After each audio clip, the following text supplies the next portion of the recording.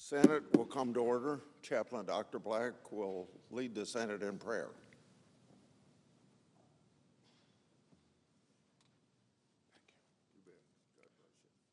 Let us pray. Almighty and everlasting God, you have been our help in ages past. You are our hope for the years to come. You are our shelter from the stormy blast. You are our eternal home. Lord, today keep our lawmakers from being so busy and weary that they have no time to listen to your voice. Keep them from permitting the voice of their desires to make them deaf to your word. Lord, keep us all from sometimes forgetting that your commands are meant for us and your promises are true. We pray in your marvelous name. Amen. Thank you. Will you please join me in the pledge? I pledge allegiance to the flag of the United States of America and to the republic for which it stands, one nation under God, indivisible, with liberty and justice for all.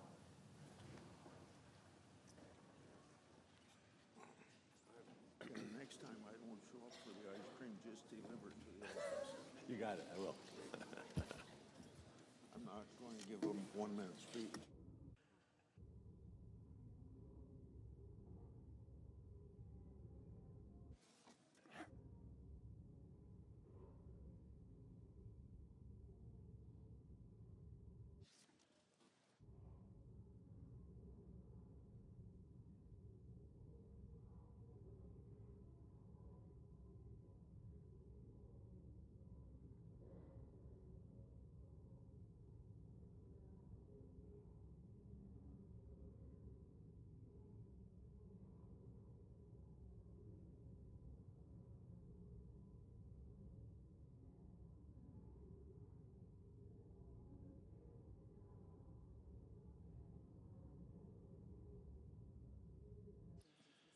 Under the previous order, the leadership time is reserved.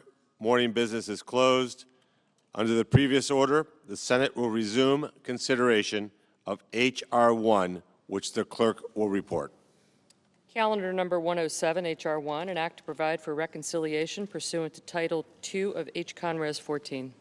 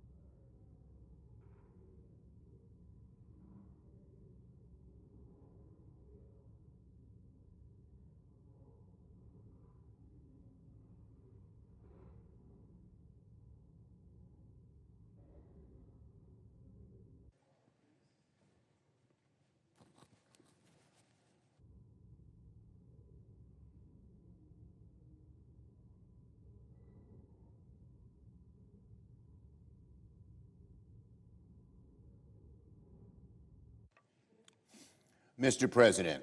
I recognize the Democrat leader. Mr. President, today, Senate Republicans have to decide: choose the American people or bow down to Donald Trump and his coterie of billionaires. Because this bill, as we have said for months, steals people's health care, jacks up their electricity bill, takes away their jobs, all to pay for tax breaks for billionaires. All month. Can we have order, Mr. President?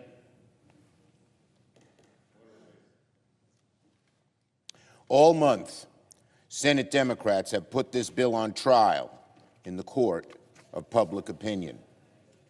We've exposed how it steals Medicaid from more than 16 million Americans. We've exposed how it takes away food benefits from millions of hungry kids. We've exposed how this bill increases the debt by $3.5 trillion to bankroll billionaire tax breaks. We've shown how this bill increases the debt $1 trillion more than the House bill. We've shown how this bill cuts Medicaid even more than the House bill. We've shown how this bill kills climate jobs even more than the House bill. With every rewrite, Senate Republicans have made their bill more extreme, pro-billionaire, and more hostile to people's health care and livelihood. Why do they do that? There's a small group on that side of the aisle, MAGA hard right-wingers, who are dictating what's happened, and all the rest of the senators on the Republican side who know it's wrong go along. A small group. They don't represent more than 10% of the American people, but they're dictating what this body does, A, because of the rules we have, a simple majority, but B, because our colleagues on the Republican side lack the courage of their convictions to do the right thing for the American people. It's outrageous. Cutting people's health care, causing people to get sicker and to even die. Cutting people's health care so that it's certain almost that more people will die. Just to give tax breaks to billionaires.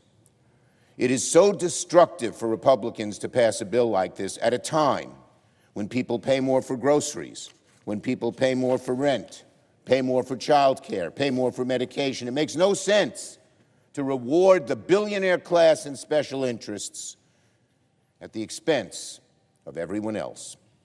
Look, there's nothing wrong with being wealthy, but they don't need another tax break. And they certainly shouldn't get a tax break by taking food from the mouths of hungry children. How outrageous, how cruel, how mean, how heartless, how uncaring. All to help the billionaires who they're enthralled to. And no surprise, make no surprise about it, many Republicans themselves don't seem all happy about the bill in front of them. We heard what our colleague from North Carolina had to say about this bill. My guess is about half, maybe even more than half of the Republicans in the Senate totally agree with him. But he had the courage to speak the truth, the backbone to speak the truth. But not our other colleagues. Senator Tillis spoke candidly. He was one of the few truth tellers on the other side. The bill devastates his state, but make no mistake about it, it'll devastate the states of most every Republican here. And year and month, week after week, month after month, year after year, when this bill passes, the destructive detritus will be all over their states. People losing jobs, people's costs going up, people not getting health care, hungry kids not getting food. It's a piece of legislation that Tillis can't sell back home, and you won't be able to either, my Republican colleagues. How can any senator go home and tell their constituents, I'm sorry, I took away your health care because I wanted to give tax breaks to billionaires? And yet, Republicans are dead set on walking off a cliff by passing a bill they know will be ruinous to their own constituents.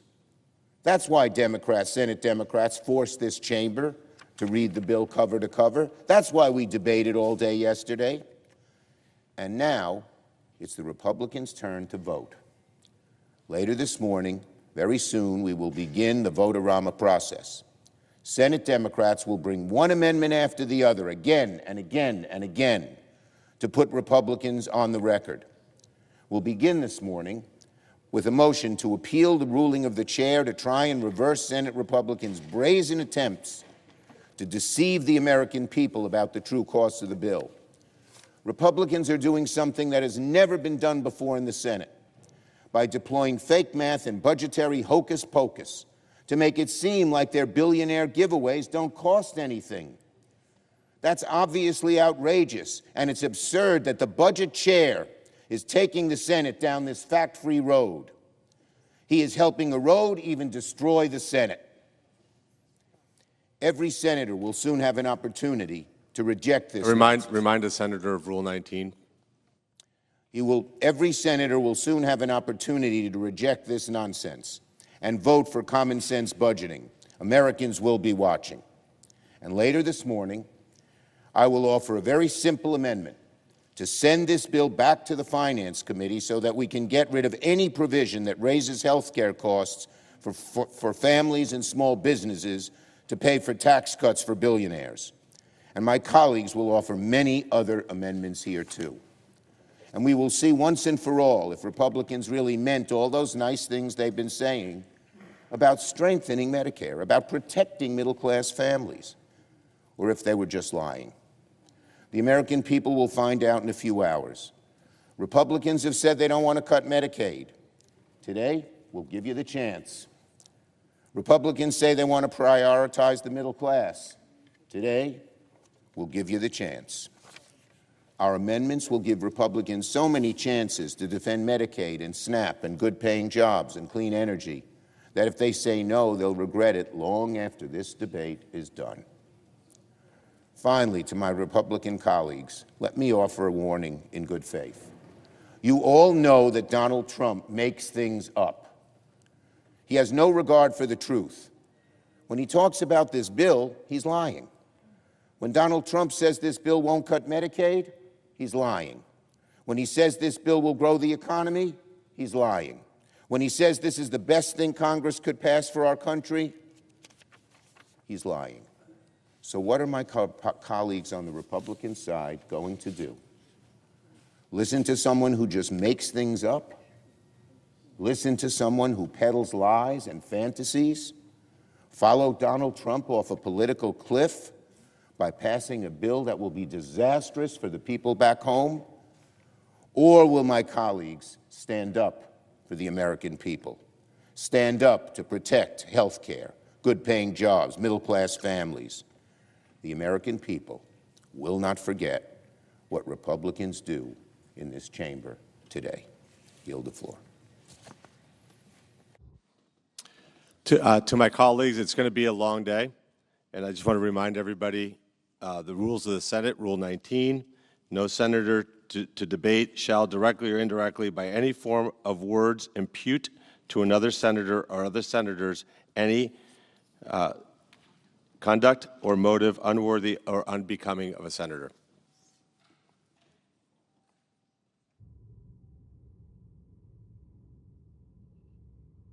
President. Recognize the Majority Leader. Thank you, Mr. President. Mr. President, we're going to vote here real soon on a bill that's been worked on for many, many months. And I want to start by thanking the staff on the committees, the relevant committees, the floor staff, everybody that's been around that has to put in the hours and get us to where we are today. They are extraordinary people who are very dedicated to their jobs and to public service, and we're grateful for that. And I will say, too, because we went through the reading of the bill, which the Democrat leader just pointed out was important for people to hear, through the middle of the night, and, I don't think there was a big American audience for that. I think a lot of people were at their jobs, working their shifts. People like nurses and firefighters who are going to benefit under this bill. To think that they were sitting there in their jobs watching the bill be read on the floor for endless hours in the middle of the night, I'm not sure what that achieved, but I'll tell you what the senator said, the Democrat leader, back in 2021, when a Republican senator required that to be done. He said this, and I quote, "It will accomplish little more than a few sore throats for the Senate clerks who work very hard day in, day out to help the Senate function, end quote. And those clerks are here today, and one of the reasons that we tried to give them a break last night is because they had to stay here the night before to read through the bill. In the dead of the night, nobody watching, but they did it. So hopefully they got a little bit of rest last night so we can start this off. Mr. President, the Tax Cuts and Jobs Act was one of the most successful economic policy pieces of legislation in history, and the data bears it out. You look at what happened after the Tax Cuts and Jobs Act passed, unemployment hit a 50-year low, poverty levels at record level lows, and incomes grew. Incomes and wages increased, most among lower-income Americans. We started to narrow the wage gap as a result of the passage of the Tax Cuts and Jobs Act. So what is this about? This is about extending that tax relief so the same people that benefited from it back in 2017 and for the last 8 years don't end up having a colossal, massive tax increase hitting them in the face come January 1. Now, who are those people, Mr. President? It's people, it's families making less than $400,000 a year on whom the bulk of this would fall. $2.6 trillion of this tax hike that they're supporting would hit families making less than $400,000 a year. It would hit small businesses to the tune of $600 billion in tax increases. These are pass-through businesses, the businesses who are out there creating the jobs every day. If we don't do this, they're going to face a $600 billion tax increase. That's what we're talking about. And if you want to put it in plain terms, if you're one of those families making less than $400,000 a year, the child tax credit would be cut in half. The standard deduction would be cut in half. And you wouldn't get the benefit that many taxpayers are going to get under the legislation that we're going to be debating today, which would allow tips to go untaxed, allow overtime to go untaxed. So those nurses and those firefighters that are working the long shifts, not watching the bill be read here on the Senate floor, actually get something out of this that makes their families more able to cope with the challenges that they face every day. So the Tax Cuts and Jobs Act was a massive, by any stretch of the imagination, success. And probably no better evidence of that than the fact that the Congressional Budget Office, which has been quoted a lot here in the last few hours, actually underestimated the amount of revenue that would come into the federal government by $1.5 trillion. Estimated the amount of growth, underestimated, the amount of growth in the economy by 5.4%. Dramatically underestimated what it would generate in terms of revenue and what it would generate in terms of growth. So let's just say what this is. And by the way, billionaires next year will pay the same tax rate they're paying this year. The people who are going to get hit with a tax increase if we don't do something are those families making less than $400,000 a year, who are going to see their child tax credit cut in half, their standard deduction cut in half, their rates go back up to what they were in 2017, and in my state of South Dakota, the average family is going to pay $2,500 more if we don't do something to extend the tax relief that was passed in 2017. Now, the other thing that Democrat leader got up and talked about is, oh, they're going to be cutting Medicaid. Mr. President, there are a lot of government programs that haven't been looked at in a long time.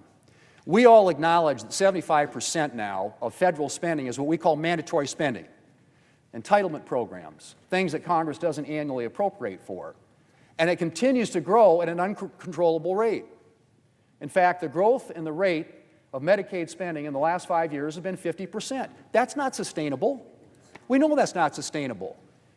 And in the time I've been here, we have never, ever done anything to reform and improve and strengthen these programs that are growing at an unsustainable rate that will wreck our economy and wreck our country if we don't start making some changes. And so, yes, there are some improvements and reforms to Medicaid to make it more efficient, to make sure that the people who are supposed to benefit from Medicaid do, and that it doesn't go to people who shouldn't benefit from Medicaid. Now, most of the increase in spending in Medicaid has been in what we call the expansion population.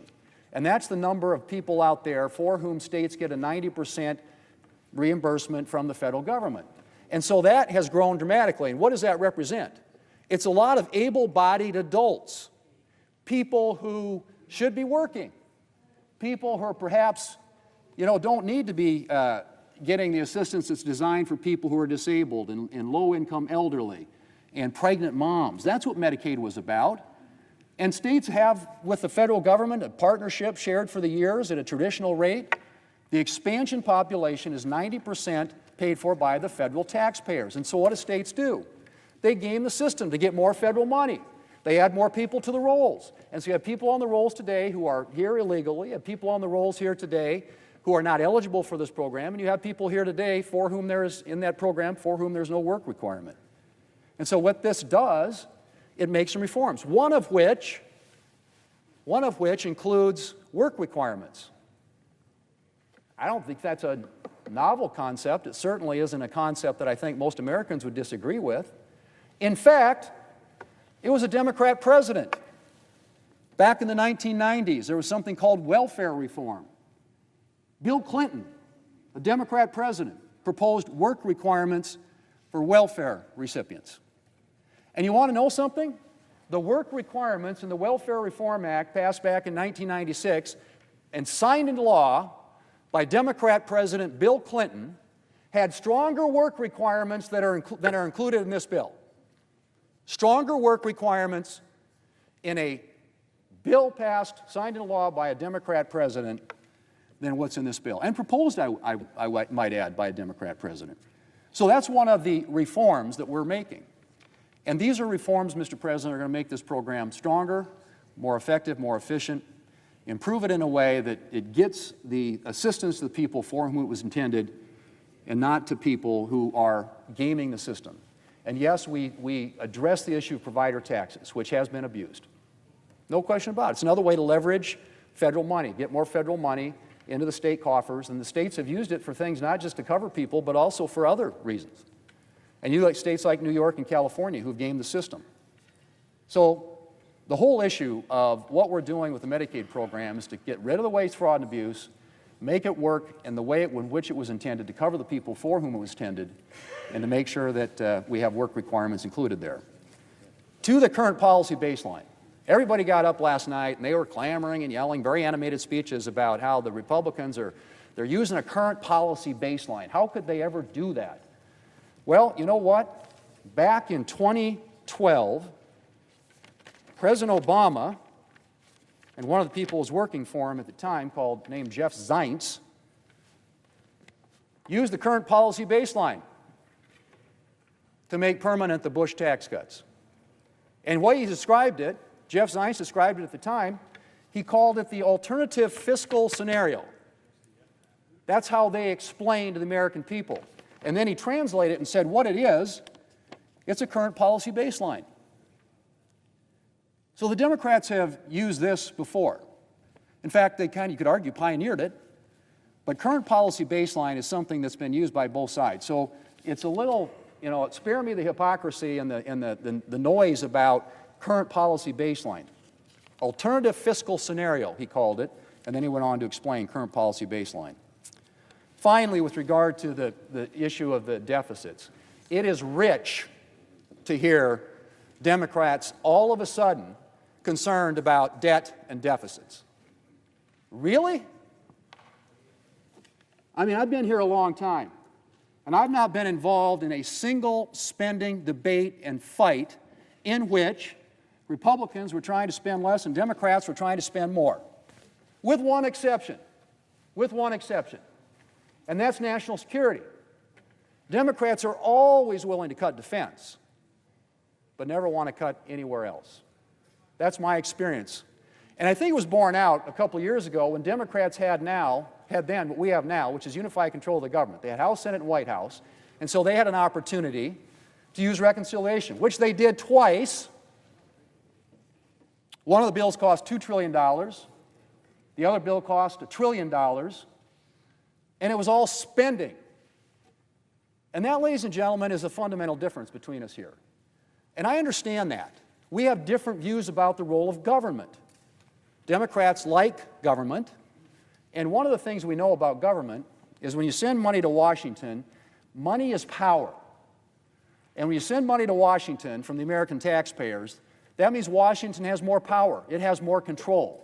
And Republicans fundamentally have believed that it's better if you allow the American people to keep their own money, that you distribute power out of Washington, D.C., back to state and local governments who are closer to the people and can make better decisions that are more informed by what's actually happened in their individual states.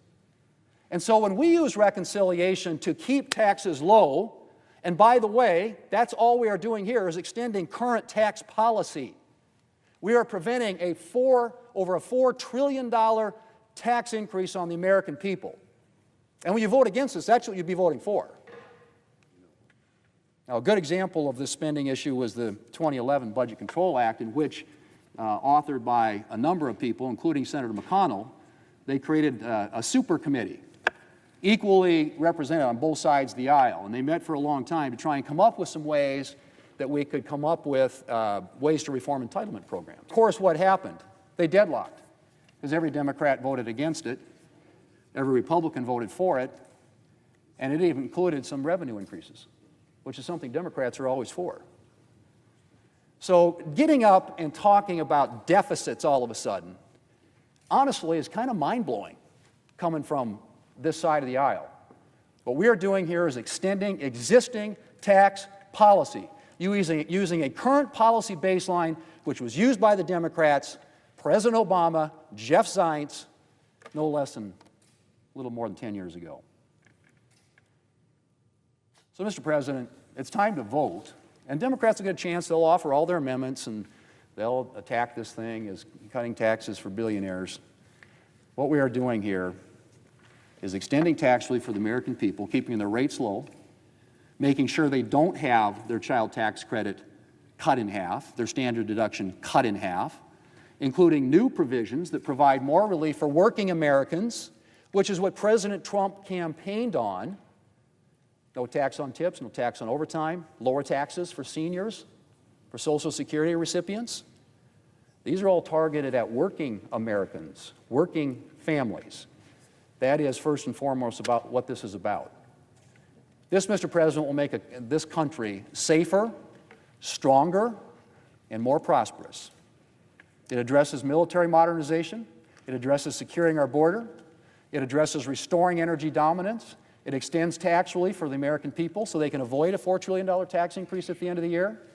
And yes, it includes some savings associated with reforms that are made in a way that targets assistance from federal programs to where it was intended to go.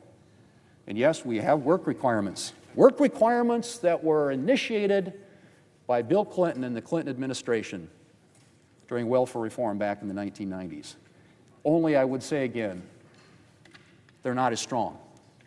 The work requirements included in that legislation back in the 1990s, what we have in this bill, the work requirements here, are not as strong.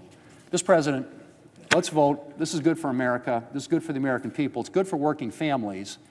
And it's been a long debate. I know people are weary.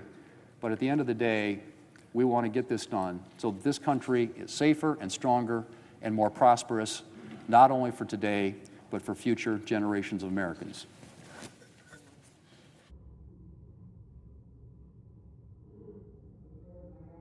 That there be 2 minutes equally divided prior to all roll call votes in relation to calendar number 107, H.R. 1.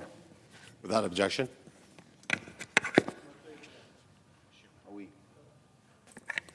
Well, they have to make.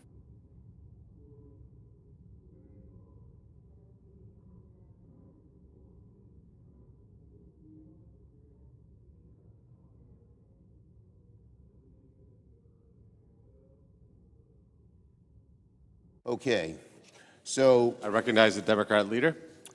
well, we're about to vote on something that we have never seen before in the Senate.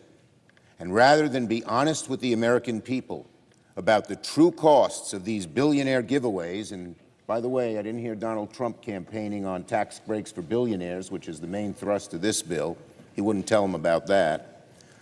But Republicans are doing something the Senate has never done before. deploying fake math, accounting gimmicks to hide the true cost of the bill. Look, Republicans can use whatever budgetary gimmicks they want to try and make the math work on paper, but you can't paper over the real-life economic consequences of adding tens of trillions to the debt, and that's what this does. Make no mistake about it, and it's the way we've always calculated things. So, to vote yes on this, make no mistake about it, my colleagues, will in a dramatic way further erode the Senate. I urge a no vote. Mr. President, I recognize the senator from South Carolina. as to being weary, I feel great. I've never felt better. I've been wanting to do this for like a long time, and our ship's about in. So I'm very happy, Budget Chairman.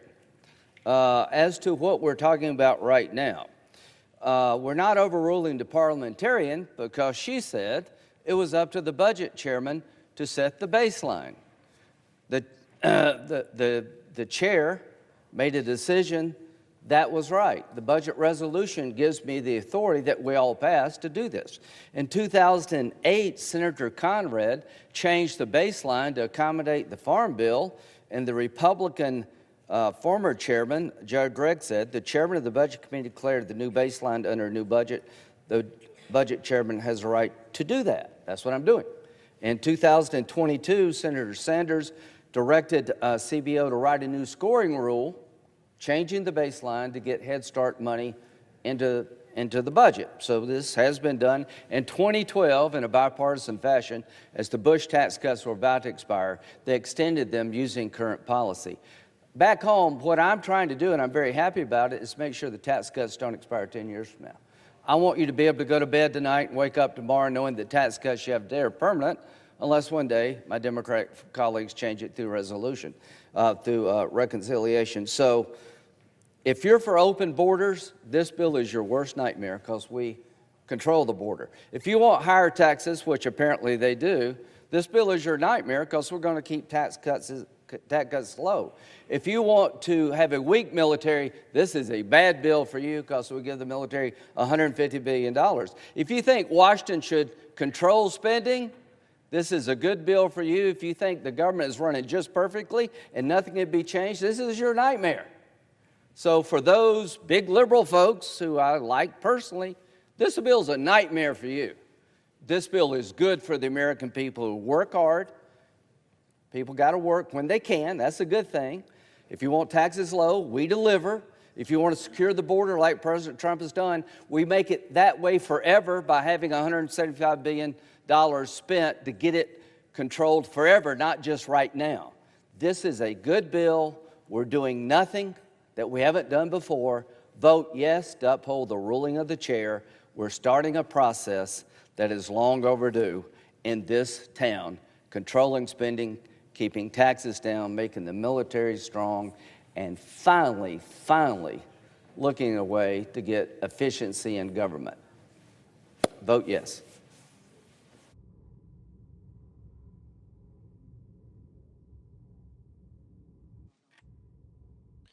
The question is, shall the decision of the chair stand as the judgment of the Senate? The yeas and nays were previously ordered. The clerk will call the roll. Ms. Alsobrooks. Thank you. Ms. Baldwin. Mr. Banks. Thank you.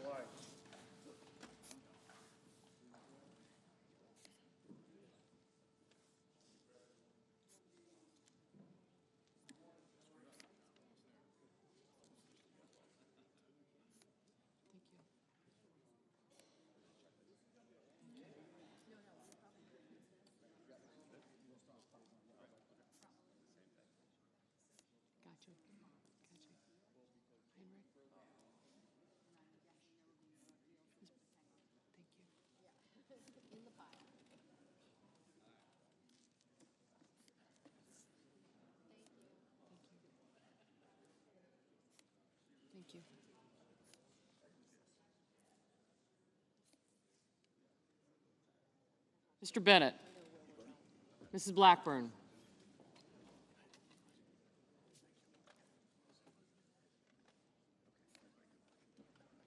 Mr. Blumenthal. Ms. Blunt Rochester. Mr. Booker. I got you. Mr. Bozeman. Thank you.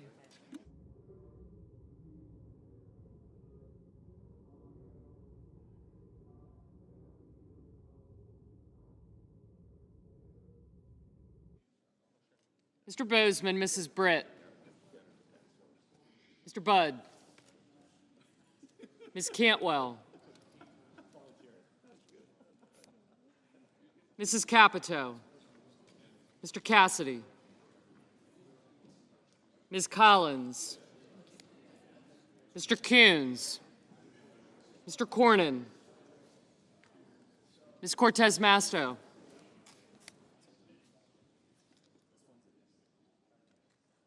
Mr. Cotton.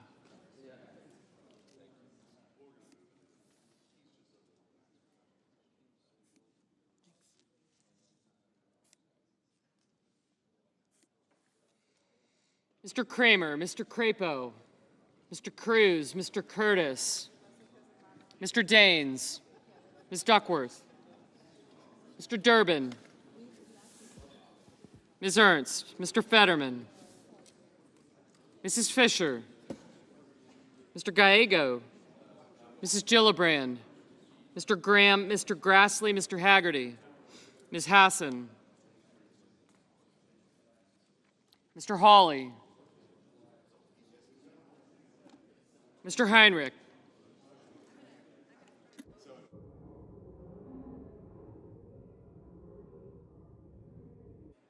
Mr. Hickenlooper, Ms. Hirono. Did you hear that? Mr. Hoven, Mr. Husted, Mrs. Hyde-Smith, Ms. Lummis, Mr. Johnson, Mr. Justice, Mr. Kane, Mr. Kelly, Mr. Kennedy, Mr. Kim, Mr. King, Ms. Klobuchar, Mr. Lankford, Mr. Lee, Mr. Lujan, Ms. Lummis, Mr. Markey, Mr. Marshall, Mr. McConnell, Mr. McCormick, Mr. Merkley, Mrs. Moody, Mr. Moran, Mr. Marino, Mr. Mullen, Ms. Murkowski, Mr. Murphy, Mrs. Murray, Mr. Ossoff, Mr. Padilla, Mr. Paul, Mr. Peters, Mr. Reed, Mr. Ricketts, Mr. Risch, Ms. Rosen, Mr. Rounds, Mr. Sanders, Mr. Schatz, Mr. Schiff,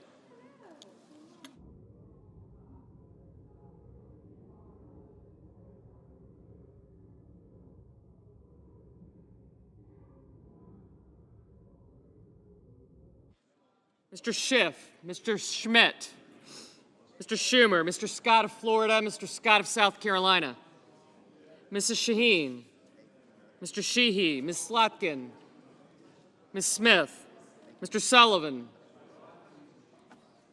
Mr. Thune, Mr. Tillis, Mr. Tuberville, Mr. Van Hollen.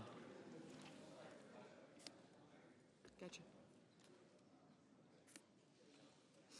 Mr. Warner, Mr. Warnock, Ms. Warren, Mr. Welch, Mr. Whitehouse, Mr. Wicker, Mr. Wyden, Mr. Young,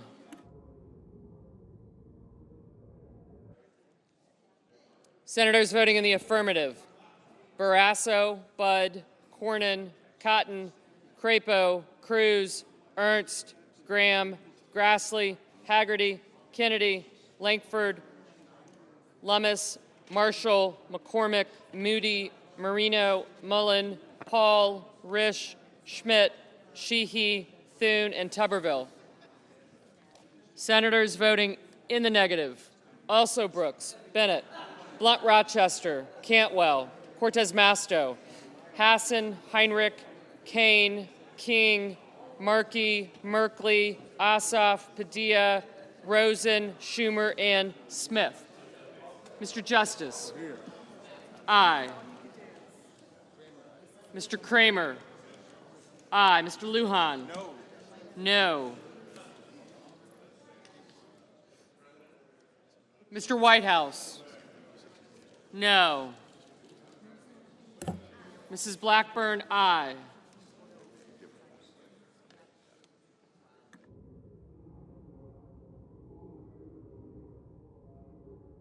Mr. Kim, no.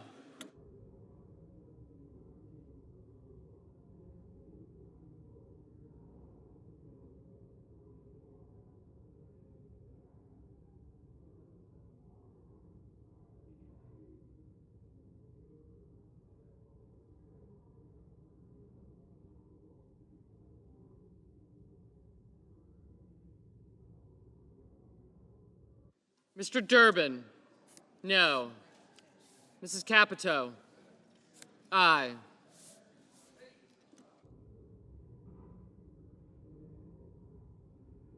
Mr. Cassidy, aye. Mr. Rounds, aye.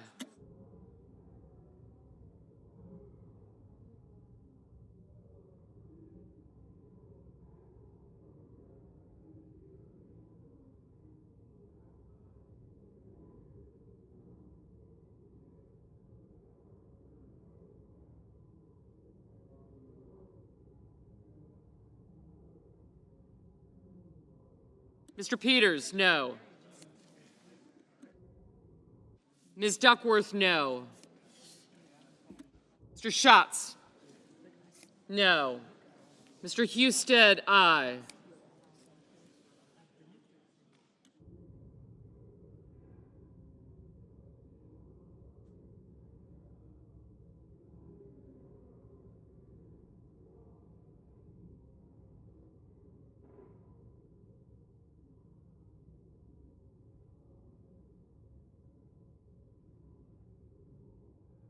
Mr. Hawley, aye.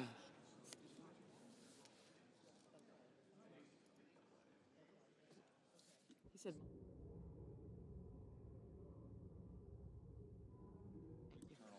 Mr. Ricketts, aye. Mr. Wicker, aye.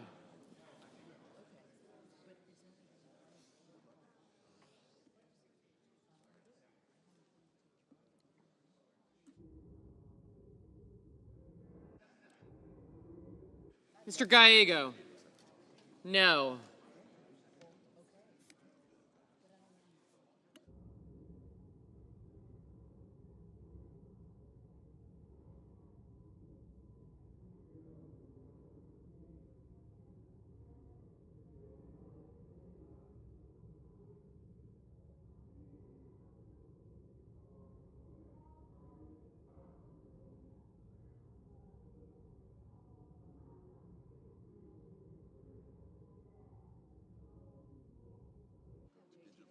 Ms. Klobuchar, no.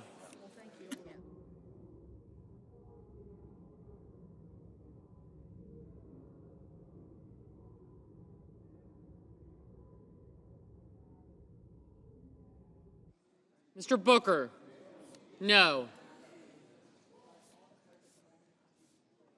Mr. Sullivan, aye. Mr. Johnson, aye. Ms. Warren, no. Mr. McConnell, aye.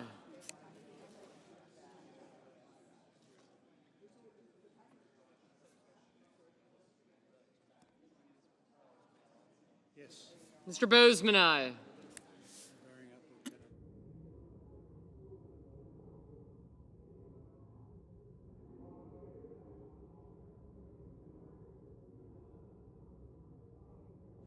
Ms. Hirono, no.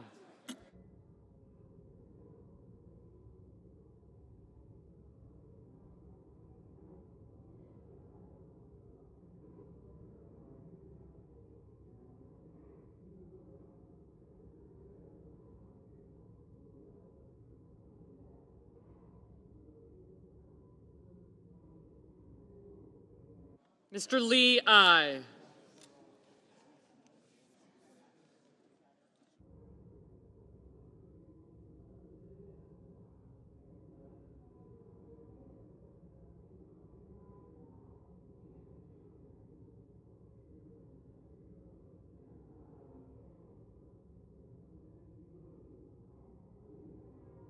Mrs. Gillibrand, no.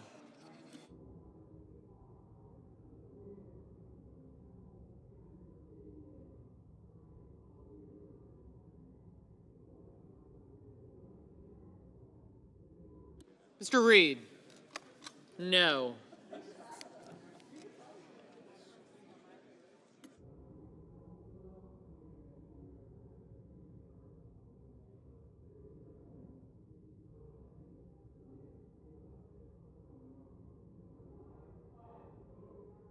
Mr. Wyden, no.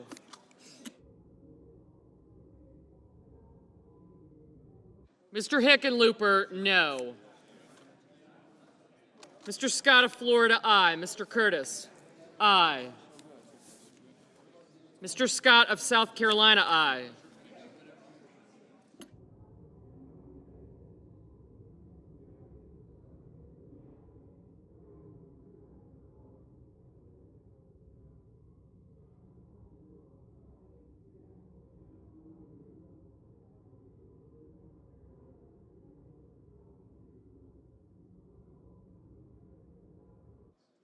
Mrs. Murray, no.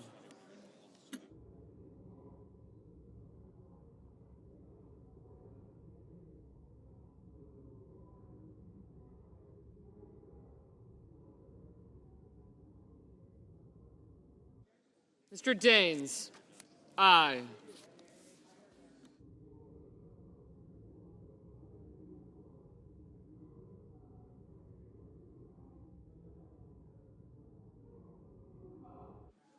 Mr. Welch, no.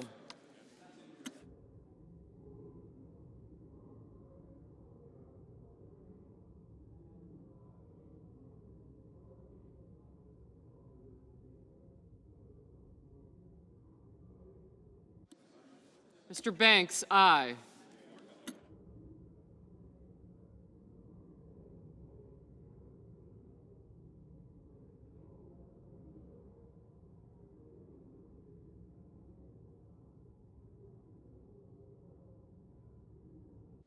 Ms. Baldwin, no.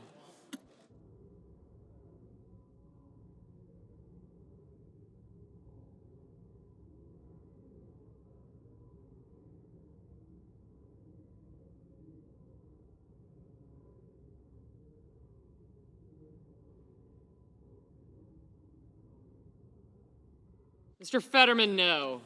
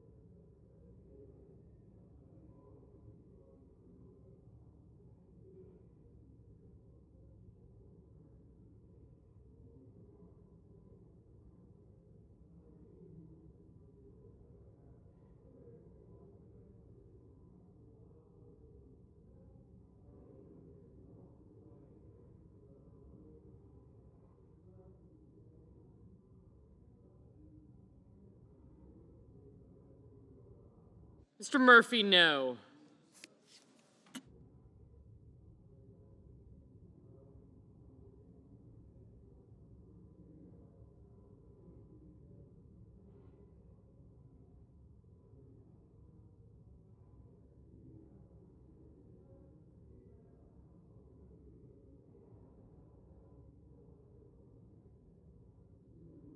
Mrs. Britt, aye.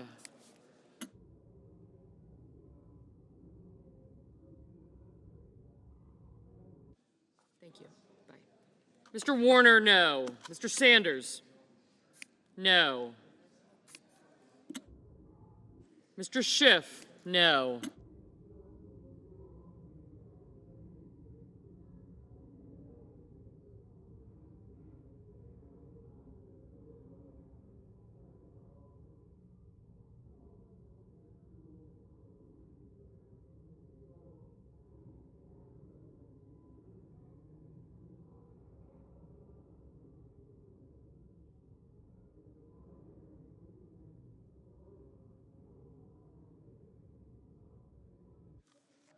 Ms. Collins, aye.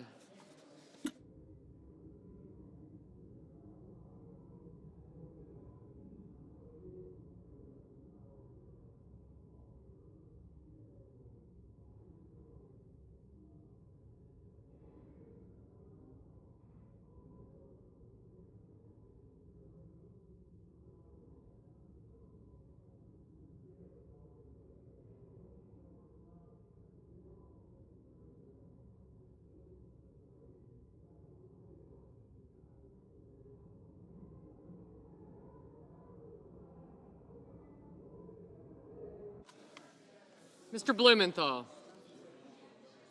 No. Ms. Slotkin? No.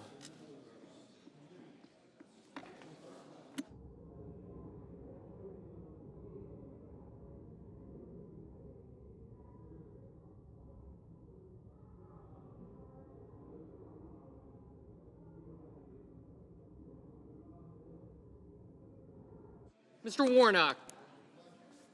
No. Mr. Van Hollen? No.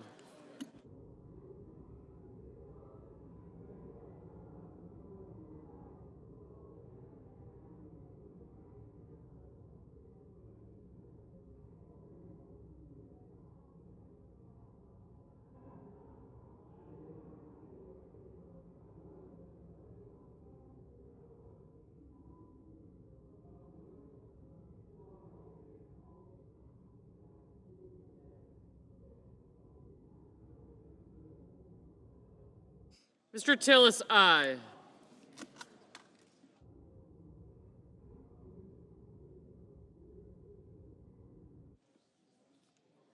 Mrs. Fisher? Aye.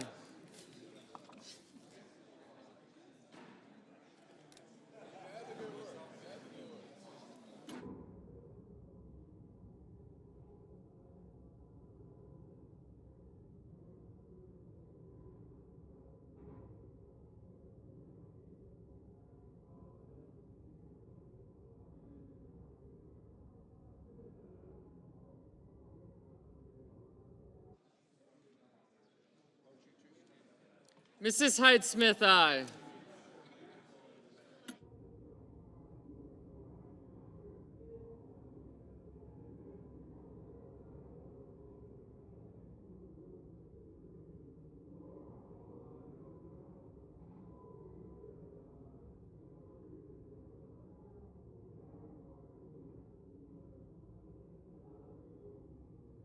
Mr. Kelly, no.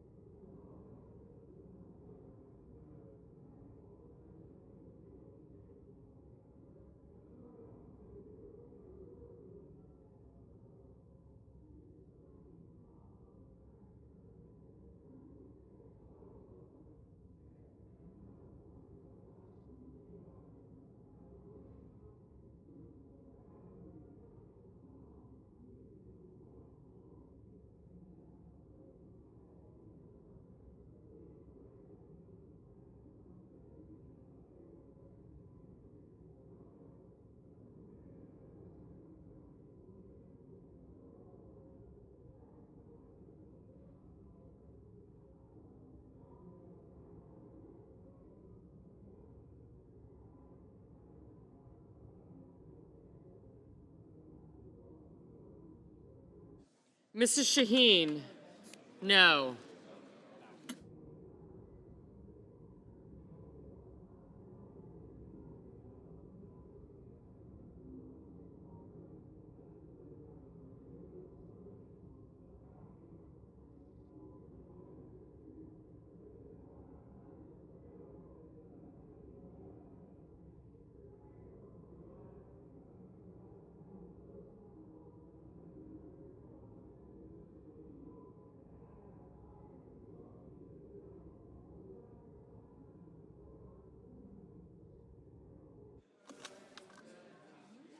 Mr. Moran, aye.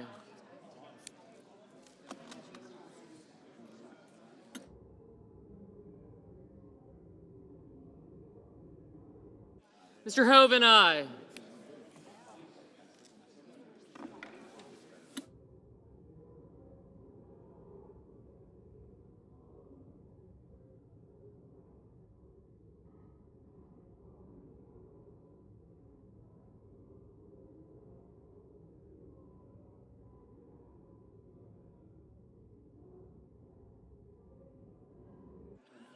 Ms. Murkowski, aye.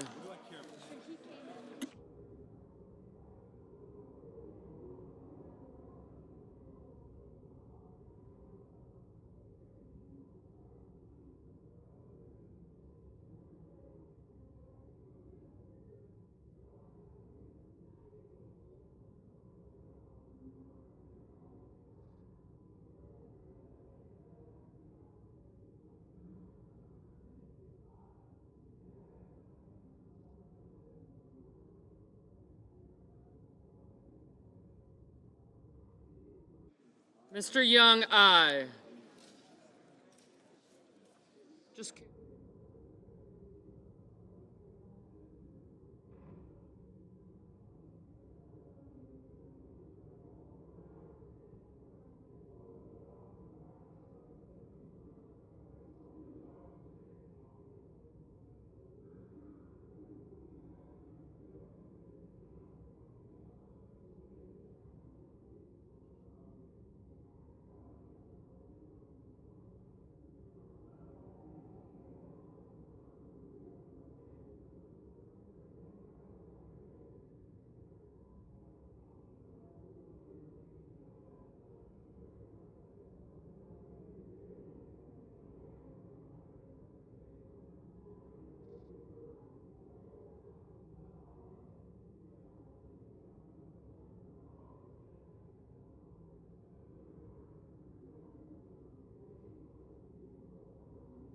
Mr. Coons, no.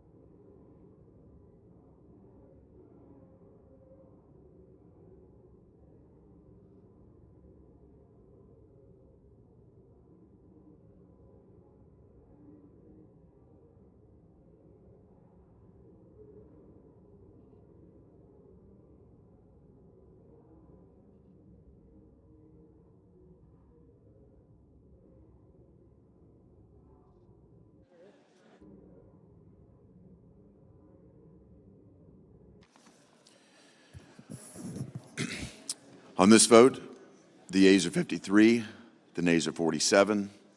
The decision of the chair stands as the judgment of the Senate. Mr. President. Majority Leader is recognized. Thank you, Mr. President. Mr. President, I ask unanimous consent that it be in order for the following senators to be recognized to offer amendments, motions, or points of order, that the amendments be reported by number with no amendments in order prior to a vote in relation to the amendments or motions. Schumer motion, number 1. Motion to commit on health care costs, Markey motion, and then Klobuchar motion. Point of order. Okay. Without objection. Mr. President, I make a point of order under Section 313B1B of the Congressional Budget Act against Title VII of Substitute Amendment Number 2360. Under the Congressional Budget Act and the precedents of the Senate, the chair must rely on determinations made by the Budget Committee in assessing the budgetary effects of the amendment. Section 312 of the Budget Act states, for purposes of this title and Title IV, the levels of new budget authority, outlays, direct spending, new entitlement authority, and revenues for a fiscal year shall be determined on the basis of estimates made by the committee on the budget of the House of Representatives or the Senate as applicable. Unless the Budget Committee, speaking to its chairman, asserts that the amendment causes a violation of the Budget Act, the chair will not so hold. Therefore, Mr. Leader, the point of order is not well taken. President, Senator from Oregon is recognized. I appeal the ruling of the chair, and I ask for the yeas and nays. Is there a sufficient second? There appears to be.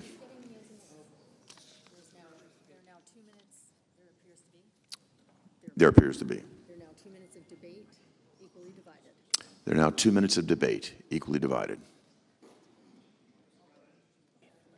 Senator from Oregon. I ask the CBO letter of June 29 to the ranking member of the Budget Committee be submitted for the record. Without objection. And in this letter, it notes that the baseline was prepared, the alternative baseline, based on a request made by the chairman of the Senate Committee on the Budget. But the letter goes on to say this.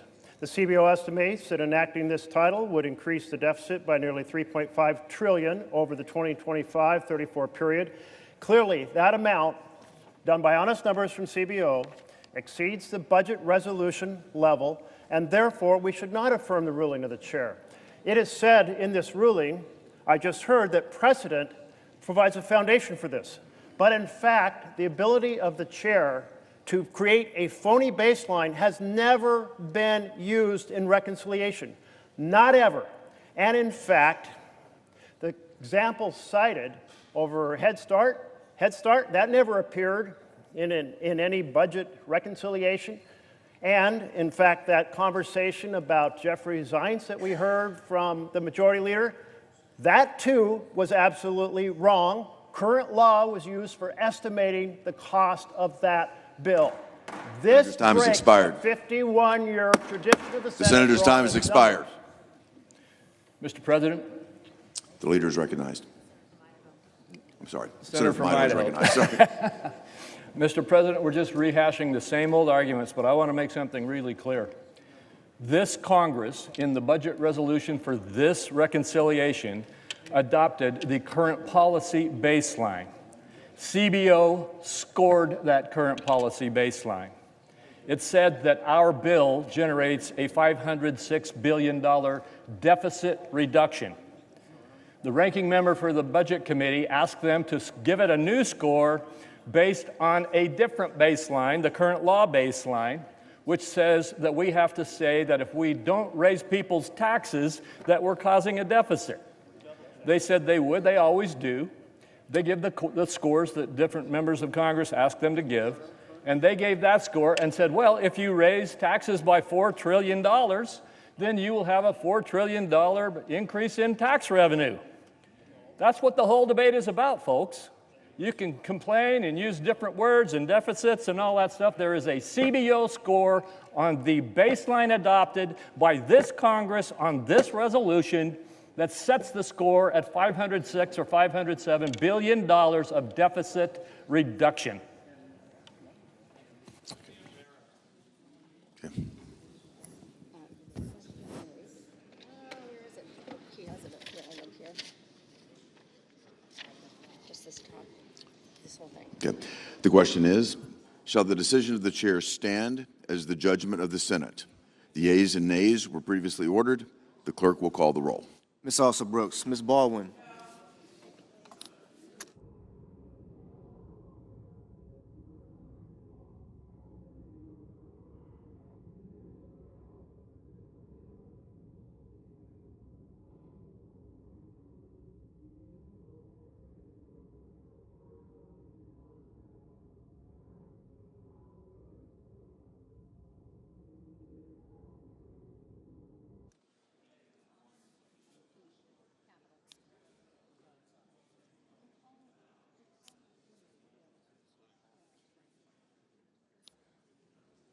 Mr. Banks, Mr. Barrasso,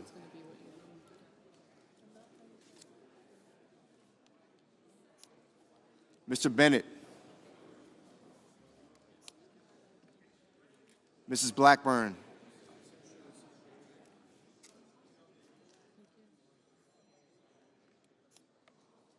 Mrs. Blumenthal, Mr. Blumenthal,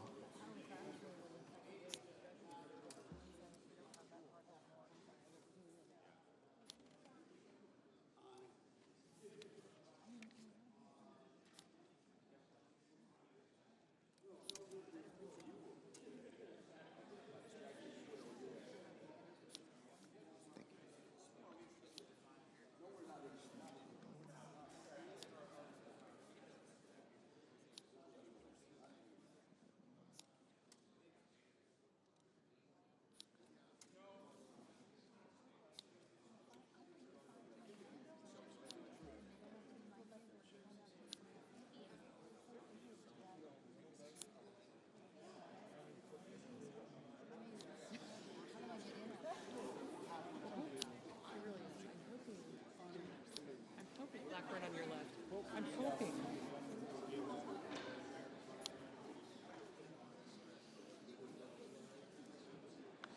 Ms. Blunt Rochester, Mr. Booker, Mr. Bozeman, Mrs. Britt, Mr. Budd, Ms. Cantwell, Mrs. Capito, Mr. Cassidy, Ms. Collins, Mr. Coons,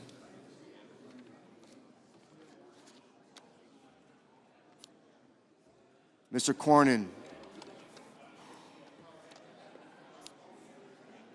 Ms. Cortez Mastel,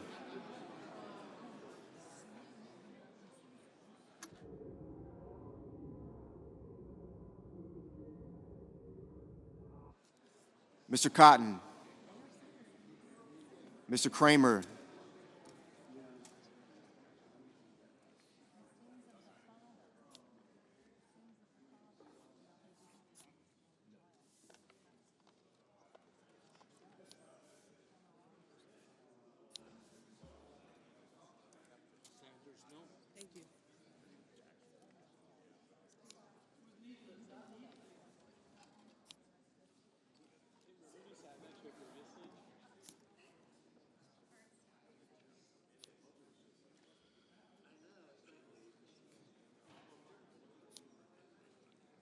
Mr. Crapo, Mr. Cruz, Mr. Curtis,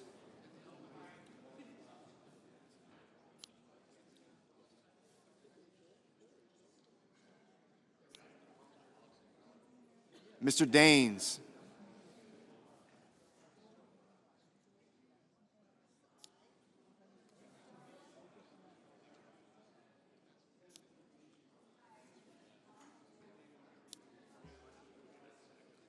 Ms. Duckworth, Mr. Durbin,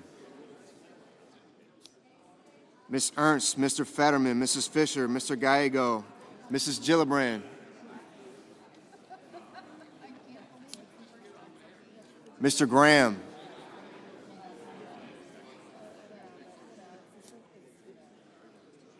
Mr. Grassley, Mr. Haggerty. Thank you, sir.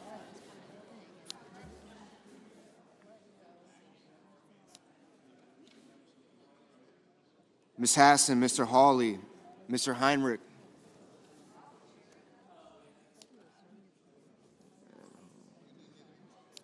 I got you, Senator.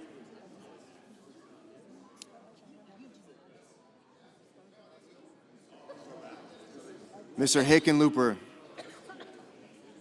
Ms. Hirono,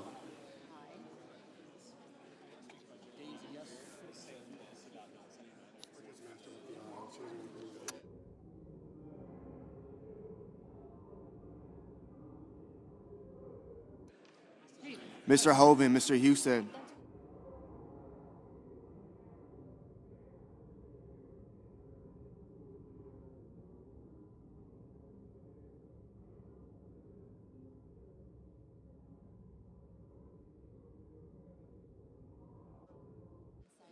Mrs. Hyde Smith,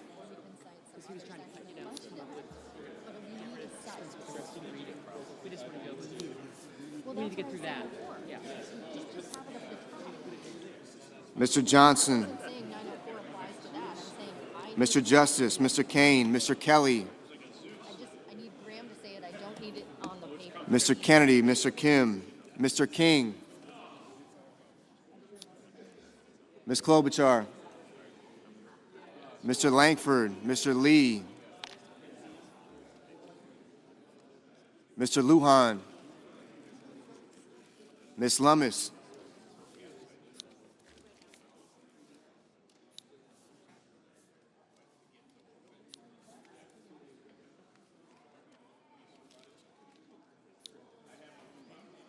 Mr. Markey,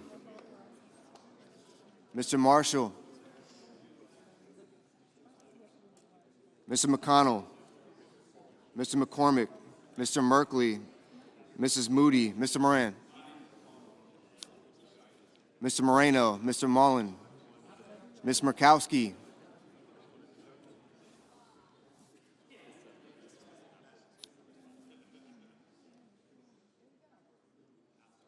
Mr. Murphy, Mrs. Murray, Mr. Ossoff, Mr. Padilla, Mr. Paul, Mr. Peters, Mr. Reed, Mr. Ricketts,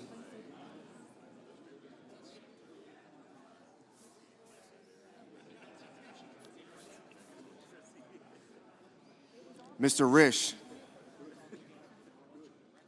Ms. Rosen,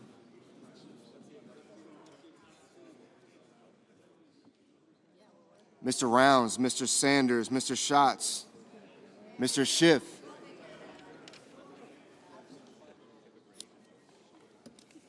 Mr. Schmidt,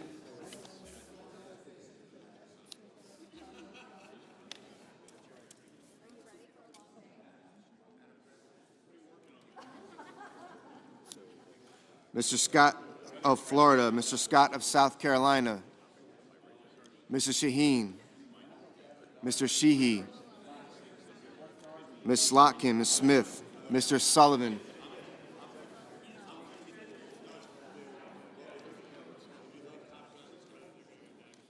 Mr. Thune, Mr. Tillis, Mr. Tuberville, Mr. Van Hollen, Mr. Warner, Mr. Warnock, Ms. Warren, Mr. Welch, Mr. Whitehouse, Mr. Wicker, Mr. Wyden, Mr. Young.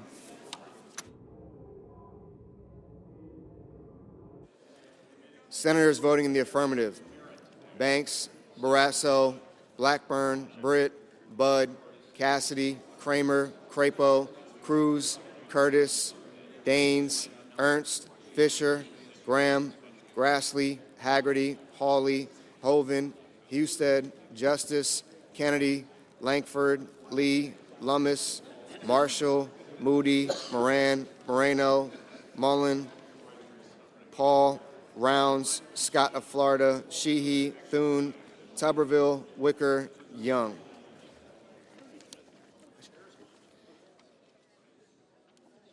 Mr. Cotton, aye.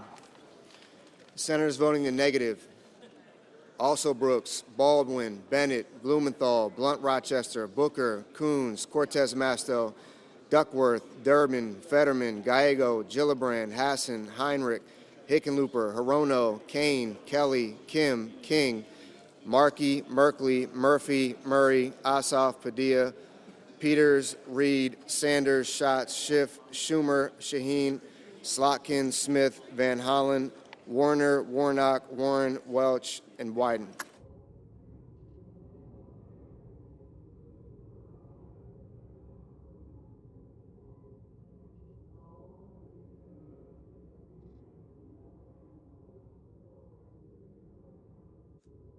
Mr. Whitehouse, no.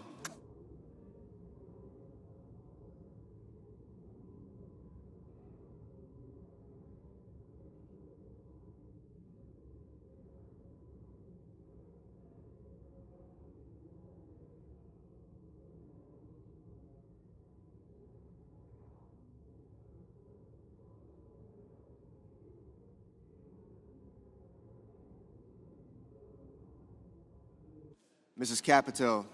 Capito, aye.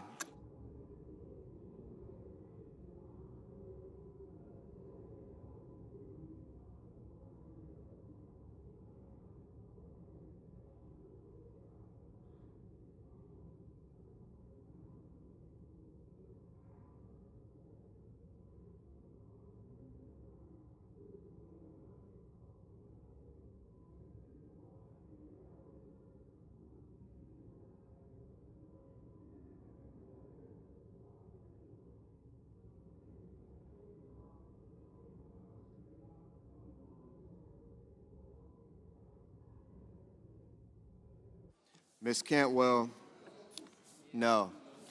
Mrs. Hyde-Smith, aye.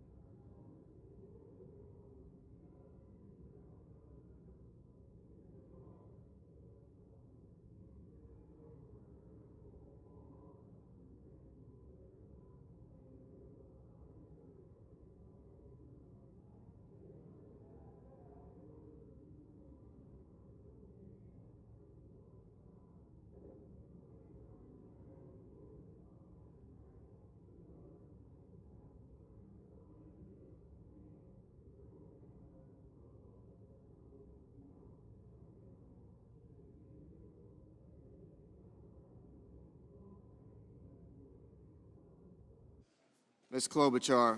Klobuchar, no.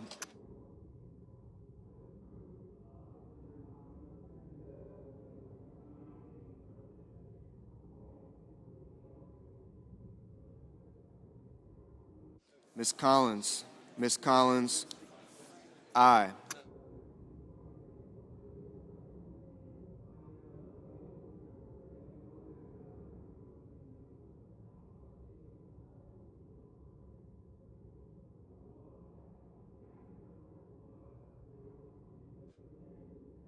Mr. Lujan, no.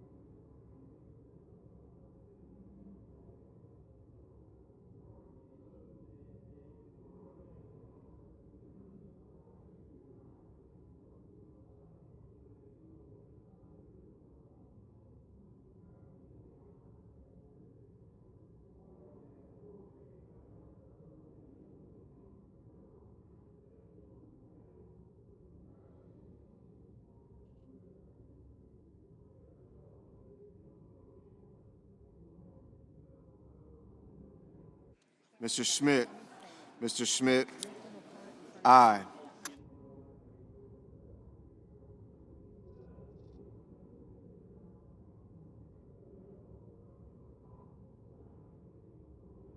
Ms. Rosen, no. Mr. Ricketts,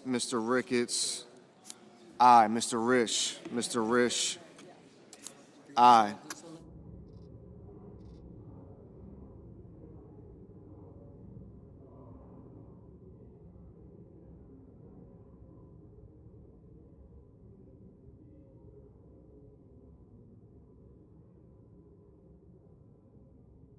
Mr. McConnell, aye.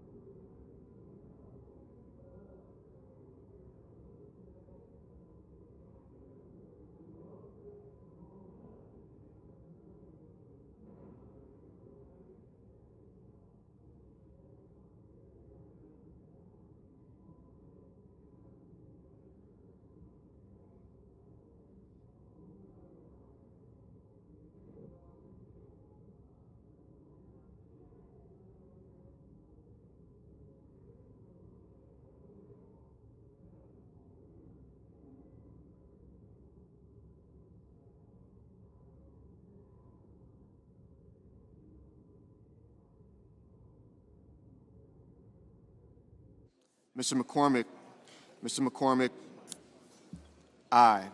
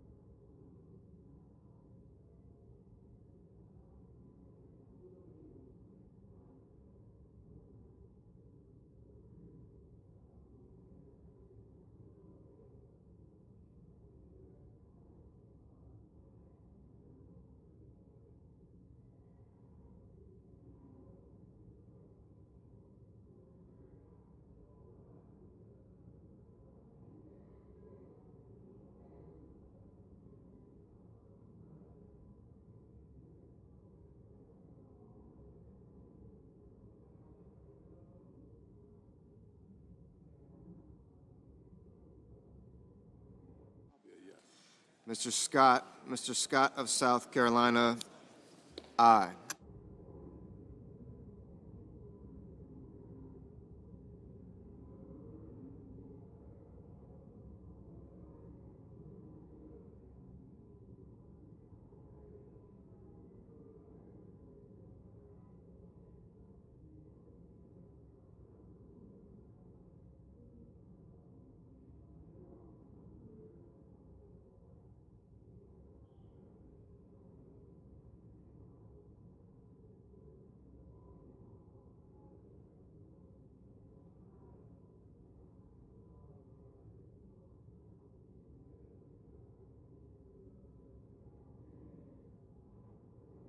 Mr. Johnson, aye.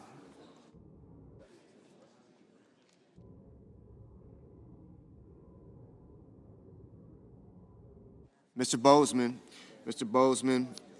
aye.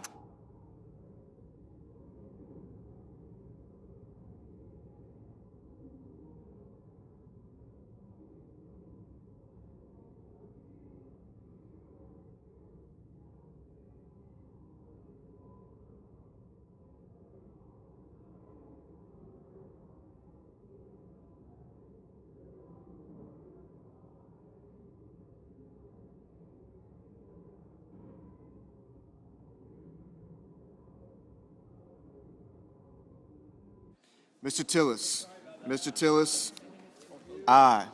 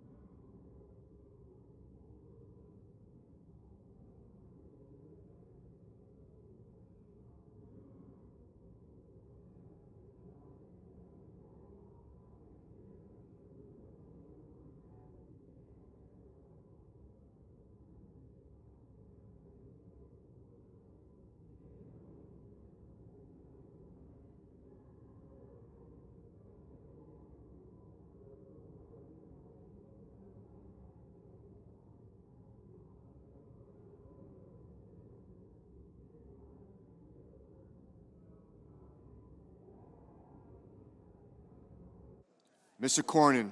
Mr. Cornyn, aye. Ms. Murkowski. Ms. Murkowski, aye.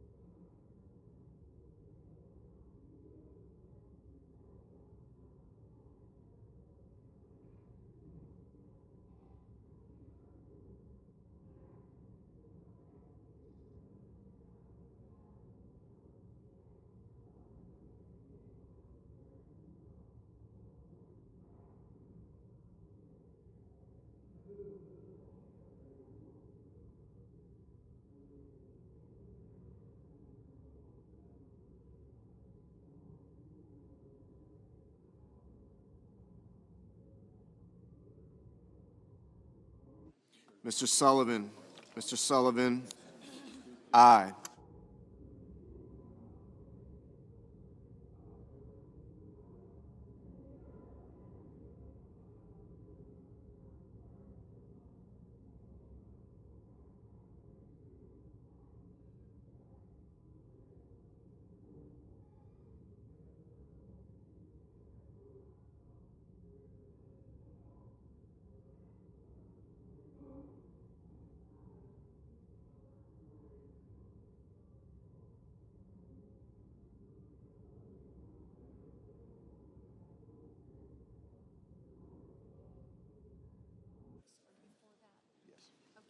I don't see how we can, We voted. yeah, I don't see how we cannot. Yeah.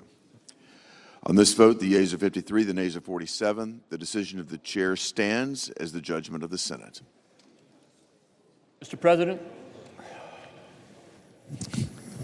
The senator from Idaho is recognized. thank you, Mr. President. I ask unanimous consent that Senator Risch and I be permitted to speak for up to 1 minute each regarding the recent tragedy in our state. Without objection. Thank you, Mr. President. The Senate We have has order. The Senate has important work to accomplish today to prevent a more than $4 trillion tax hike on American workers and families, and we will accomplish that goal. However, while business continues here, life for the North Idaho community of Coeur d'Alene remains at a very painful standstill as we mourn the horrific loss of 2 firefighters. Yesterday afternoon, firefighters from Coeur d'Alene and Kootenai County were responding to a fire on Canfield Mountain. Upon arrival, they were ambushed by gunfire. 2 brave firefighters were murdered. Another has already undergone surgery for gunshot wounds. As we continue our work today, I ask my colleagues to join me in sending your prayers for that firefighter's full recovery, for the deceased victims, for their families, and for the entire North Idaho community grieving this heinous act. Senator Risch. Thank you. Mr. President, fellow senators, while the Senate continues our important work to provide the American people with the largest tax cut in history today, we would be remiss if we did not pause for a moment and call attention to the tragic events that happened in Coeur d'Alene, Idaho yesterday. While responding to a fire, as my colleague indicated, two of North Idaho's brave firefighters were ambushed and murdered, and one is in serious to critical condition. This evil attack on the people who dedicate their lives to protecting and serving our communities is despicable, and it's not Idaho. I ask my Senate colleagues to join me, Senator Crapo, and all Idahoans in praying for the victims, their loved ones, and all who have been affected by this reprehensible act. Thank you, Mr. President. Senator from Washington is recognized. I stand with my Idaho colleagues. This is a very tight-knit community between Washington and Idaho. Many Washington police and responders participated in yesterday's activities. Our hearts go out to the people of Idaho, and yes, we want a moment of silence to remember these firefighters. Thank you, and thank you to Washington for your help. You did send a number of first responders there, which were very helpful. Thank you. Yes, Mr. Chairman. Mr. President. Senator from Washington is Mr. recognized. President, I too just want to stand and join with our colleagues from Idaho with our deep sorrow for everyone in those impacted communities. It is close to the border of Washington. Many of our responders joined with all of you, and our hearts and thoughts and prayers go to everyone impacted. That community will be devastated for a long time to come. Thank you. And as we close, I would just like to thank my colleagues from Washington, as well as all of you. Many of you have come up and expressed your sentiments today. And I would say even the federal workers were there, the FBI and others. There was a huge influx of support from those who put their lives on the line every day, and some lost their lives yesterday. And so because of that, I just ask that you join us for just a moment of silence and prayer.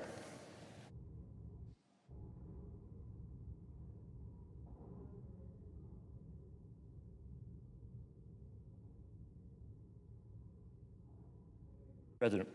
Thank you.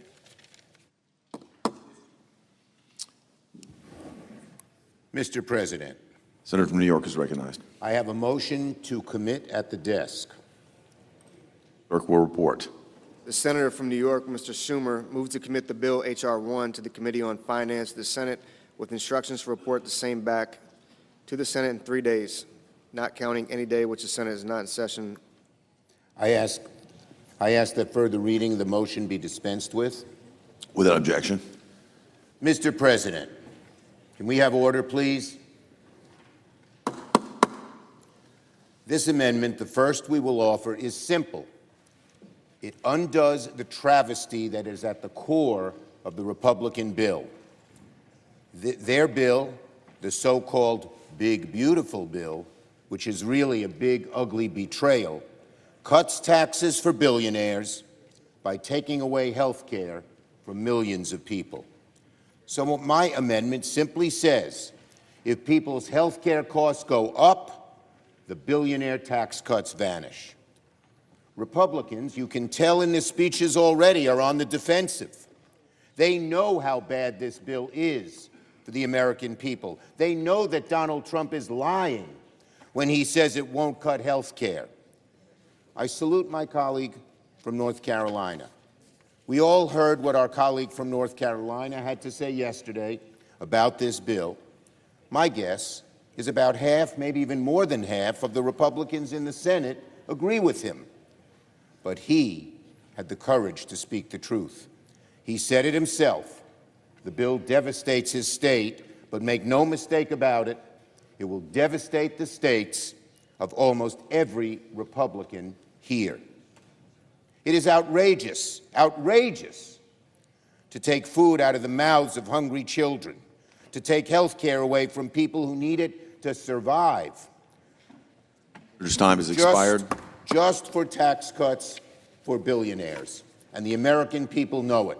To my colleagues in Senator's time has expired. To my colleagues in conclusion, I say you know what the right thing is. Say no to gutting health care. Say no to gutting jobs. Say no to this shameful, The senator's time has expired. backward bill, and vote yes on my The chair bill. recognizes the senator from Idaho. Thank you, Mr. President. This is going to be something that we hear just a lot of today, and this will just be the first shot at it. The bottom line is, billionaires are going to pay the same amount of taxes after this bill as they paid before this bill. They're going to pay the same amount. This notion about billionaires getting a tax cut at the expense of everybody else is just the politics of class rather than the politics of fear. The rest of the argument is the politics of fear. The reality is the reforms we are putting into place are to try to rein in control of wasteful and fraudulent and abusive spending that actually diverts resources away from the people who these programs really deserve to receive. I urge a strong no vote against this amendment. Is there a sufficient second? There appears to be. Clerk will call the roll. Ms. Alsobrooks. Ms. Baldwin.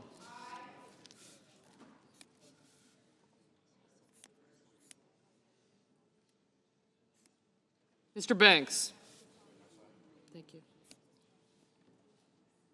Mr. Barrasso.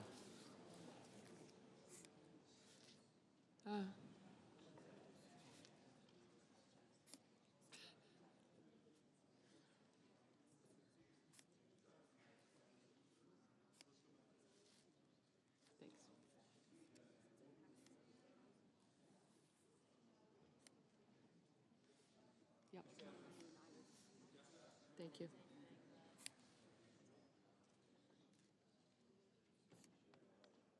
Mr. Bennett.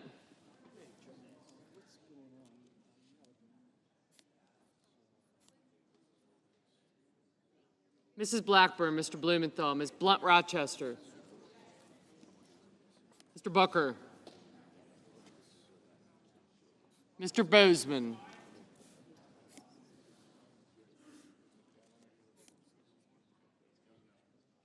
Gotcha. Thank you.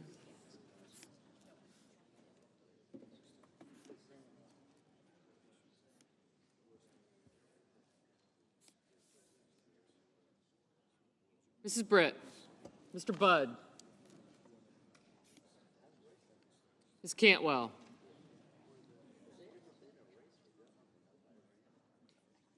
Mrs. Capito. Mr. Cassidy. Ms. Collins. Mr. Coons. Mr. Cornyn. Ms. Cortez Masto.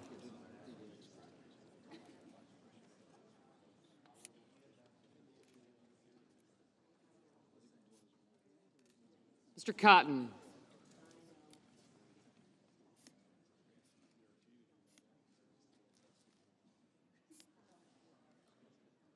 Mr. Kramer, Mr. Crapo.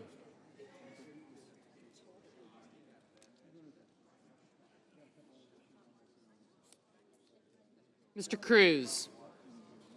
Mr. Daines, Ms. Duckworth, Mr. Durbin. Thanks.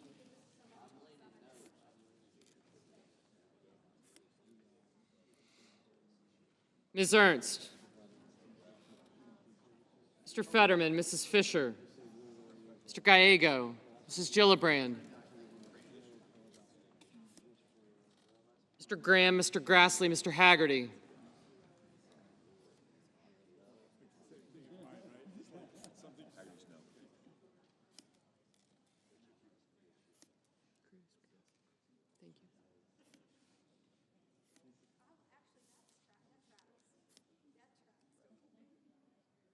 Ms. Hassan, Mr. Hawley.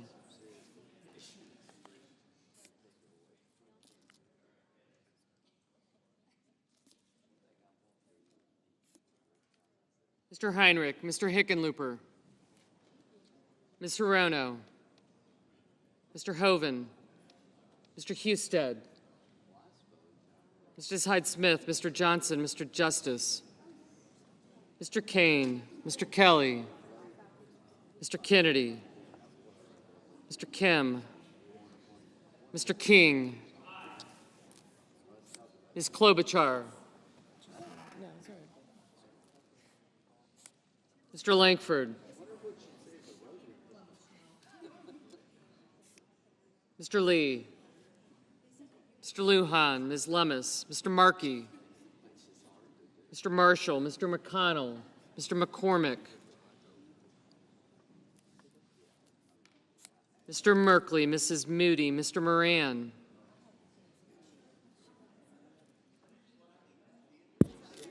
Mr. Marino, Mr. Mullen,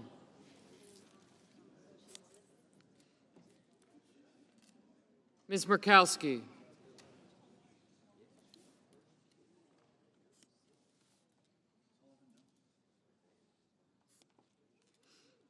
Mr. Murphy, Mrs. Murray,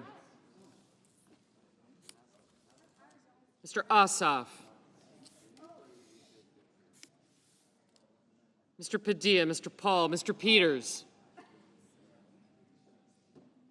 Mr. Reed, Mr. Ricketts, Mr. Risch, Ms. Rosen, Mr. Rounds, Mr. Sanders, Mr. Schatz, Mr. Schiff, Mr. Schmidt, Mr. Schumer, Mr. Scott of Florida, Mr. Scott of South Carolina, Mrs. Shaheen, Mr. Sheehy, Ms. Slotkin,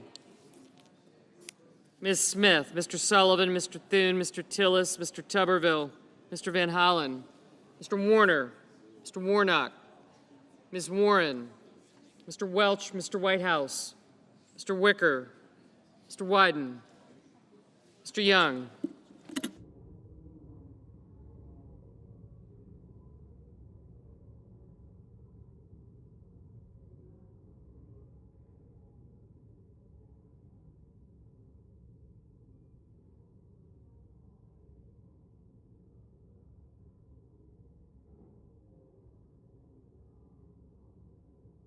Senators voting in the affirmative. Also Brooks, Baldwin, Bennett, Blumenthal, Blunt Rochester, Duckworth, Durbin, Gallego, Hassan, Heinrich, Kane, Kim, King, Klobuchar, Lujan, Merkley, Murray, Padilla, Rosen, Sanders, Schatz, Schumer, Shaheen, Slotkin, Smith, Van Hollen, Warren, Welch, Whitehouse, and Wyden. Senators voting in the negative. Blackburn, Bozeman, Britt, Capito, Cassidy, Cornyn, Cotton, Kramer, Cruz, Curtis, Daines, Ernst, Fisher, Graham, Grassley, Haggerty, Hyde-Smith, Johnson, Kennedy, Langford, Lummis, Marshall, Moody, Moran, Paul, Ricketts, Schmidt, Sheehy, Sullivan, Thune, Tillis, Tuberville, and Young. Mr. Banks, no. Mr. Husted, no. Mr. Reed, aye.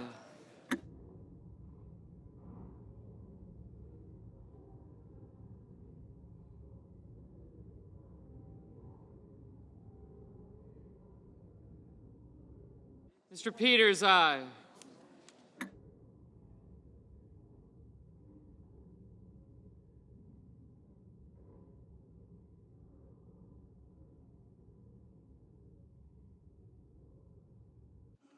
Mr. Crapo, no. I'm going to have to study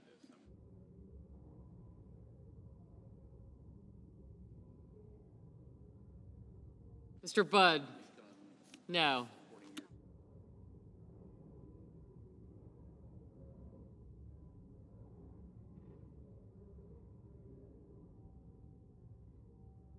Mr. Hawley, no. Mr. Ossoff, aye. Mr. Mullen, no.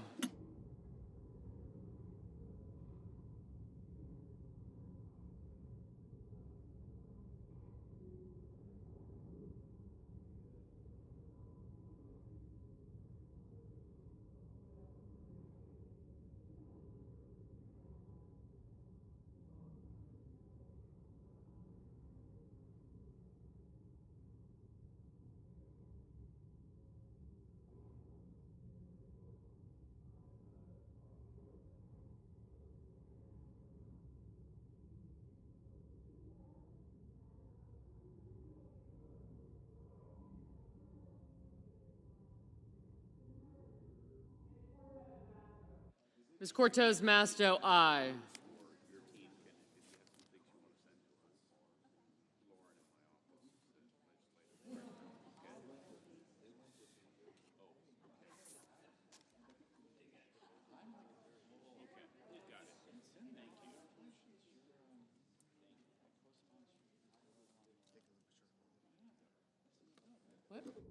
Mr. Hickenlooper, aye.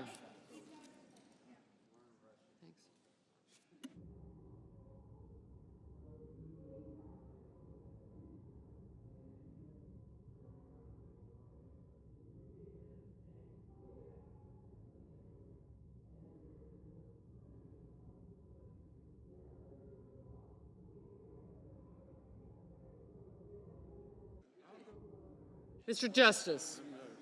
No.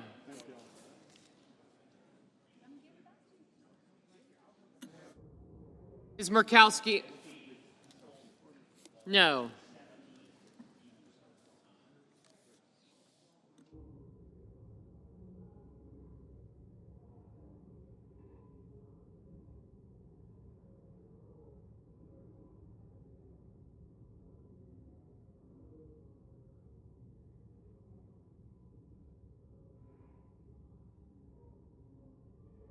Mr. Risch?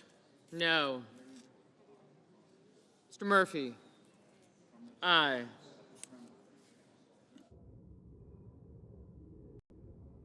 Ms. Hirono? Aye.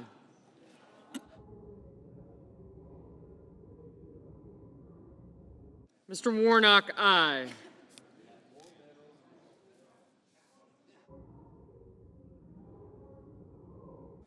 Mr. Wicker, no.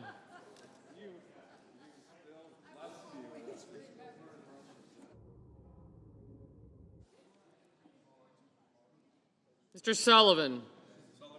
No. Oh.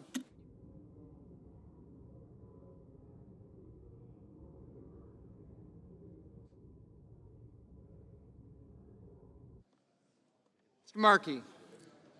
Aye.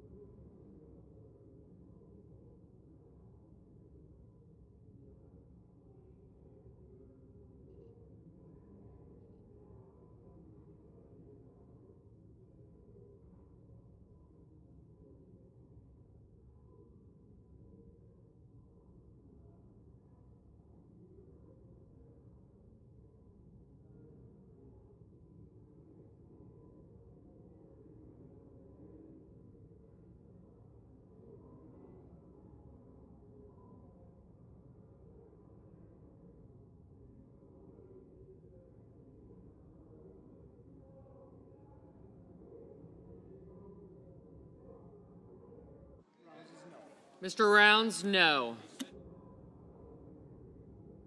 Mr. Marino? No.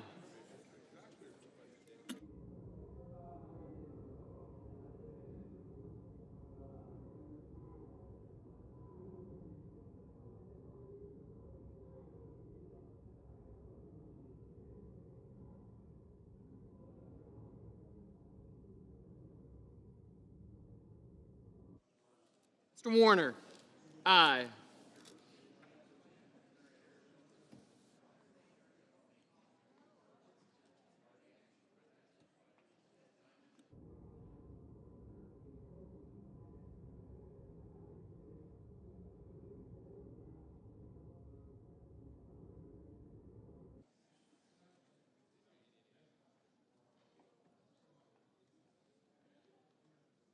Mr. McCormick? No. Mr. Schiff, aye. Mr. Lee? No. Ms. Cantwell? Aye. Mr.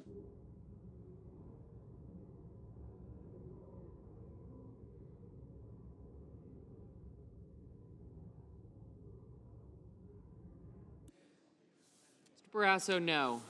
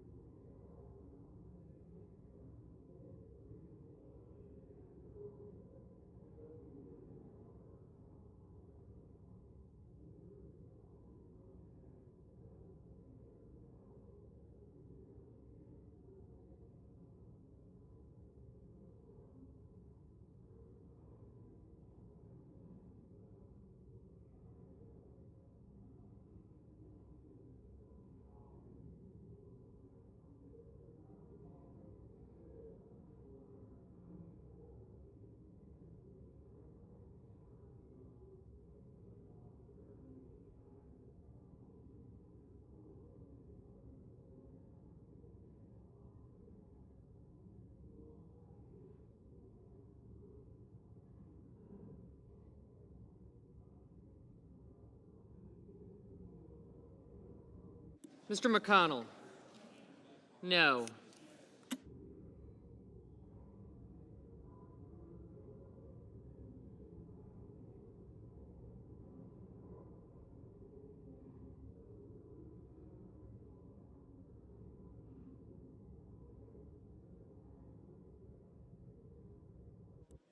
Mr. Scott of South Carolina, no.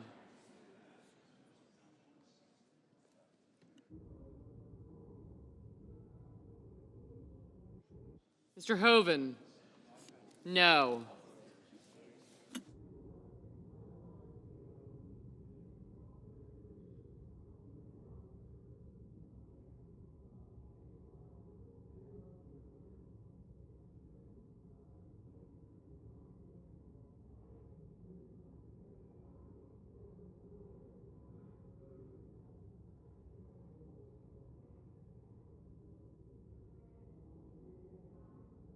Mrs. Gillibrand, aye.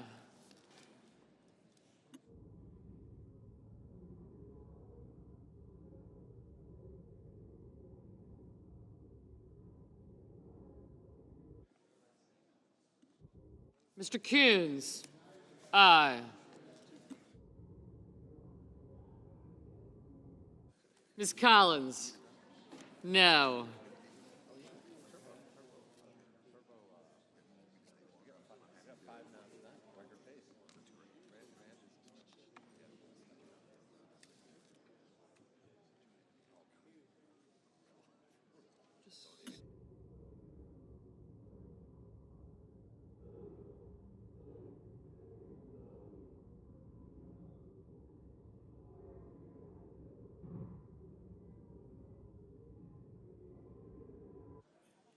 Mr. Scott of Florida, no.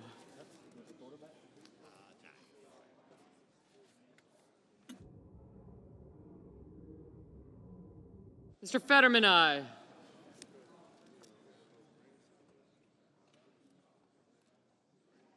Booker and Kelly.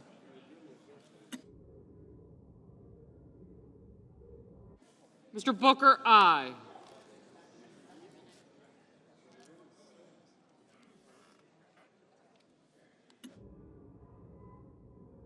Mr. Kelly, aye.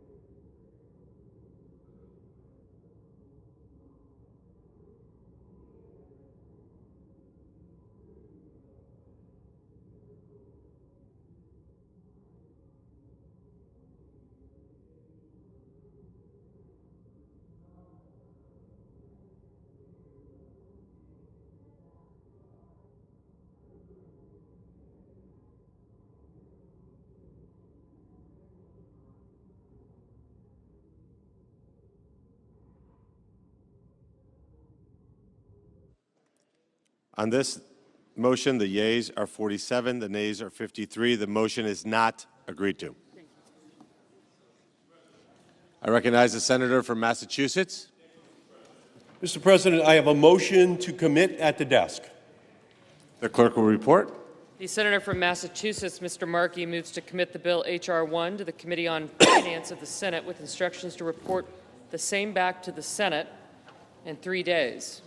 I further ask further reading of the motion be dispensed with. Without objection. I rise today to cut any part of this big, ugly bill that would force rural hospitals to limit their services or actually close their doors. I have released a list of more than 300 rural hospitals across the country at risk of closing or stopping services because of any major cuts to Medicare and Medicaid. Today, that's what Republicans are guaranteeing. With a $1 trillion cut to our healthcare system they would create in this bill. My Republican colleagues' so-called Medicaid cuts replacement fund is like giving aspirin to a cancer patient. It is not enough. It is pathetically inadequate to deal with the health care crisis Republicans are creating here today on the Senate floor. No billionaire tax break or Donald Trump pat on the back is worth the risk of people's lives. Vote yes on this motion. Stop these health care cuts. Mr. President. I recognize the senator from Idaho. Mr. President, more of the politics of fear. Rural hospitals and providers not only deliver essential health care services in their communities, but also strengthen local economies, employing hundreds of individuals and supporting regional business development. Unfortunately, for far too long, some rural hospitals have struggled to achieve financial stability, even with a wide range of targeted payment enhances. These issues predate the consideration of the reforms that we are including in the legislation today. Let me be clear. This amendment is intended to derail this very bill. The Finance Committee has a long tradition of coming together on bipartisan issues, like bolstering our rural health care system, and I look forward to working with all my colleagues to advance permanent solutions to provide rural providers from telehealth to innovative reimbursement models. Today, we need to pass this essential legislation, and I oppose this amendment. The motion is on the motion. Is there a sufficient second? There appears to be. The clerk will call the roll. Ms. Also Brooks, Ms. Baldwin,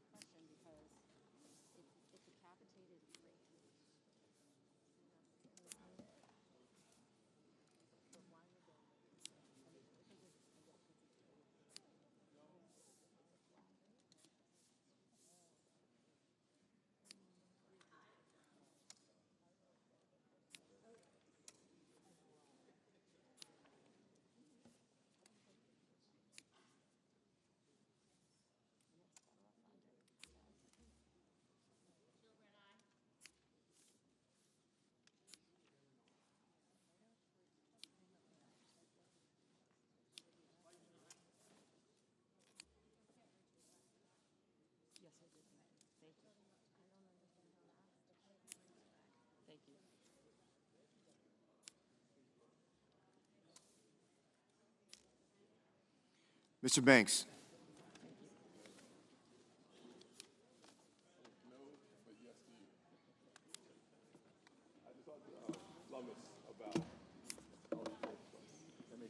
Mr. Brasso, Mr. Bennett,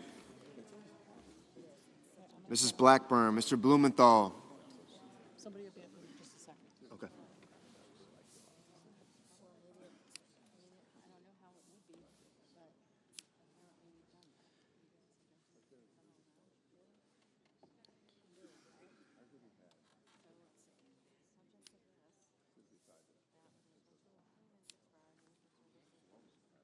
Ms. Blunt Rochester.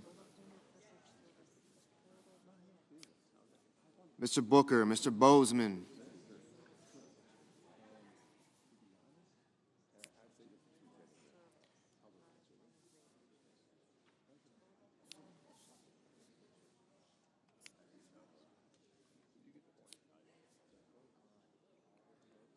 Mrs. Britt, Mr. Budd.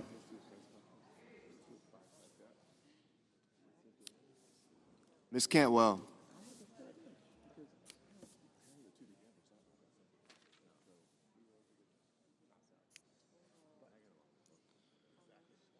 Mrs. Capito. Mr. Cassidy. Ms. Collins.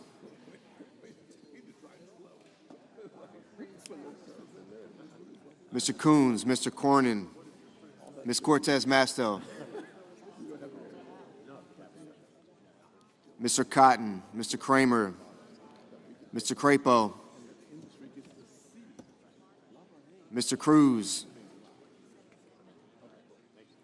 Mr. Curtis,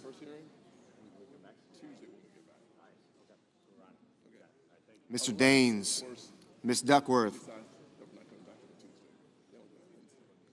Mr. Durbin,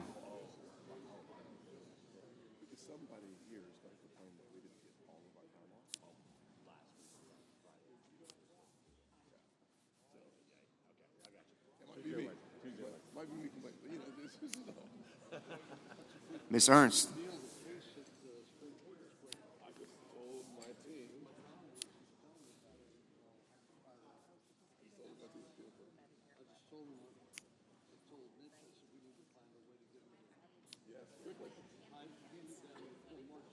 Mr. Fetterman.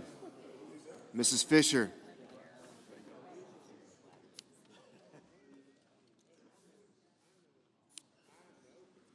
Mr. Gallego, Mrs. Gillibrand, Mr. Graham, Mr. Grassley,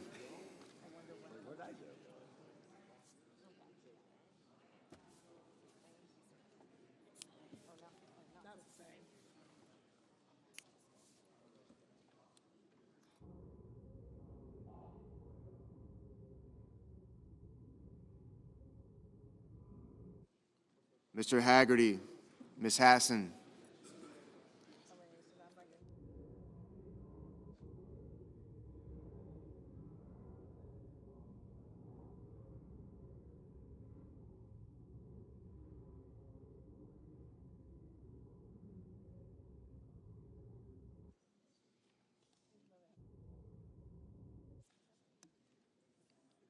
Mr. Heinrich,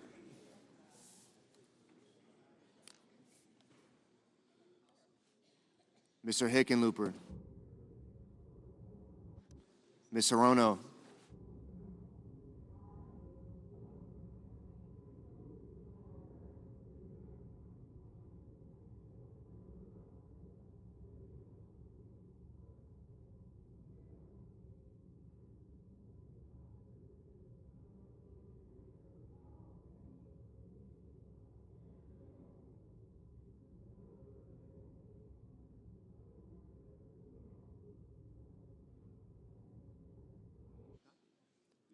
Mr. Hoven,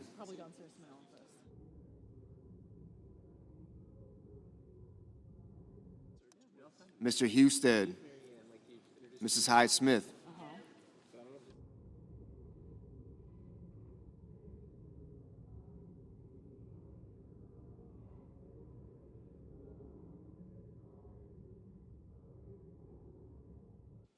Mr. Johnson, Mr. Justice, Mr. Kane,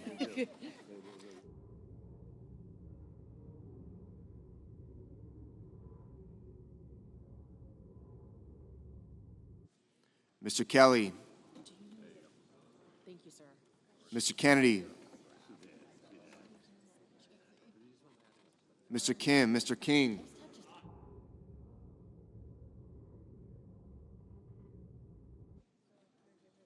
Ms. Klobuchar, Mr. Langford, Mr. Lee, Mr. Lujan, Ms. Lummis, Mr. Markey,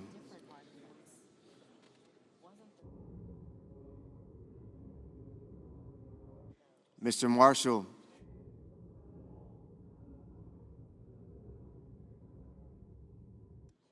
Mr. McConnell, Mr. McCormick,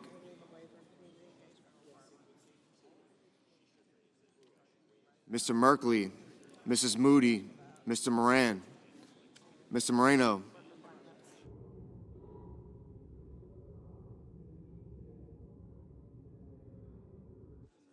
Mr. Mullen, Ms. Murkowski,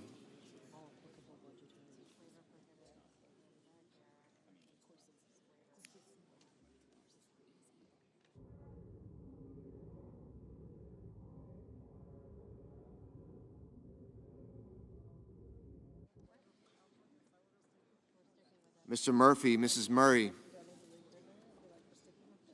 Mr. Ossoff, Mr. Padilla, Mr. Paul,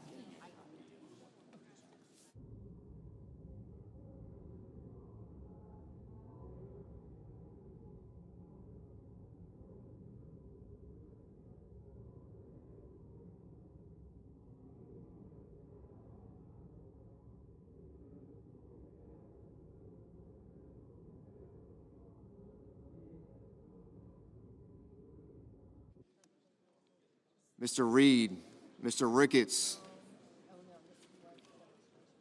Mr. Risch, Ms. Rosen, Mr. Rounds,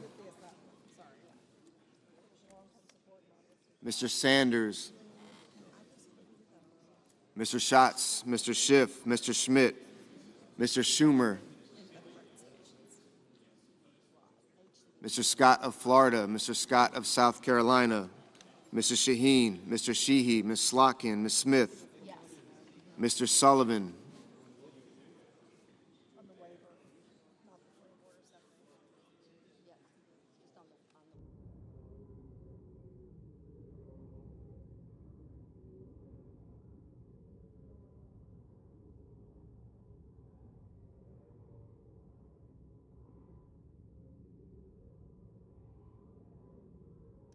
Mr. Thune, Mr. Tillis, Mr. Tuberville,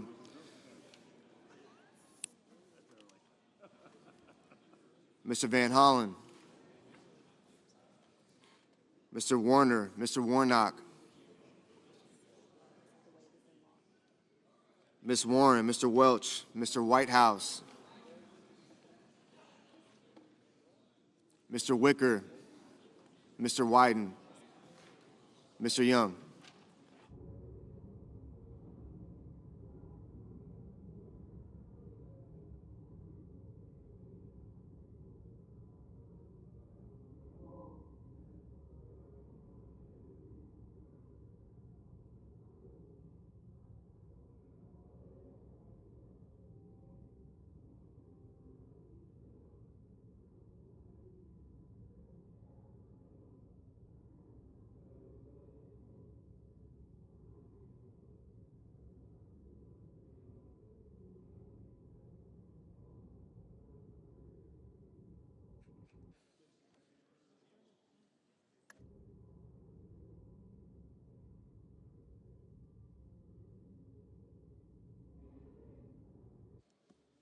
Senators voting the affirmative: Also Brooks, Baldwin, Blumenthal, Blunt-Rochester, Booker, Cantwell, Coons, Cortez Masto, Duckworth, Durbin, Fetterman, Gallego, Gillibrand, Hassan, Heinrich, Hickenlooper, Hirono, Kane, Kim, King, Klobuchar, Lujan, Markey, Merkley, Murkowski, Ossoff, Padilla, Reed, Rosen, Sanders, Schatz, Schiff, Shaheen, Slotkin, Smith, Warner, Warren, Welch, Whitehouse, Wyden. Senators voting in the negative: Banks, Barrasso, Blackburn, Britt, Budd, Capito, Cornyn, Cotton, Kramer, Crapo, Cruz, Daines, Ernst, Fisher, Graham, Grassley, Haggerty, Husted, Hyde-Smith, Johnson, Justice, Kennedy, Lankford, Lee, Lummis, Marshall, Moody, Moran, Moreno, Mullen, Paul, Schmidt, Scott of Florida, Scott of South Carolina, Sheehy, Thune, Tillis, Tuberville, and Wicker. Mr. Bennett, aye. Mr. Peters, aye.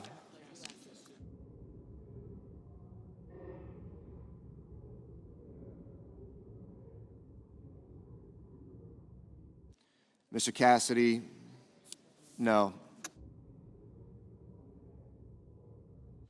Mr. Bozeman, no.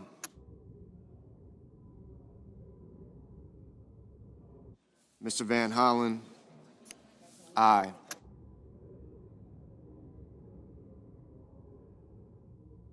Mr. Murphy, aye.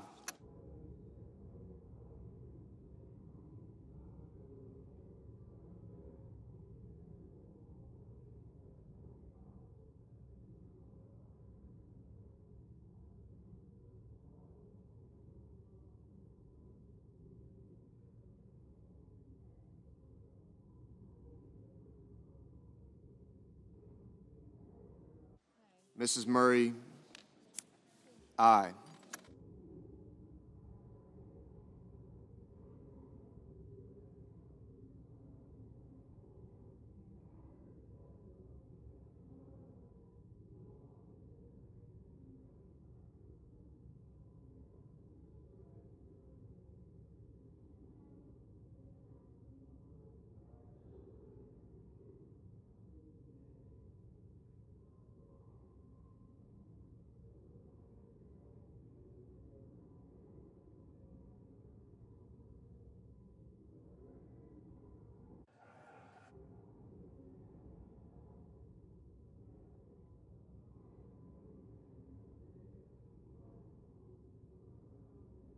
Mr. Rounds. Mr. Rounds, no.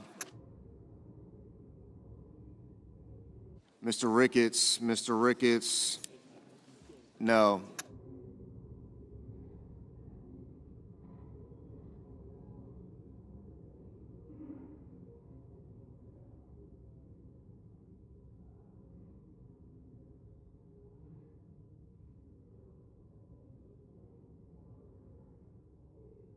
Mr. Hawley.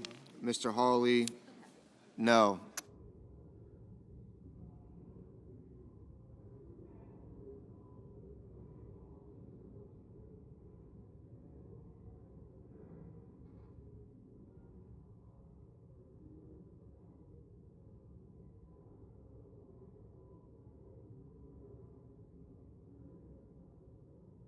Mr. Kelly, aye.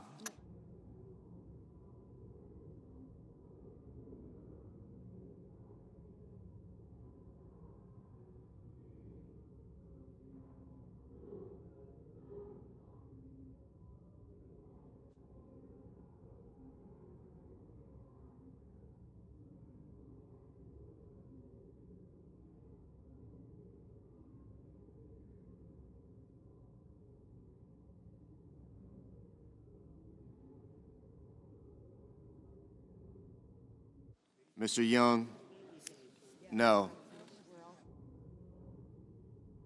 Mr. Schumer, aye.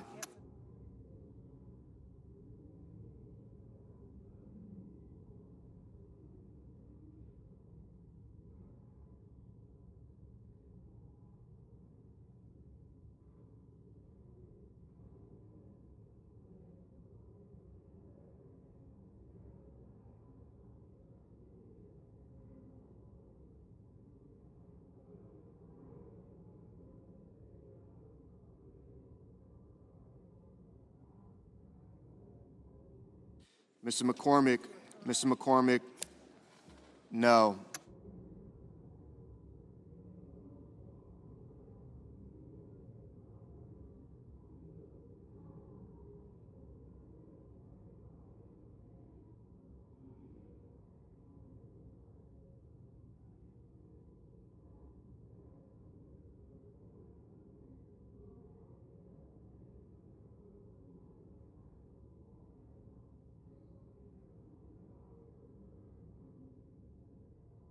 Mr. Hoven, no.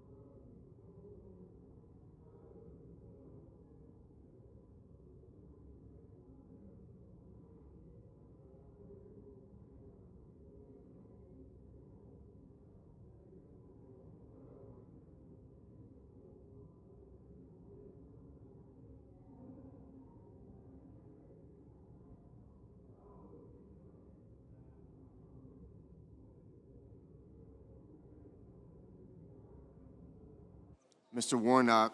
Mr. Warnock. Aye. Mr. McConnell. Mr. McConnell. No.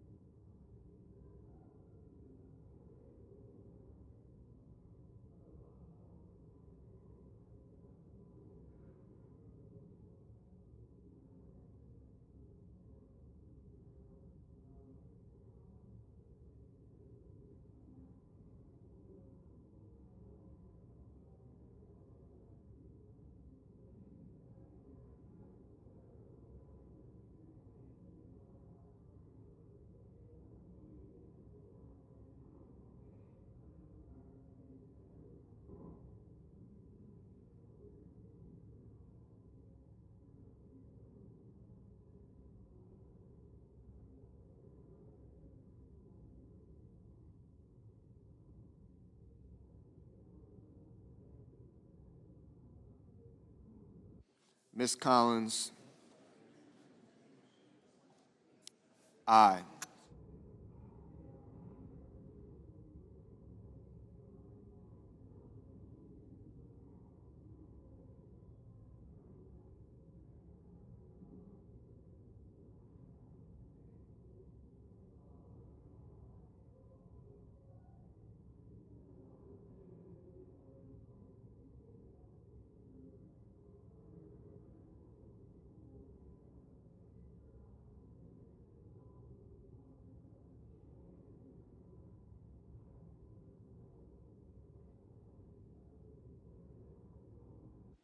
Mr. Sullivan. Mr. Sullivan. No. Mr. Risch. No.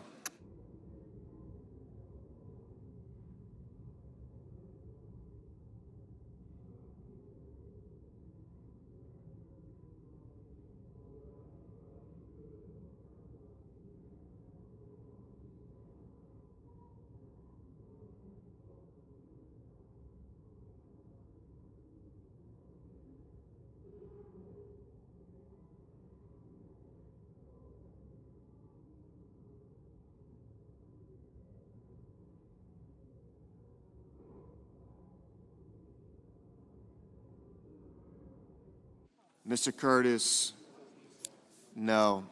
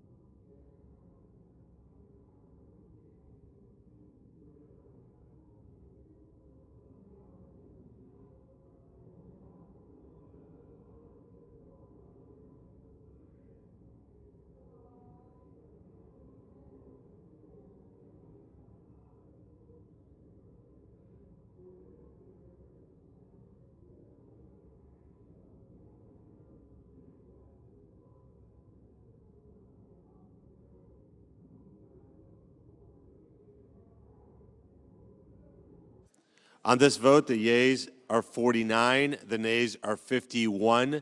The motion is not agreed to. Mr. President. I recognize the Majority Leader. Thank you, Mr. President. Mr. President, I ask unanimous consent that it be in order for the following senators to be recognized to offer amendments, motions, or points of order, that the amendments be reported by number with no amendments in order prior to a vote in relation to the amendments or motions. Wyden. Motion to commit. Coons. Motion to commit. Without objection.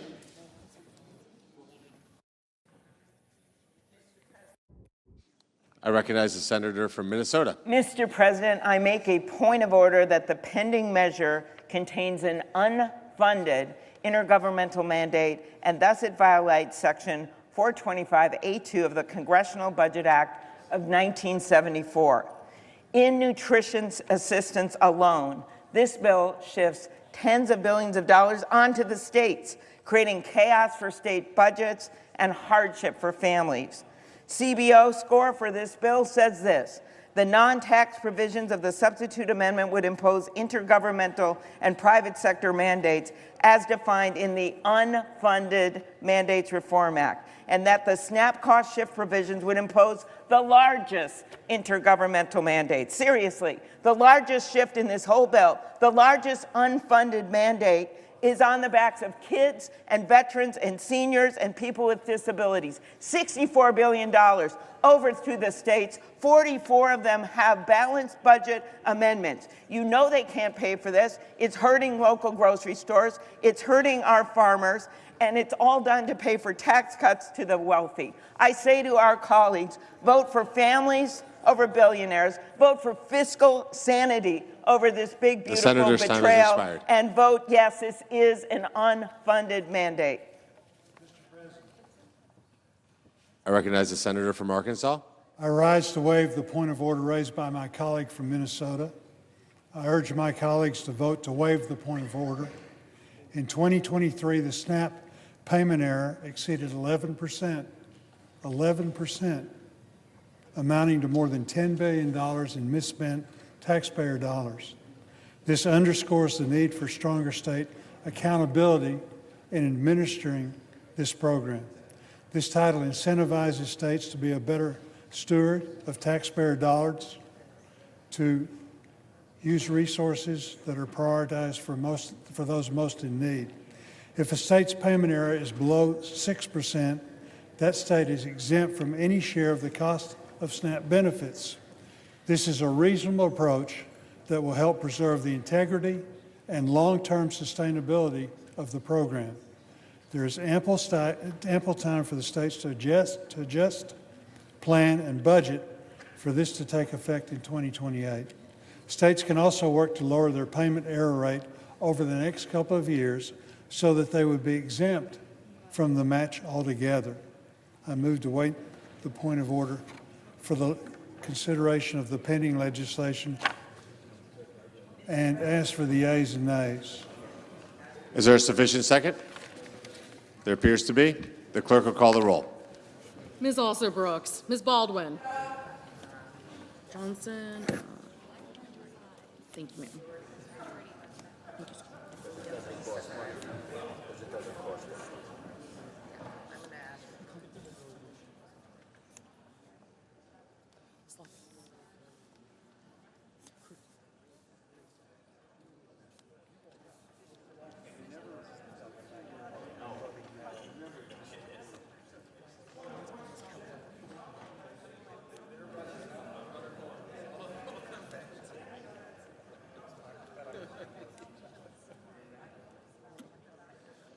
Mr. Banks, Mr. Barrasso, Mr. Bennett,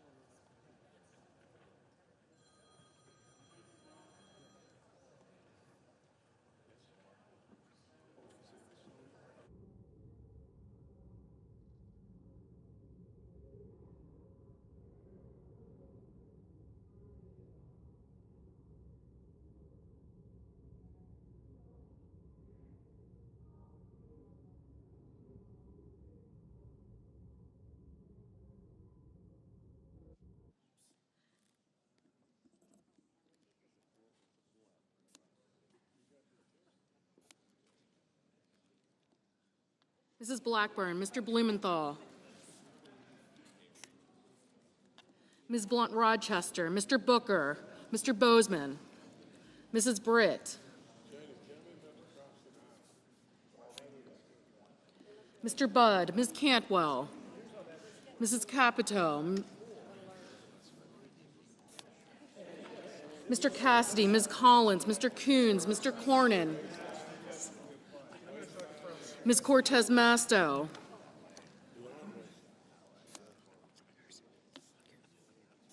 Sullivan, aye. Bud, thank you.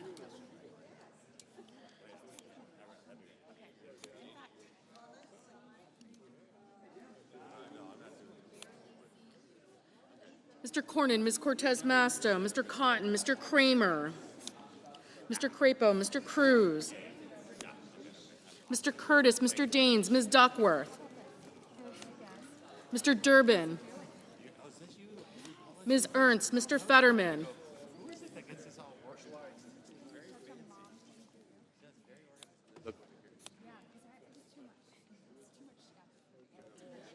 Ms. Ernst, Mr. Fetterman, Mrs. Fisher, Mr. Gallego,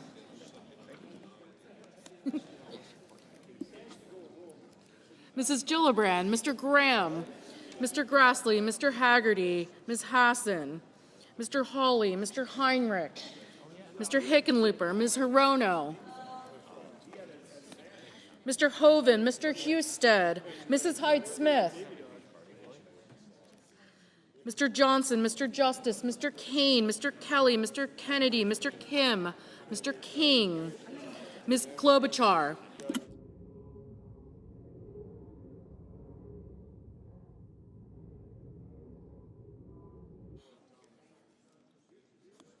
Mr. Langford, Mr. Lee, Mr. Lujan, Ms. Lummis, Mr. Markey, Mr. Marshall, Mr. McConnell, Mr. McCormick, Mr. Merkley, Mr. Moody,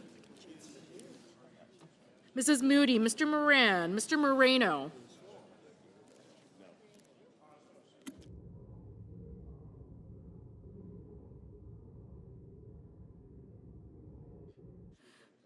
Mr. Mullen, Ms. Murkowski, Mr. Murphy, Mrs. Murray, Mr. Ossoff, Mr. Padilla,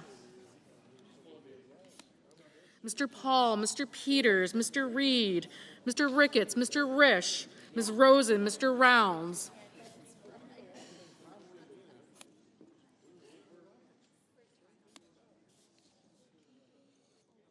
Mr. Sanders, Mr. Schatz, Mr. Schiff, Mr. Schmidt, Mr. Schumer, Mr. Scott of Florida, Mr. Scott of South Carolina, Mrs. Shaheen, Mr. Sheehy, Ms. Slotkin, Ms. Smith, Mr. Sullivan, Mr. Thune, Mr. Tillis, Mr. Tuberville, Mr. Van Hollen,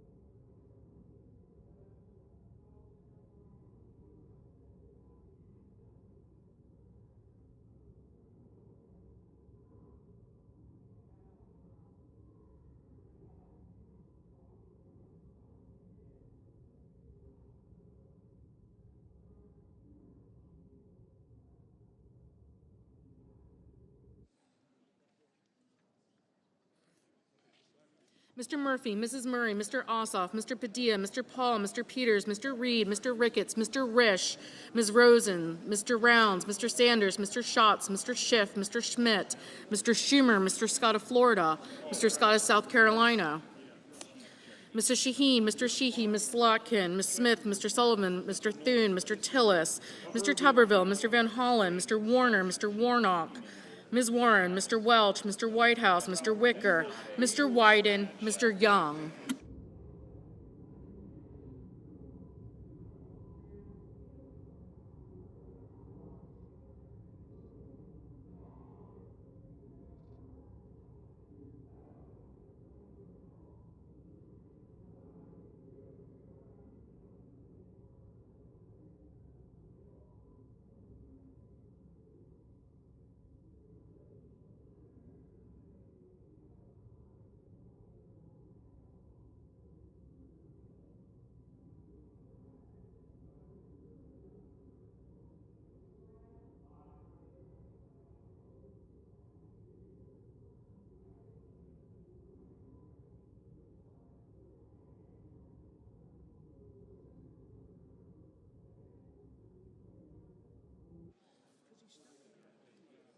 Senators voting in the affirmative: Banks, Blackburn, Bozeman, Britt, Budd, Capito, Cassidy, Cornyn, Cotton, Kramer, Crapo, Cruz, Curtis, Daines, Ernst, Fisher, Graham, Grassley, Hoven, Husted, Johnson, Justice, Langford, Lee, Lummis, Marshall, McConnell, McCormick, Moody, Moran, Moreno, Mullen, Paul,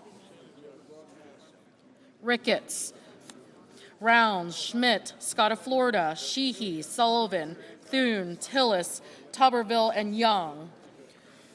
Senators voting in the negative: Alsobrooks, Baldwin, Bennett, Blumenthal, Blount-Rochester, Cortez Masto, Durbin, Gallego, Hassan, Heinrich, Hickenlooper, Hirono, Kane, Kelly, Kim, King, Klobuchar, Lujan, Markey, Merkley, Murkowski, Murphy, Murray, Ossoff, Padilla, Peters, Reed, Rosen, Sanders, Schatz, Schumer, Shaheen, Slotkin, Smith, Warner, Warnock, Warren, Welch, Whitehouse, and Wyden. Mr. Wicker, aye.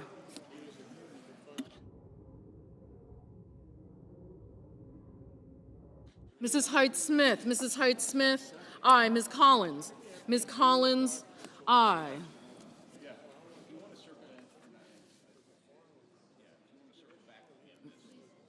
Mr.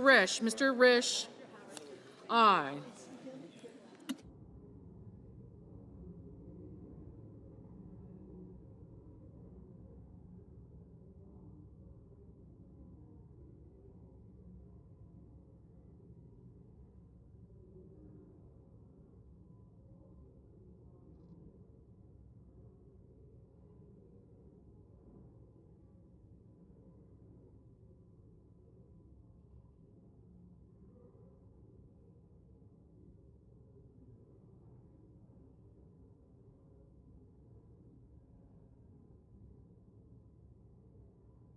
Mrs. Gillibrand, no.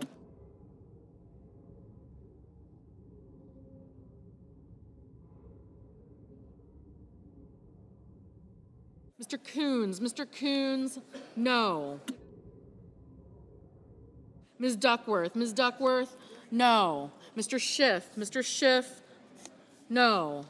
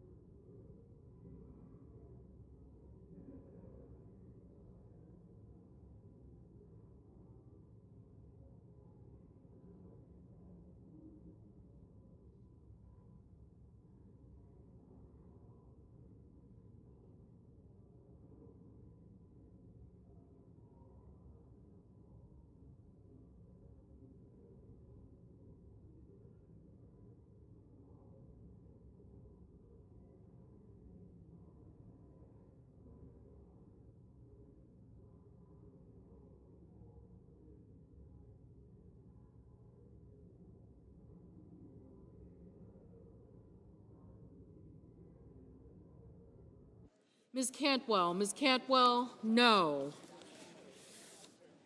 Mr. Van Hollen, no.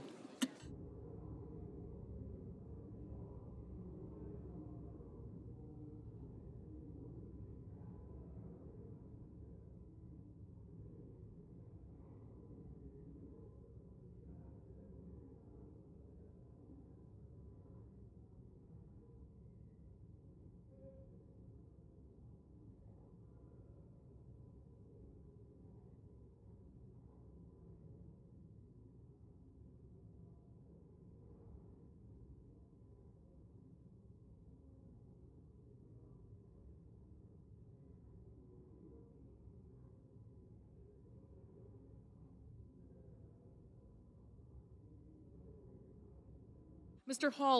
Hawley, aye.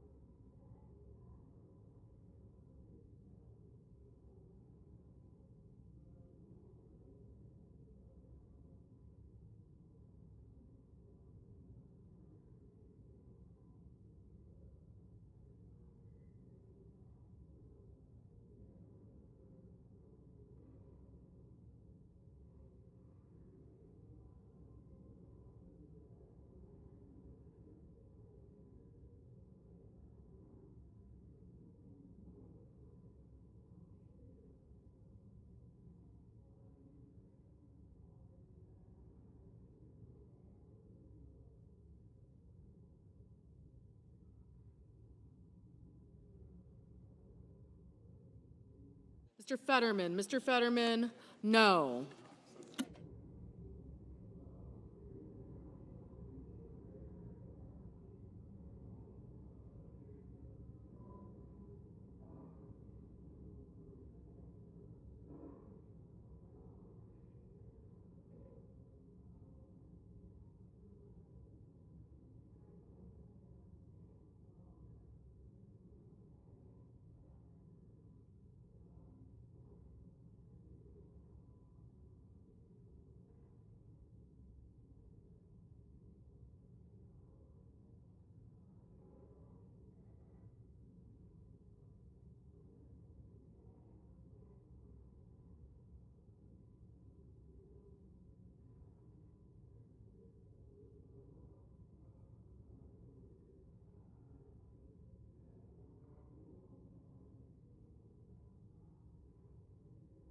Mr. Kennedy, aye.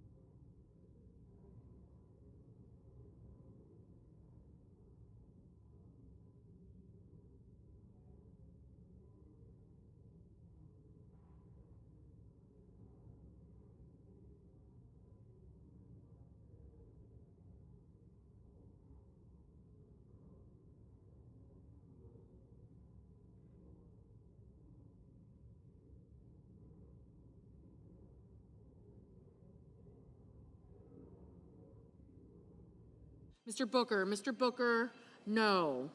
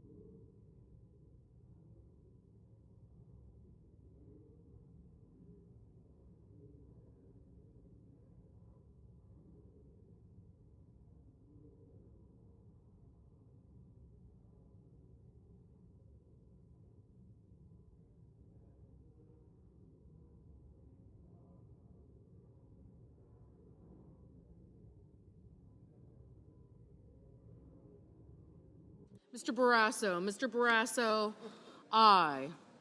Mr. Haggerty, aye.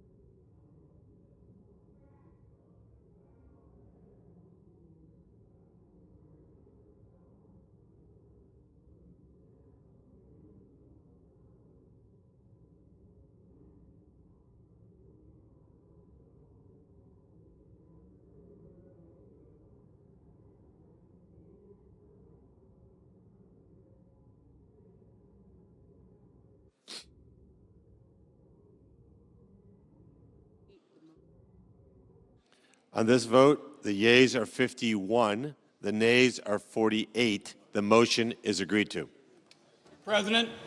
I recognize the senator from Oregon. Mr. President, I have a motion to commit at the desk. The clerk will report. Senator from Oregon, Mr. Wyden, moves to commit the bill H.R. 1 to the Committee on Finance with instructions to report back forthwith. Mr. President, I ask that further reading of the motion be dispensed with. Without objection. Mr. President, this is a motion supported by all finance Democrats to send the bill back to the Finance Committee to strike all the Medicaid cuts and ensure that big corporations and the ultra-wealthy pay their fair share in taxes. It is now clear that there is bipartisan opposition in the Senate to the Medicaid cuts in this bill. That's because it's the biggest Medicaid cut in history and represents the largest transfer of wealth in history. It is caviar over kids, hedge funds over health care, Mar-a-Lago over the middle class. These Medicaid cuts are going to reach down into every corner of our nation's health care system. As we've heard from rural America, rural hospitals will close their doors. Seniors are going to lose care at home and be left with fewer nursing homes and fewer nurses. Kids with disabilities will lose health care. We saw them on the steps of the Capitol last night.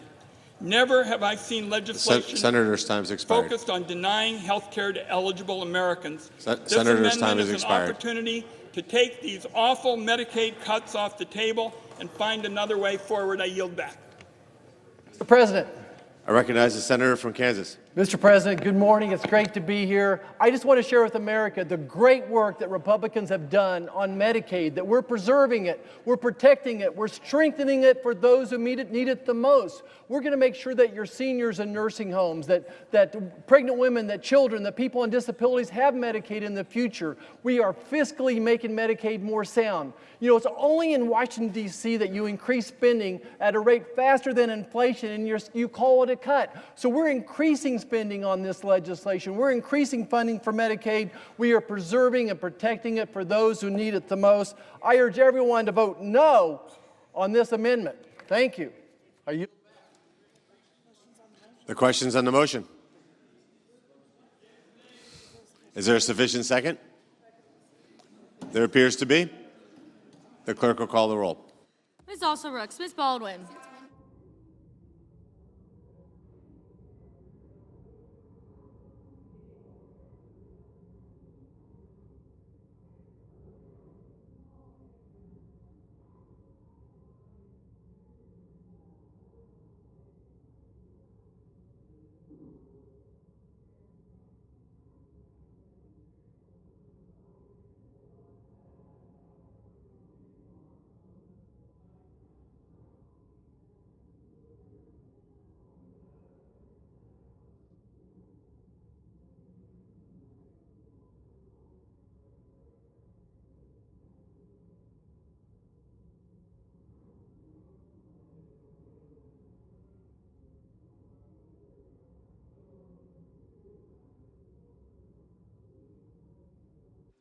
Mr. Banks, Mr. Barrasso, Mr. Bennett.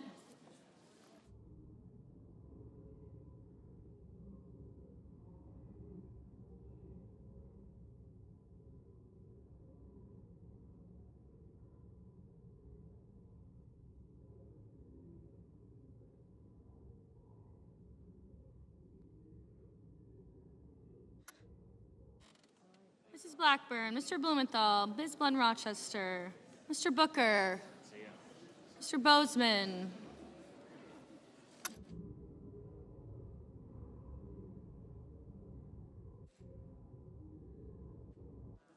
Mrs. Britt, Mr. Budd, Ms. Cantwell, Mrs. Capito, Mr. Cassidy, Ms. Collins, Mr. Coons, Mr. Cornyn.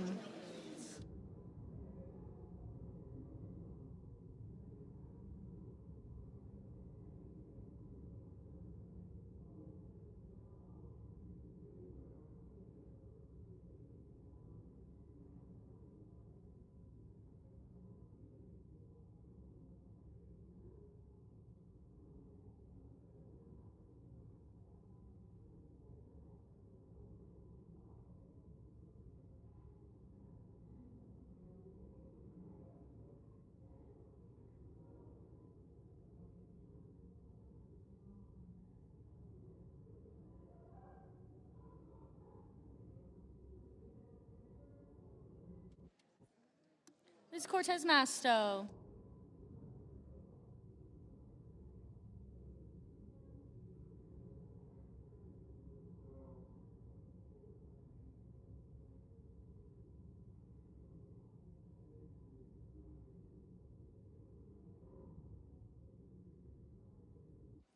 Mr. Cotton, Mr. Kramer, Mr. Crapo, Mr. Cruz.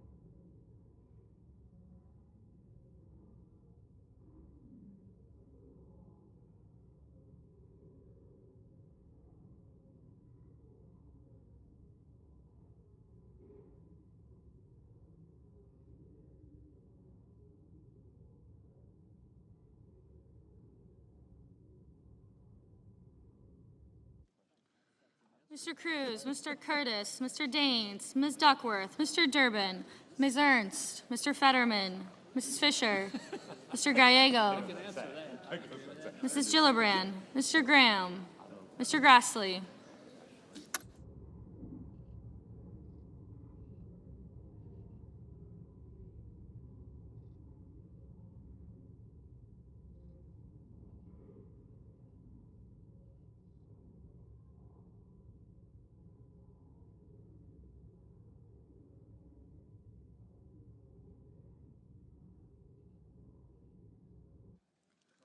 Mr. Haggerty, Ms. Hassan, Mr. Hawley, Mr. Heinrich, Mr. Hickenlooper, Ms. Hirono, Mr. Hoven, Mr. Husted, Mrs. Hyde-Smith, Mr. Johnson, Mr. Justice, Mr. Kane, Mr. Kelly, Mr. Kennedy, Mr. Kim, Mr. King.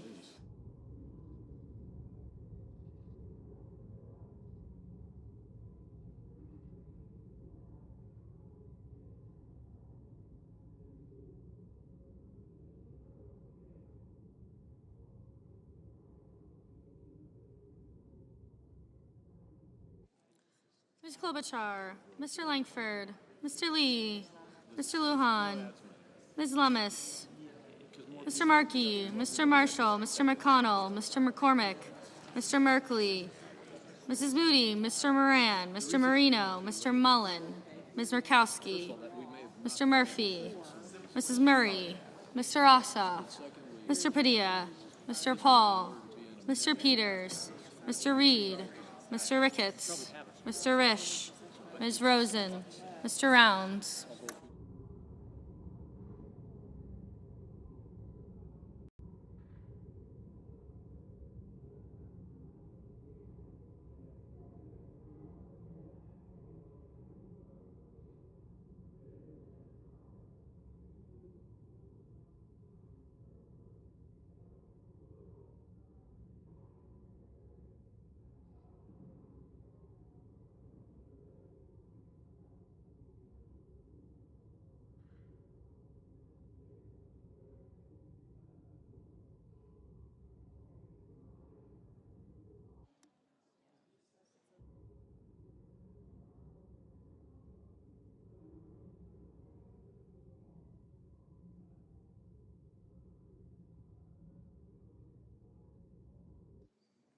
Ms. Rosen, Mr. Rounds, Mr. Sanders, Mr. Schatz, Mr. Schiff, Mr. Schmidt, Mr. Schumer, Mr. Scott of Florida.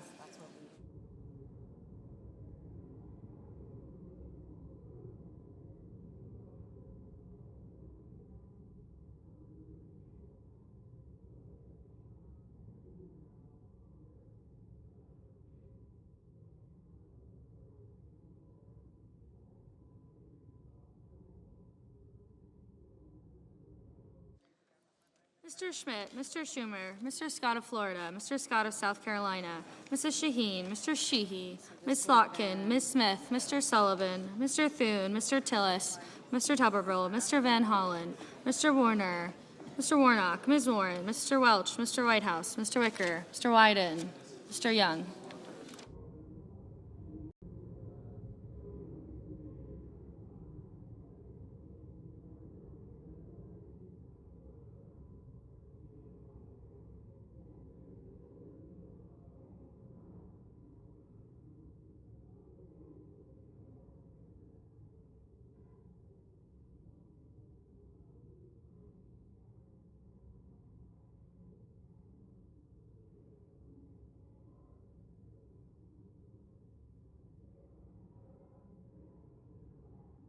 Senators voting in the affirmative: Also Brooks, Baldwin, Bennett, Blunt Rochester, Booker, Cantwell, Fetterman, Gallego, Gillibrand, Hassan, Heinrich, Hickenlooper, Kim, King, Klobuchar, Lujan, Markey, Murphy, Murray, Padilla, Peters, Reed, Rosen, Sanders, Schiff, Schumer, Shaheen, Slotkin, Van Hollen, Warner, Warren, Welch, and Wyden. Senators voting in the negative: Banks, Barrasso, Blackburn, Britt, Budd, Capito, Cassidy, Collins, Cornyn, Cotton, Kramer, Crapo, Cruz, Curtis, Daines, Ernst, Fisher, Graham, Haggerty, Hoven, Husted, Justice, Kennedy, Langford, Marshall, McCormick, Moody, Moran, Mullen, Murkowski,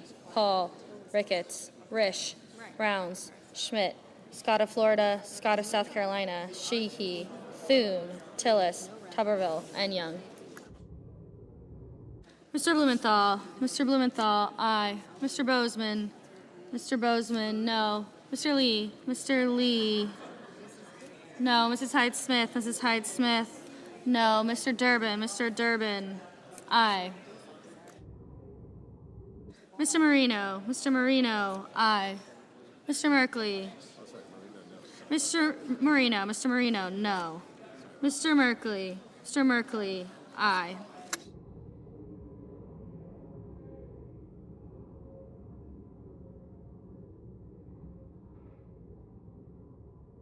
Ms. Cortez Masto, aye. Mr. Sullivan, no.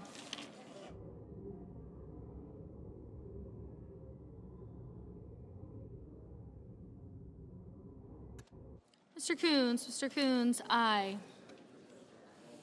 Mr. Johnson, no.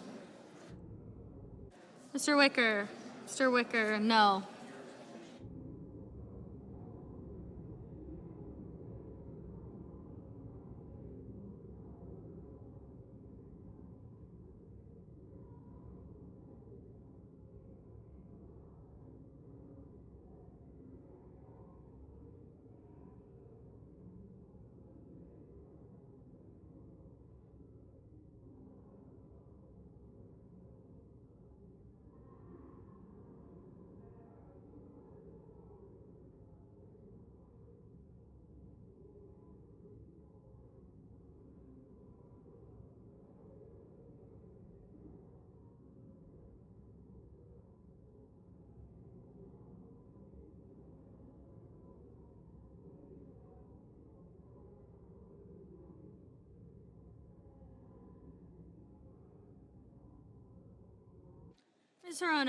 Ms. Hirono, aye.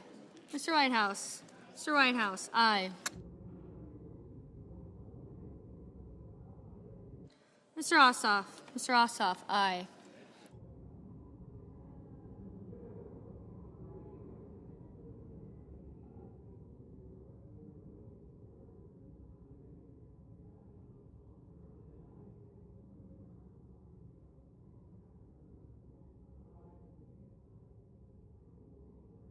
Mr. Schatz, aye. Ms. Duckworth, aye. Ms. Smith, aye. Mr. Kane, aye.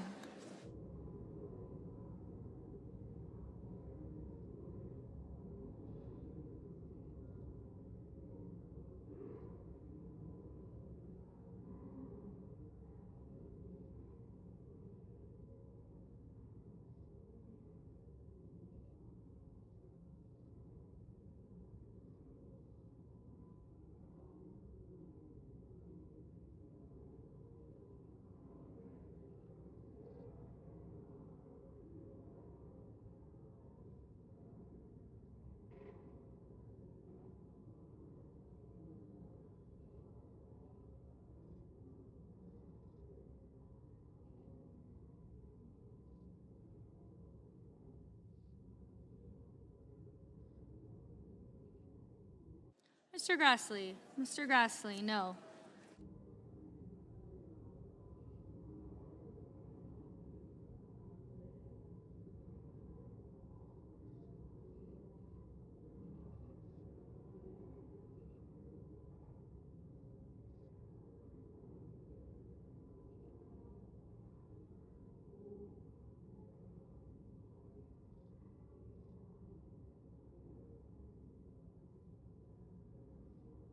Mr. Kelly.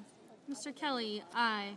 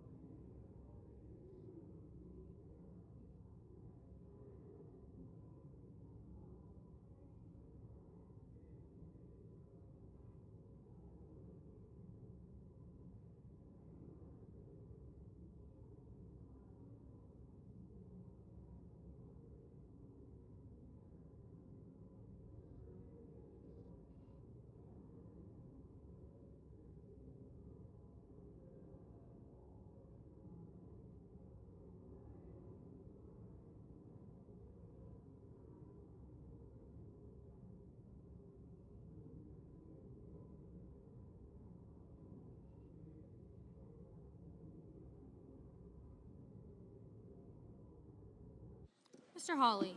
Mr. Hawley, no.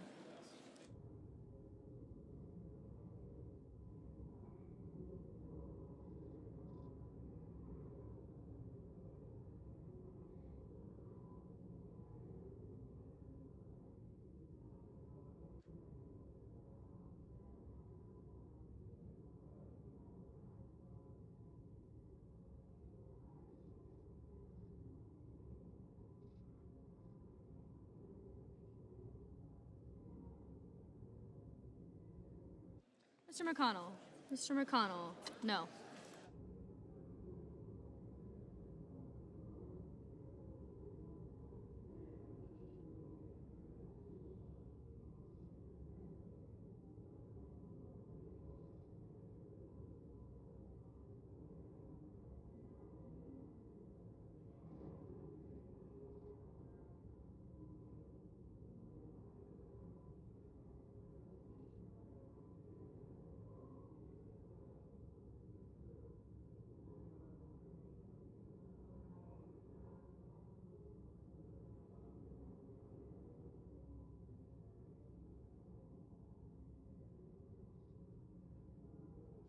Ms. Lummis. Ms. Lummis, no.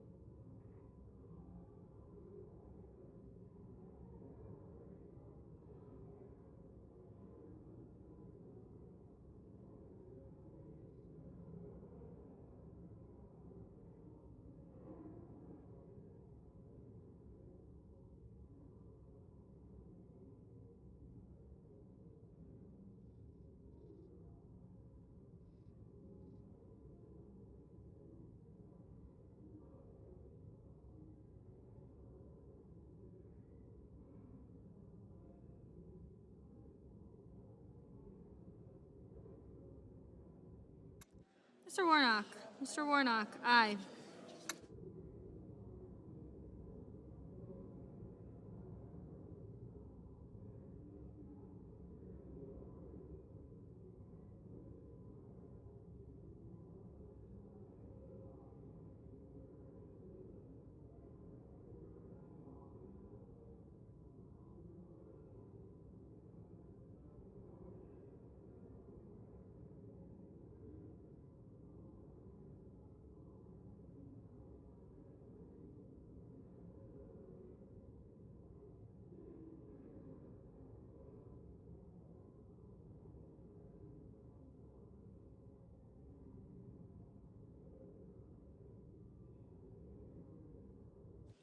Two seconds.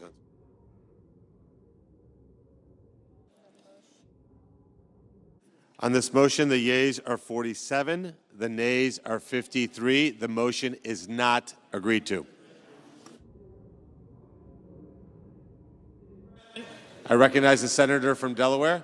Mr. President, I have a motion to commit at the desk. The clerk will report it. The senator from Delaware, Mr. Coons, moves to commit the bill H.R. 1 to the Committee on Finance with instructions to report back forthwith. Mr. President, I ask further reading of the motion be dispensed with. Without objection. Colleagues, the ugly truth about this so-called big, beautiful bill is that it will kick 17 million Americans off their health care. This bill cuts almost $1 trillion from Medicaid and other health care programs by tying people up in red tape. Republicans will tell you they're trying to improve Medicaid, but the truth is they're not. It is cruel and dishonest to bury parents, kids, and seniors in paperwork and then blame them when they lose their health care, all to further rig our tax code for the very wealthiest. This week, I met with 30 nurses from Delaware. Their patients couldn't come to D.C., so they did. They care for seniors and newborns, families, and the disabled. And their ask to us, don't take health care away from tens of thousands of Delawareans and millions of Americans.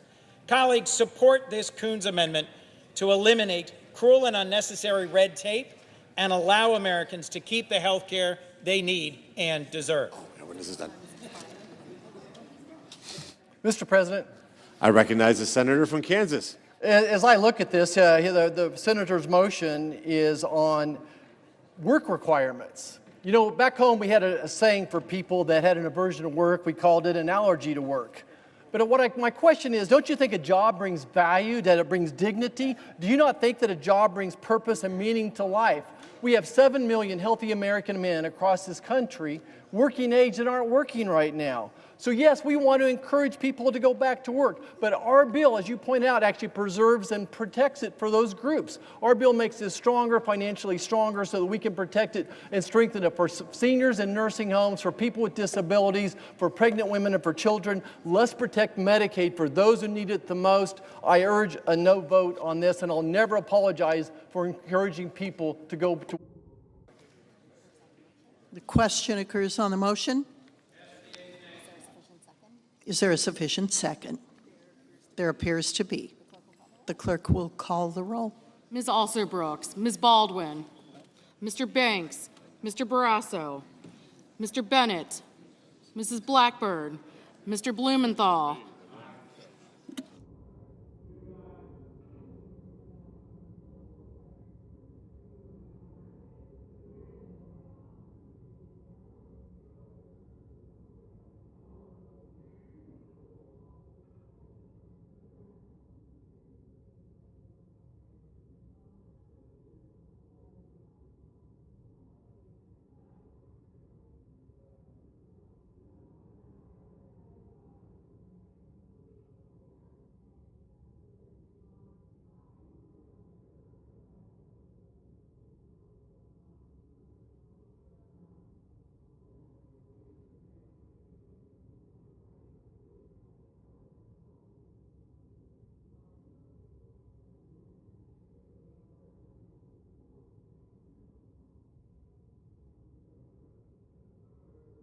Ms. Blunt-Rochester,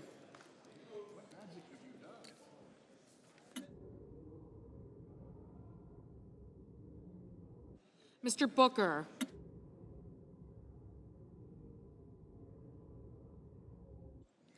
Mr. Bozeman, Mrs. Britt, Mr. Budd, Ms. Cantwell,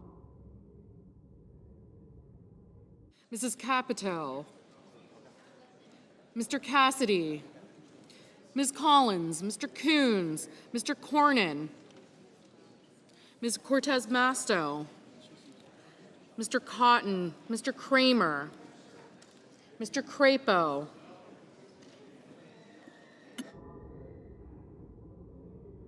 Mr. Cruz, Mr. Curtis, Mr. Daines,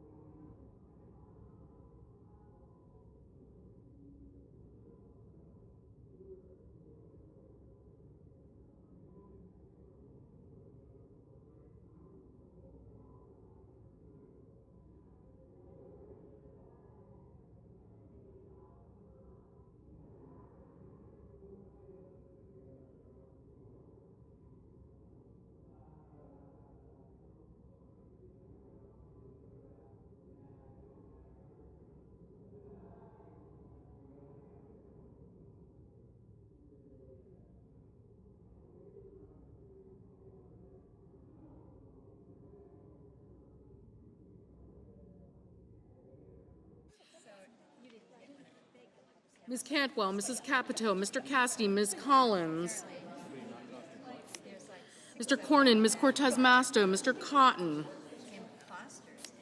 Mr. Kramer, Mr. Crapo, Mr. Cruz, Mr. Curtis, Mr. Daines, Ms. Duckworth, Mr. Durbin,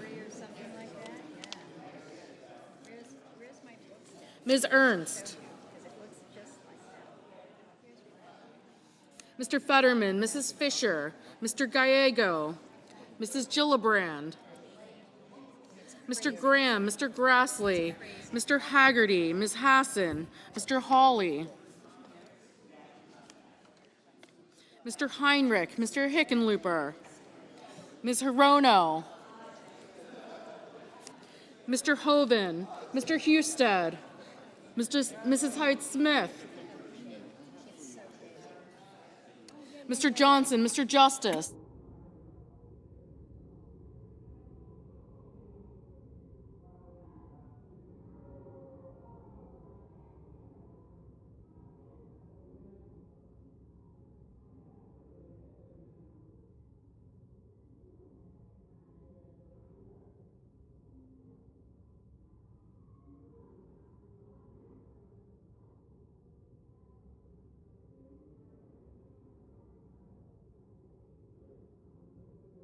Mr. Justice,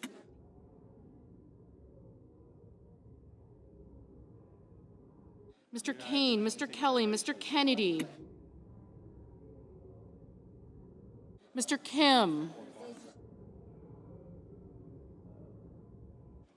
Mr. King, Ms. Klobuchar, Mr. Langford, Mr. Lee, Mr. Lujan, Ms. Lummis, Mr. Markey,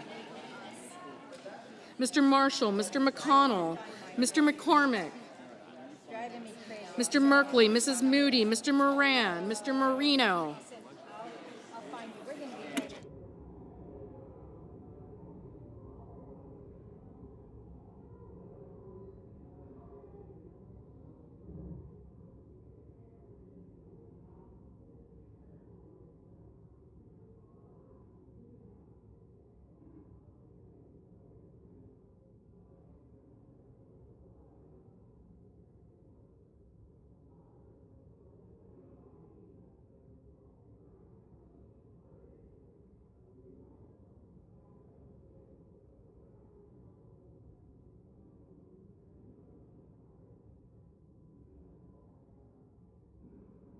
Mr. Merkley, Mrs. Moody, Mr. Moran, Mr. Marino, Mr. Mullen, Ms. Murkowski,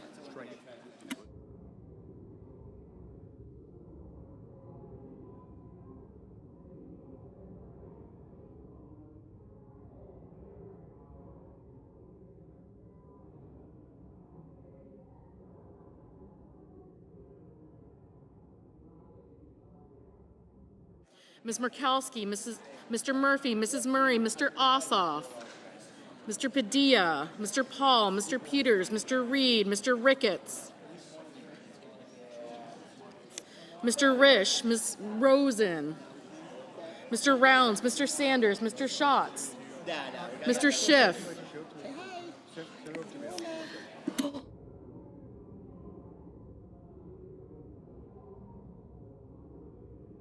Mr. Schmidt,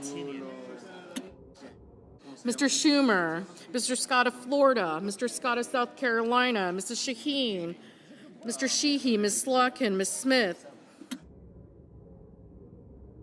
Mr. Sullivan, Mr. Thune, Mr. Tillis, Mr. Tuberville, Mr. Van Hollen, Mr. Warner, Mr. Warnock, Ms. Warren, Mr. Welch, Mr. Whitehouse, Mr. Wicker, Mr. Wyden, Mr. Young.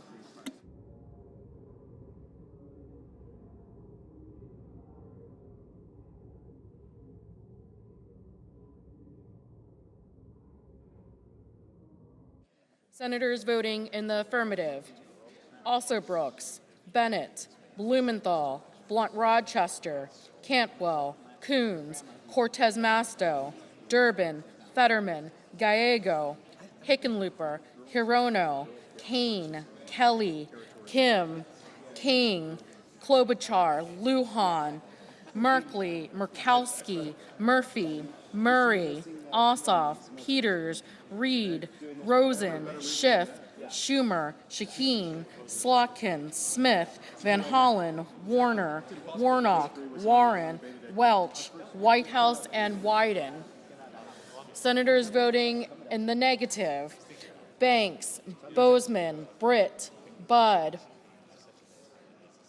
Cotton, Crapo, Cruz, Curtis, Ernst, Graham, Haggerty, Hawley, Husted, Johnson, Kennedy, Lee, Lummis, Marshall, McConnell, Moody, Moran, Paul, Ricketts, Risch, Rounds, Scott of South Carolina, Sullivan, Thune, Tillis, and Tuberville. Ms. Baldwin, aye.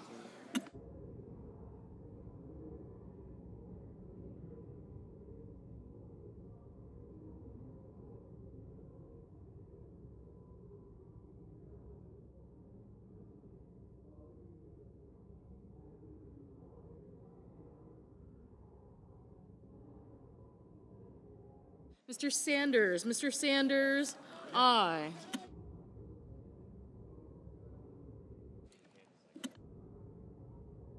Mr. Barrasso, no. Ms. Hassan, aye.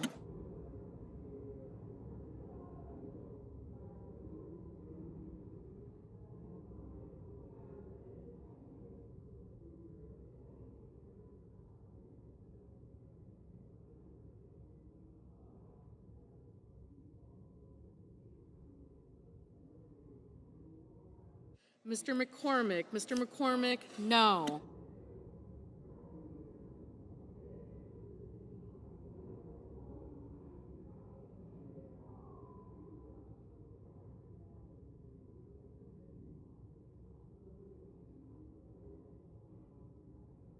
Mr. Sheehy, no.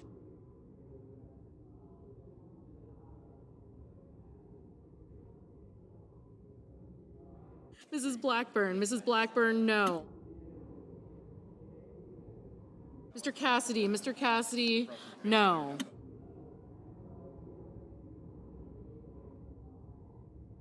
Mrs. Hyde-Smith, no.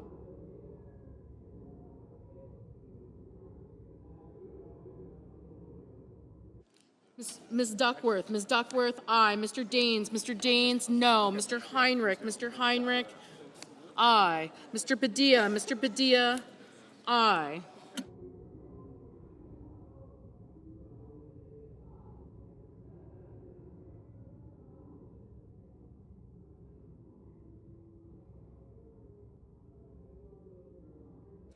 Mr. Schmidt, no. I'm just going to put this one in here. This is the previous one. And I can help get the second one ready, just kind of depends on where we are. Oh, That's why I can't put this in there, because it's their thing. Oh, whoops.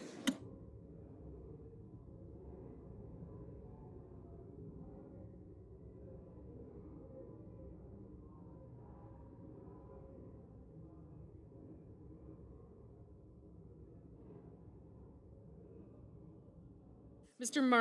Markey, aye.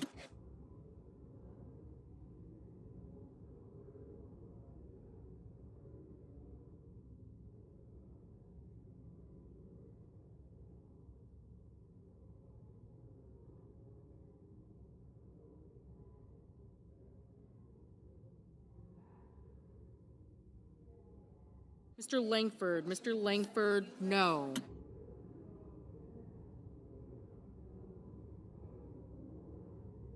Mr. Marino, no.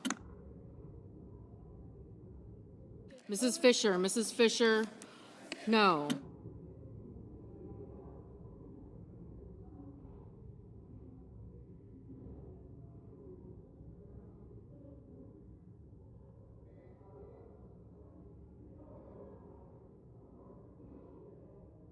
Ms. Collins, no.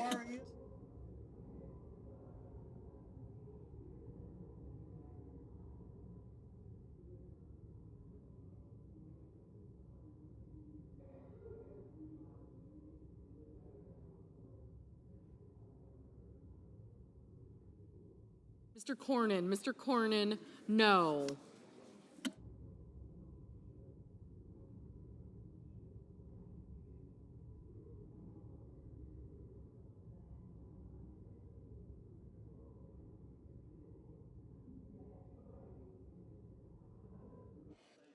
Mrs. Gillibrand, aye.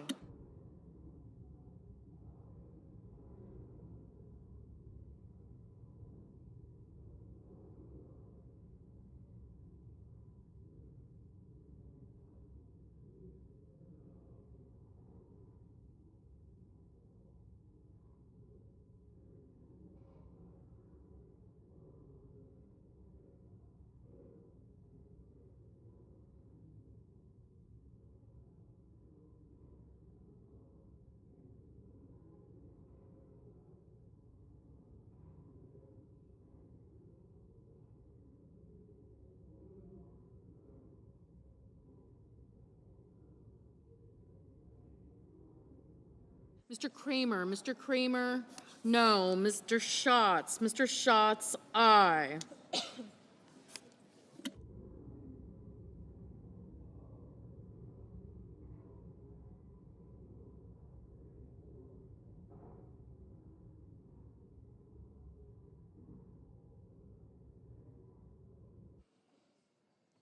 Mr. Scott of Florida, no.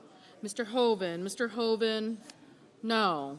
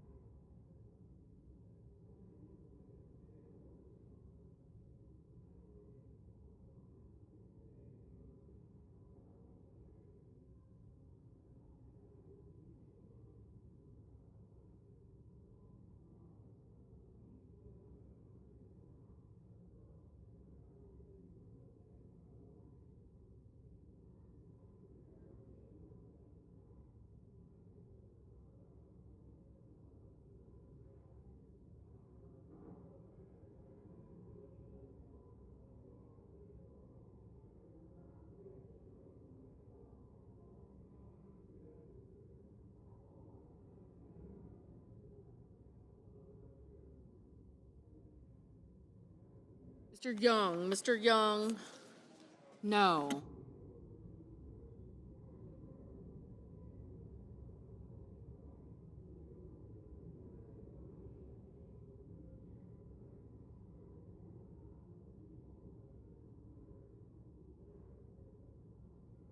Mr.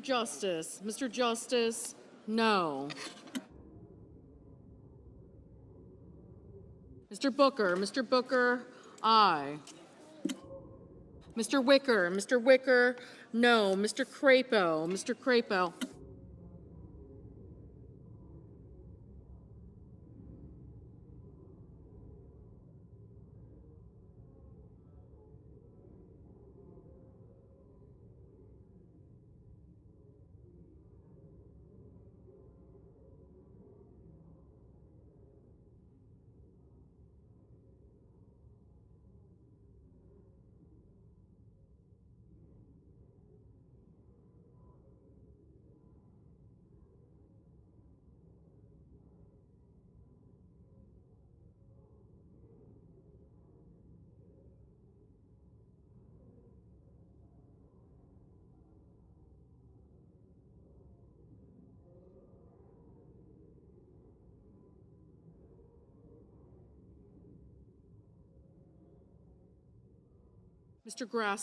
Grassley, no.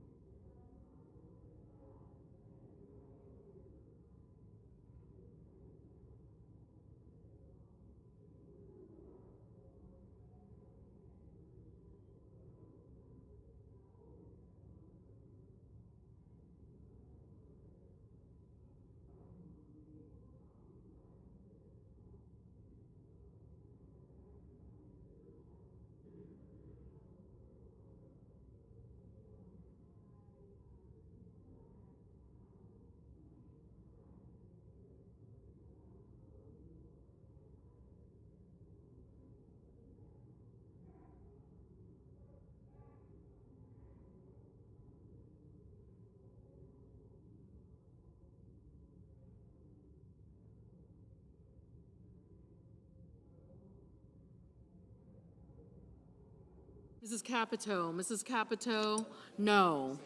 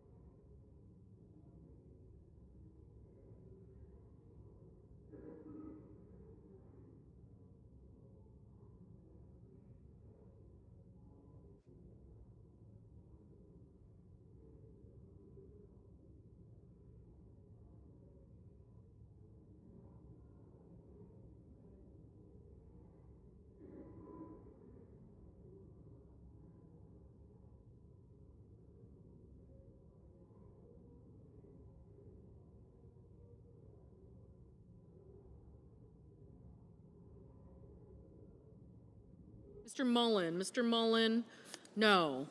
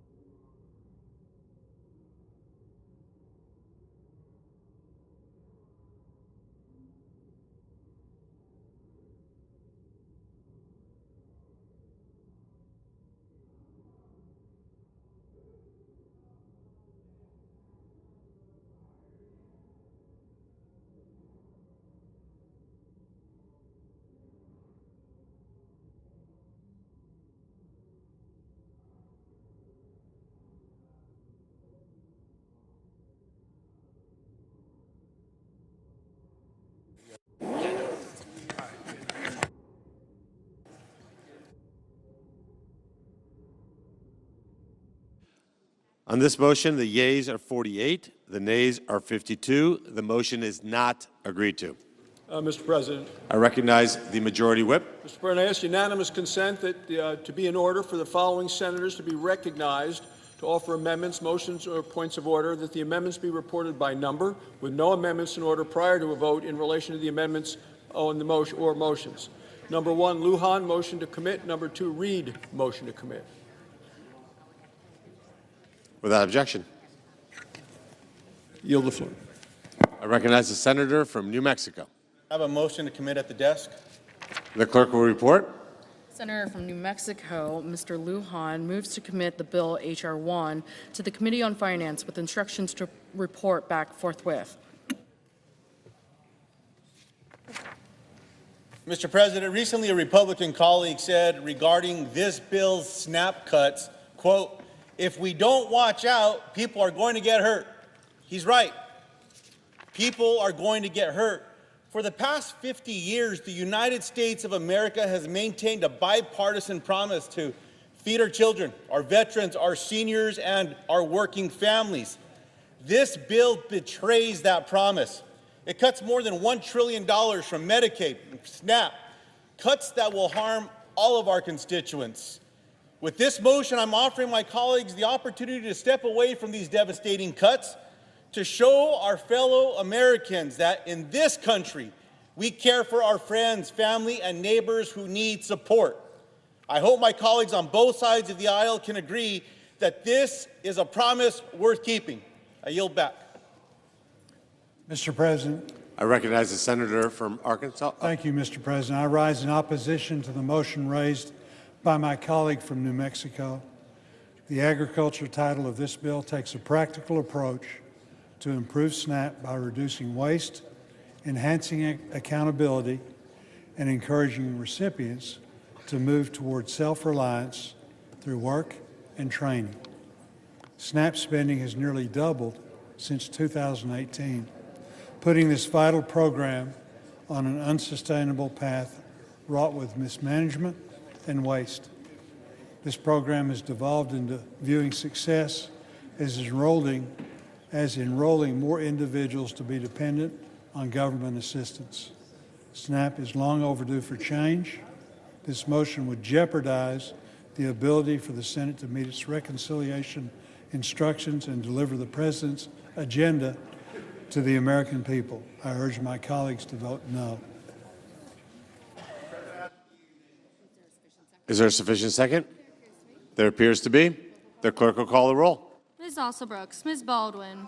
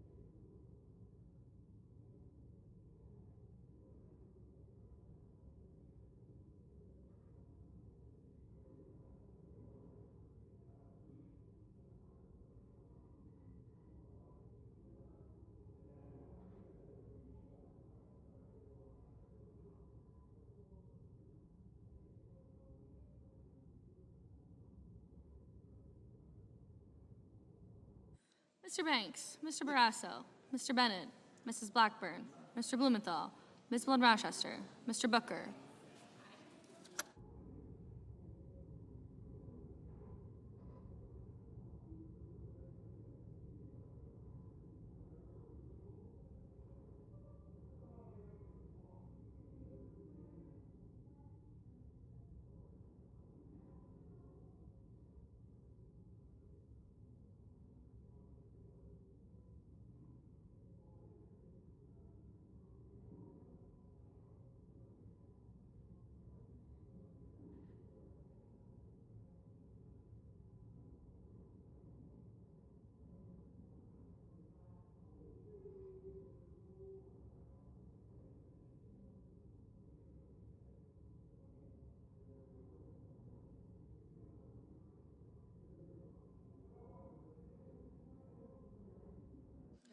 Mr. Booker, Mr. Bozeman, Mrs. Britt, Mr. Budd, Ms. Cantwell, Mrs. Capito, Mr. Cassidy, Ms. Collins, Mr. Coons, Mr. Cornyn, Ms. Cortez Masto.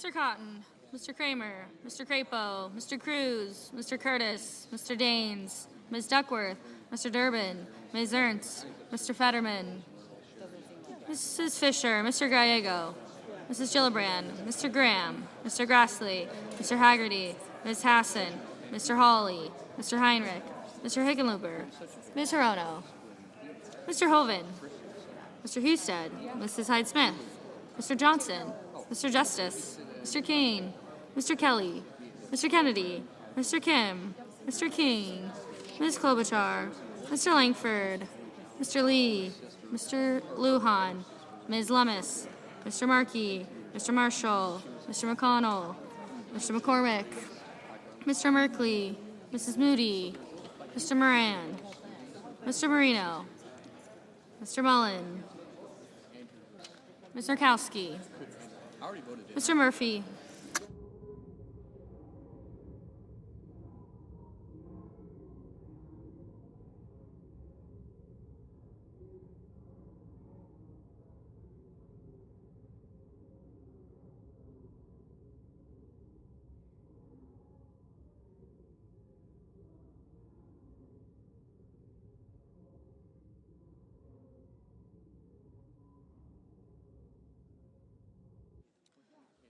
Mr. Murphy, Mrs. Murray, Mr. Ossoff, Mr. Padilla, Mr. Paul, Mr. Peters, Mr. Reed, Mr. Ricketts, Mr. Risch.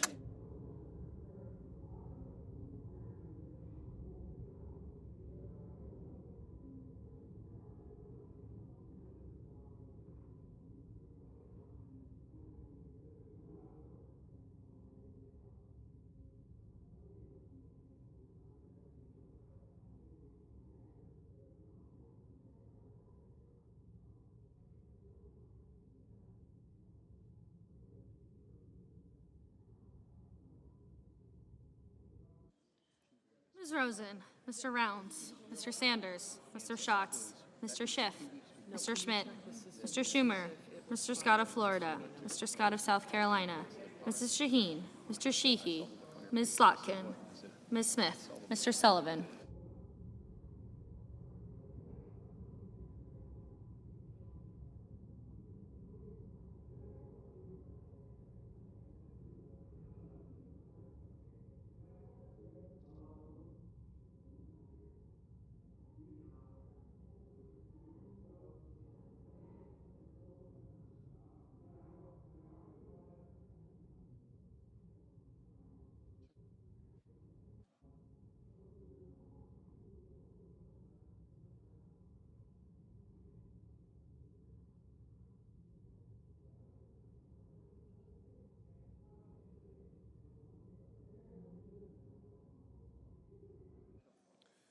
Mr. Sullivan, Mr. Thune, Mr. Tillis, Mr. Tuberville, Mr. Van Hollen, Mr. Warner, Mr. Warnock, Ms. Warren, Mr. Welch, Mr. Whitehouse, Mr. Wicker, Mr. Wyden, Mr. Young.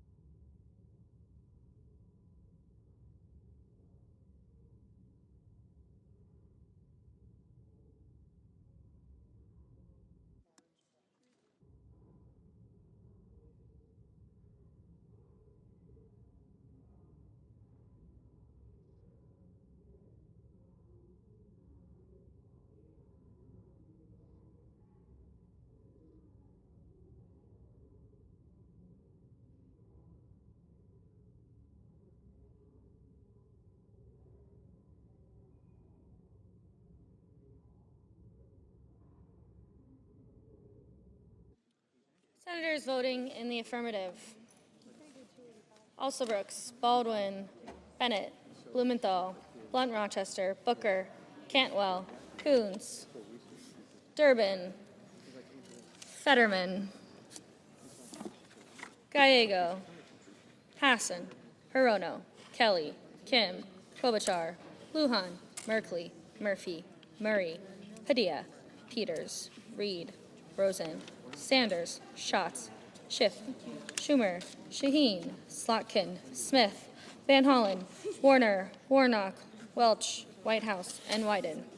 Senators voting in the negative: Banks, Barrasso, Blackburn, Britt, Capito, Collins, Cornyn, Cotton, Kramer, Crapo, Cruz, Curtis, Daines, Ernst, Fisher, Graham, Grassley, Haggerty, Hawley, Hoven, Husted, Hyde-Smith, Johnson, Kennedy, Langford, Marshall, McConnell, McCormick, Moody, Moran, Marino, Mullen, Paul, Ricketts, Rounds, Schmidt, Scott of Florida, Sheehy, Tillis, and Wicker.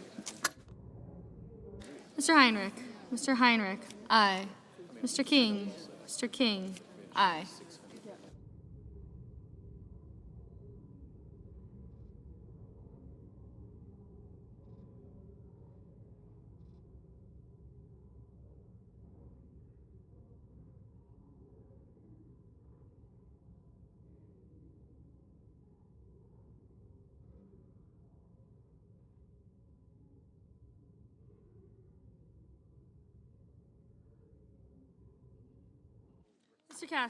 Mr. Cassidy, no. Mr. Tuberville, no.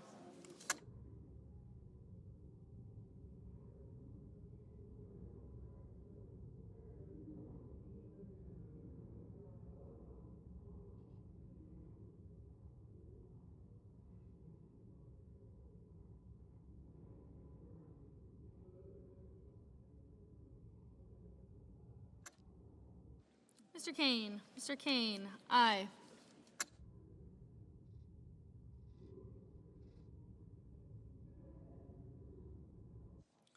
Mr. Ossoff, aye. Mr. Bozeman, no.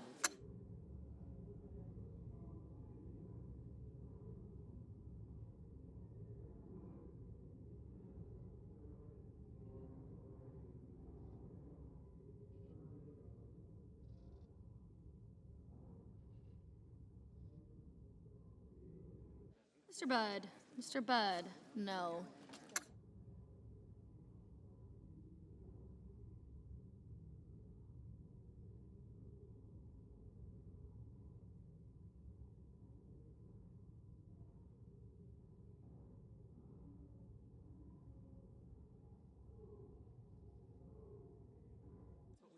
Mr. Scott. Mr. Scott of South Carolina, no. Ms. Duckworth. Ms. Duckworth, aye.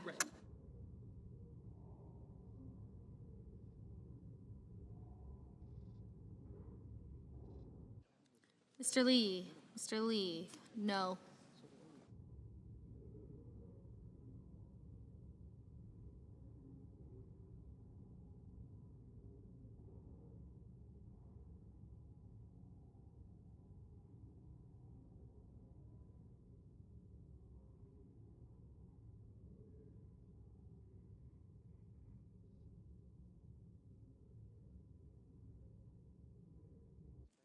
Mr. Justice. Mr. Justice, no.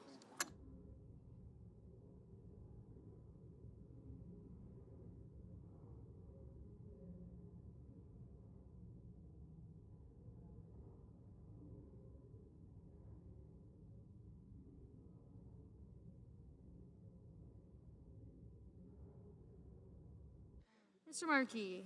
Mr. Markey, aye. Mr. Risch. Mr. Risch, no.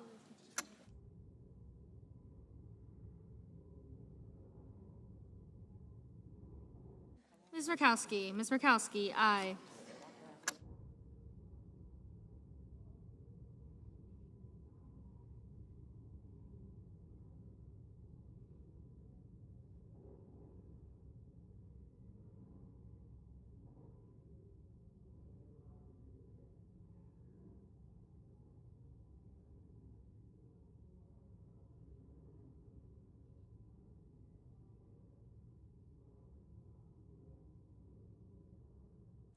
Mr. Young. Mr. Young, no.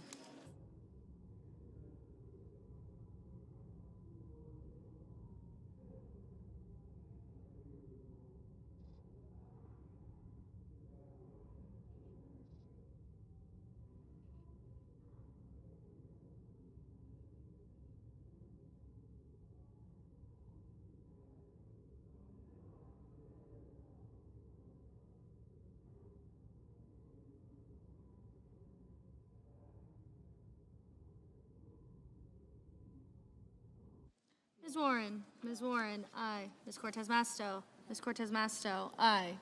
Mr. Hickenlooper. Mr. Hickenlooper, aye.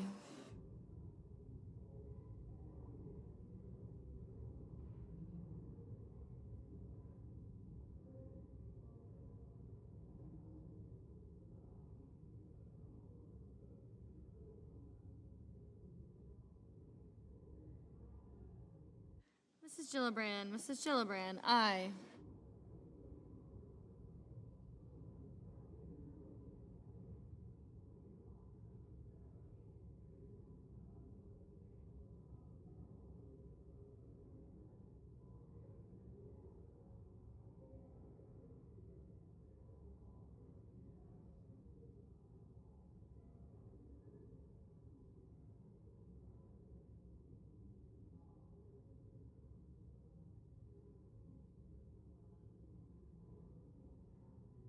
Mr. Thune. Mr. Thune, no.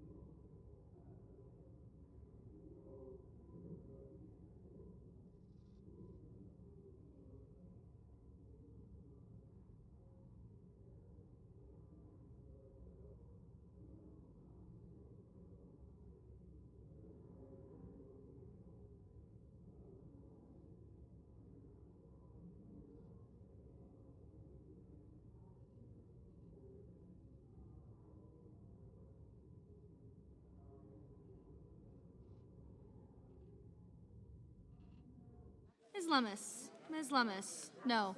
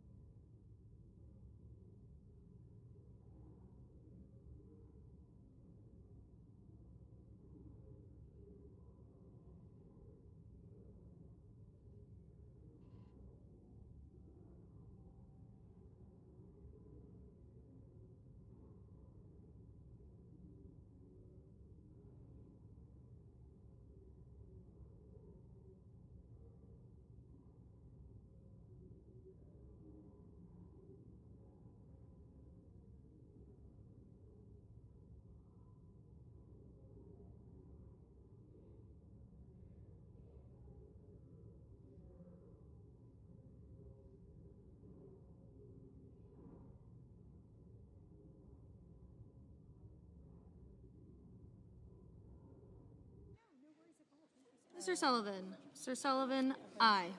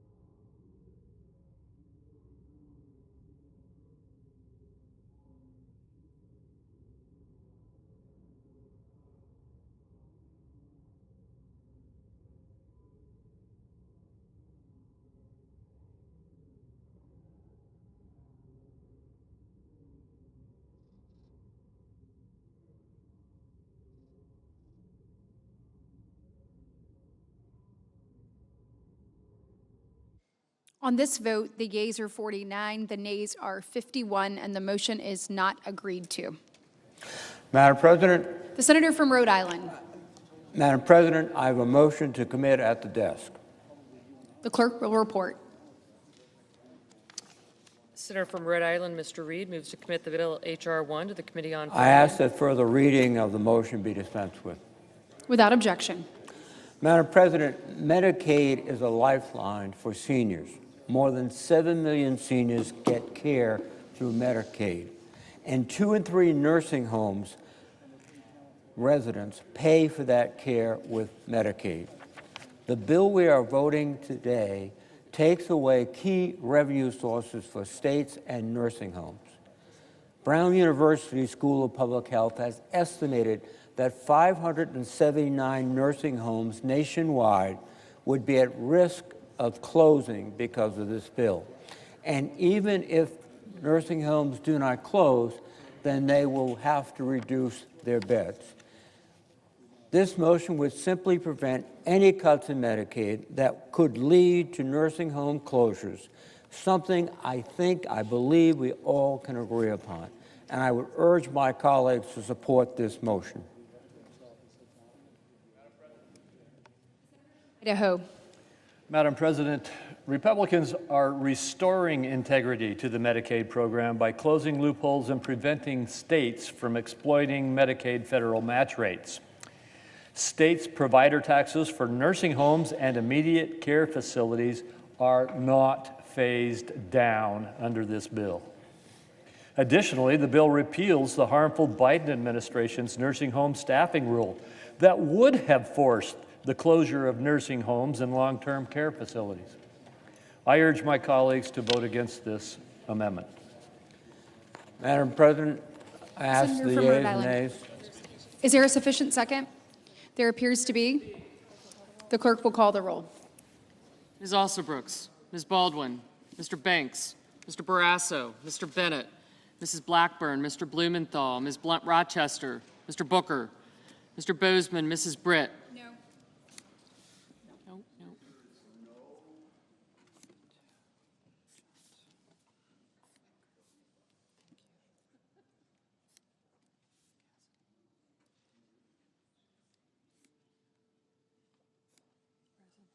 Oh, thank you. Thank you.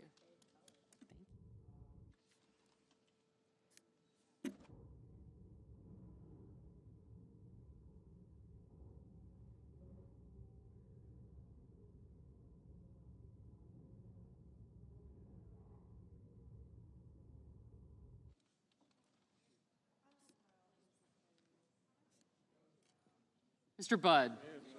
Ms. Cantwell.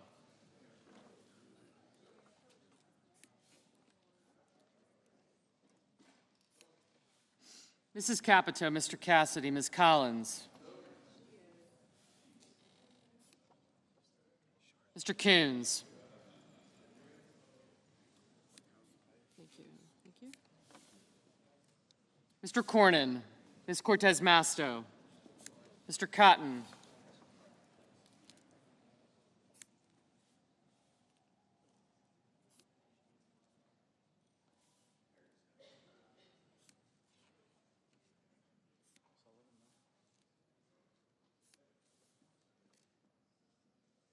Mr. Cotton, Mr. Kramer, Mr. Crapo, Mr. Cruz, Mr. Curtis, Mr. Daines, Ms. Duckworth, Mr. Durbin, Ms. Ernst, Mr. Fetterman, Mrs. Fisher, Mr. Gallego, Mrs. Gillibrand, Mr. Graham, Mr. Grassley, Mr. Haggerty, Ms. Hassan, Mr. Hawley, Mr. Heinrich, Mr. Hickenlooper, Ms. Hirono, Mr. Hoven, Mr. Husted, Mrs. Hyde-Smith, Mr. Johnson, Mr. Justice, Mr. Kane, Mr. Kelly, Mr. Kennedy, Mr. Kim, Mr. King, Ms. Klobuchar, Mr. Lankford, Mr. Lee, Mr. Lujan, Ms. Lummis, Mr. Markey, Mr. Marshall, Mr. McConnell, Mr. McCormick,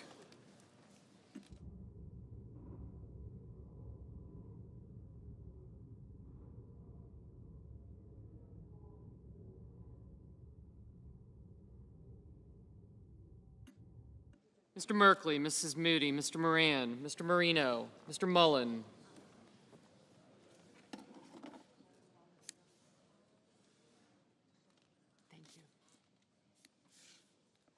Ms. Murkowski, Mr. Murphy, Mrs. Murray, Mr. Ossoff, Mr. Padilla,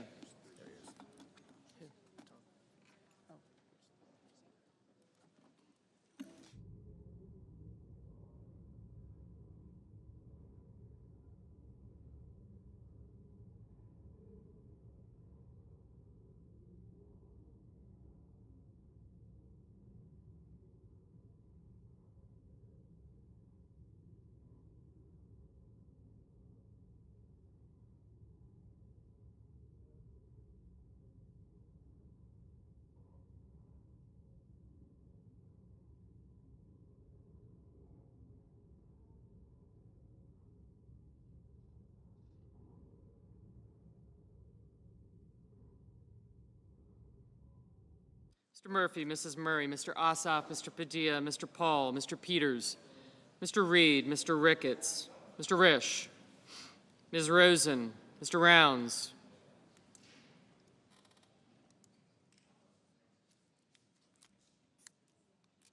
Mr. Sanders. Yes, sir. Yep. Mr. Schatz, Mr. Schiff, Mr. Schmidt, Mr. Schumer, Mr. Scott of Florida, Mr. Scott of South Carolina, Mrs. Shaheen, Mr. Sheehy. Thank you. Gotcha. Ms. Slotkin, Ms. Smith, Mr. Sullivan, Mr. Thune, Mr. Tillis, Mr. Tuberville, Mr. Van Hollen, Mr. Warner, Mr. Warnock, Ms. Warren, Mr. Welch, Mr. Whitehouse, Mr. Wicker, Mr. Wyden, Mr. Young.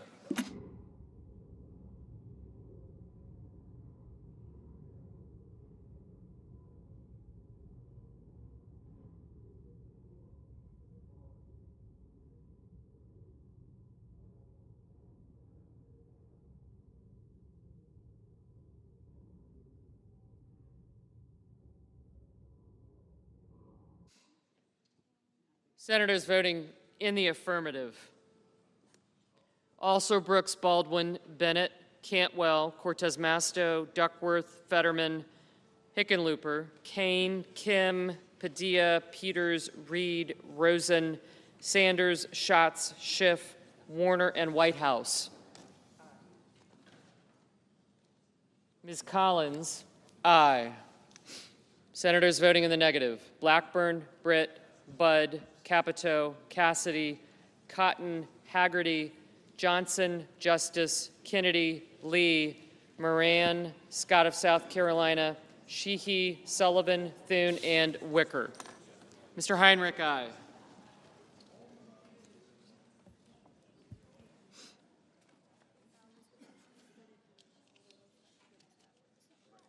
Thank you. Mr. Grassley, no. Ms. Smith, aye. Mr. Merkley, aye.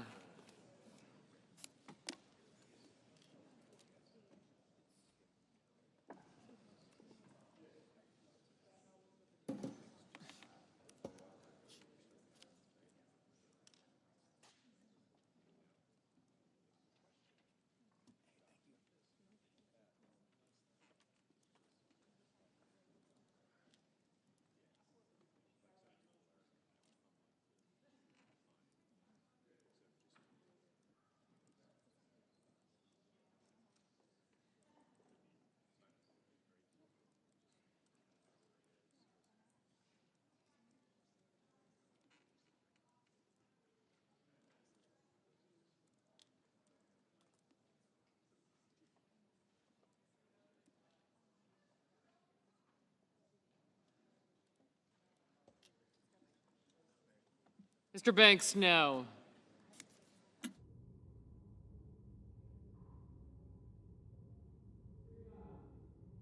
Mr. Young, no. Mr. King, aye. Mr. Ossoff, aye. Mr. Gallego, aye. Thank you.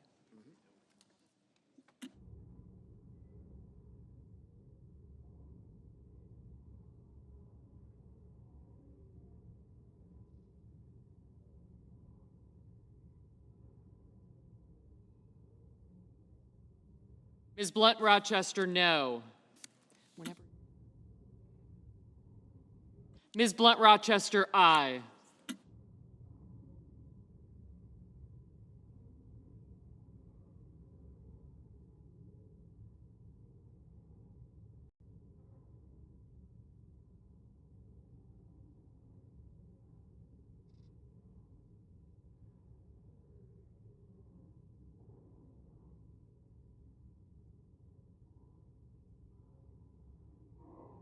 Ms. Hassan, aye. Dan Tinsley?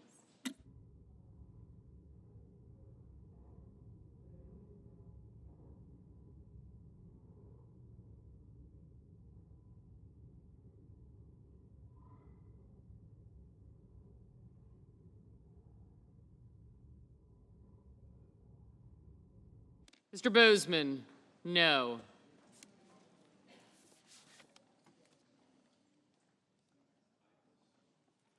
Mr. Markey, aye.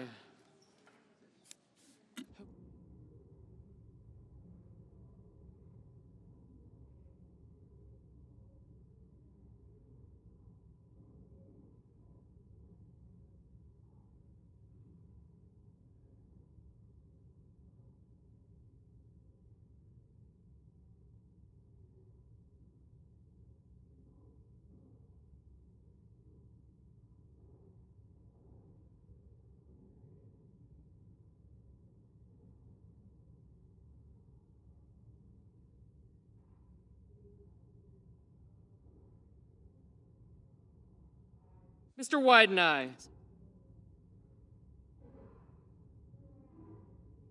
Mrs. Gillibrand, aye.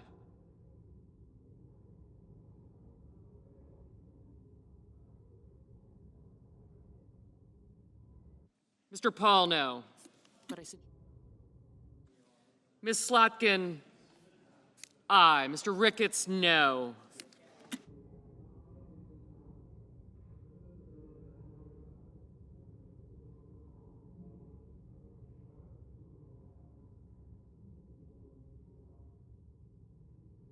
Mr. Durbin, aye. Mr. Hoven, no. Mr. Cornyn, no. Mrs. Moody, no.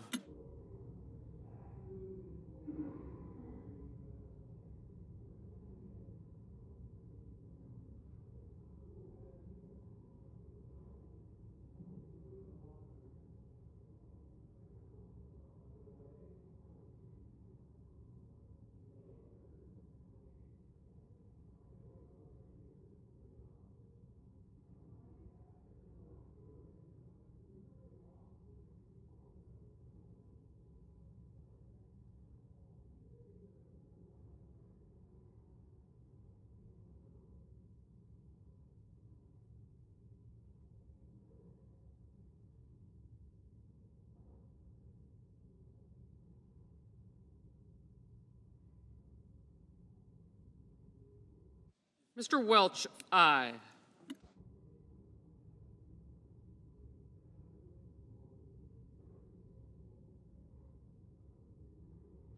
Mr. Marshall, no.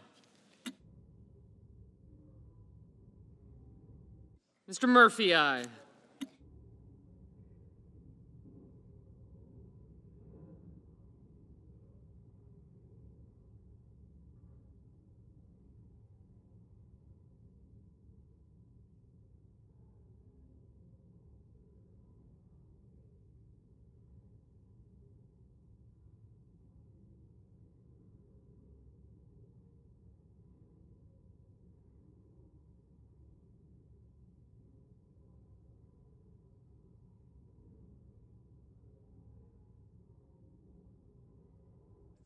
Ms. Hirono, aye.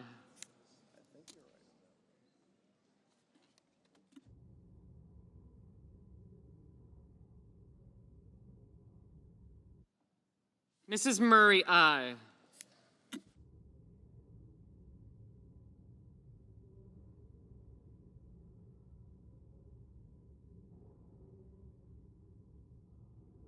Mr. Van Hollen, aye. Mr. Lujan, aye.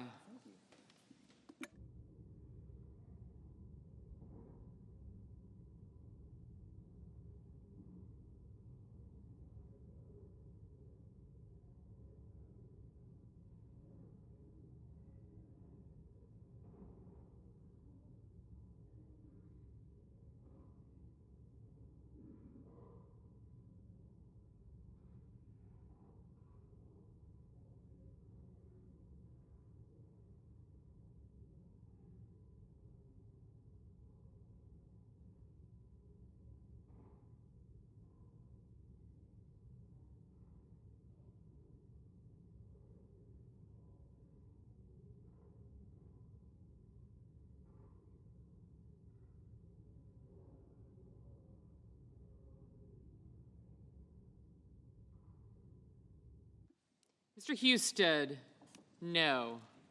Mr. Langford, no. Mr. Marino, no.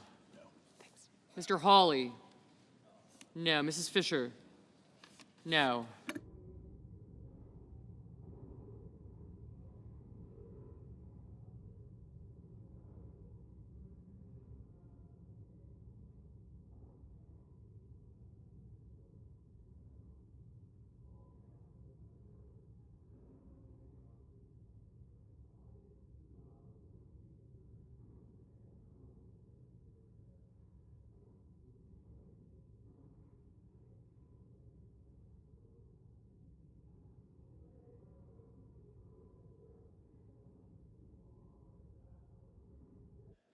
Mr. Schmidt, no.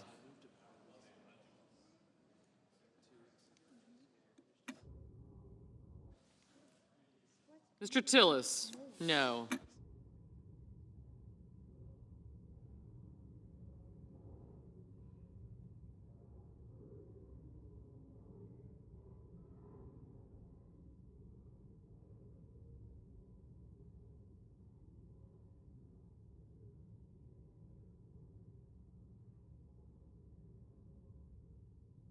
Mr. Blumenthal, aye.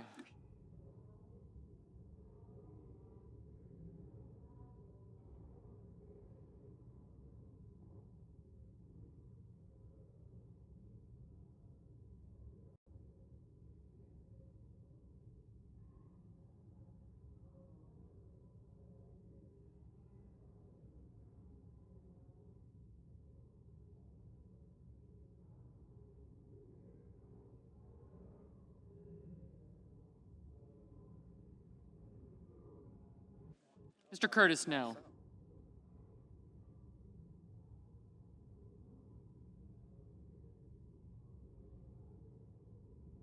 Ms. Murkowski, no.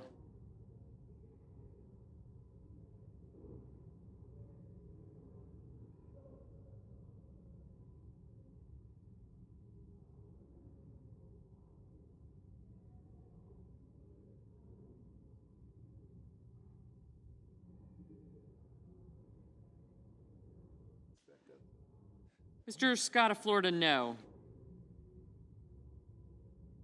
Mr. Booker, aye.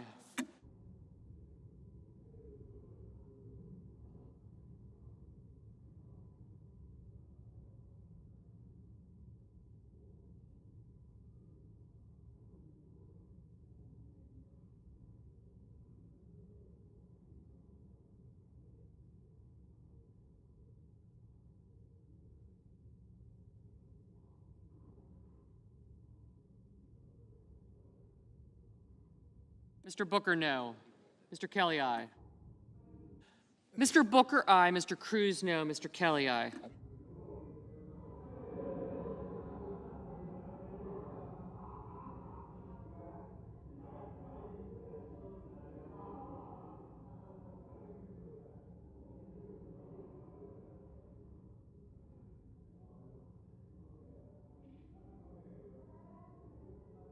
Ms. Warren, aye.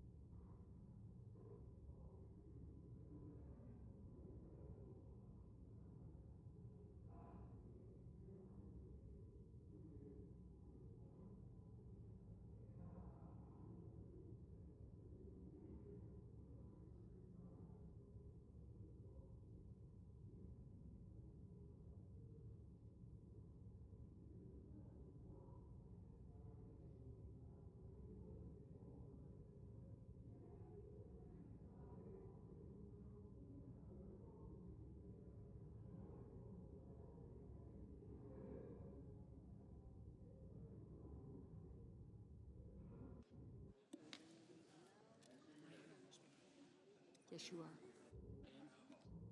Mrs. Shaheen? Aye.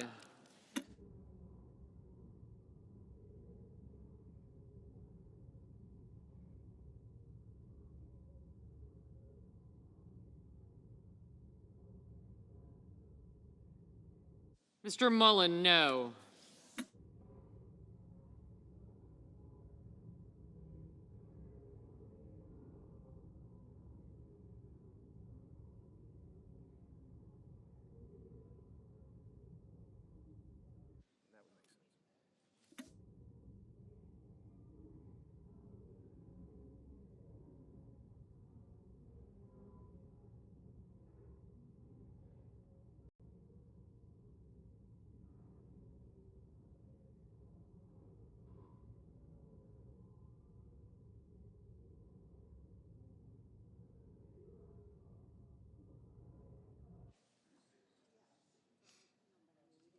Mr. Rounds, no. Mr. Warnock, aye.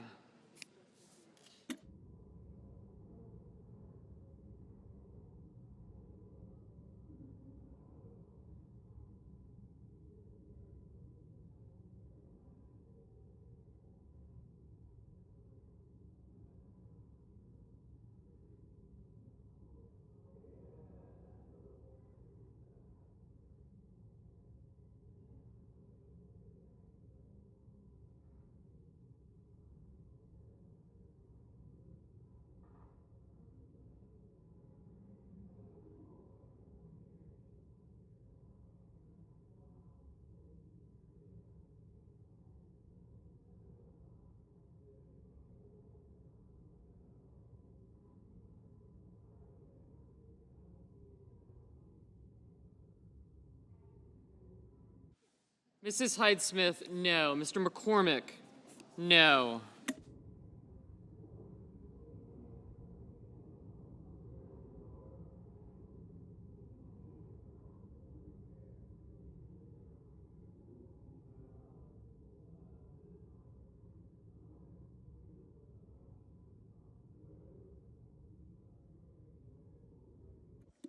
Mr. Tuberville, no.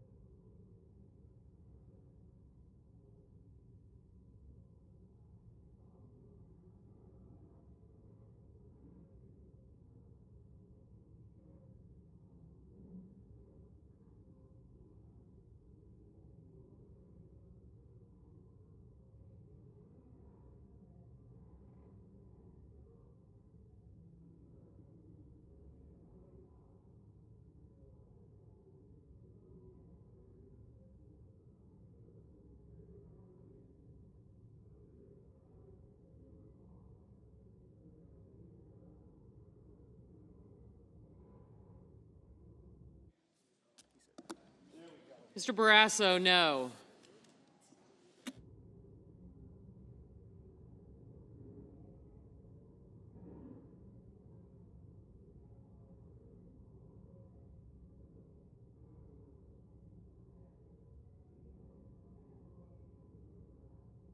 Ms. Klobuchar, aye.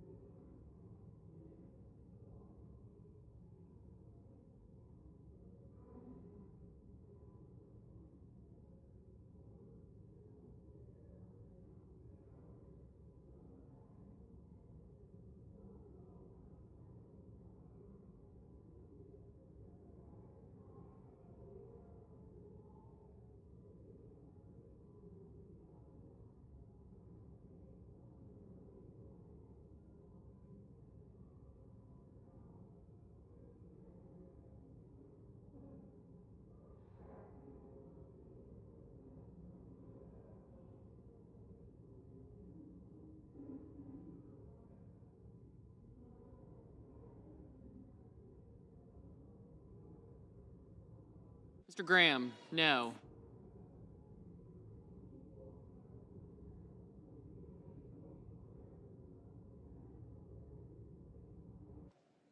Mr. Risch, no. Oh, absolutely.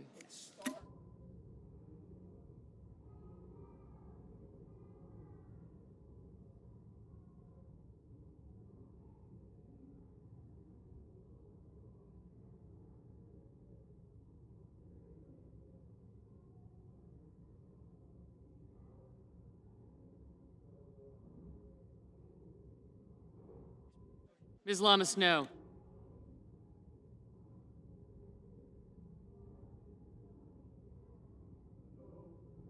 Mr. Coons, aye.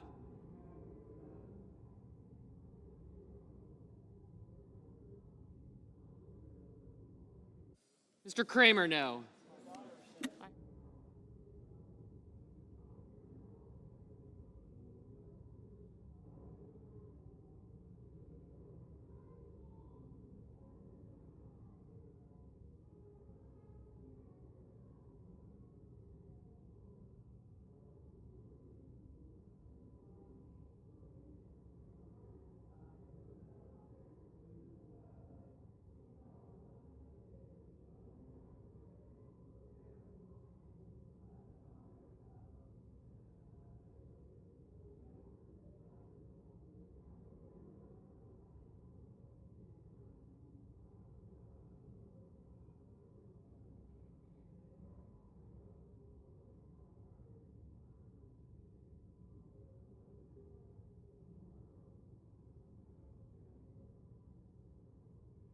Mr. Schumer, aye.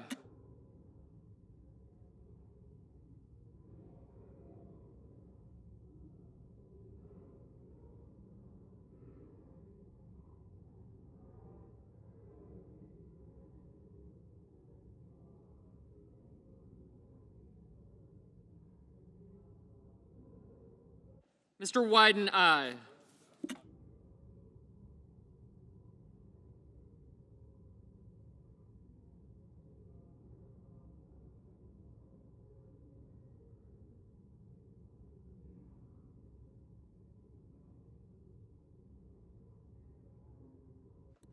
Ms. Ernst, no.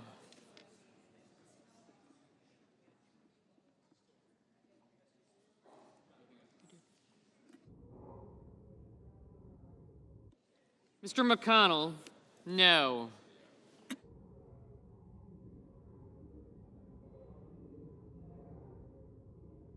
Mr. Crapo, no.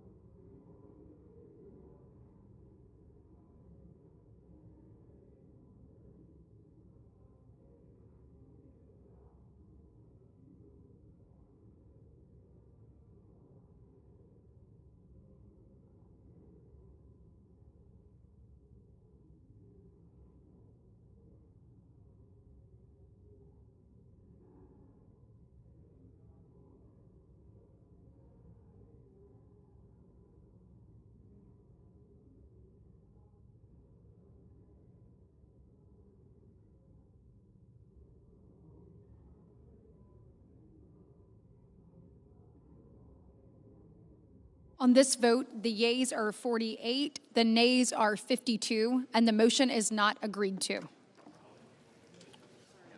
Madam President, The majority whip. Madam President, I ask unanimous consent that it be in order for the following senators to be recognized to offer amendments, motions, or points of order. The amendment be reported by number with no amendments in order prior to a vote in relation to the amendment or motions, and that is OSOF 2696. Without objection. Madam President. The senator from Georgia. Madam President, I call up my amendment 2696 and ask that it be reported by number. The clerk will report. The senator from Georgia offers an amendment number 2696 to amendment number 2360. Madam President, instead of adding trillions to the debt and tax cuts for the rich while destroying Medicaid and renewable energy, I propose we help our constituents afford health insurance. If we allow Affordable Care Act benefits to expire, as this bill would, more than 1 million Georgians will pay more for health insurance next year. A family of 4 in Clayton County making $65,000 a year, that's a $2,600 increase. Dougherty County, $2,200. Chattahoochee County, $2,300. Augusta-Richmond County, $2,600. Liberty County, $2,600. Macon-Bibb County, $2,700. The AJC, our paper, reports 300,000 Georgians would lose insurance altogether. And that's on top of the cuts to Medicaid and hospitals. A vote against this amendment is a vote to gut the Affordable Care Act and raise health insurance premiums. I urge a yes vote. The majority whip. Madam President, this amendment would disproportionately hit our successful job creators throughout the country, harming workers, consumers, and local economies. Now that result runs directly contrary to the central themes of this bill, preventing a more than $4 trillion tax hike on all Americans, making permanent the Trump tax cuts, which proportionally benefit the middle class the most. But despite the Democrats' rhetoric, they're conflating two separate issues. Ensuring health care affordability and access requires thoughtful, deliberative, and real solutions. Unfortunately, our colleagues on the other side of the aisle enacted costly and uncapped enhanced premium tax credits that use taxpayer dollars to mask underlying issues in the ACA market, such as declining value and fraudulent enrollment. So I urge my colleagues to oppose this amendment and instead work to reform the underlying issues in the market that drive costs for patients and families. Madam President, the pending amendment, number 2696, would cause the underlying legislation to exceed the Finance Committee's Section 302A allocation of new budget authority and outlays. Therefore, I raise a point of order against this measure pursuant to Section 302F of the Congressional Budget Act of 1974. The senator from Georgia. How much time do I have remaining? The senator has 5 seconds. A vote against this amendment will repeal Affordable Care Act benefits for your constituents and raise their health care premiums. And pursuant to Section 904 of the Congressional Budget Act of 1974, I move to waive Section 302F of that act for the purposes of the pending amendment. I ask for the yeas and nays. Is there a sufficient second? There appears to be. The clerk will call the roll. Ms. Elsa Brooks. Ms. Baldwin.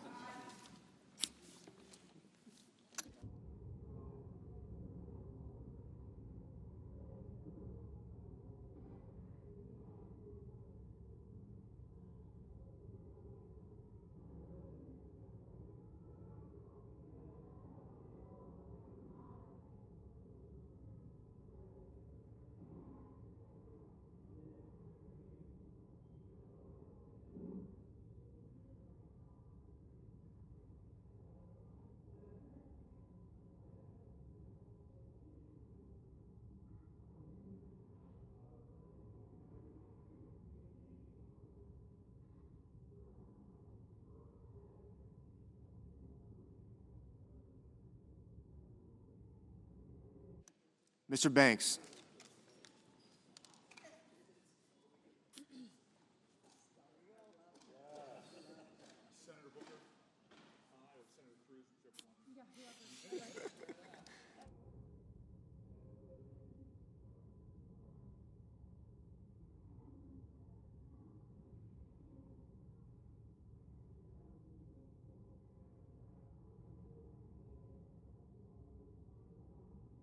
Mr. Barrasso. Mr. Bennett.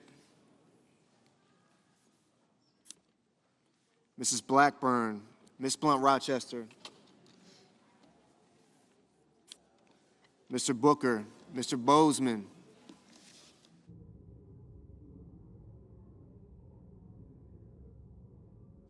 Mrs. Britt, Mr. Budd,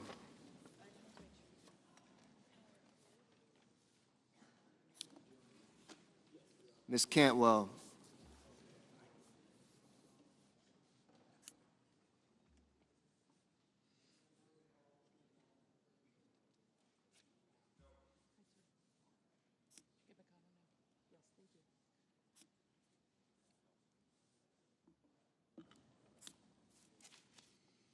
Mrs. Capito, Mr. Cassidy, Ms. Collins, Mr. Coons, Mr. Cornyn,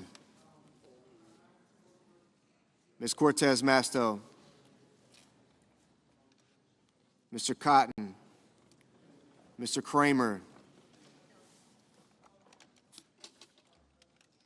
Mr. Crapo, Mr. Cruz, Mr. Curtis, Mr. Daines,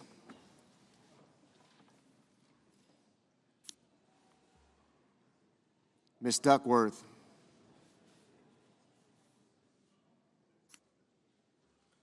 Mr. Durbin,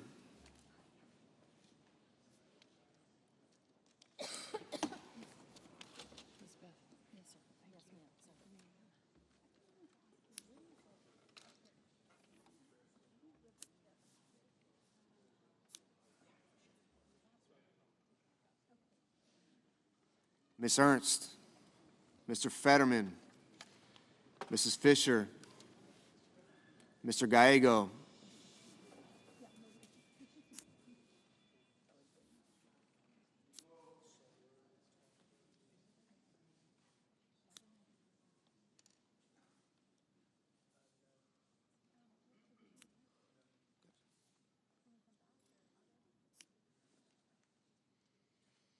Mrs. Gillibrand, Mr. Graham, Mr. Grassley, Mr. Haggerty, Ms. Hassan,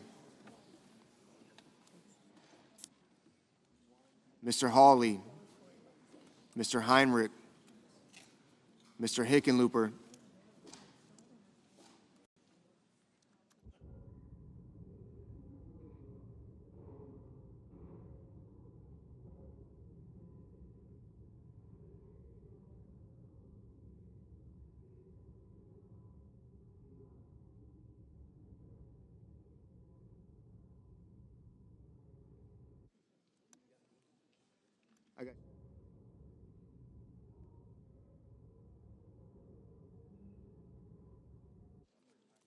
Mr. Hoven, Mr. Husted,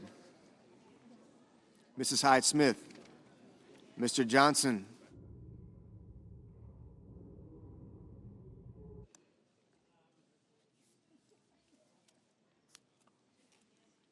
Mr. Justice,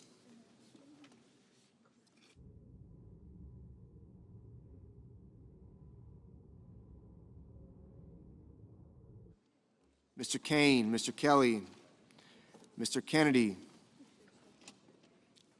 Mr. Kim, Mr. King, Ms. Klobuchar,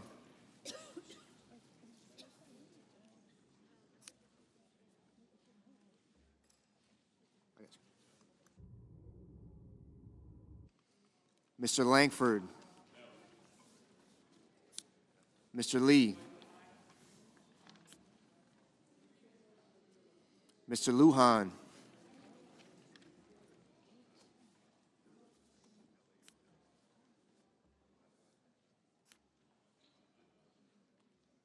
Ms. Lummis, Mr. Markey, Mr. Marshall, Mr. McConnell, Mr. McCormick, Mr. Merkley, Mrs. Moody, Mr. Moran, Mr. Moreno, Mr. Mullen,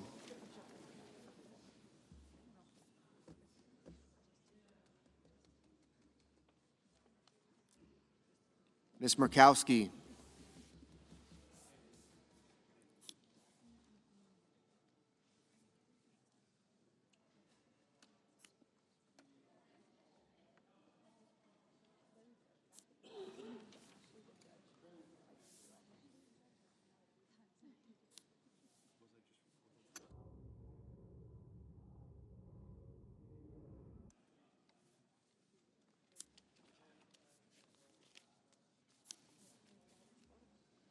Mr. Murphy, Mrs. Murray, Mr. Ossoff, Mr. Padilla, Mr. Paul, Mr. Peters, Mr. Reed,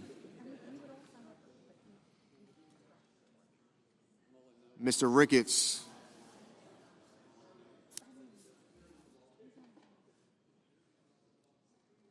Mr. Risch,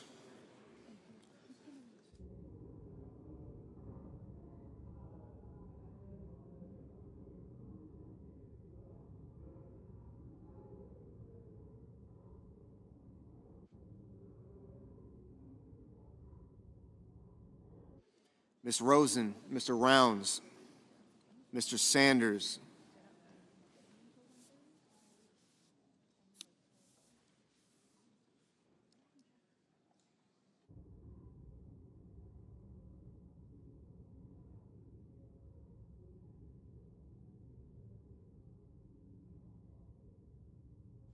Mr. Schatz, Mr. Schiff, Mr. Schmidt, Mr. Schumer, Mr. Scott of Florida, Mr. Scott of South Carolina, Mrs. Shaheen, Mr. Sheehy, Ms. Slotkin, Ms. Smith, Mr. Sullivan, Mr. Thune, Mr. Tillis, Mr. Tuberville, Mr. Van Hollen,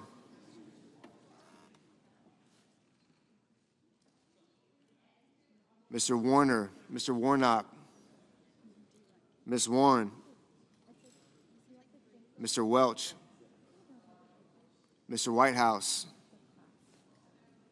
Mr. Wicker, Mr. Wyden, Mr. Young.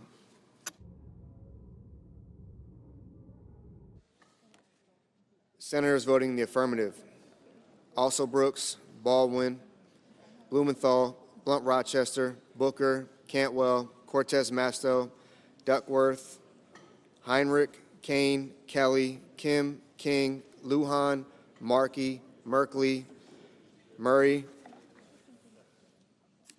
Ossoff, Padilla, Peters, Rosen, Sanders, Schatz, Schumer, Shaheen, Slotkin, Warren, Welch, Whitehouse, Wyden.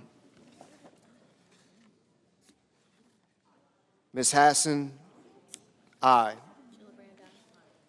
Mrs. Gillibrand, aye. Ms. Sorono, aye. Mr. Murphy, aye. Senators voting in the negative: Banks, Barrasso, Blackburn, Britt, Budd, Capito, Cassidy, Collins, Cornyn, Kramer, Crapo, Cruz, Daines, Ernst, Fisher, Graham, Grassley, Hoven, Husted, Hyde-Smith, Johnson, Lankford, Marshall, McConnell, Moody, Moran, Mullen, Paul, Ricketts, Risch, Rounds, Schmidt, Scott of Florida, Sullivan, Thune, Tuberville, and Wicker. Mr. Kennedy, no. Mr. Hickenlooper, aye. Mr. Sheehy, no. Ms. Alsobrooks, aye.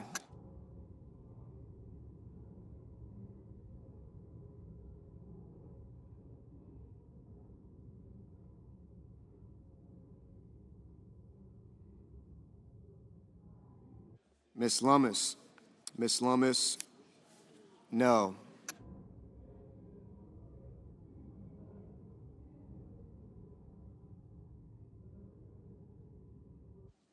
Mr. Gallego, aye.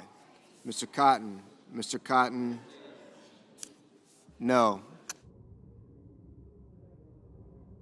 Mr. Schiff, aye.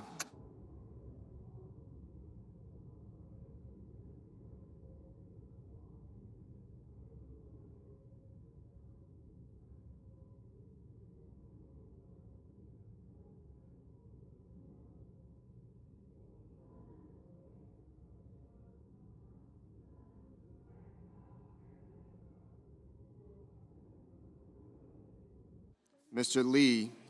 Lee, no.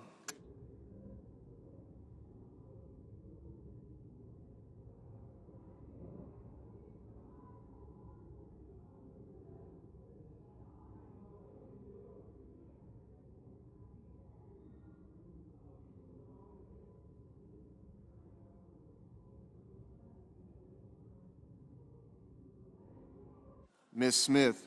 Ms. Smith, aye.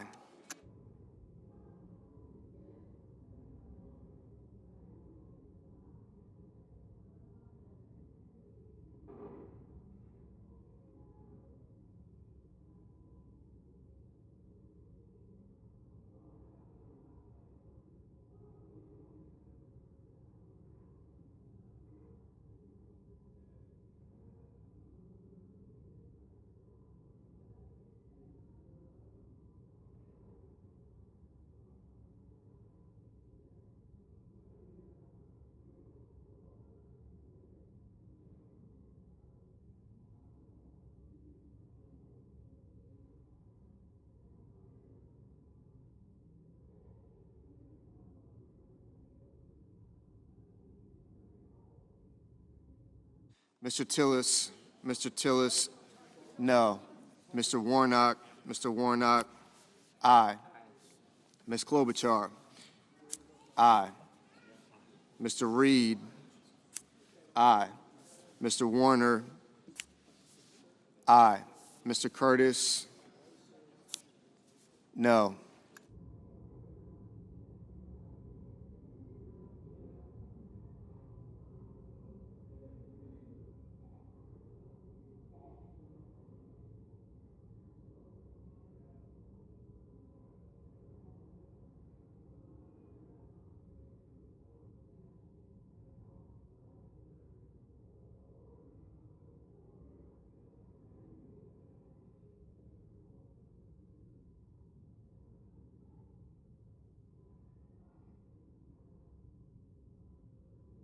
Mr. Fetterman, aye. Mr. Young, no.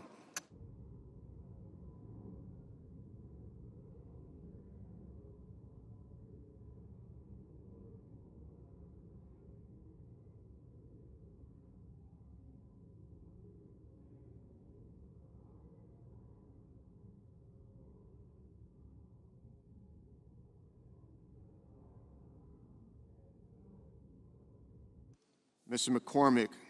McCormick, no.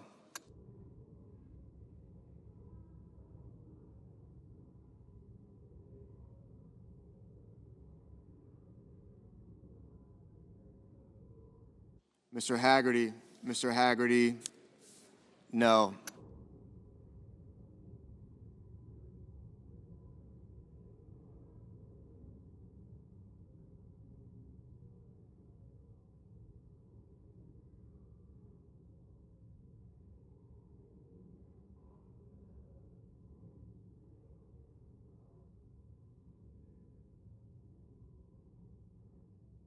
Mr. Hawley,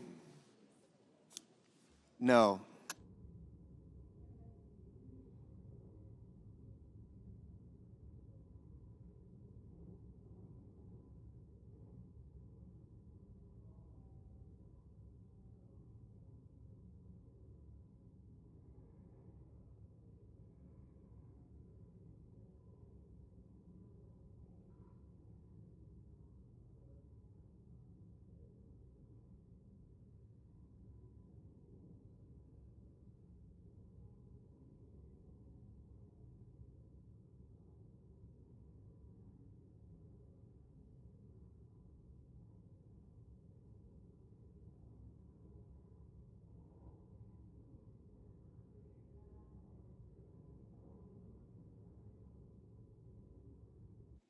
Mr.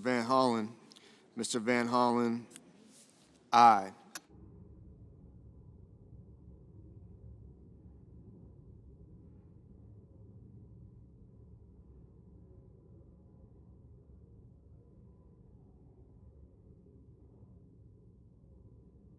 Mr. Justice, no.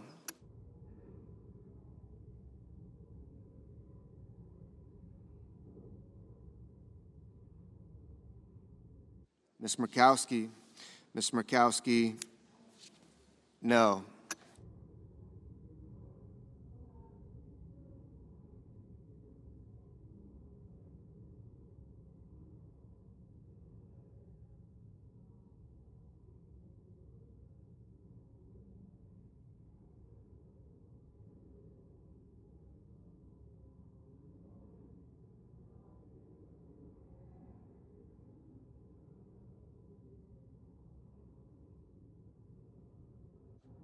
Mr. Coons. Mr. Coons, aye.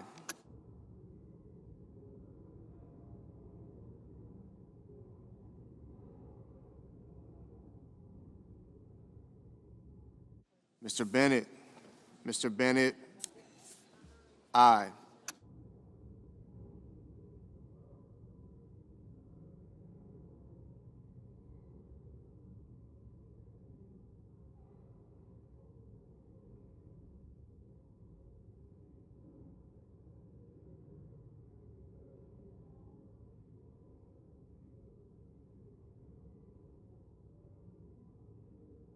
Mr. Durbin.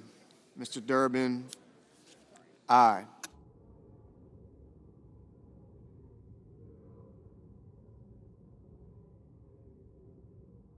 Mr. Scott. Mr. Scott of South Carolina, no.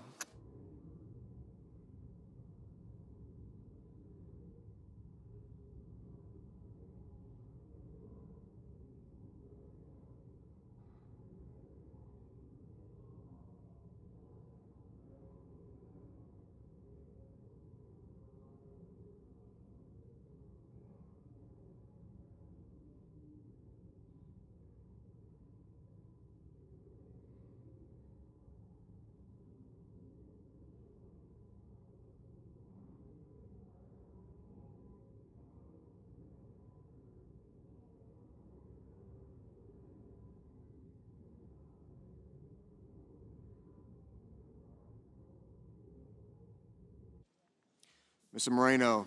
Mr. Moreno, no.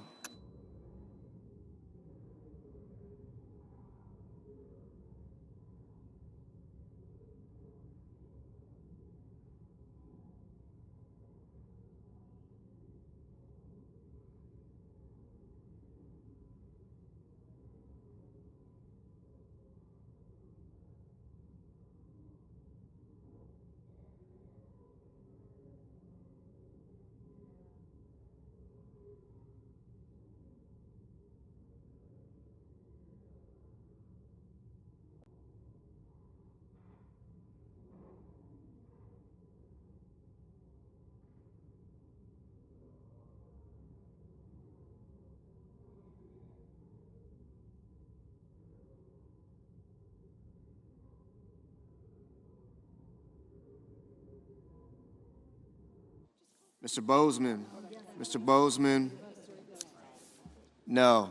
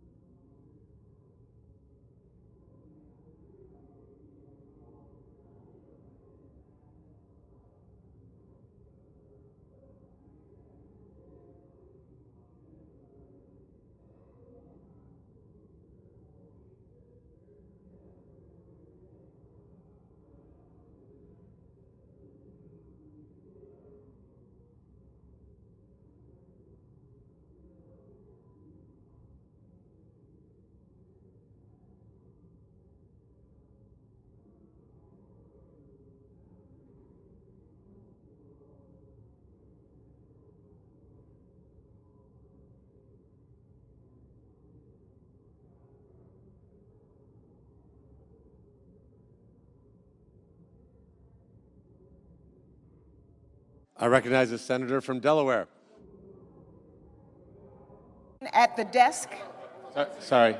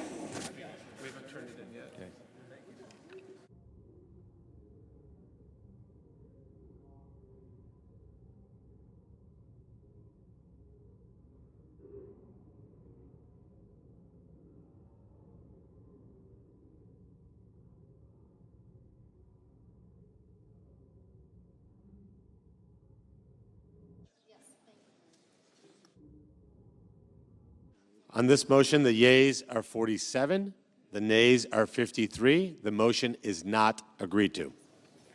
Mr. President, I ask unanimous consent that it be in order for the following senators to be recognized to offer amendments, motions, or points of order, that the amendments be reported by number with no amendments in order prior to a vote in relation to the amendments or motions. Senator Blunt, Rochester, motion to commit. Without objection, I now recognize the senator for Delaware. Mr. President, I have a motion at the desk. The clerk will report. The senator from Delaware, Ms. Blunt Rochester, moved to commit the bill H.R. 1 to the Committee on Finance with instructions.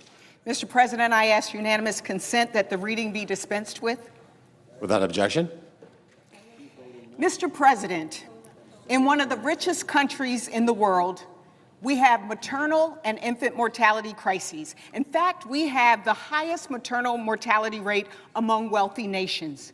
Today, Medicaid is the single largest payer of maternity care in the United States, covering 40% of births nationwide and nearly half of the births in our rural communities. Obstetric units, particularly in rural hospitals, are closing at alarming rates, actually creating maternity deserts in this country. And a reason why? Low Medicaid hospital rates. To be blunt, now is not the time to be slashing the Medicaid program. My amendment would stop cuts to Medicaid used for vital hospital services, especially labor and delivery rooms.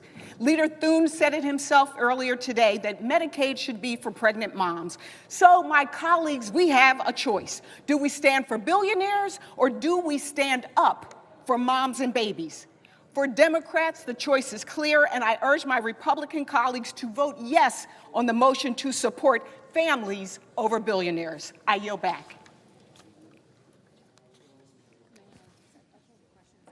the questions on the motion.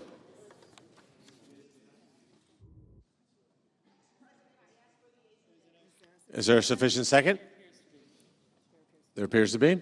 The clerk will call the roll. Ms. Alsobrooks, Ms. Baldwin,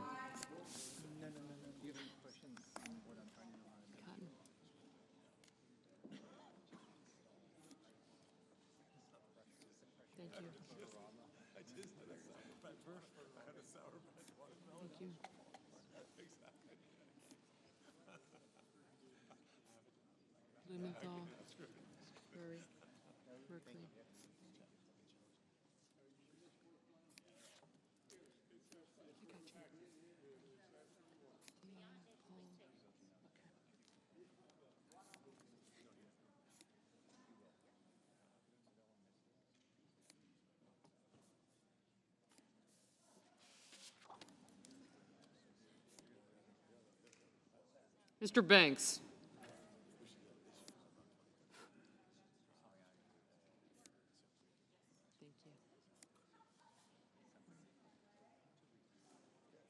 Yeah, I'll get him.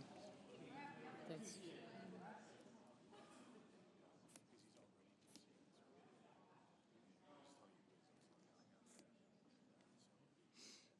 Mr. Barrasso.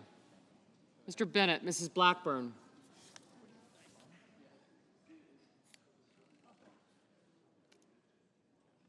Mr. Blumenthal, Ms. Rochester, Mr. Booker.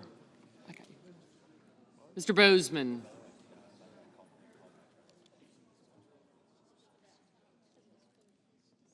Mrs. Britt. Mr. Budd. Thank you.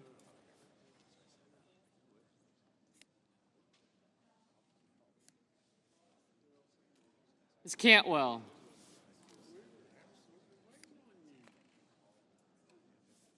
Mrs. Capito.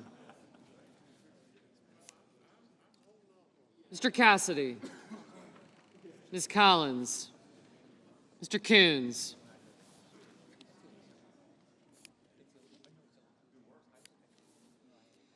Mr. Cornyn, Ms. Cortez Masto.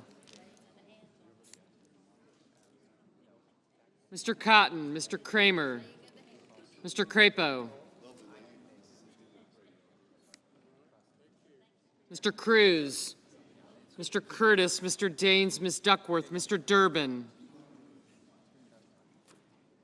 Ms. Ernst, Mr. Fetterman, Mrs. Fisher, Mr. Gallego, Mrs. Gillibrand, Mr. Graham, Mr. Grassley, Mr. Haggerty. I'm coming. Okay, good. Mr. Hawley, Mr. Heinrich.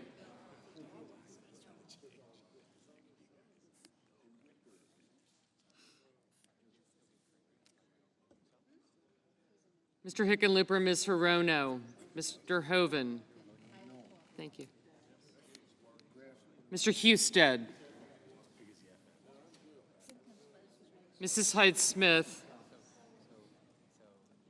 Mr. Johnson, Mr. Justice, Mr. Kane, Mr. Kelly.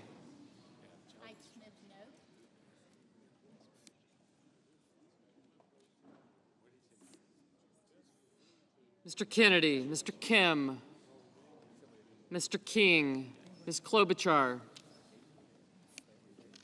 Mr. Langford, Mr. Lee, Mr. Lujan, Ms. Lummis,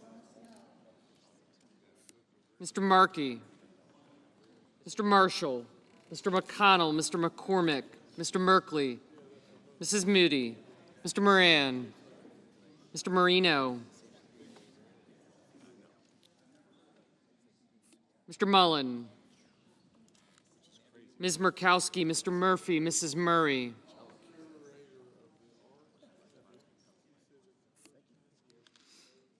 Mr. Ossoff, Mr. Padilla, Mr. Paul, Mr. Peters,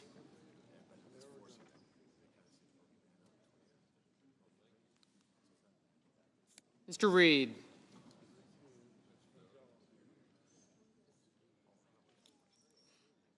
Mr. Ricketts, Mr. Risch, Ms. Rosen, Mr. Rounds, Mr. Sanders, Mr. Schatz, Mr. Schiff,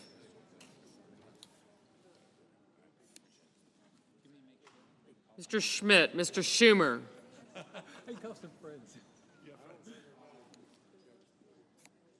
Mr. Scott of Florida, Mr. Scott of South Carolina, Mrs. Shaheen, Mr. Sheehy, Ms. Slotkin, Ms. Smith,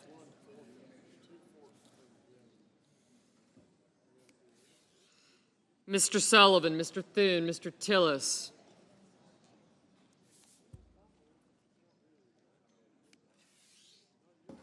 Mr. Tuberville, Mr. Van Hollen, Mr. Warner, Mr. Warnock, Ms. Warren, Mr. Welch, Mr. Whitehouse, Mr. Wicker, Mr. Wyden, Mr. Young.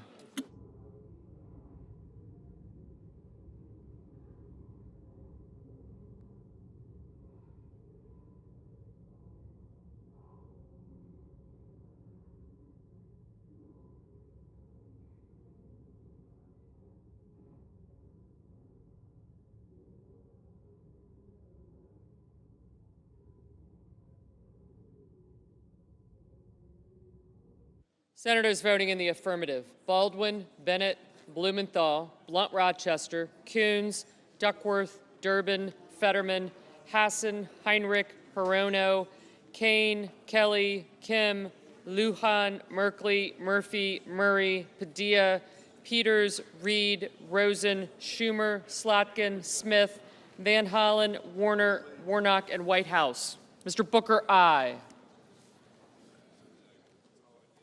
Senators voting in the negative: Barrasso, Blackburn, Bozeman, Budd, Cassidy, Cornyn, Cotton, Kramer, Crapo, Curtis, Daines, Ernst, Grassley, Haggerty, Hoven, Heidsmith, Justice, Lankford, Lummis, Moran, Marino, Mullen, Murkowski, Paul, Ricketts, Schmidt, Scott of Florida, Sheehy, Thune, Tillis, Tuberville, Wicker, and Young.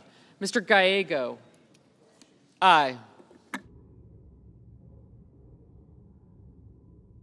Mrs. Moody, no.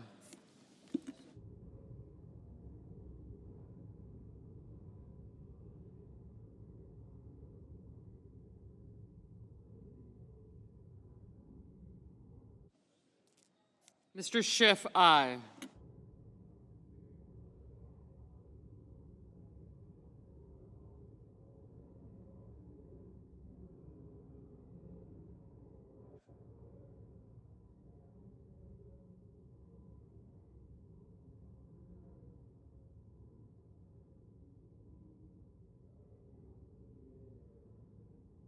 Mr. Husted, no.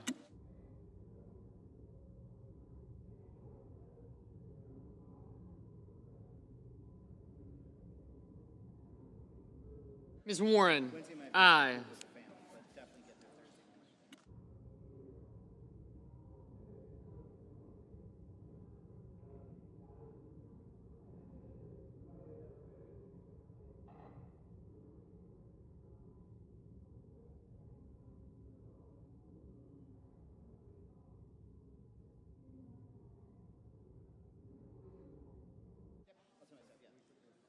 Ms. Cantwell, aye.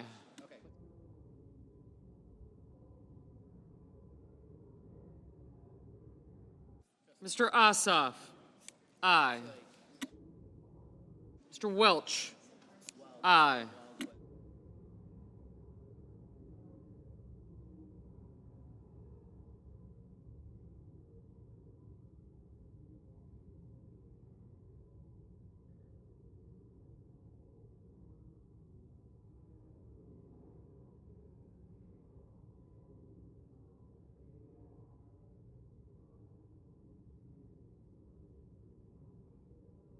Mrs. Gillibrand, aye.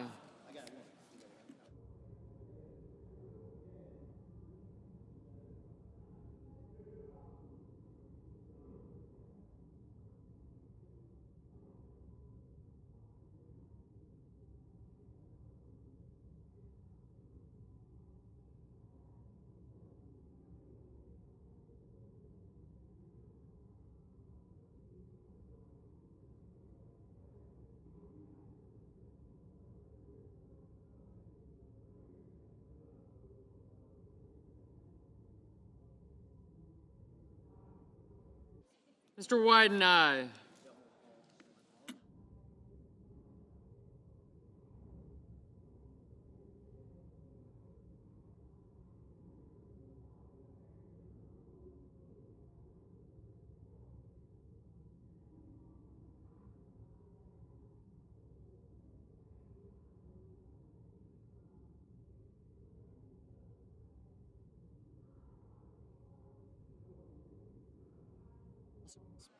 Ms. Ossobrooks, aye.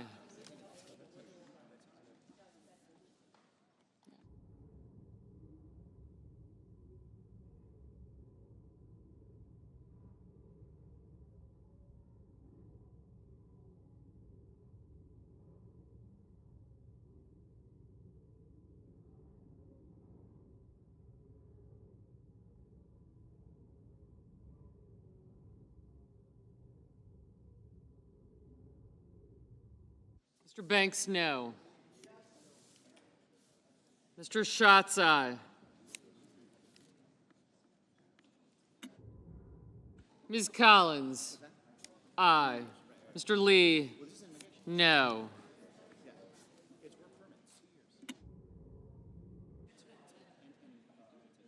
Mr. Rounds, no. Mr. McConnell, no. Ms. Capito, no. Mrs. Shaheen, aye.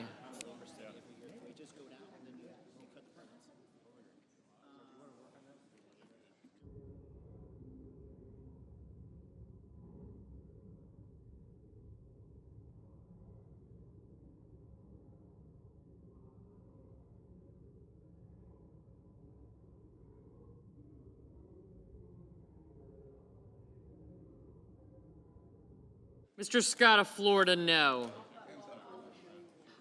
Mr. Scott of South Carolina, no. Boy.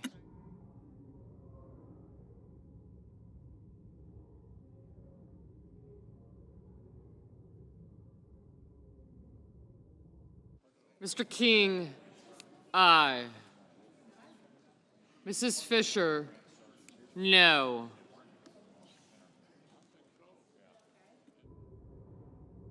Ms. Klobuchar, aye.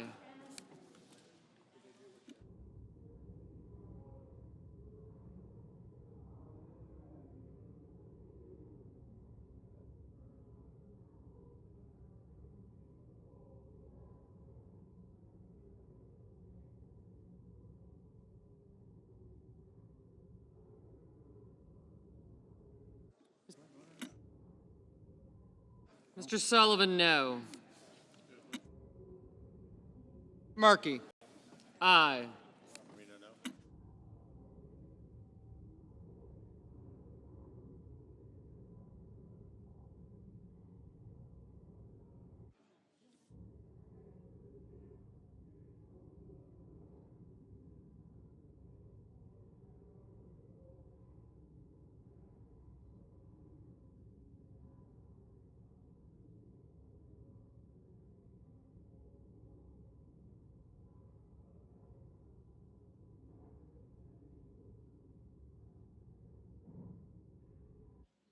Mr. Cruz, no.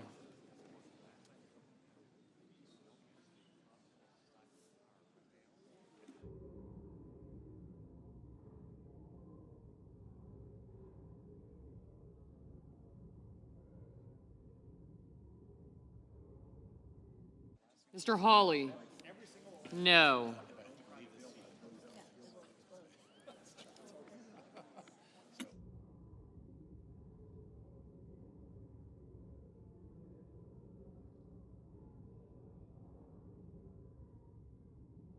Mr. Hickenlooper, aye.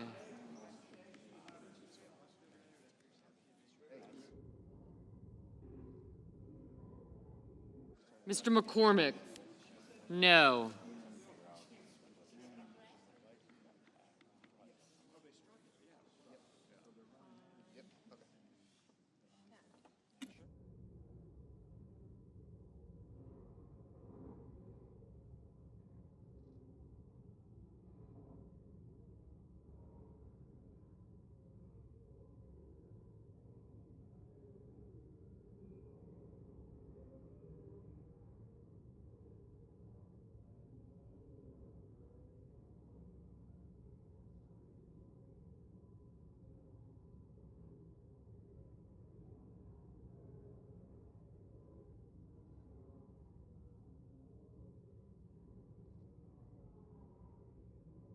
Mr. Kennedy, no.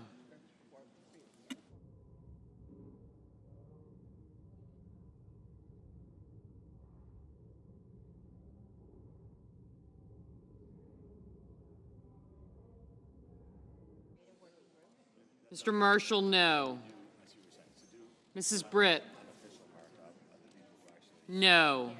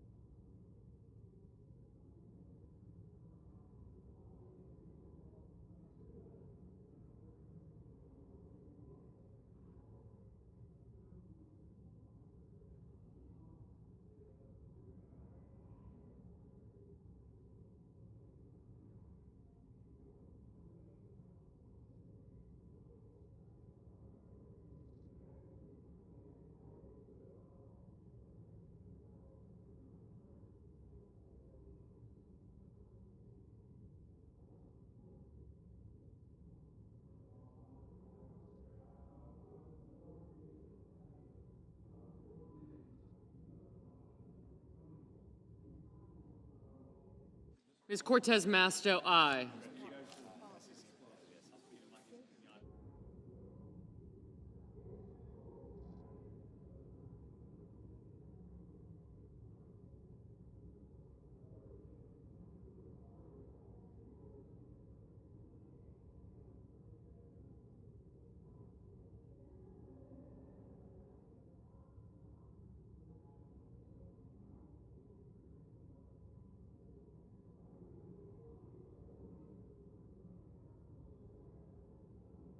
Mr. Sanders, aye.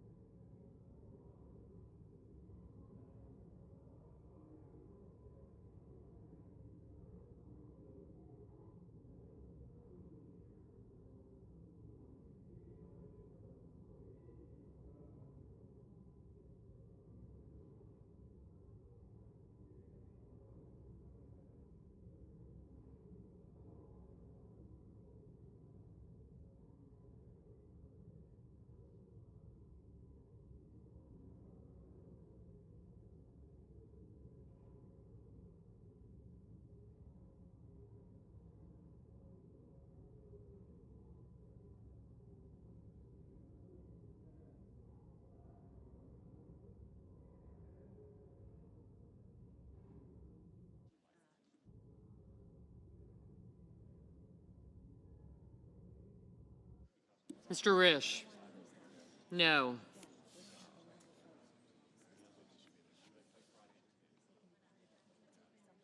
I'm okay, I'm all right. Thank you, though. I'm good, thanks.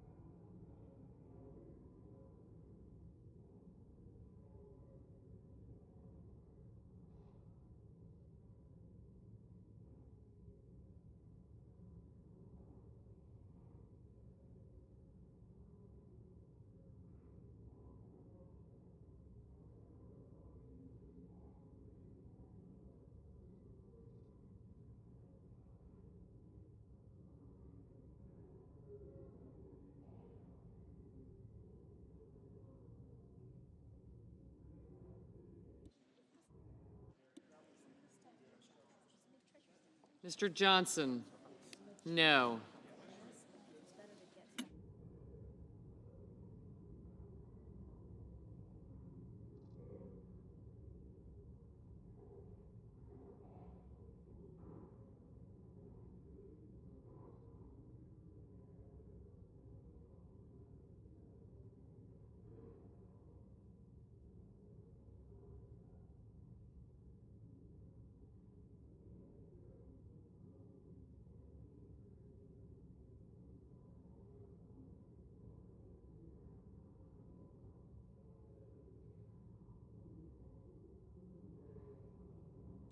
Mr. Graham, no.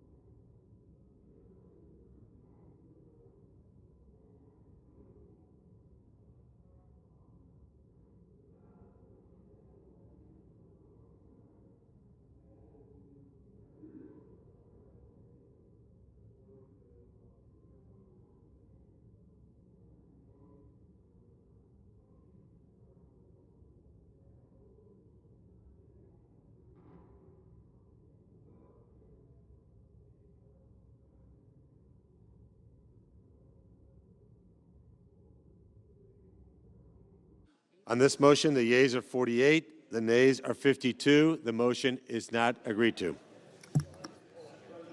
I recognize the Majority Whip. I ask unanimous consent that it be in order for the following... Can we have order on the floor, please? Mr. President, I ask unanimous consent it be in order for the following senator to be recognized to offer amendments, motions, or points of order, that the amendments be reported by number, with no amendment to be in order prior to a vote in relation to the amendment or the motions. The Warren, 2414. Without objection. Mr. President. I recognize the senator from Massachusetts. Mr. President, I call up my amendment 2414 and ask that it be reported by number. The clerk will report. Senator from Massachusetts, Ms. Warren, proposes an amendment number 2414 to amendment number 2360.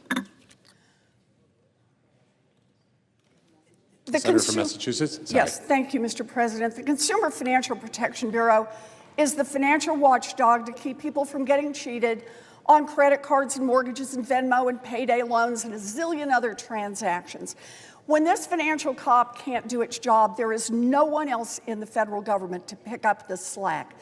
The CFPB has returned over $21 billion to more than 205 million Americans who were cheated by big banks and giant corporations.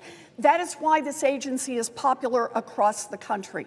But from the beginning, Republicans in Congress have been trying to kill it, and now they want to slash the CFPB's modest funding cap almost in half. Not to save working people money, but to make it easier for corporations to trick and trap millions of people. Scammers love this Republican move. I urge my colleagues to vote yes to support the CFPB, the little agency that fights for all Americans. And I reserve the remainder of my time. Mr. President. I recognize the senator from South Carolina. Thank you, Mr. President. I urge my colleagues to oppose this amendment. Section 30001 is purely budgetary and changes the CFPB's funding cap from 12% to 6.5%. It would provide the agency with ample funding to perform its statutory mandate. The funding available to the agency will grow each year as it is adjusted for inflation. There is nothing more budgetary than Congress deciding the funding level of an agency. I ask my colleagues to vote no on this amendment. Mr. President. Time's expired. Thank you, Mr. President. Oh, good. Yeas and nays. Yeas and nays. Mr. President, look, all this is about Mr. President. No, yeas and nays. I'm sorry, I asked for the yeas and nays. Mr. President. Yeah. I asked. Senator, point of order. Thank you very much, Mr. President. The pending amendment number 2414 would cause the underlying legislation to exceed the Banking Committee's Section 302A allocation of the new budget authority and outlays. Therefore, I raise a point of order against this measure pursuant to Section 302F of the Congressional Budget Act of 1974. Mr. President, pursuant to Section 904 of the Congressional Budget Act of 1974, I move to waive Section 302F of that act for the purposes of the pending amendment. I ask for the yeas and nays. Is there a sufficient second? There appears to be. The clerk will call the roll. Ms. Also Brooks, Ms. Baldwin.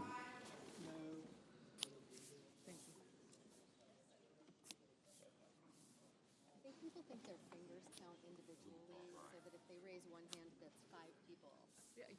Doesn't work that way? Call a sufficient second right here. It's like 50%.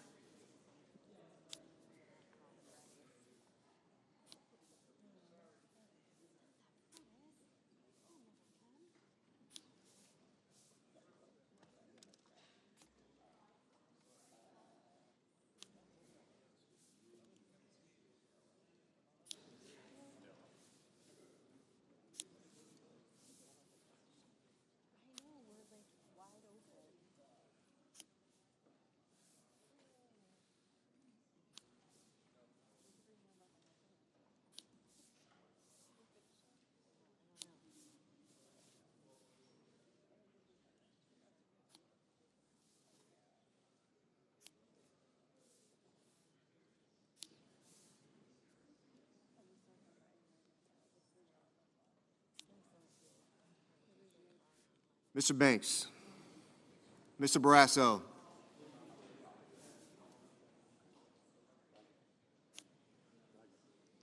Mr. Bennett.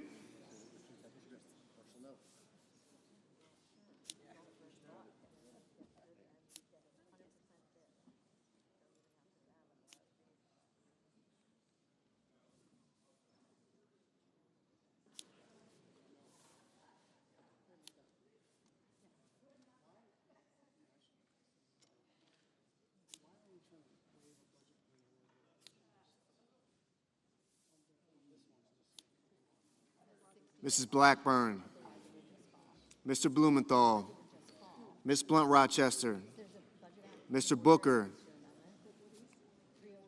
Mr. Bozeman, Mrs. Britt,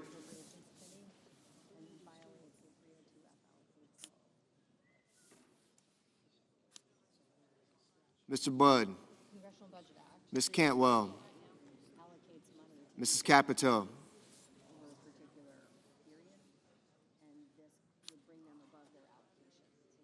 Mr. Cassidy,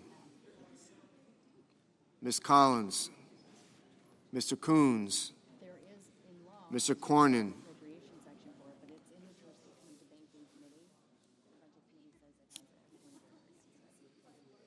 Ms. Cortez Masto, Mr. Cotton,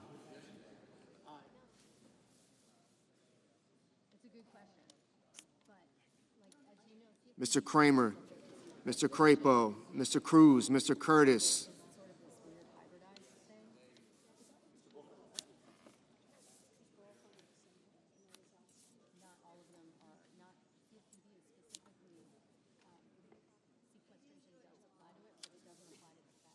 Mr. Daines, Ms. Duckworth, Mr. Durbin,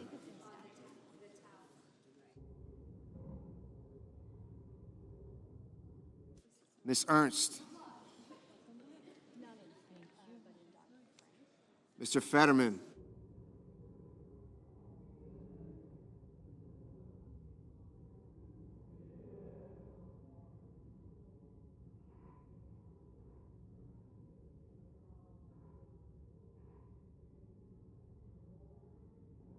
Mrs. Fisher,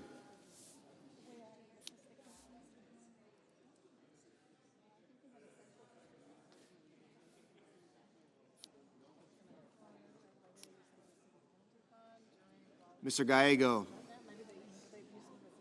Mrs. Gillibrand,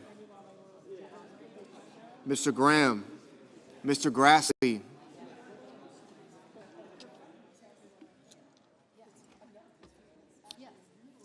Mr. Haggerty,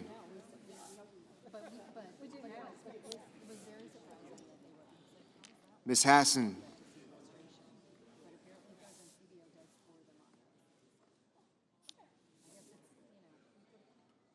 Mr. Hawley,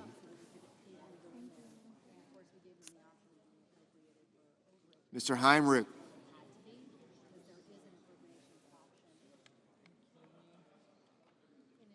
Mr. Hickenlooper,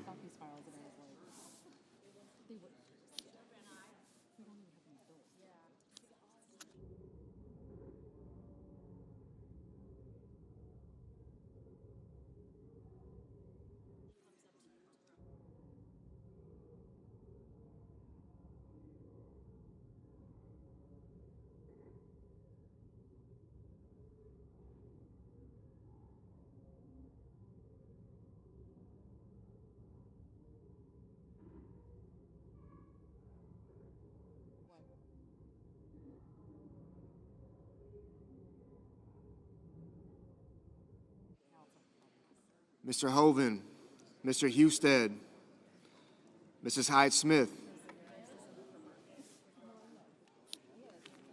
Mr. Johnson, Mr. Justice, Mr. Kane, Mr. Kelly, Mr. Kennedy, Mr. Kim, Mr. King, Ms. Klobuchar, Mr. Langford, Mr. Lee, Mr. Lujan, Ms. Lummis, Mr. Markey,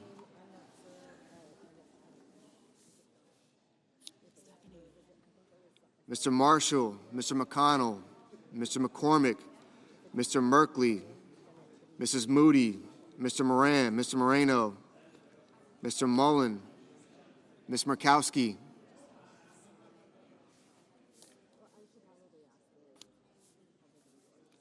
Mr. Murphy, Mrs. Murray, Mr. Ossoff, Mr. Padilla,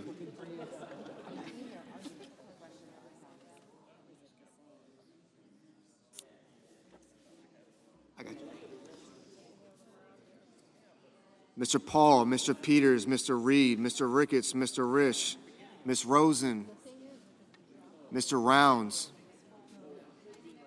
Mr. Sanders, Mr. Schatz, Mr. Schiff, Mr. Schmidt, Yeah, warning bell. Mr. Schumer, Mr. Scott of Florida, Mr. Scott of South Carolina,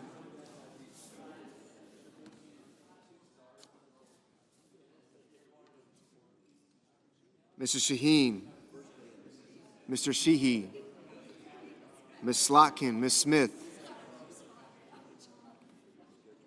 Mr. Sullivan, Mr. Thune, Mr. Tillis, Mr. Tuberville,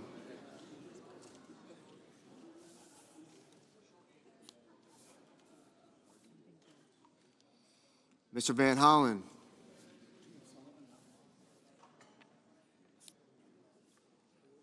Mr. Warner, Mr. Warnock, Ms. Warren, Mr. Welch, Mr. Whitehouse,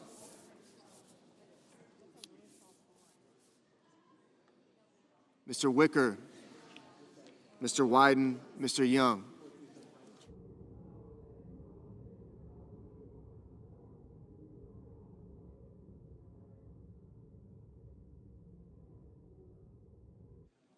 Senators voting in the affirmative: Baldwin, Bennett, Blumenthal, Blunt Rochester, Booker, Cantwell, Coons, Durbin, Fetterman, Gallego, Gillibrand, Hassan, Heinrich, Hickenlooper, Hirono, Kane, Kim, Markey, Merkley, Murphy, Murray, Padilla, Peters, Reed, Rosen, Sanders, Schatz, Schiff, Slotkin, Smith, Warnock, Warren. Mr. Welch, aye.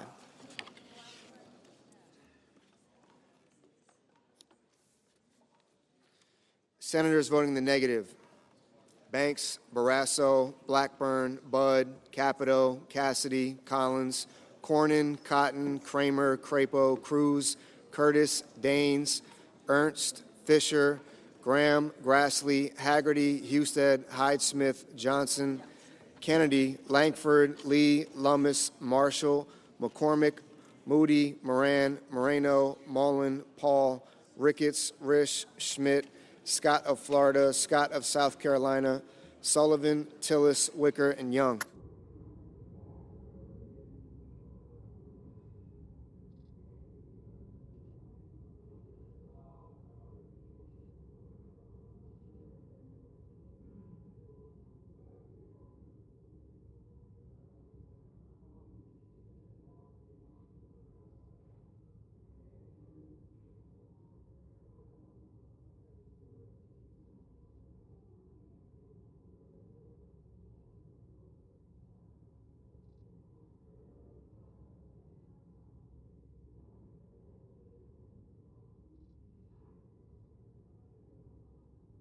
Ms. Murkowski, no.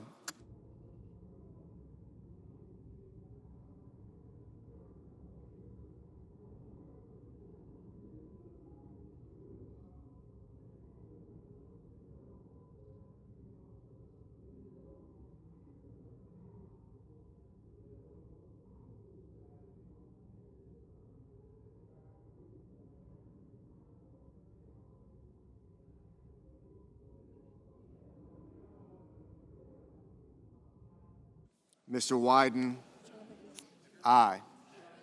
Mr. Rounds, No. Mr. Hoven? No.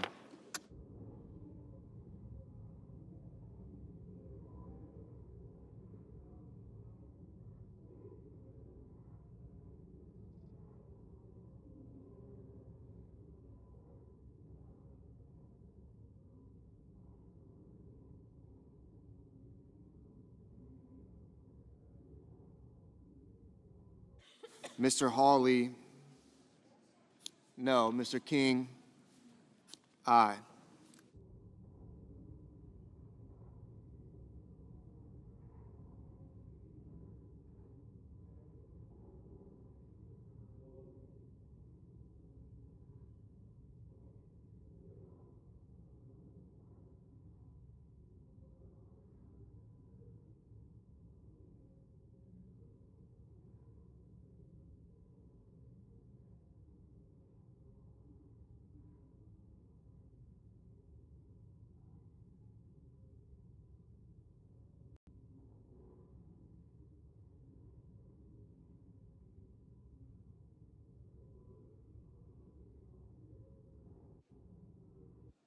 Mrs. Britt? No.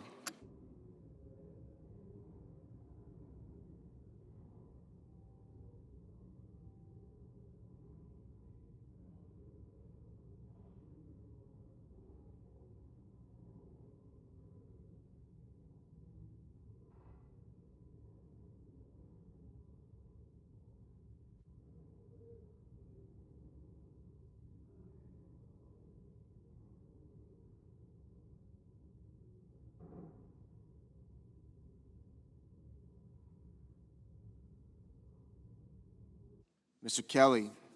Mr. Kelly? Aye.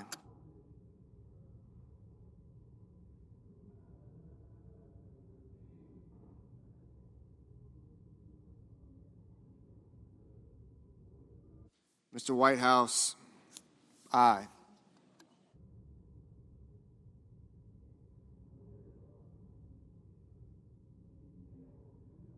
Mr. Lujan? Aye.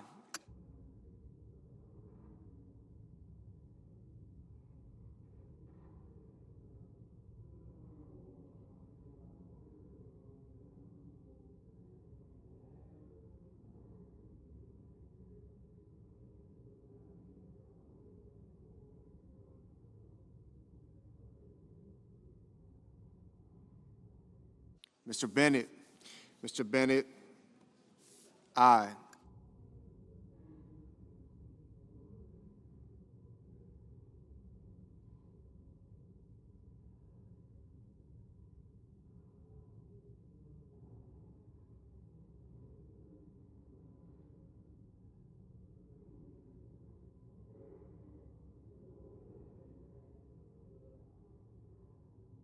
Ms. Also Brooks? Ms. Also Brooks?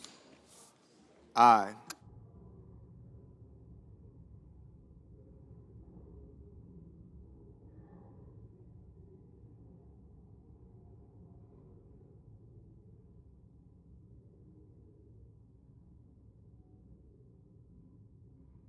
Ms. Duckworth? Aye.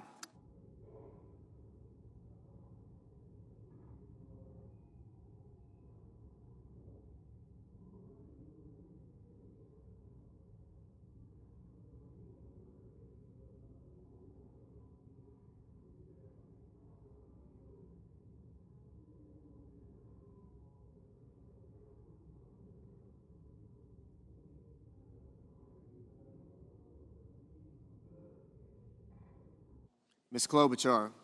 Ms. Klobuchar? Aye. Mr. Van Hollen? Mr. Van Hollen? Aye. Mr. Justice? Mr. Justice? No. Mrs. Shaheen? Aye. Mr. Tuberville? No. Mr. Sheehy? No.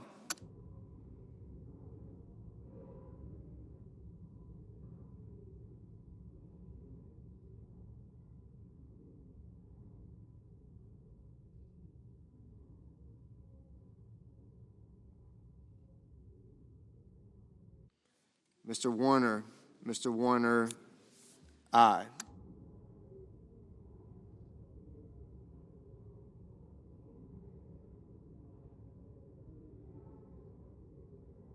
Ms. Cortez Masto, aye.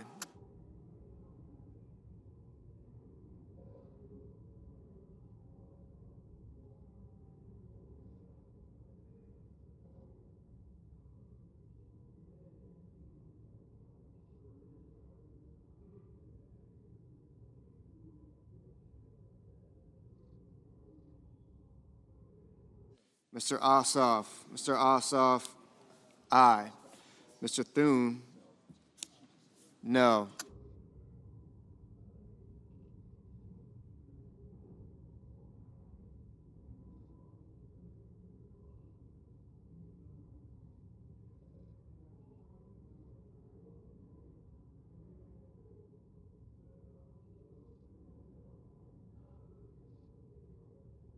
Mr. McConnell. Mr. McConnell, no. Mr. Bozeman. Mr. Bozeman, no.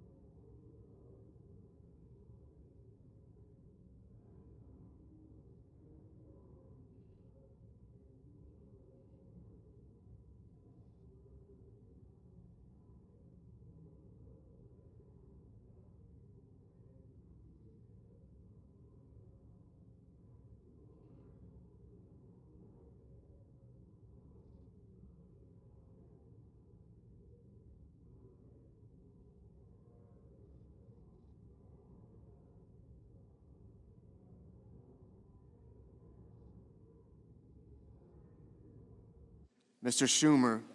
Mr. Schumer, aye.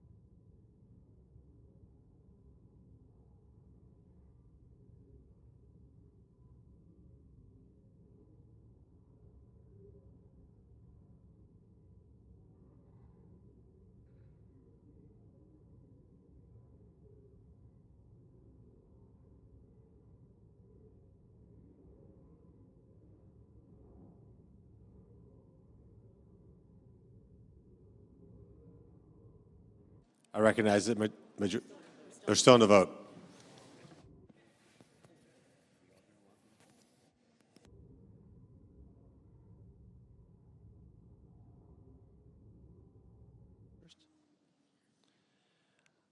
On the vote, the yeas are 47, the nays are 53. 3/5 of the senators duly chosen and sworn not having voted in the affirmative.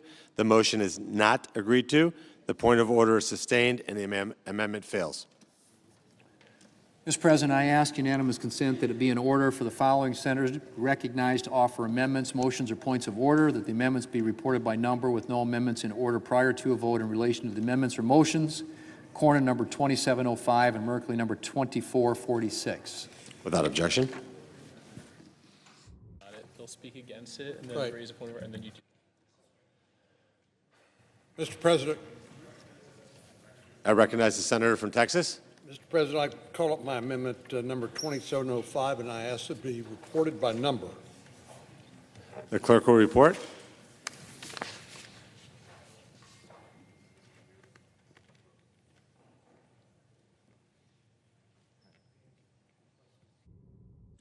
Senator from Texas, Mr. Cornyn proposes amendment number 2705 to amendment number 2360. Not be used to fund health care for illegal immigrants. Border Patrol talks about push factors and pull factors. One of the pull factors for illegal immigration is the knowledge that people will be able to receive various benefits once they make it into the country. We need legal immigration, which has been one of the greatest gifts to our country we've ever had. Illegal immigration has been an unmitigated disaster. But here the problem is states are using their Medicaid funds to pay for health care for illegal aliens. We don't want to, for the safeguard for our citizens, our seniors and most vulnerable individuals to be dissipated on behalf of people who should not be here in the United States in the first place. It's only common sense to reduce federal funding to states and provide state-based Medicaid dollars for illegal immigrants. At least we should be able to agree on reducing federal funding for state to provide Medicaid to criminal aliens convicted or charged with sex offenses, human trafficking, domestic or child abuse, murder or manslaughter, or child pornography. Senator's time's expired. I recognize the senator from Oregon. Mr. President, I raise a point of order that the pending amendment violates the Byrd Rule, Section 313B1D of the Congressional Budget Act of 1974. Senator from Texas. Mr. President, pursuant to Section 904 of the Congressional Budget Act of 1974, I move. Mr. President, once again, Republicans have chosen the comforting embrace of partisan politics, but here's a few facts to cut through the noise. 0 federal dollars are spent on health coverage.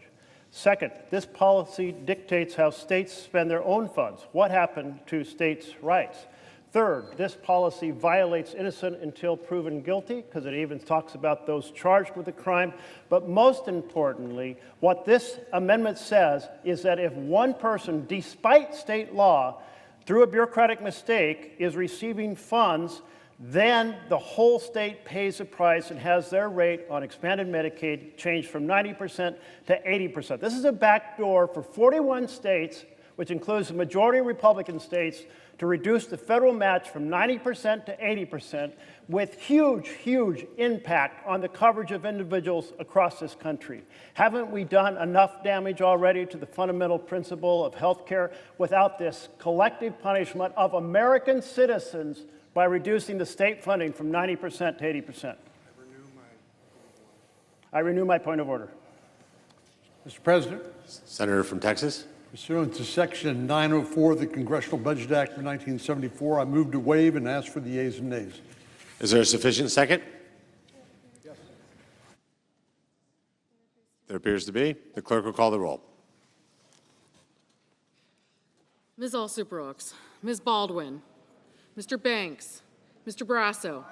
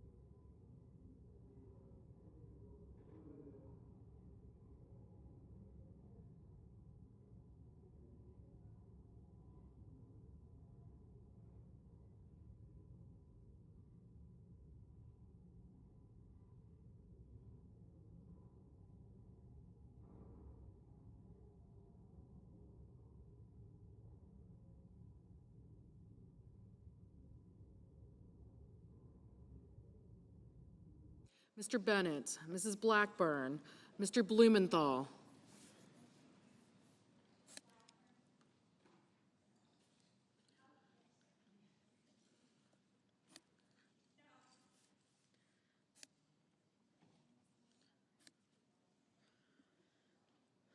Ms. Blunt-Rochester, Mr. Booker, Mr. Bozeman, Mrs. Britt, Mr. Budd,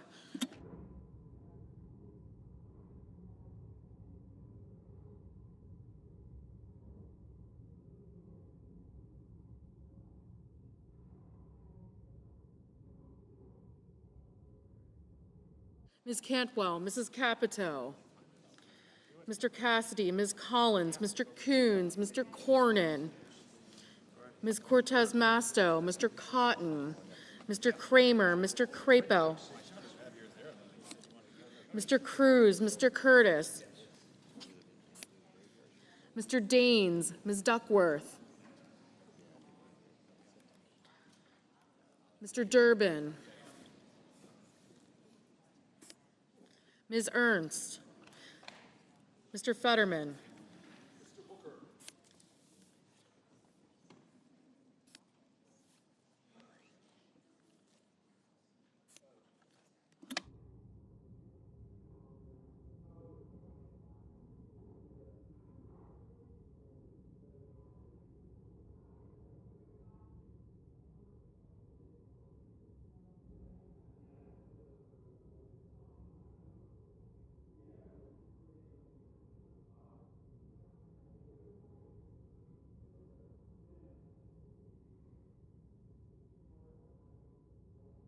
Mr. Fetterman, Mrs. Fisher, Mr. Gallego, Mrs. Gillibrand, Mr. Graham, Mr. Grassley, Mr. Haggerty,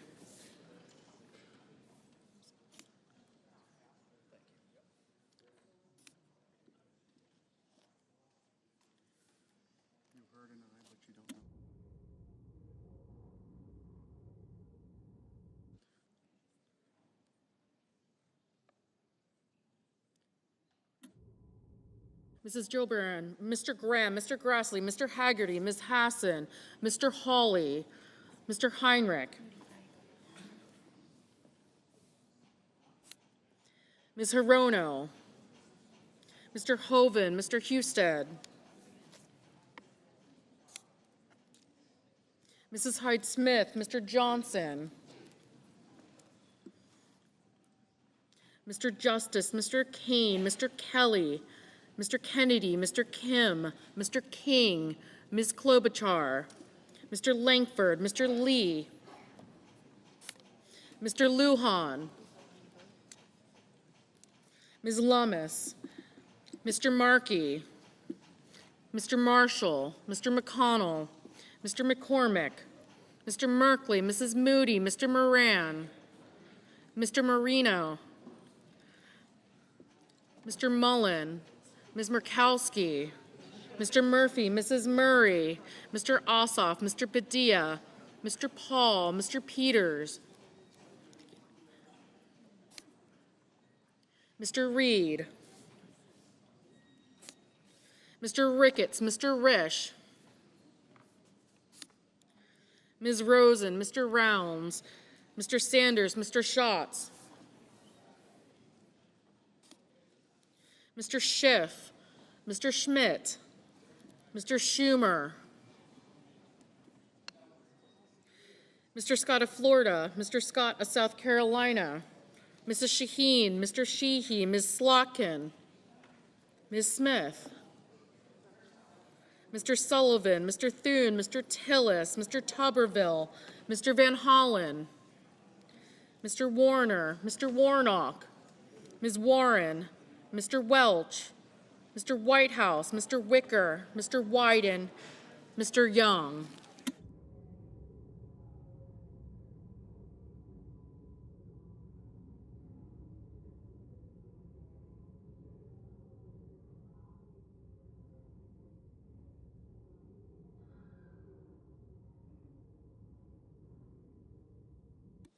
Senators voting in the affirmative: Barrasso, Blackburn, Bozeman, Britt, Cassidy, Cornyn, Cotton, Ernst, Fisher, Grassley, Hoven, Hyde-Smith, Justice, Kennedy, Langford, Lummis, Moody, Marino, Ossoff, Paul, Ricketts, Rounds, Schmidt, Scott of South Carolina, Sheehy, Thune, and Young. Mr. Crapo, aye. Senators voting in the negative.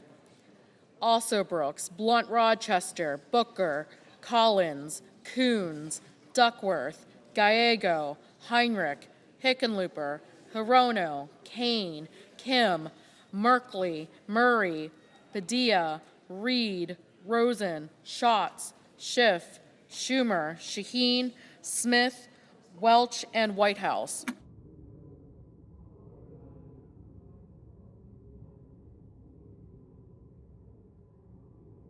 Ms. Klobuchar, aye. Mr. Mullen, aye.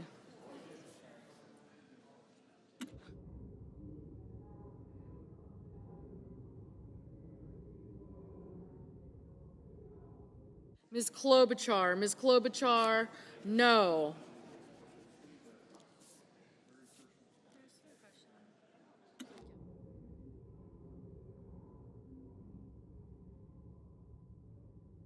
Mr. Banks, aye.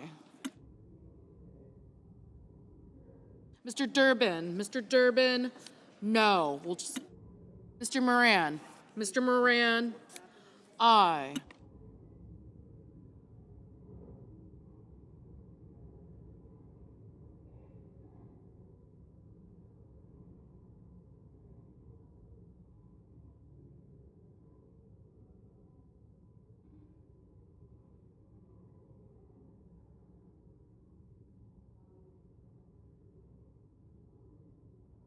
Mr. Kramer, aye. Mr. Sullivan, aye.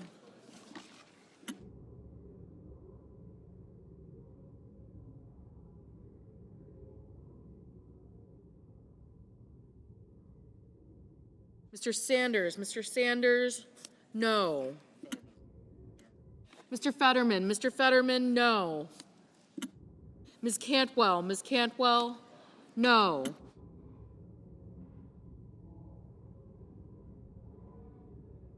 Mr. Wyden, no. Mr. Hawley, aye.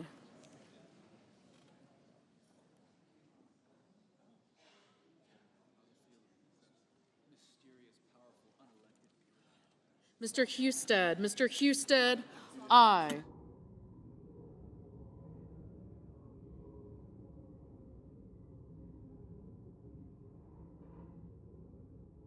Ms. Cortez Masto, aye. Mr. King, no. Mr. Murphy, no.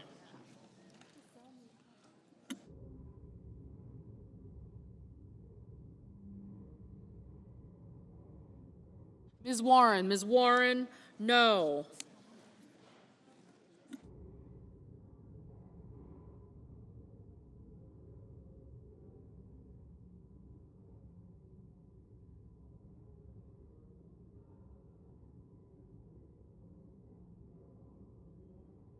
Mr. Marshall, aye.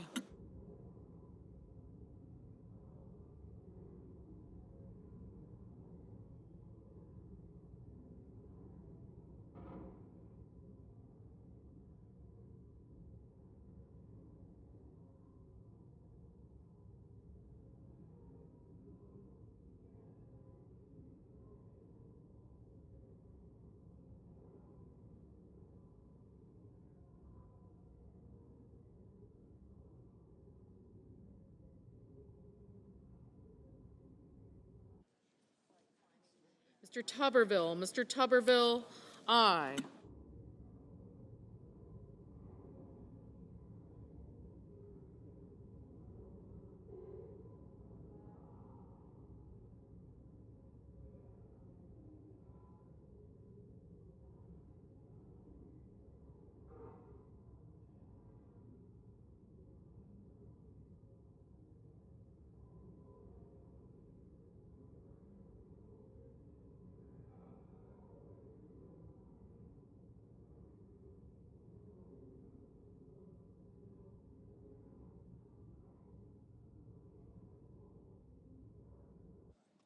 Mr. Blumenthal, Mr. Blumenthal, no.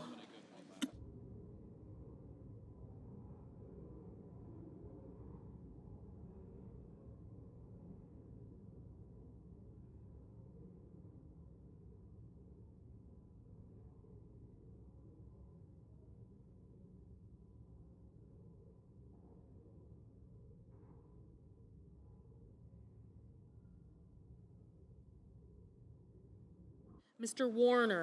Warner, no.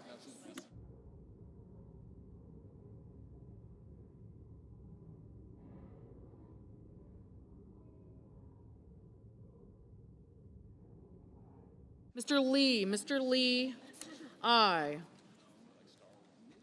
Mr. Lujan, no. Mr. Van Hollen, no.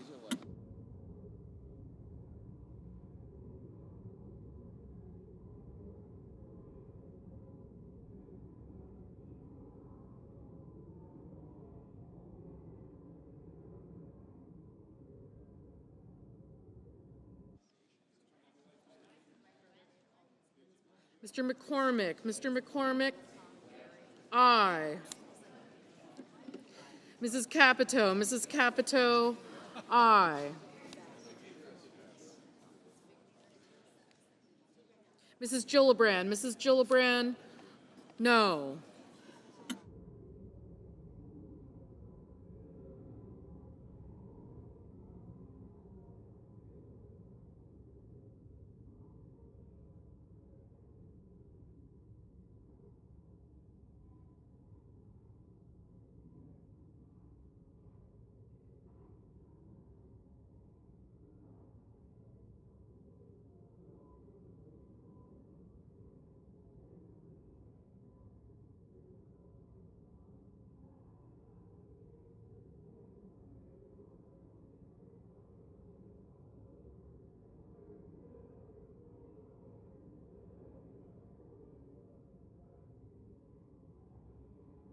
Mr. Peters, no.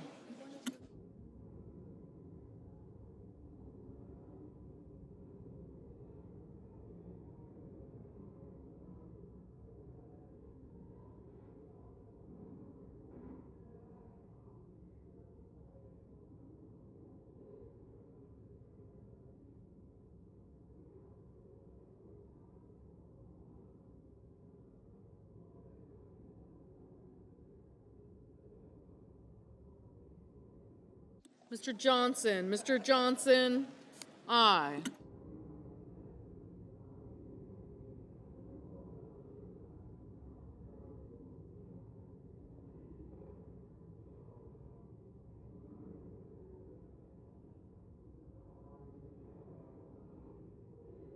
Mr. Graham, aye.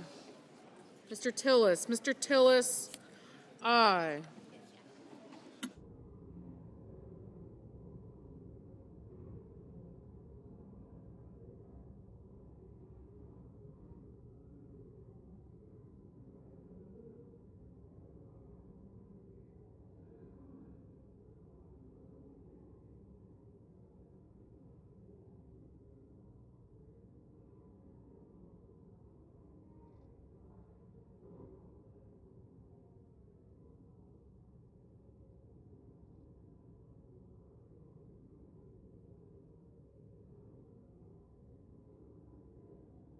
Ms. Baldwin, no.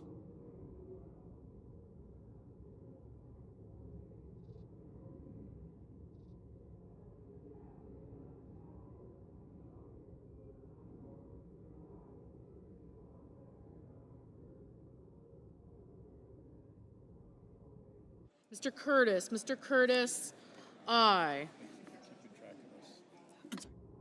Ms. Murkowski, aye. Mr. Bennett, no. Mr. Haggerty, aye.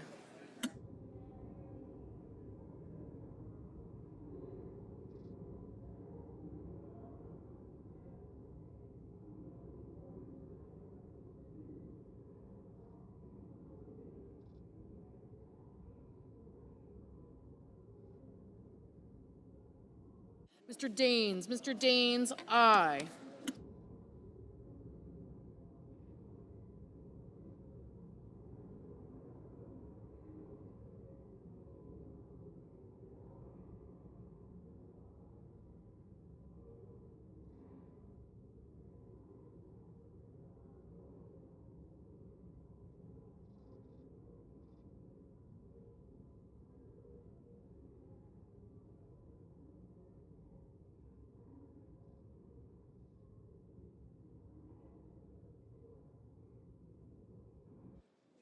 Mr. Markey. Mr. Markey, no.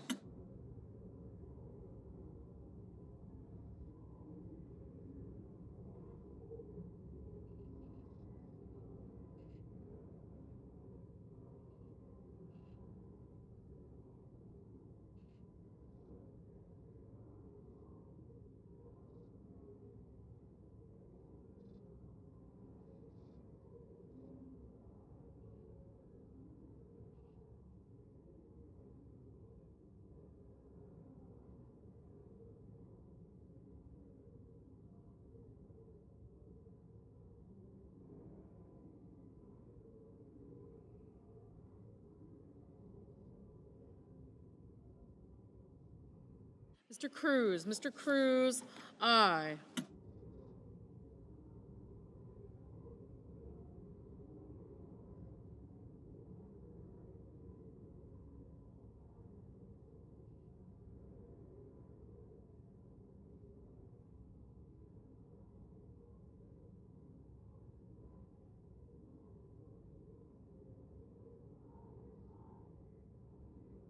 Mr. Wicker. Mr. Wicker, aye.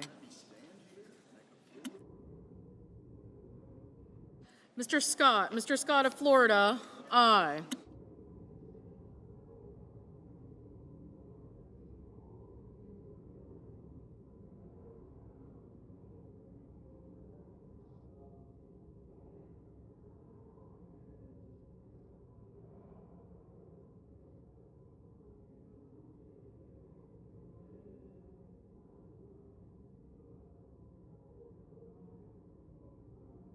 Mr. Budd. Mr. Budd, aye.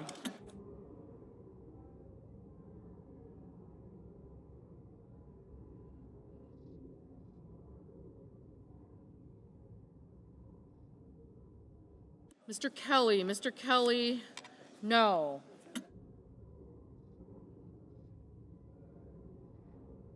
Mr. Warnock. Mr. Warnock, aye. Ms. Hassan. Ms. Hassan, aye.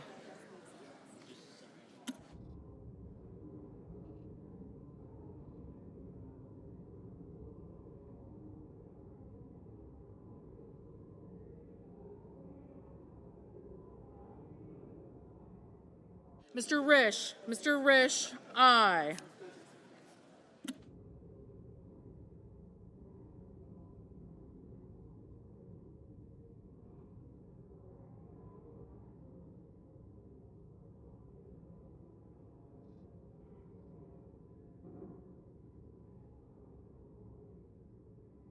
Mr. McConnell. Mr. McConnell, aye.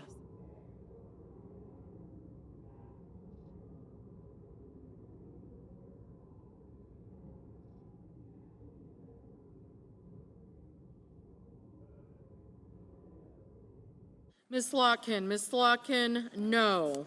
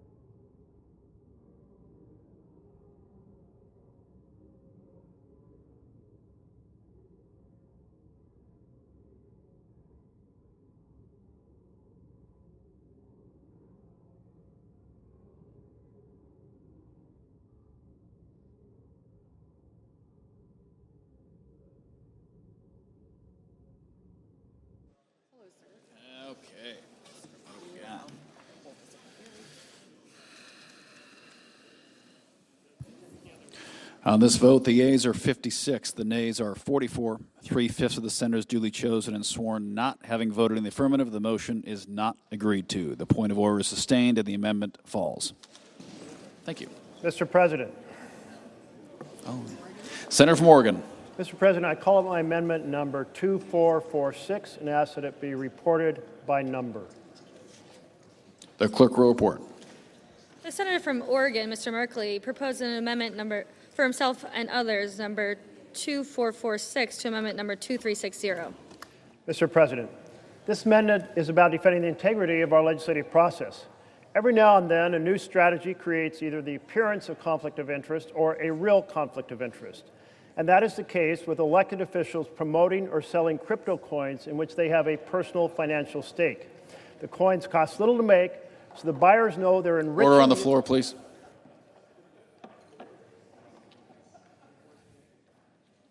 Excuse me, Mr. Chair. Yeah, please continue. Thank you. These digital coins cost little to make, so buyers know they're enriching the elected officials selling them. Some people believe, therefore, that perhaps they can influence government policy by buying these coins, enriching individuals who serve in government and therefore change policy. In fact, a buyer of $2 million of meme coins announced that he bought the coins to get favorable consideration of a change in freight policy. My friends, the sale of crypto coins by any of us for the financial benefit is corrupting our responsibility to govern by and for the people. Vote aye to defend the integrity of our We the People government. Mr. President, Senator from Wyoming. I rise to express my opposition to the amendment proposed by my colleague from Oregon and others. I appreciate their concerns about ethics and transparency in government, but this amendment would inflict serious harm on American innovation and competitiveness.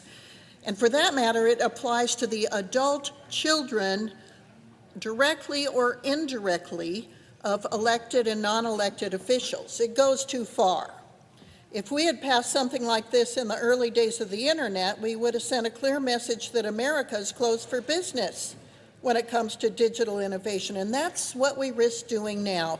That's the last thing we want to be doing. The irony is this amendment would actually harm our government's ability to understand and regulate digital assets effectively. If we're serious about ethics in financial products, let's focus on real solutions and all financial products, not just digital. I urge my colleagues to reject this amendment. I raise a point of order that the pending amendment violates the Byrd Rule.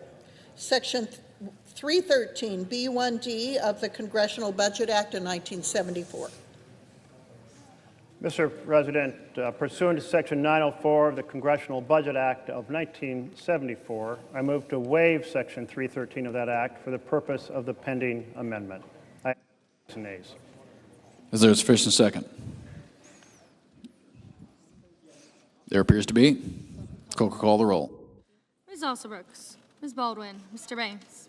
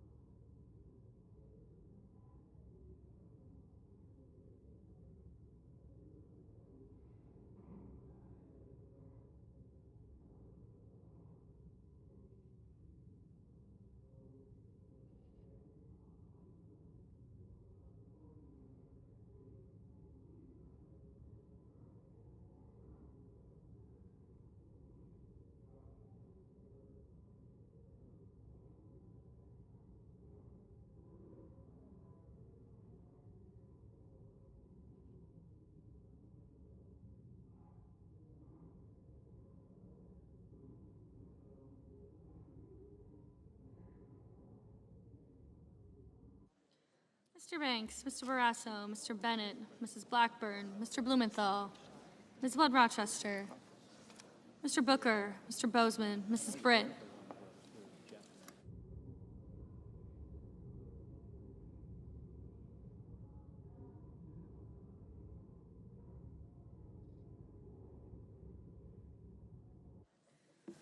Mr. Budd, Ms. Cantwell, Mrs. Capito, Mr. Cassidy, Ms. Collins, Mr. Coons, Mr. Cornyn.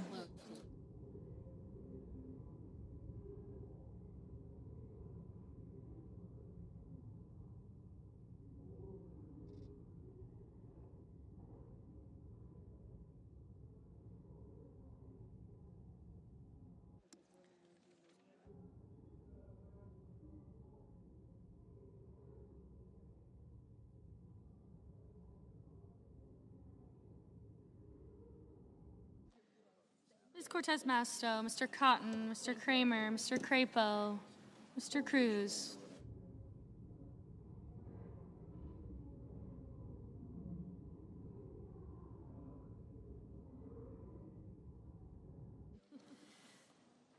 Mr. Curtis, Mr. Daines.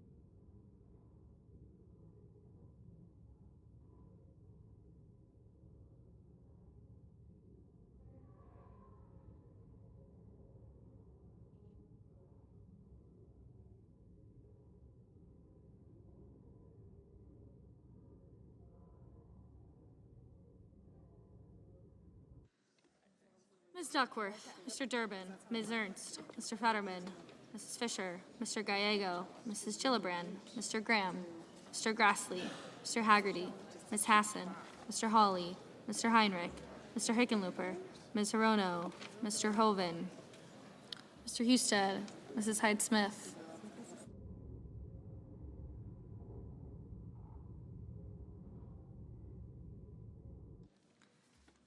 Mr. Johnson, Mr. Justice, Mr. Kane, Mr. Kelly, Mr. Kennedy, Mr. Kim, Mr. King, Ms. Klobuchar, Mr. Langford, Mr. Lee, Mr. Lujan, Ms. Lummis, Mr. Markey, Mr. Marshall, Mr. McConnell, Mr. McCormick, Mr. Merkley, Mrs. Moody, Mr. Moran, Mr. Marino, Mr. Mullen, Ms. Murkowski, Mr. Murphy, Mrs. Murray, Mr. Ossoff, Mr. Padilla, Mr. Paul, Mr. Peters, Mr. Reed, Mr. Ricketts, Mr. Risch, Ms. Rosen, Mr. Rounds, Mr. Sanders, Mr. Schatz, Mr. Schiff, Mr. Schmidt, Mr. Schumer, Mr. Scott of Florida, Mr. Scott of South Carolina.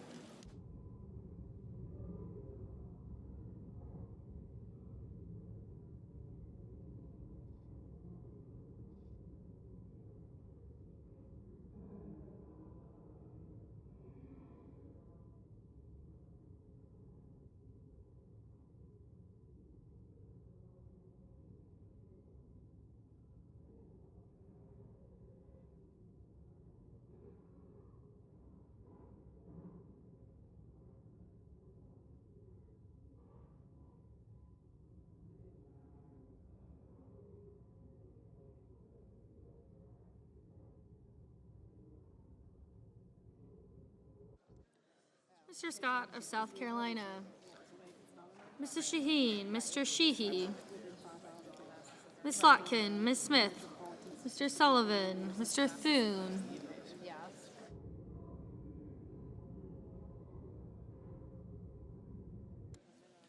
Mr. Tillis.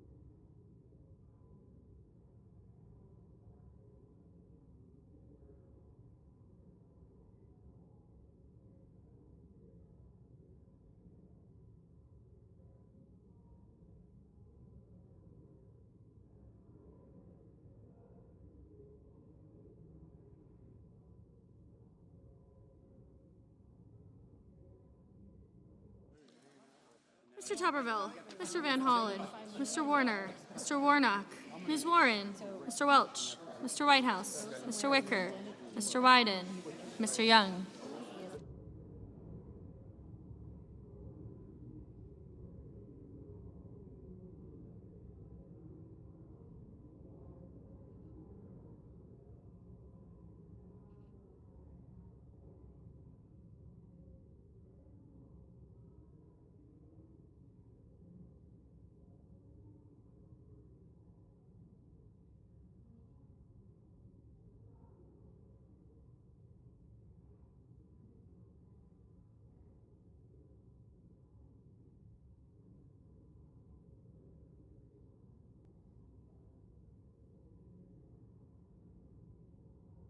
Urban, Fetterman, Gallego, Gillibrand, Hassan, Heinrich, Hirono, Kane, Kelly, Kim, Klobuchar, Lujan, Markey, Merkley, Murphy, Murray, Ossoff, Padilla, Peters, Reed, Rosen, Sanders, Schatz, Schiff, Slotkin, Smith, Van Hollen, Warner, Warren, Welch, Whitehouse, and Wyden.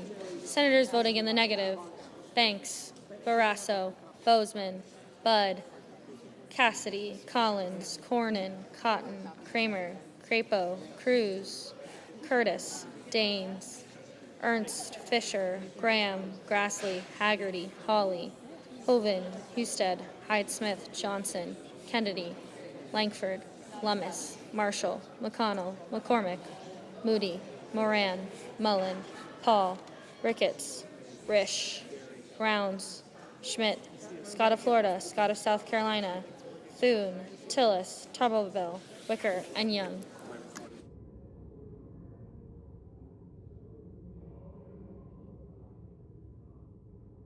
Ms. Cortez Masto, Ms. Cortez Masto, aye.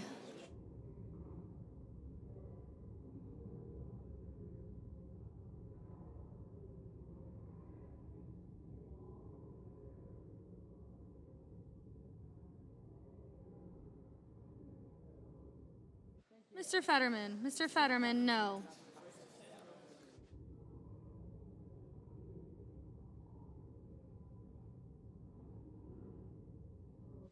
Ms. Murkowski, no.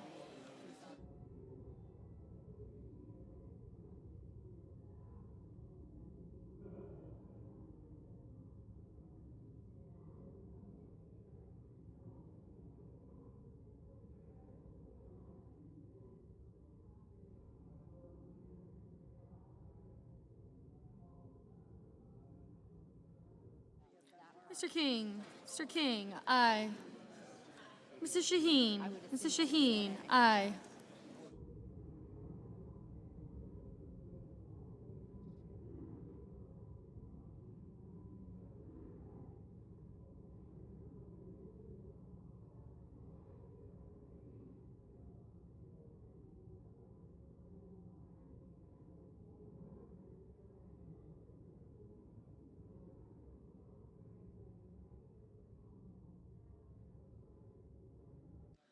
Britt.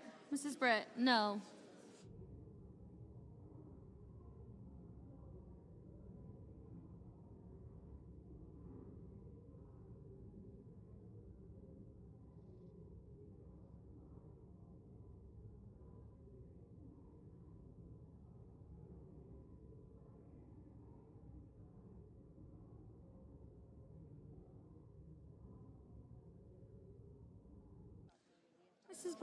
Mrs. Blackburn, no.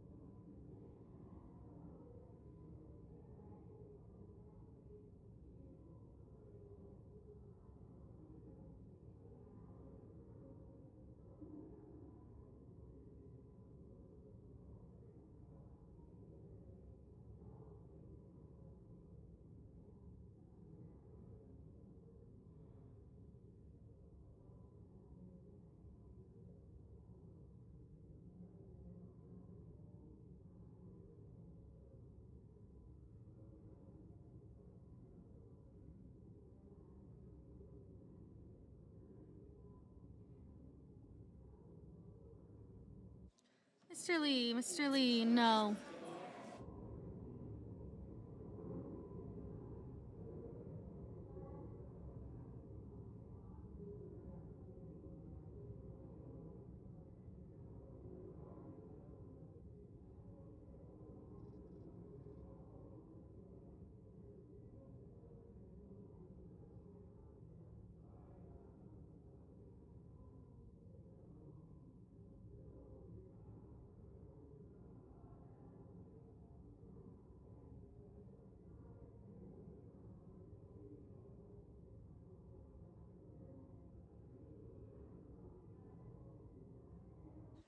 Mr. Sullivan, no.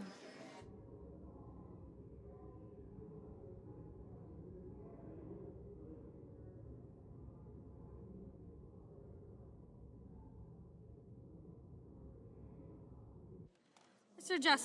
Justice, no. Mr. Coons, aye. Mr. Marino, no.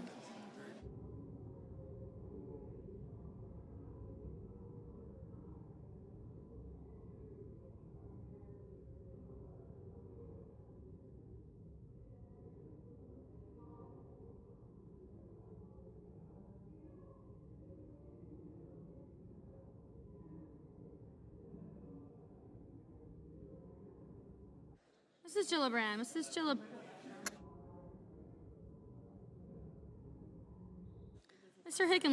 Mr. Hickenlooper, aye.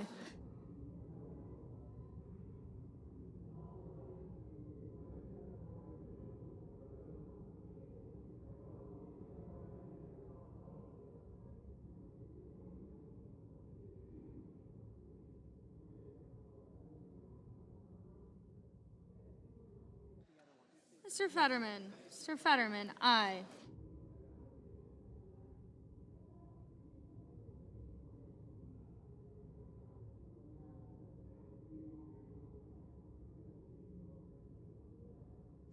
Mr. Warnock, aye.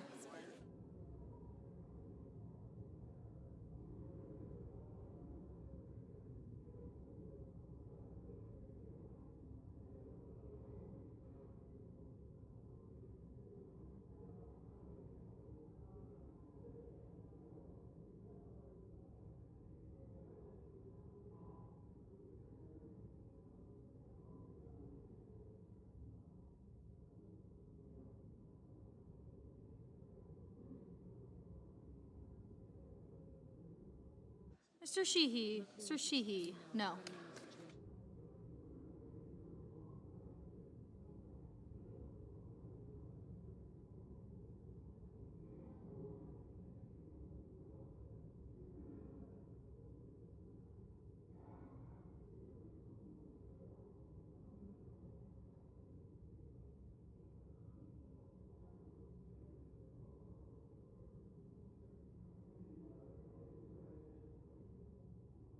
Mr. Schumer. Mr. Schumer, aye.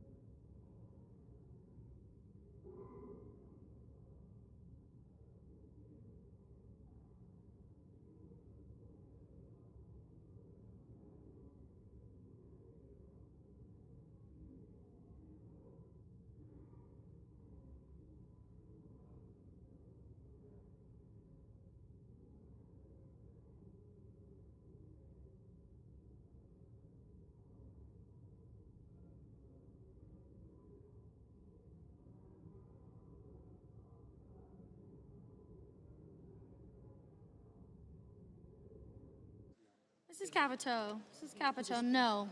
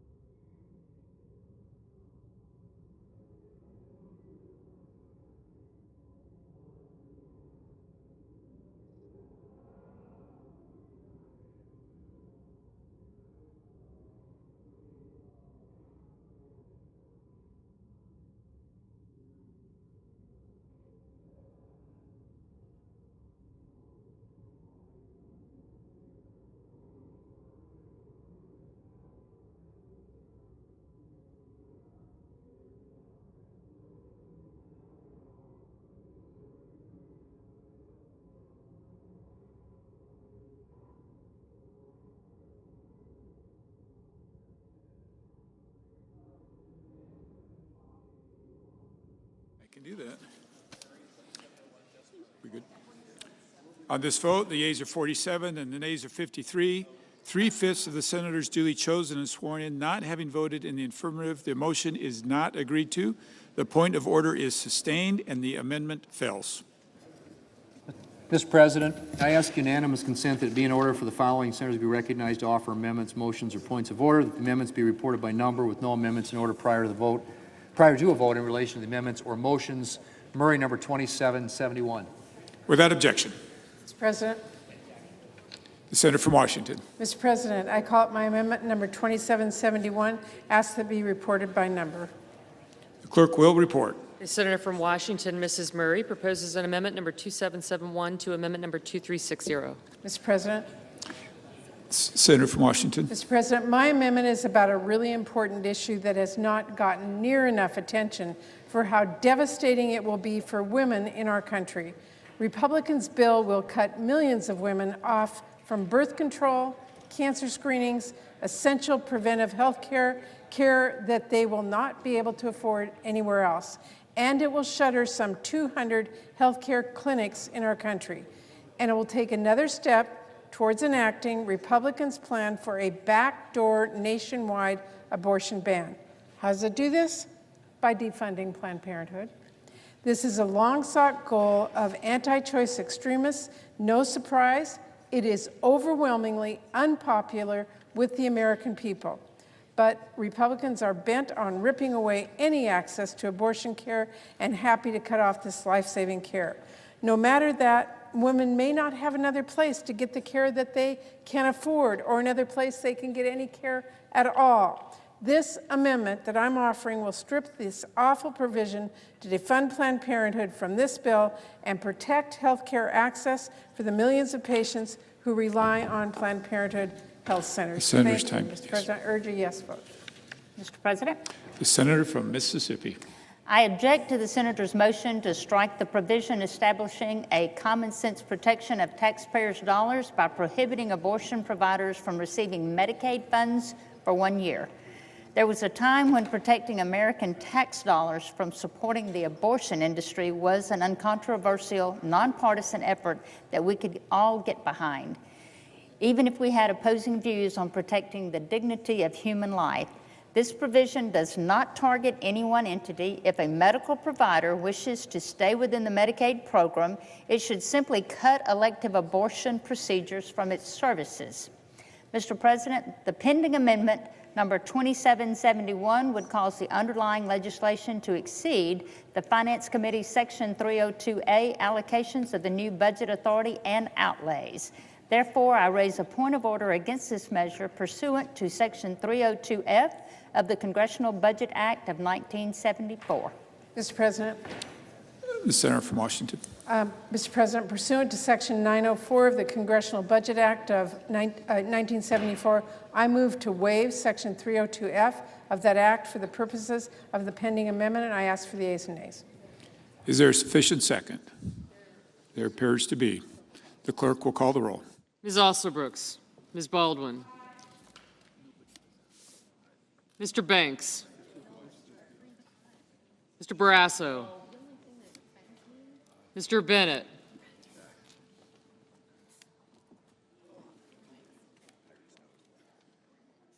thank you, thank you, thank you, thank you.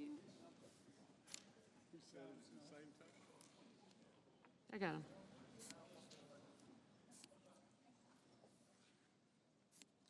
Thank you. Thank you.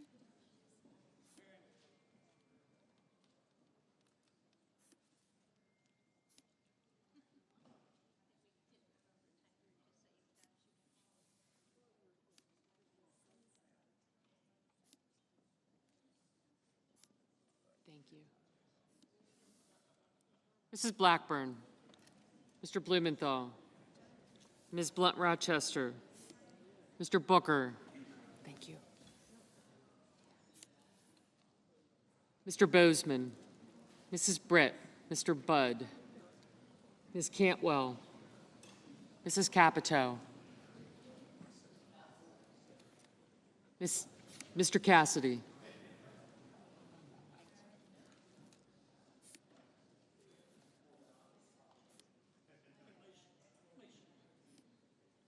Ms. Collins. Mr. Coons. Thank you. Mr. Cornyn. Ms. Cortez Masto. Mr. Cotton. Mr. Kramer.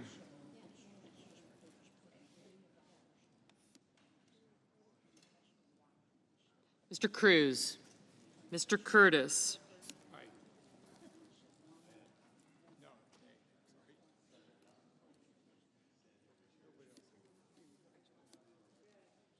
Mr. Daines, Ms. Duckworth, Mr. Durbin,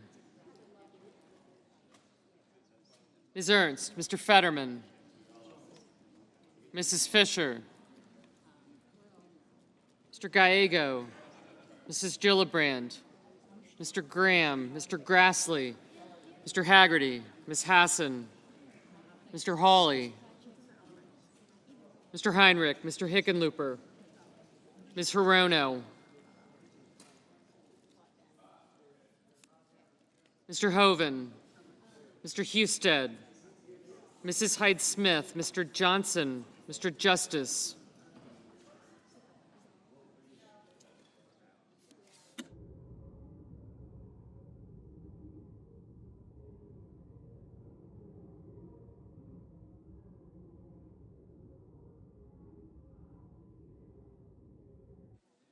Mr. Kane, Mr. Kelly, Mr. Kennedy, Mr. Kim, Mr. King, Ms. Klobuchar,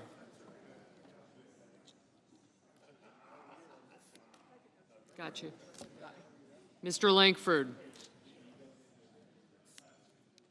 Mr. Lee, Mr. Lujan, Ms. Lummis, Mr. Markey, Mr. Marshall, Mr. McConnell,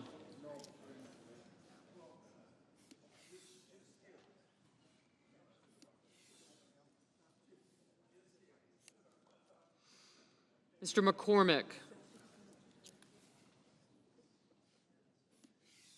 Mr. Markley, I did, Mrs. Moody, Mr. Moran, Mr. Marino, Mr. Mullen, Ms. Burkowski, Mr. Murphy, Mrs. Murray, Mr. Ossoff, Mr. Padilla, Mr. Paul, Mr. Peters,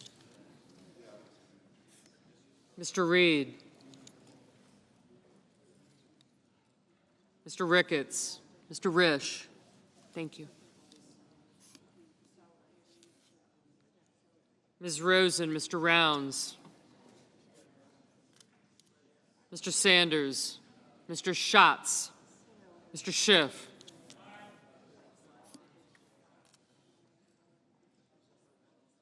Mr. Schmidt, Mr. Schumer, Mr. Scott of Florida, Mr. Scott of South Carolina, Mrs. Shaheen, Mr. Sheehy, Ms. Slotkin, Ms. Smith, Mr. Sullivan, Mr. Thune, Mr. Tillis, Mr. Tuberville, Mr. Van Hollen, Mr. Warner, Mr. Warnock, Ms. Warren, Mr. Welch,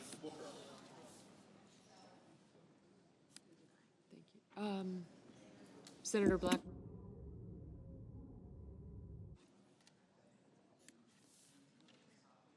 Mr. Wicker, Mr. Wyden, Mr. Young.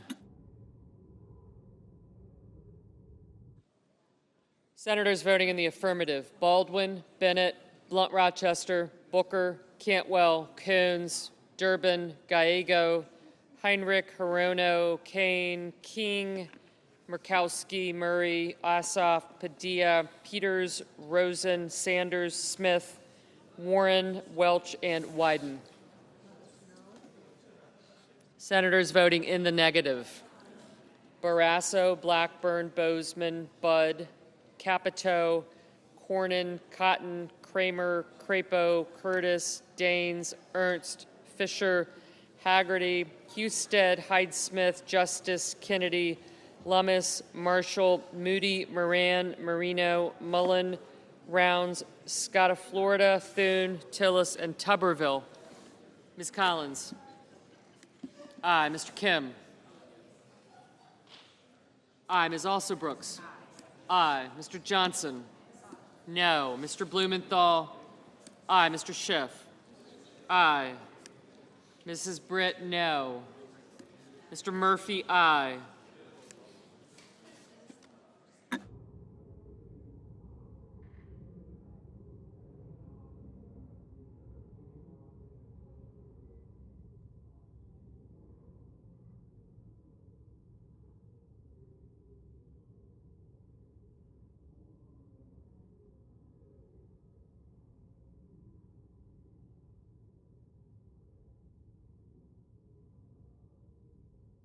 Mr. Schmidt, no. Mr. Wicker, no.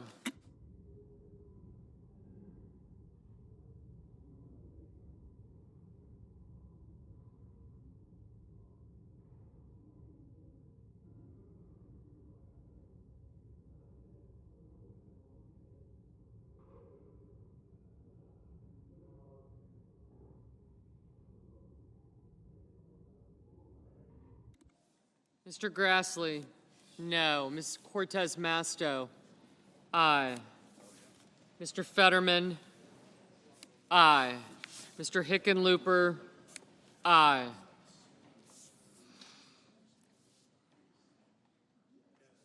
Mr. Paul, no.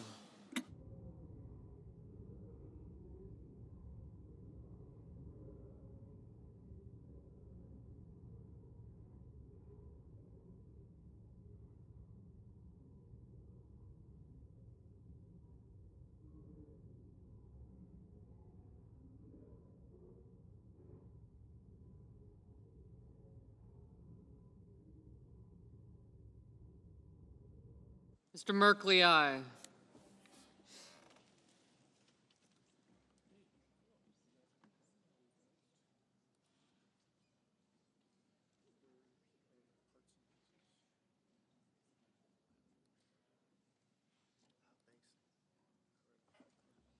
Mr. Banks, no.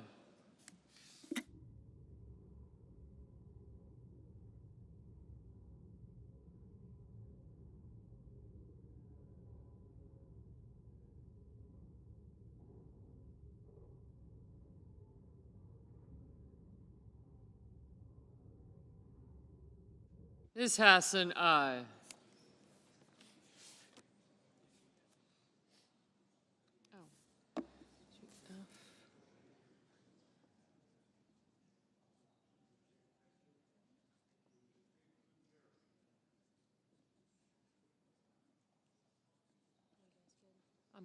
No. Could I have a? Yeah. Do you mind? Thank you.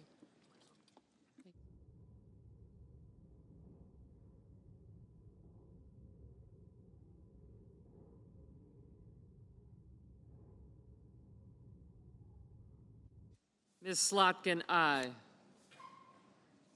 Mr. Lujan, aye.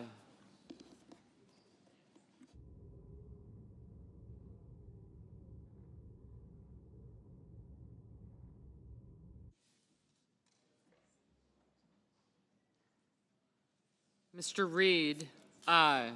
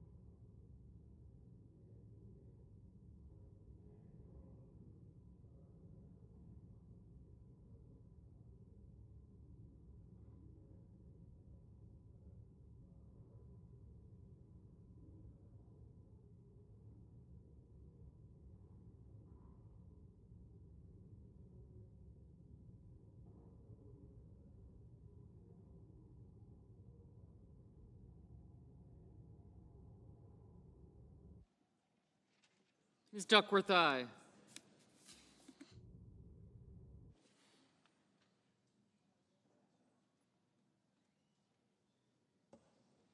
Mr. Markey? Aye.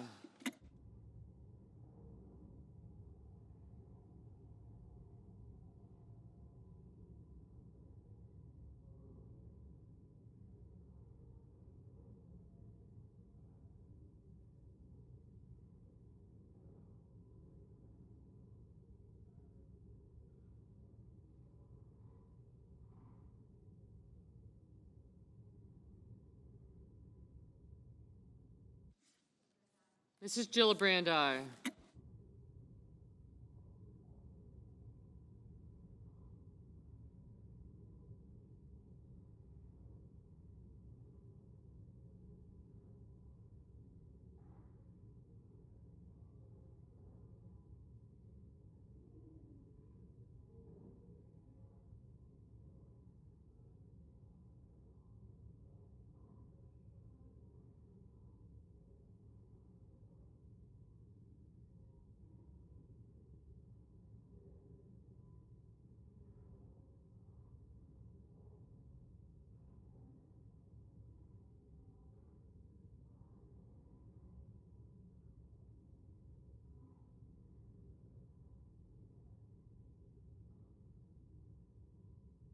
Mr. Hawley? No. Mr. Graham? No.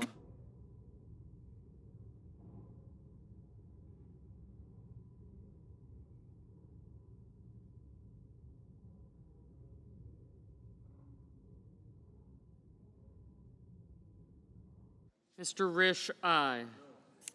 Mr. Risch, no.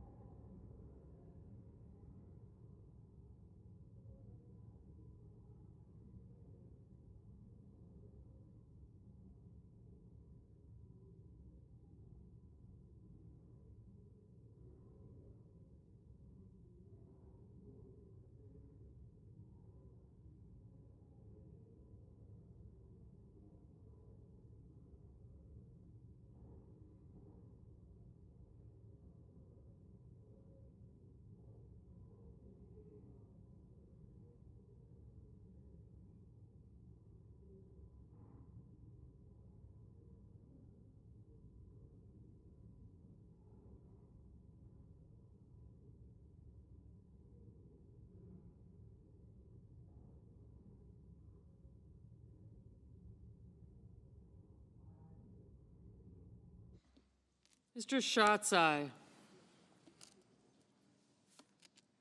Mr. Warnock? Aye. Mr. Warner? Aye.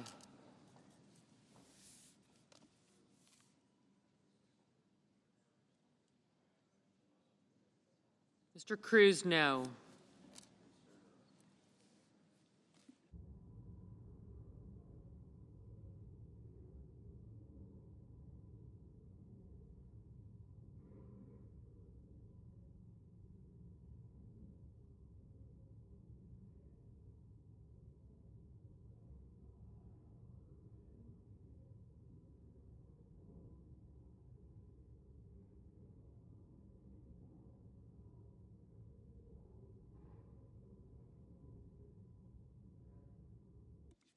Mr. Van Hollen?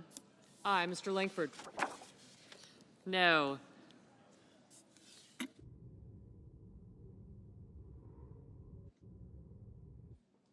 Mr. Cassidy, no.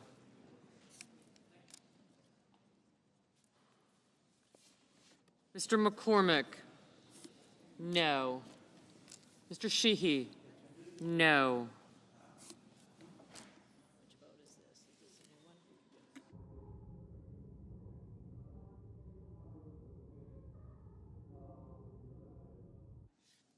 Mr. Lee? No.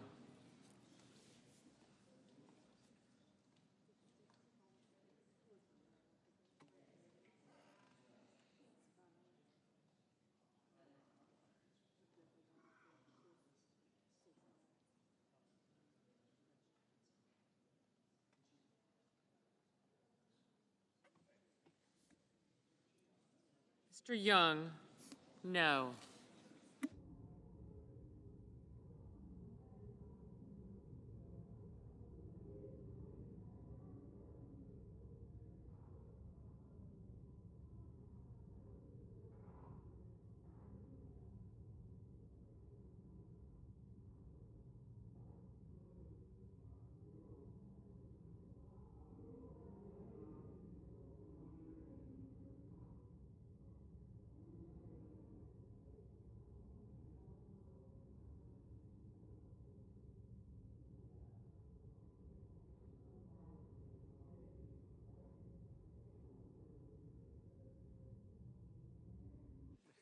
Mrs. Shaheen, aye.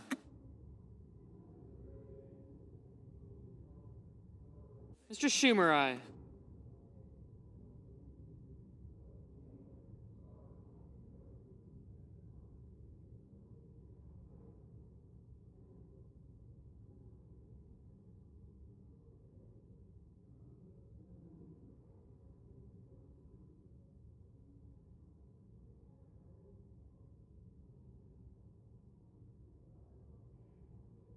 Mr. McConnell, no.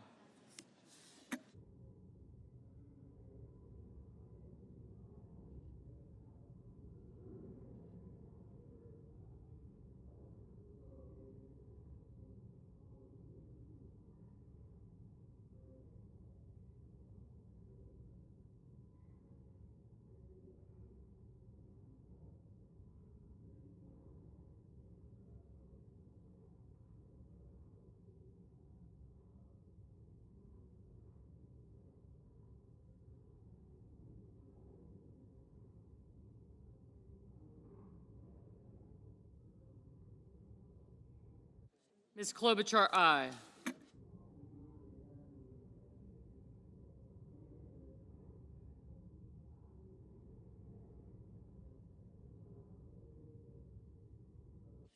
Mr. Scott of South Carolina, no.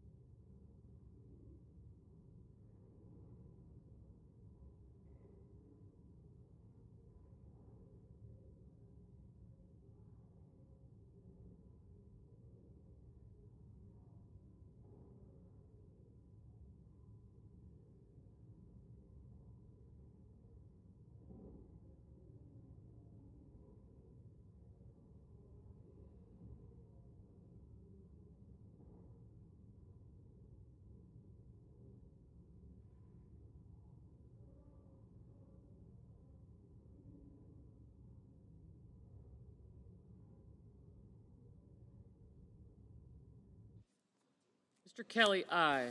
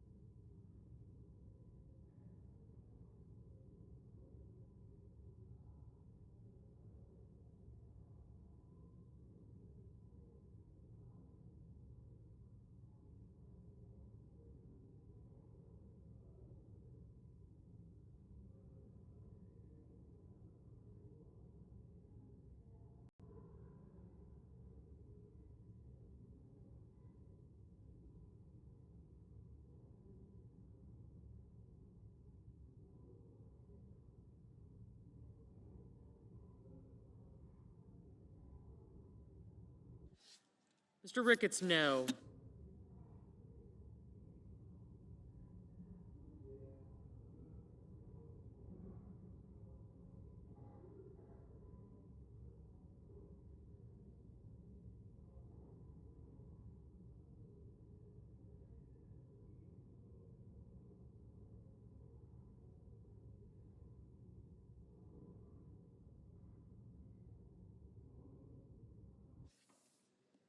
Mr. Sullivan, no.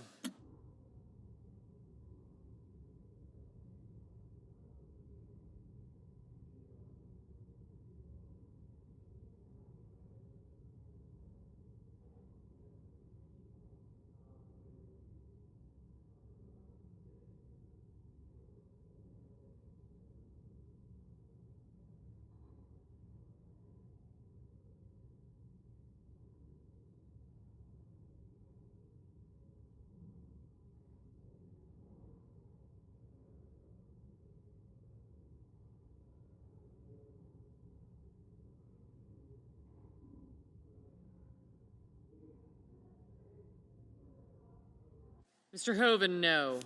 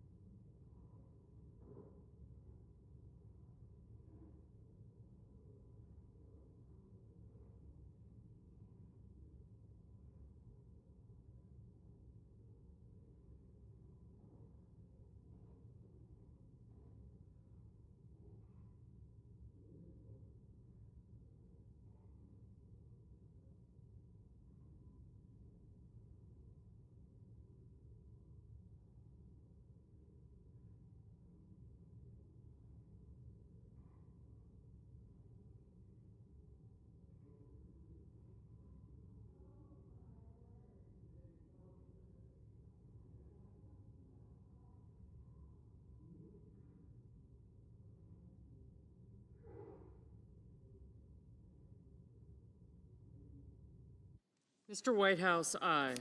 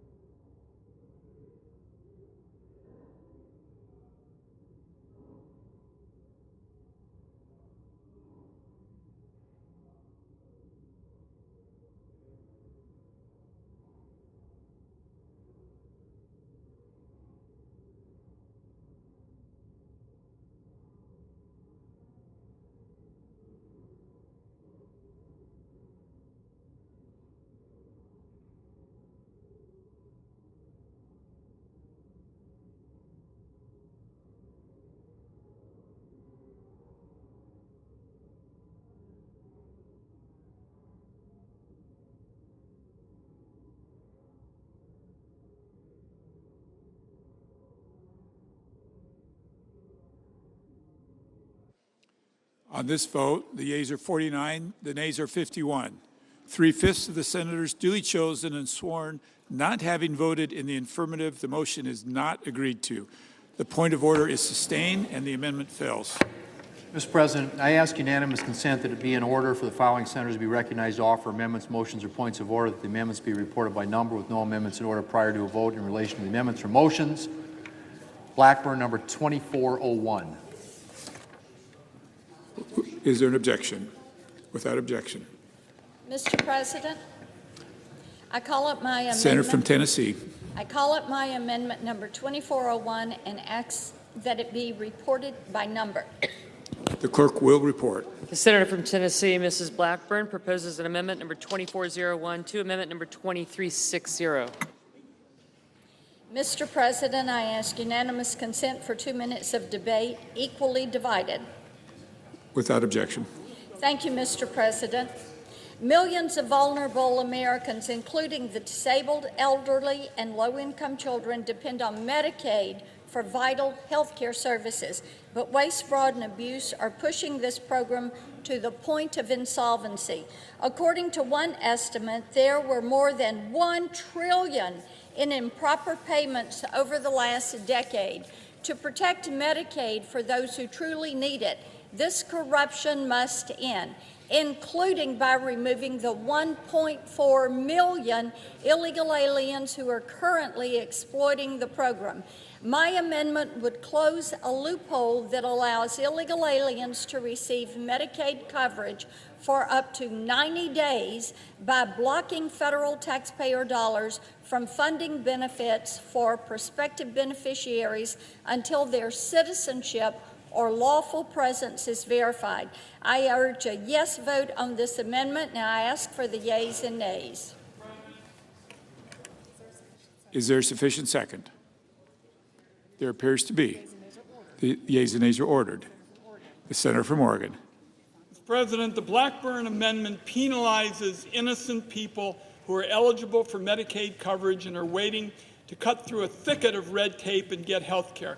This can go on for months and months and defies basic fairness and common sense. The parliamentarian has already ruled that the federal government, if it does this, it would be coercive and not acceptable under the reconciliation rules. This is a distraction from Republican attempts to decimate the Medicaid benefit, and I therefore raise a point of order that the pending amendment violates the Byrd Rule, Section 313B1D of the Congressional Budget Act of 1974, and I ask for the yeas and nays.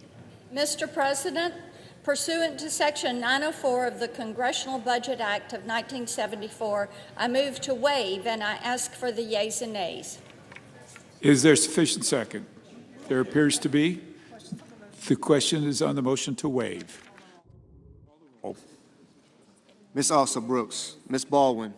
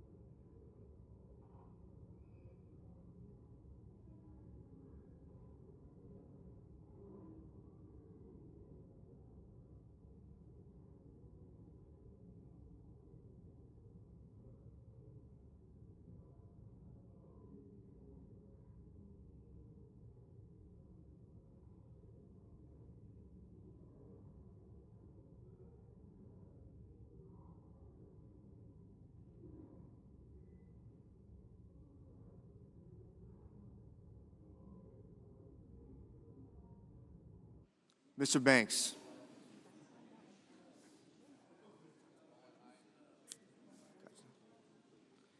Mr. Barrasso.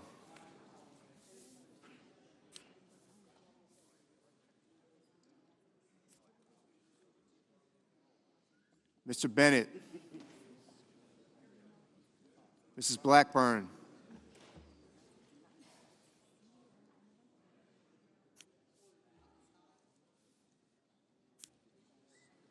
Mr. Blumenthal.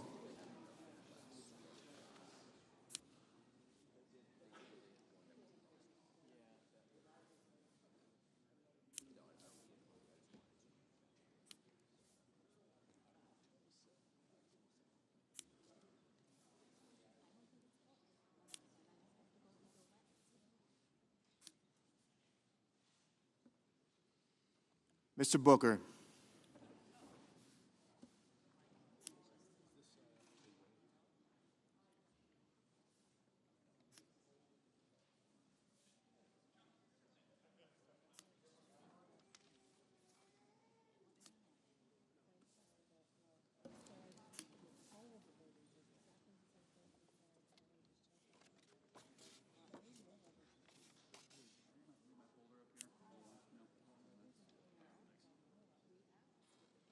Mr. Bozeman. Mrs. Britt. Mr. Budd. Ms. Cantwell. Mrs. Capito. Mr. Cassidy. Ms. Collins. Mr. Coons. Mr. Cornyn. Ms. Cortez Masto. Mr. Cotton.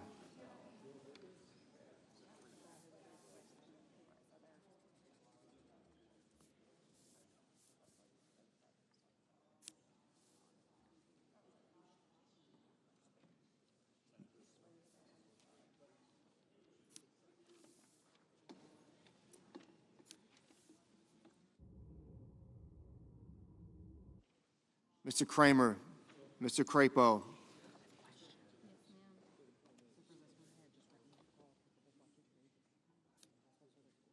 Mr. Cruz. Mr. Curtis.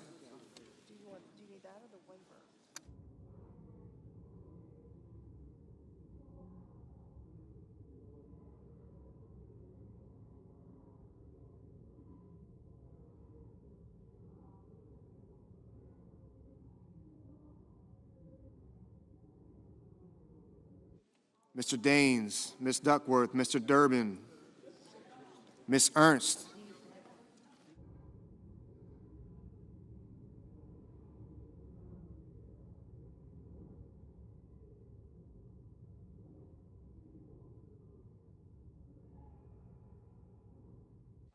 Mr. Fetterman, Mrs. Fisher, Mr. Gallego, Mrs. Gillibrand, Mr. Graham,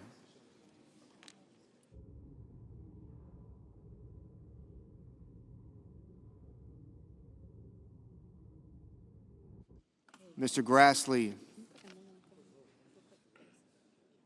Mr. Haggerty,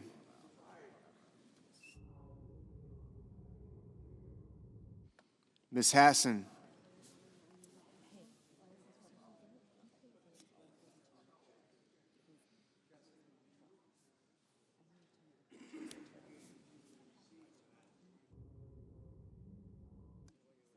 Mr. Heinrich, Mr. Hickenlooper, Ms. Hirono,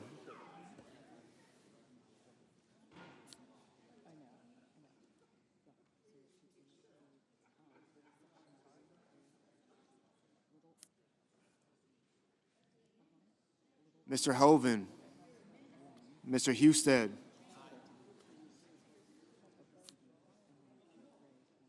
Mrs. Hyde-Smith, Mr. Johnson, Mr. Justice,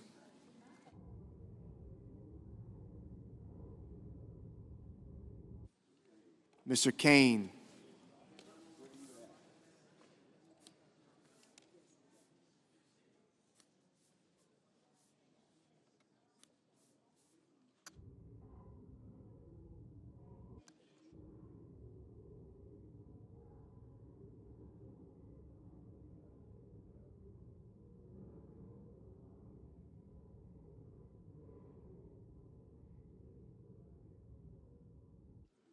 Mr. Kelly, Mr. Kennedy, Mr. Kim,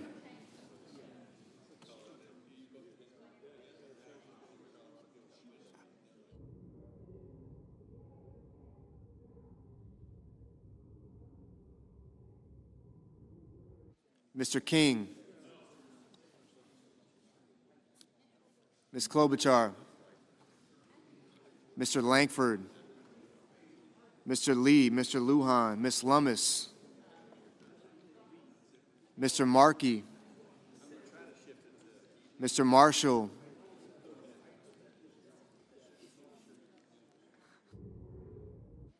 Mr. McConnell, Mr. McCormick, Mr. Merkley, Mrs. Moody, Mr. Moran, Mr. Moreno, Mr. Mullen, Mr. Peters, Mr. Reed, Mr. Ricketts, Mr. Risch,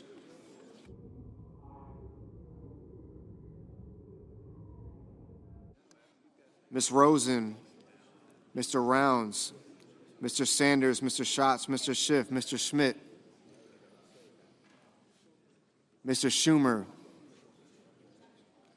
Mr. Scott of Florida, Mr. Scott of South Carolina,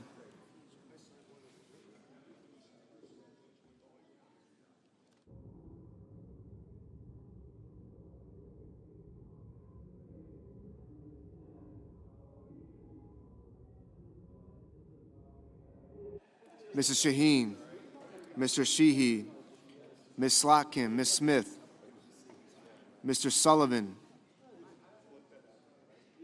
Mr. Thune, Mr. Tillis, Mr. Tuberville,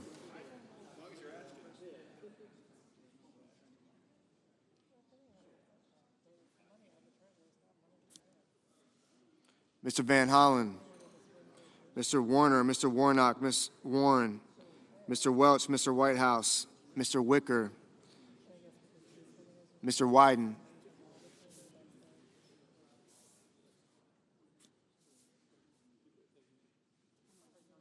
Mr. Young.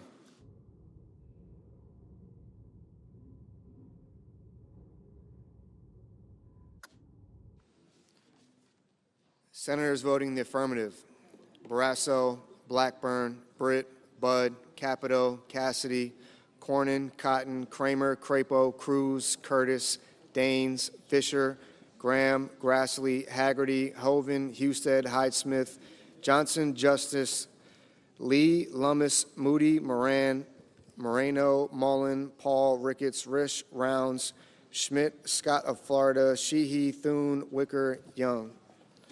Senators voting the negative: Also Brooks, Baldwin, Blumenthal, Blunt Rochester, Cortez Masto, Duckworth, Durbin, Gallego, Heinrich, Hickenlooper, Kane, Kim, King, Lujan, Murphy, Murray, Ossoff, Padilla, Peters, Reed, Rosen, Sanders, Schatz, Schiff, Shaheen, Slotkin, Smith, Van Hollen, Warner, Warnock, Warren, Welch, Whitehouse, Wyden. Ms. Hirono, no. Mr. Bozeman, aye. Mr. McCormick, aye.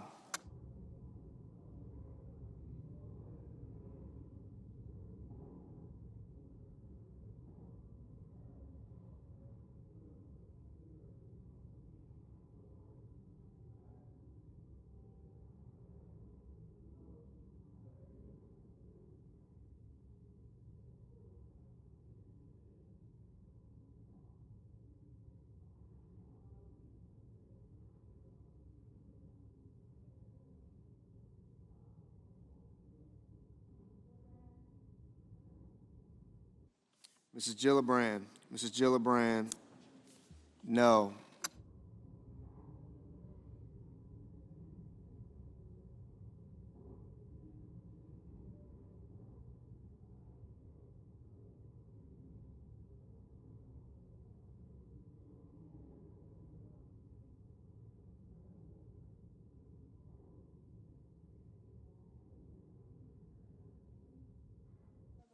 Mr. Tillis, aye.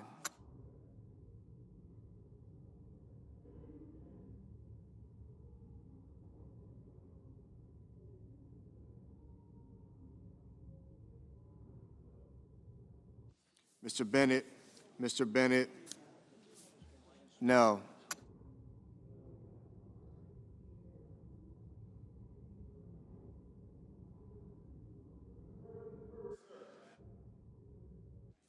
Mr. Booker, no. Mr. Langford, aye. Mrs. Capito, aye.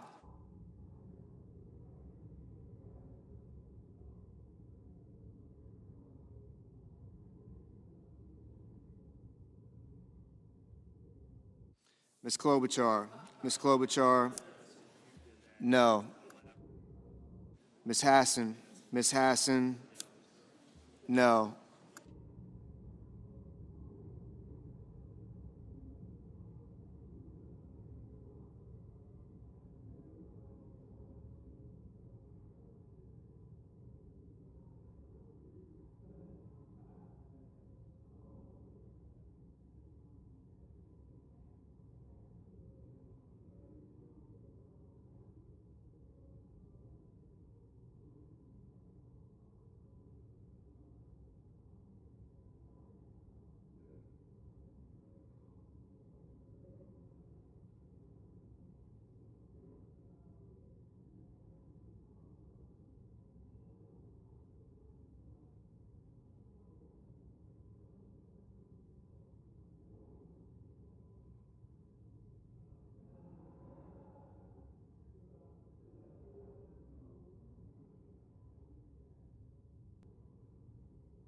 Mr. Marshall, aye.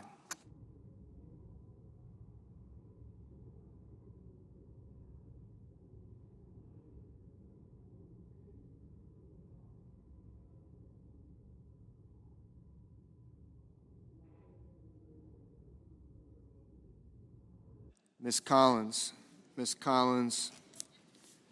aye. Mr. Markey, no.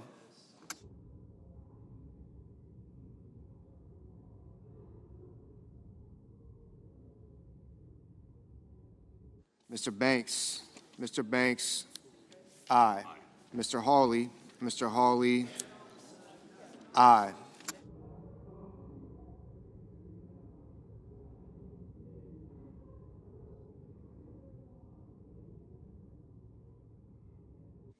Mr. Merkley, no.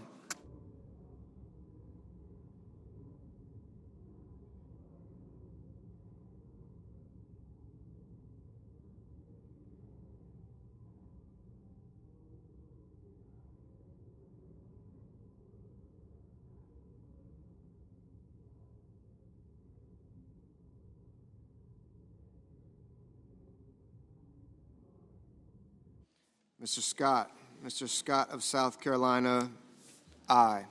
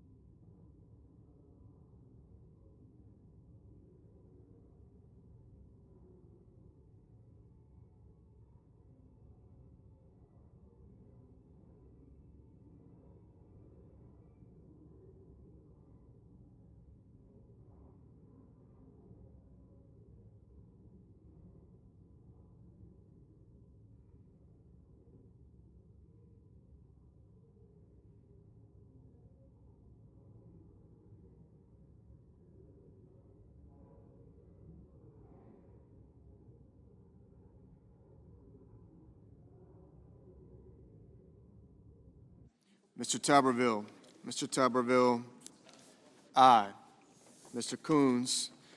Coons, no.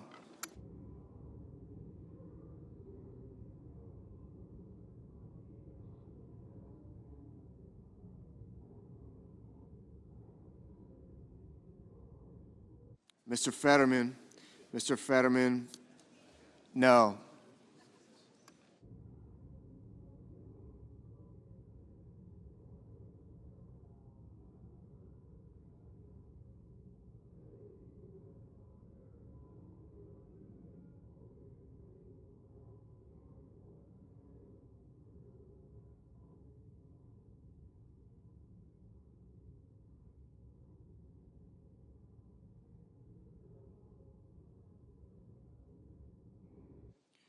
Mr. Sullivan. Mr. Sullivan, aye.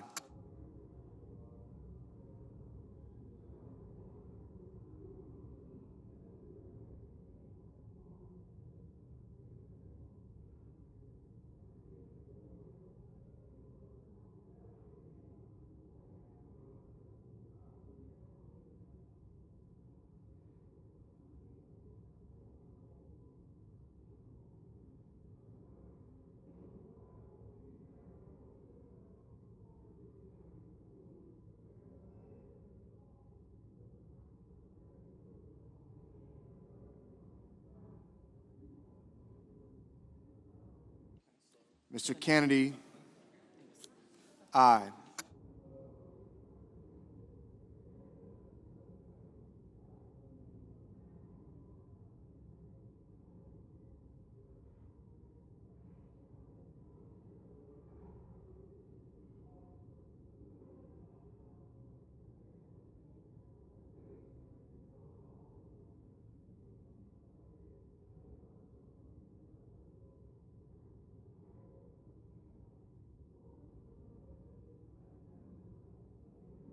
Mr. Kelly, no.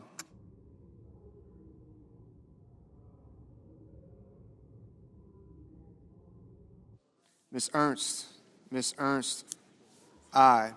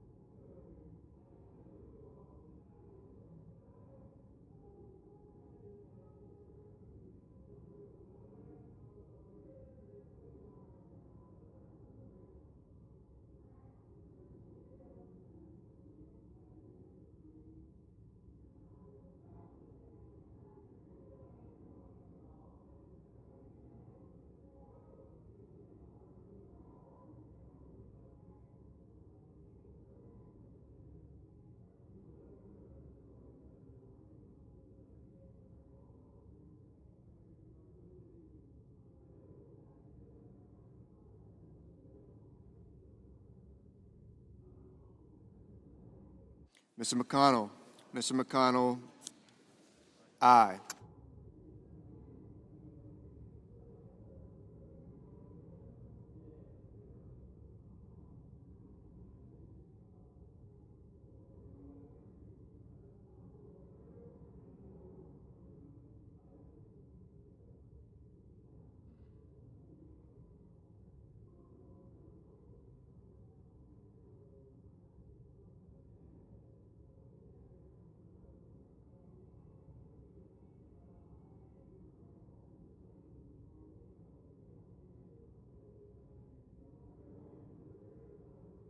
Mr.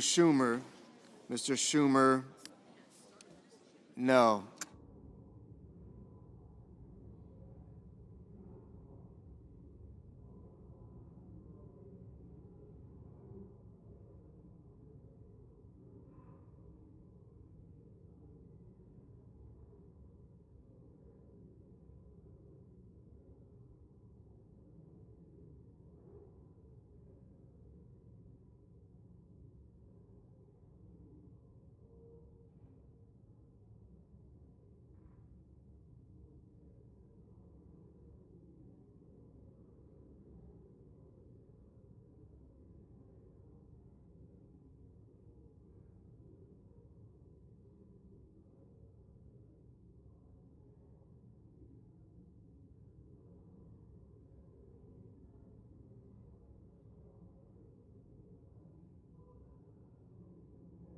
Ms. Cantwell, no.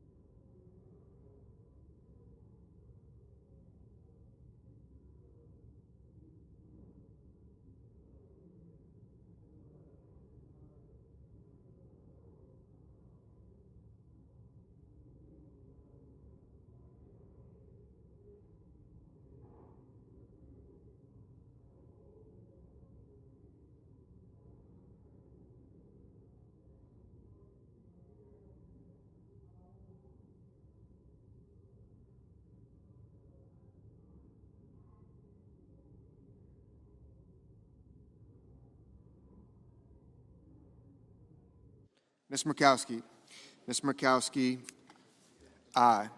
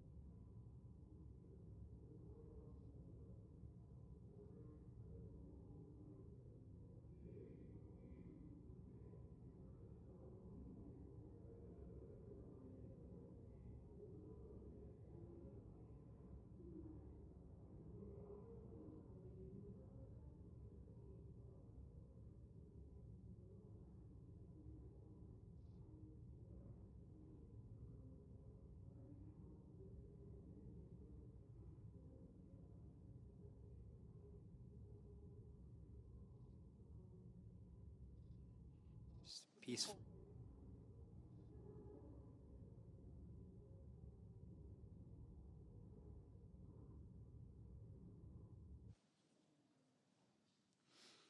On this vote, the yeas are 53 and the nays are 47. 3/5 of the senators duly chosen and sworn not having voted in the affirmative, the motion is not agreed to. The point of order is sustained and the amendment fails. Mr. President, I ask unanimous consent that it be in order for the following senators to be recognized to offer amendments, motions, or points of order, that the amendments be reported by number with no amendment in order prior to a vote in relation to amendments or motions. Kane, motion to commit, and Blumenthal, motion to commit. Without objection. I have a motion to commit at the desk. Clerk will report. Senator from Virginia, Mr. Kane, moves to commit the bill, H.R. 1, to the Committee on Homeland Security and Governmental Affairs with instructions. I ask that further reading of the motion be dispensed with. Without objection. Mr. President, 30% of the federal workforce is veterans, compared with only 6% of the overall workforce. The Trump administration has fired more veterans than any administration in the history of the United States. Derek Copeland, as an example, was a 20-year Air Force veteran who trained bomb-sniffing dogs. He then took a job with the Department of Agriculture to train dogs to sniff out illegal agricultural products.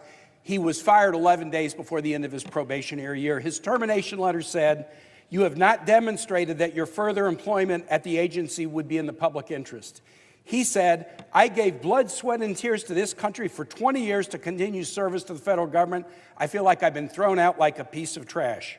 My motion hits pause on this bill and would stop mass firing of veterans because it's wrong, and I would ask my colleagues to support my motion. Mr. President, Chair recognizes Senator from Montana. well, I thank my colleague, the other Tim, for his concern for our veterans. I feel compelled to note that this motion alone would stop the big, beautiful bill in its tracks. I've been asking for months, where was the Democrat outrage similarly when we laid off tens of thousands of veterans and contractors during the COVID vaccine hesitancy pandemic? There were no due process and no consideration for their service was given. Democrats trying to nitpick and derail this bill by disguising the fact that they are advocating for the largest tax increase in the history of mankind, a $4 trillion tax increase. That's what they're really advocating for. This is also completely unnecessary. Federal law requires the Office of Personnel Management to consider military preference in hiring within our federal workforce. We have to stop using veterans as political pawns. The best thing we can do for veterans is have a strong, capable federal government that is fiscally sound. I urge a no vote on this amendment. Do I have remaining time? 6 seconds. We can stop this, and we should. President Trump's only been in office 6 months, and he's already fired more veterans than any president in American history. Please vote yes. The question is on the motion. Is there a sufficient second? There appears to be. The clerk will call the roll. Ms. Also Brooks, Ms. Baldwin,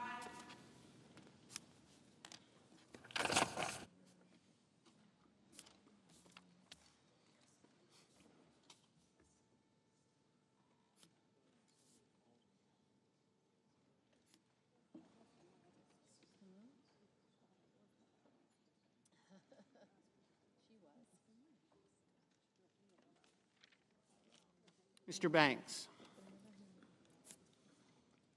Mr. Barrasso, Mr. Bennett,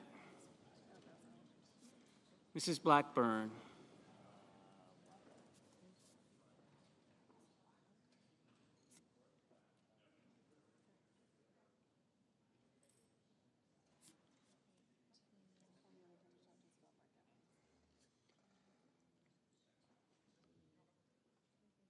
Mr. Blumenthal,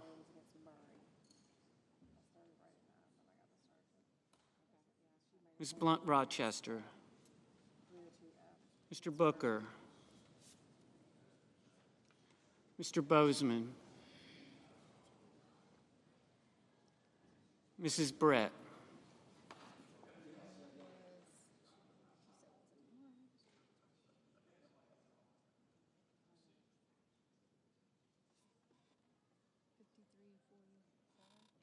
Mr. Budd,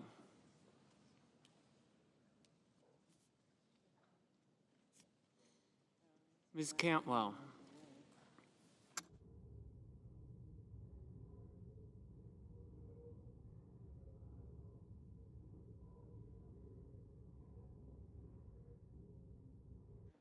Mrs. Capito.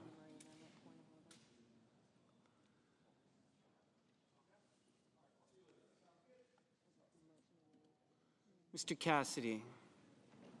Ms. Collins.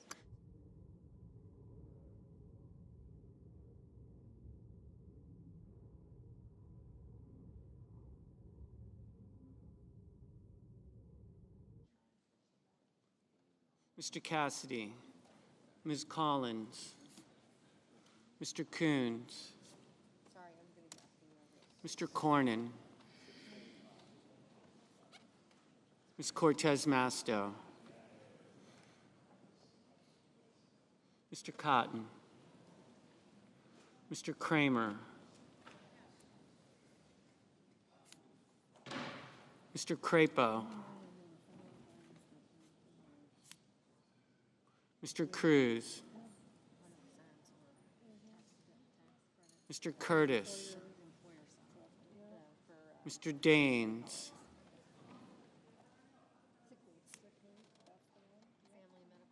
Ms. Duckworth,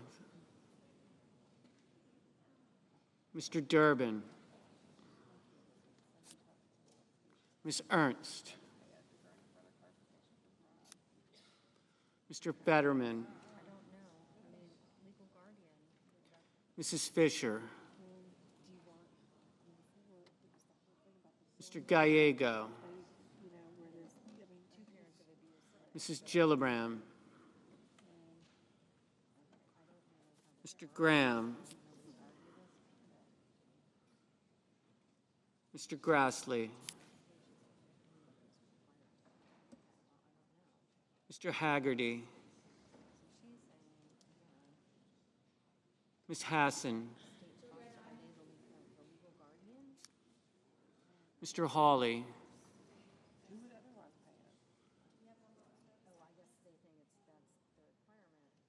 Mr. Heinrich,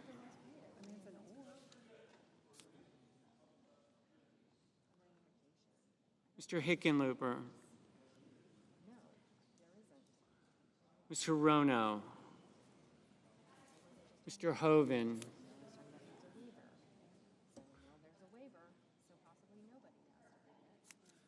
Mr. Husted,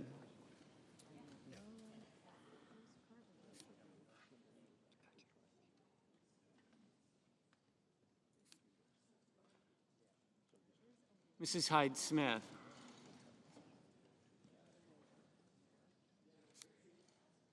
Mr. Johnson,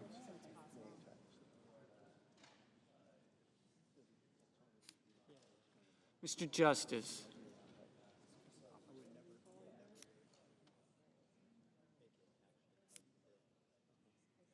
Mr. Kane, Mr. Kelly, Mr. Kennedy,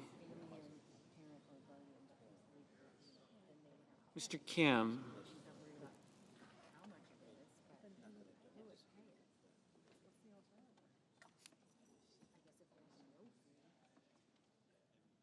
Mr. King,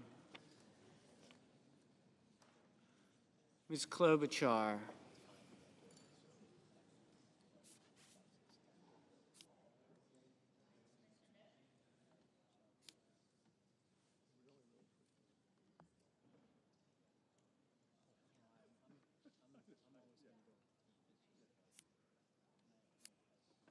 Mr. Langford, Mr. Lee, Mr. Lujan, Ms. Lummis, Mr. Markey, Mr. Marshall, Mr. McConnell,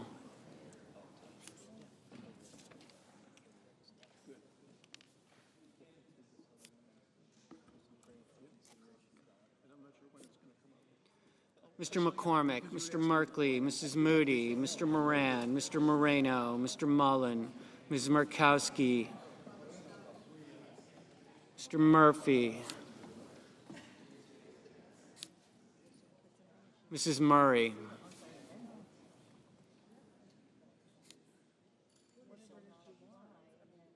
Mr. Ossoff, Mr. Padilla, Mr. Paul, Mr. Peters, Mr. Reed, Mr. Ricketts, Mr. Risch, Ms. Rosen, Mr. Rounds, Mr. Sanders, Mr. Schatz, Mr. Schiff, Mr. Schmidt, Mr. Schumer, Mr. Scott of Florida, Mr. Scott of South Carolina, Mrs. Shaheen, Mr. Sheehy, Ms. Slotkin, Ms. Smith, Mr. Sullivan,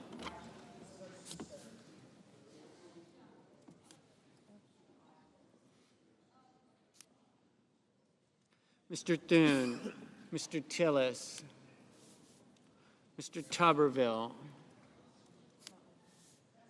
Mr. Van Hollen, Mr. Warner, Mr. Warnock, Ms. Warren, Mr. Welch, Mr. Whitehouse, Mr. Wicker, Mr. Wyden, Mr. Young.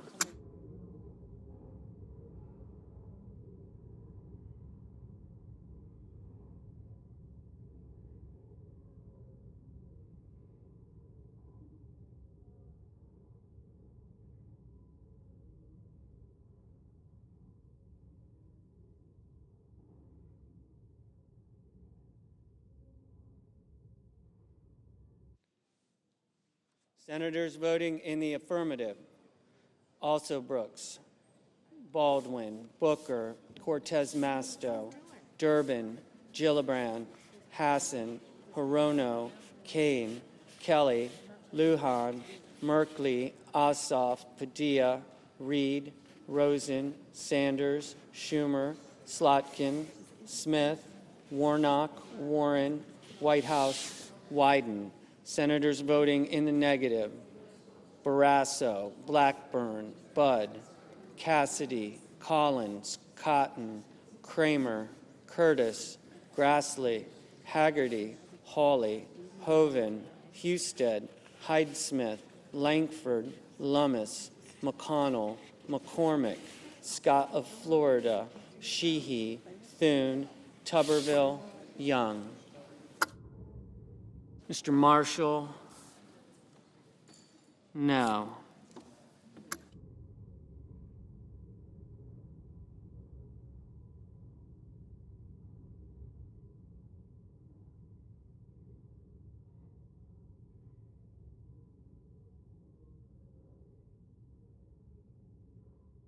Mr. Cornyn, no. Mr. Gallego, aye.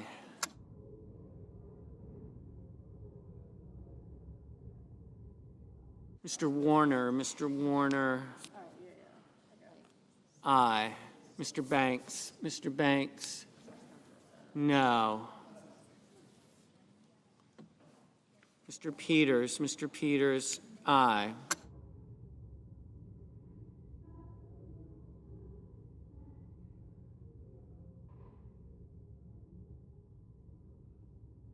Mr. Blumenthal, aye.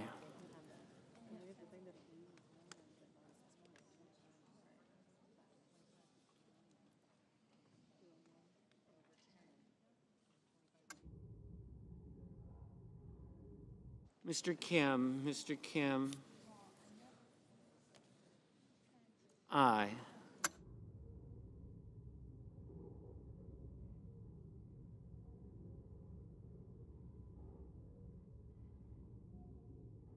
Mr. Tillis, no. Mr. Hickenlooper, aye.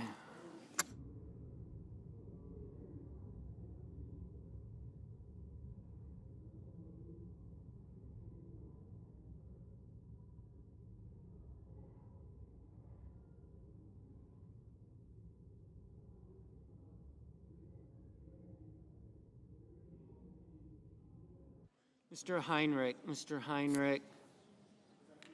aye.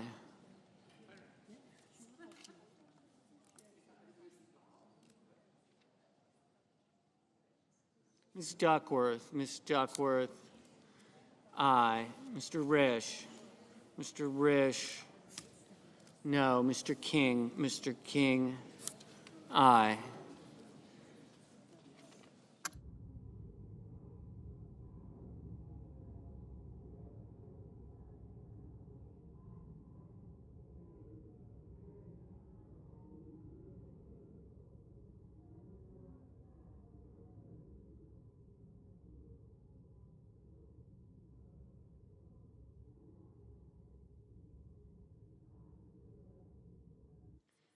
Mrs. Murray, Mrs. Murray. Aye.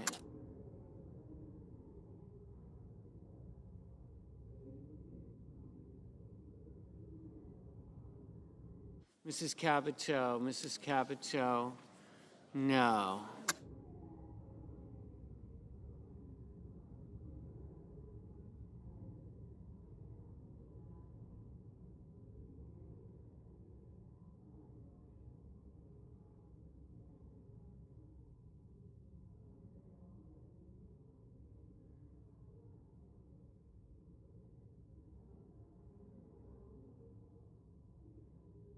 Mr. Fetterman, Mr. Fetterman.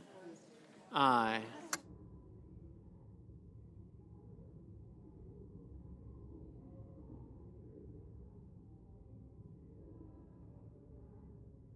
Ms. Klobuchar, Ms. Klobuchar, aye. Mr. Murphy, Mr. Murphy, aye.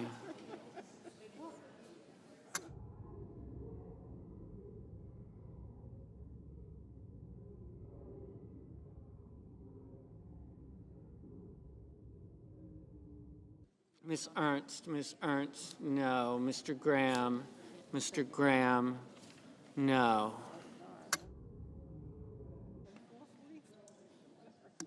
Mrs. Moody, no.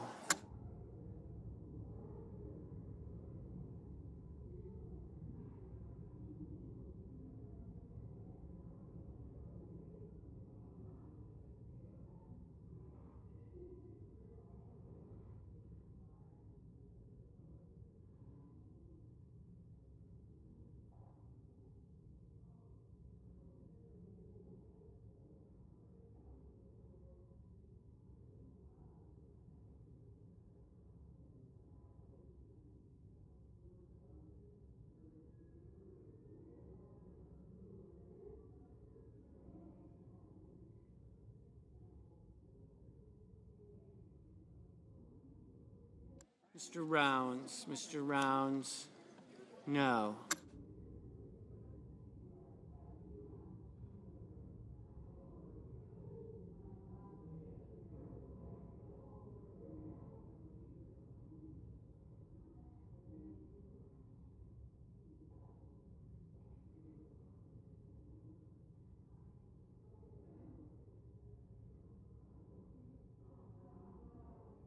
Mr.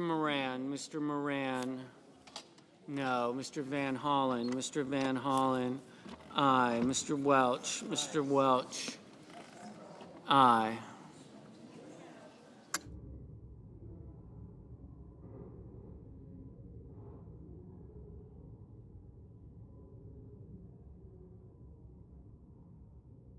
Mr. Markey, aye.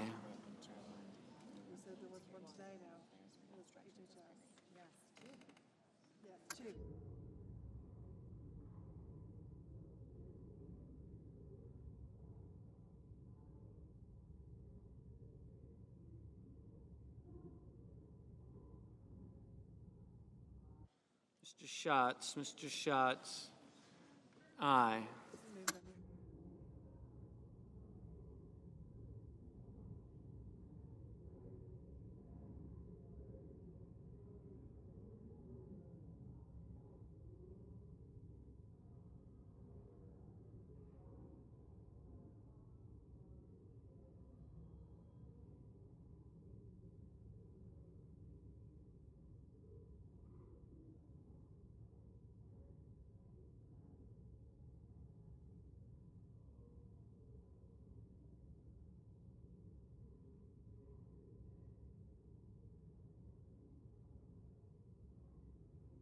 Ms. Markowski, no. Mrs. Shaheen, aye. Mrs. Britt, no.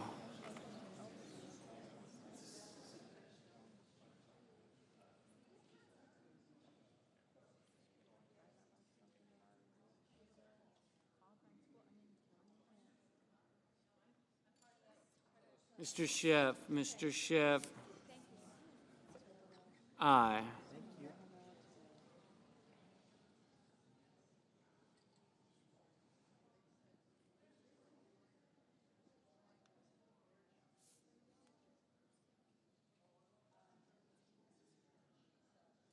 Ms. Cantwell, aye.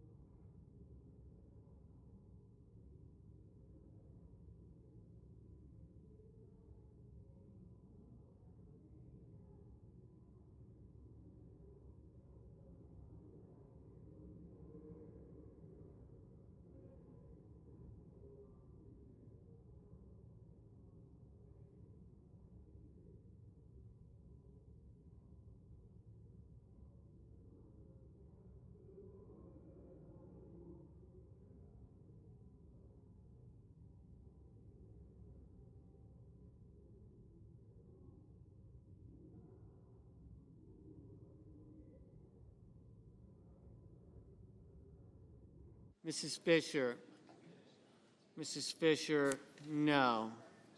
Ms. Blunt Rochester, aye.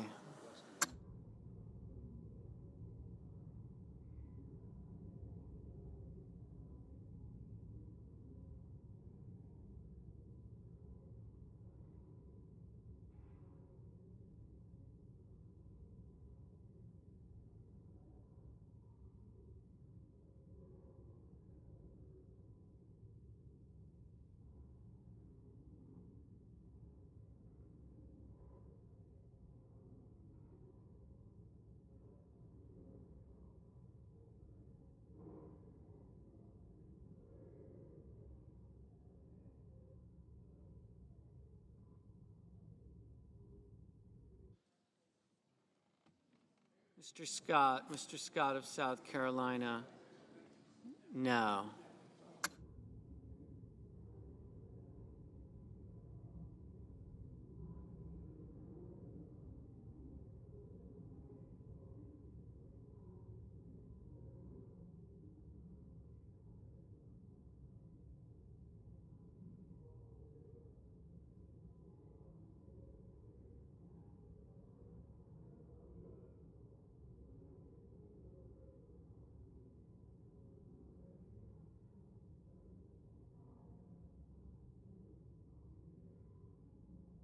Mr. Moreno, no.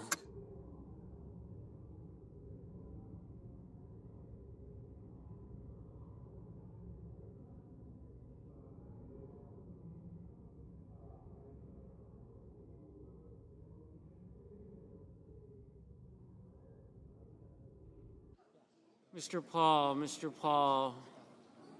no. Mr. Daines, no.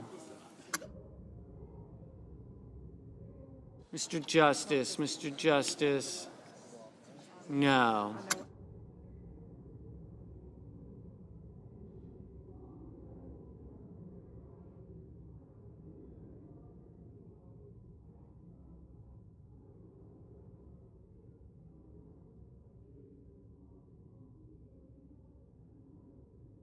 Mr. Bennett, aye.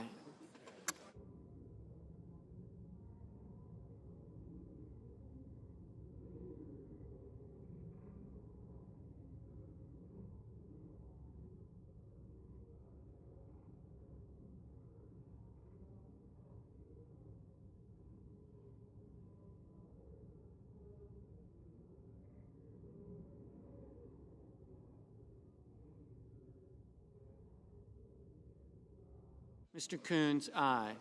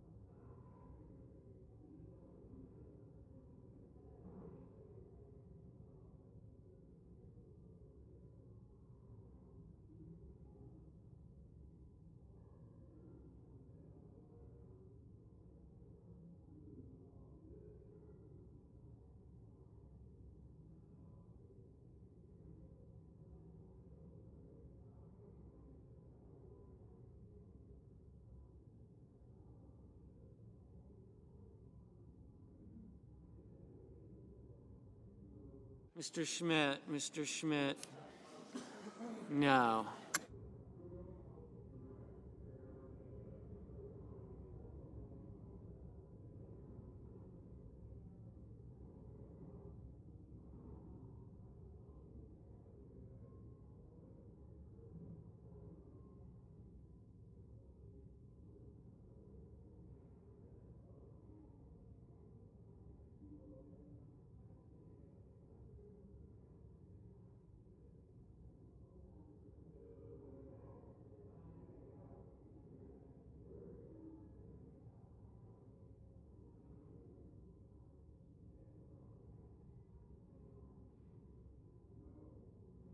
Mr.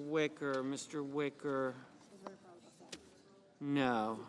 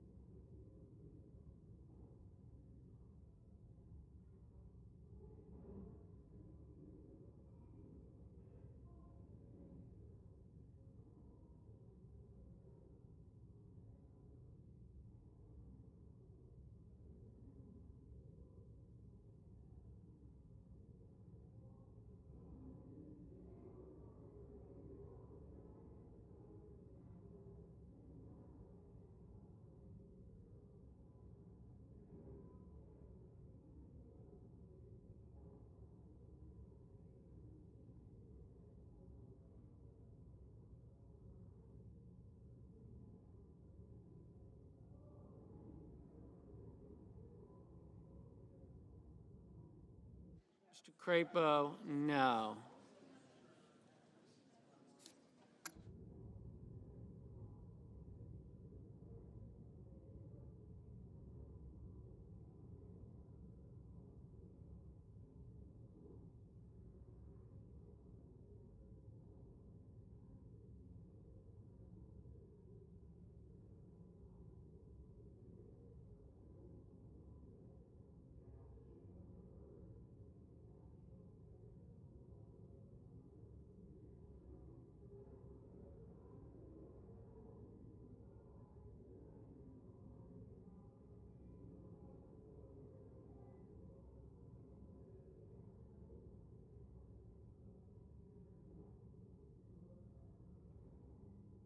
Mr. Ricketts, no.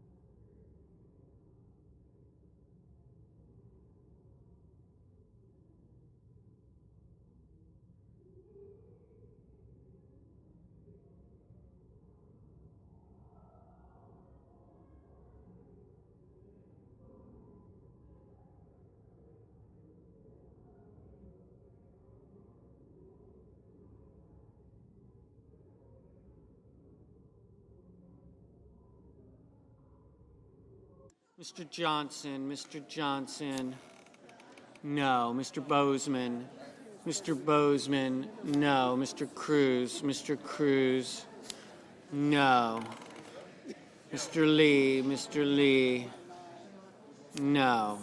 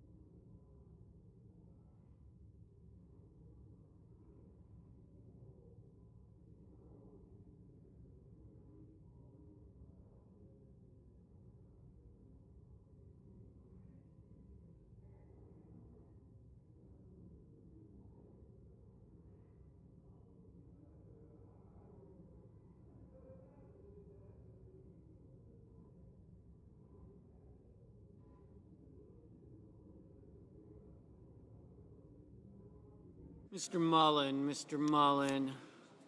No. Mr. Sullivan, Mr. Sullivan. No.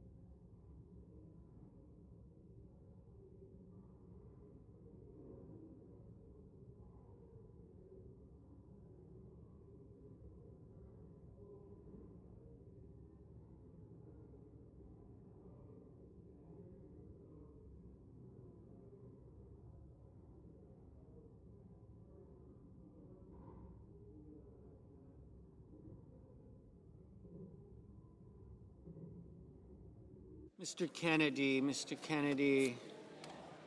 No.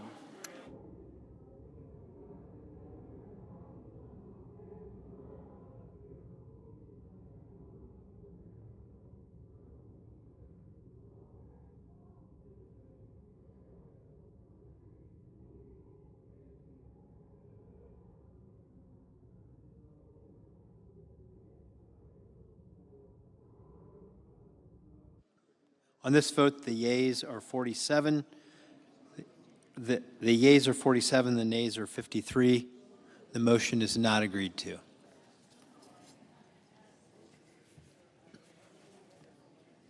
Chair recognizes the senator from Connecticut. Thank you, Mr. President. I have a motion to commit. I have a motion to Clerk commit will at the report. desk. The senator from Connecticut, Mr. Blumenthal, moves to commit the bill H.R. 1 to the committee. Reading of the motion be dispensed with. Thank you, Mr. President. I make this motion to commit the reconciliation bill to the Armed Services Committee on behalf of myself and Senator Schumer, because President Trump earlier this year solicited and accepted a $200 million gift from the government of Qatar, a Boeing 747 jet, to be retrofitted supposedly for use as Air Force One. Make no mistake, this transfer is illegal. It's a blatant violation of the Constitution's emolument clause, which prohibits exactly this kind of foreign gift, risking undue foreign influence. It's also abhorrently wasteful, costing taxpayers at least $1.5 billion to strip it down and install all the necessary security systems. And it won't even be ready before the end of Trump's term. And now we learn from the Air Force Secretary just last week that the money will be transferred from modernization of our nuclear arsenal, the Sentinel Intercontinental Ballistic Missile Program. It is a sacrifice of our national security. Illegal, exorbitantly costly, dangerous to our national defense. We should stand up to this corrupt self-dealing. This motion, which I've worked on with Senators Schumer and Schatz, would send the bill back to the Armed Services Committee with instruction to add a prohibition on using funds for this unconstitutional, wasteful self-enrichment. I yield the floor. Senator from Mississippi. Thank you, Mr. President. This is the 8th motion to recommit that our friends across the aisle have offered. Each one of these would actually have the effect of ending this process and prohibiting this bill from being passed, and that's the reason they keep offering them. I just want to point out there is nothing in this reconciliation bill about presidential aircraft, the current one or any future ones. Our colleagues are working on the specific, have worked on the specifics, and I know my friend from Connecticut knows this because he's a senior member of the committee. We have specifically outlined every purpose for which the $150 billion is to be used by the administration. And not only that, I have received an assurance from every witness we have who has come before the committee to become a member of this administration that they will follow our directions without exception. So given the fact that there's no funding in this bill for any presidential aircraft, and that the Department of Defense portion of this reconciliation is accompanied by specific language as to where it should be spent, I ask for another no vote on these dilatory motions to commit. Mr. President, in the 30 seconds I have left, let me just respond. Time. Senator has no time. Thank you, Mr. President. The question is on the motion. Is there a sufficient second? There appears to be. Clerk will call the roll. Ms. Alsobrooks. Ms. Baldwin.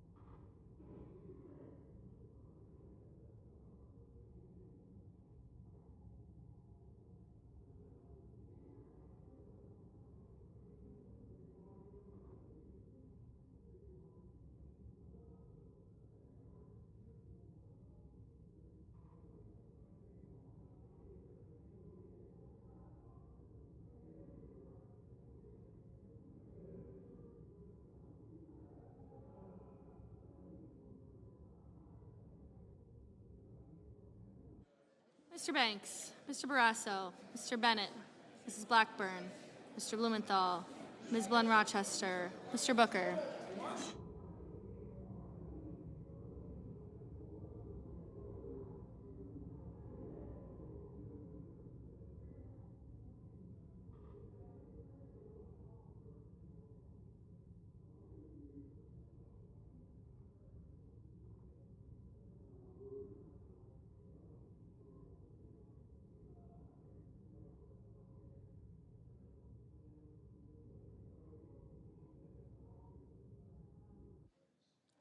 Mr. Booker, Mr. Bozeman, Mrs. Britt, Mr. Budd, Ms. Cantwell, Mrs. Capito, Mr. Cassidy, Ms. Collins, Mr. Coons, Mr. Cornyn, Ms. Cortez Masto, Mr. Cotton, Mr. Kramer, Mr. Crapo, Mr. Cruz.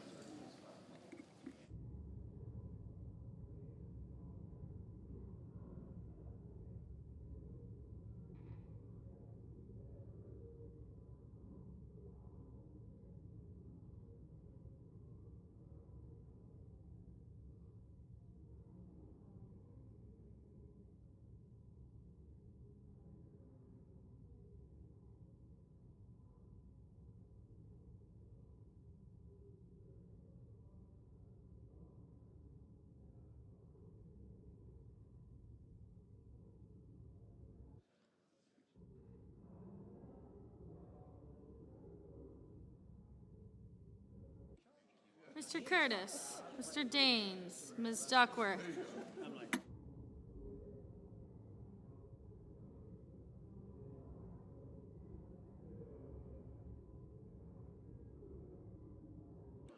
Mr. Durbin, Ms. Ernst, Mr. Fetterman, Mrs. Fisher, Mr. Gallego.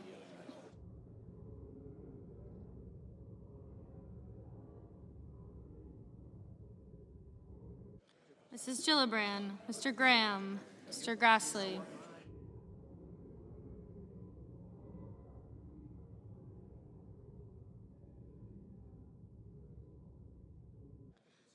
Mr. Haggerty, Ms. Hassan, Mr. Hawley, Mr. Heinrich, Mr. Hickenlooper, Ms. Hirono, Mr. Hoven, Mr. Husted, Mrs. Hyde-Smith, Mr. Johnson, Mr. Justice, Mr. Kane, Mr. Kelly, Mr. Kennedy, Mr. Kim, Mr. King, Ms. Klobuchar.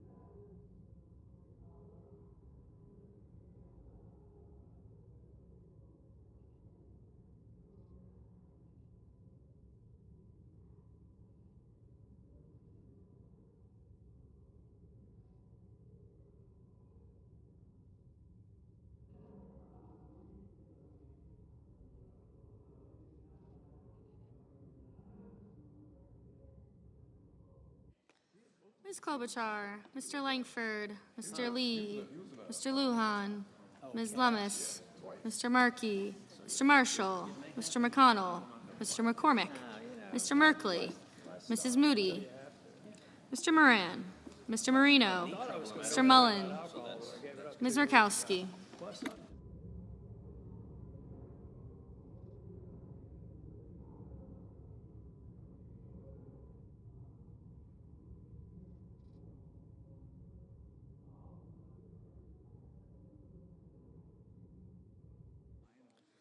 Mr. Murphy, Mrs. Murray, Mr. Ossoff, Mr. Padilla, Mr. Paul, Mr. Peters, Mr. Reed, Mr. Ricketts, Mr. Risch, Ms. Rosen, Mr. Rounds, Mr. Sanders, Mr. Schatz, Mr. Schiff, Mr. Schmidt, Mr. Schumer, Mr. Scott of Florida, Mr. Scott of South Carolina, Mrs. Shaheen, Mr. Sheehy, Ms. Slotkin, Ms. Smith, Mr. Sullivan, Mr. Thune, Mr. Tillis, Mr. Tuberville.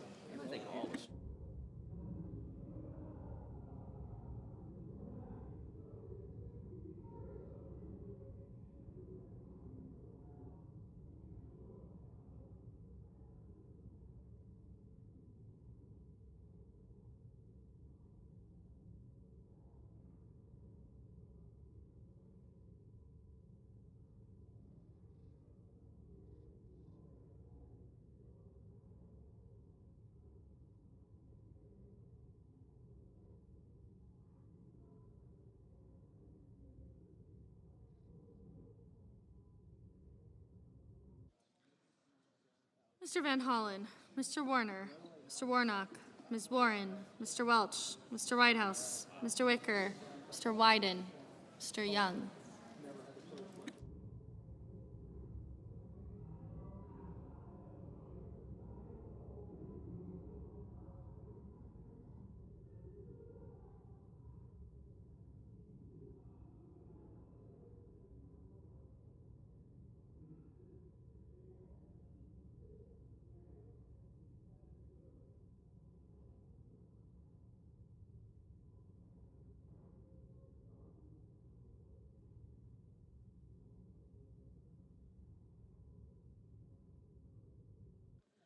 Senators voting in the affirmative: Alsobrooks, Baldwin, Bennett, Blumenthal, Blunt Rochester, Booker, Coons, Duckworth, Hassan, Hickenlooper, Hirono, Kane, Kim, Lujan, Murphy, Murray, Ossoff, Reed, Schiff, Van Hollen, Warren, Welch, Whitehouse, and Wyden.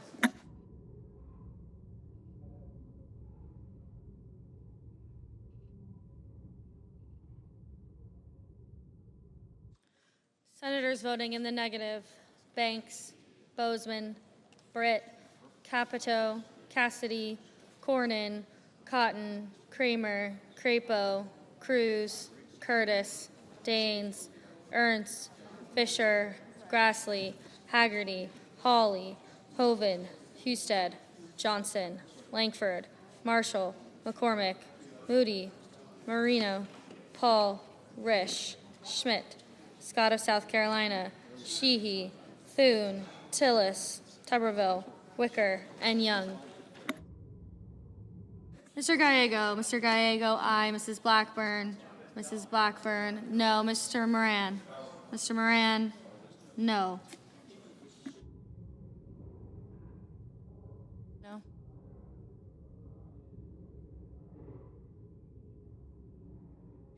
Mrs. Hyde-Smith, no.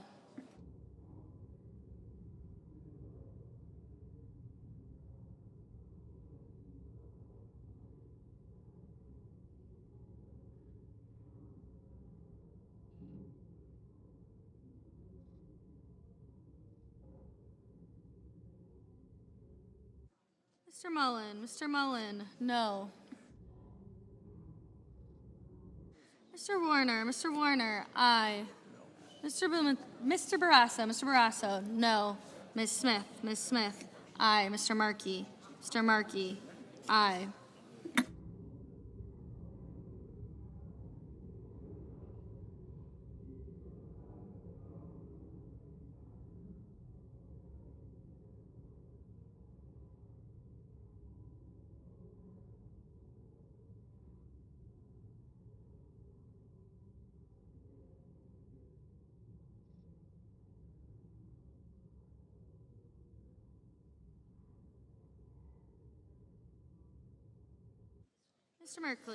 Mr. Merkley, aye. Mr. Fetterman, aye. Mr. Heinrich, aye.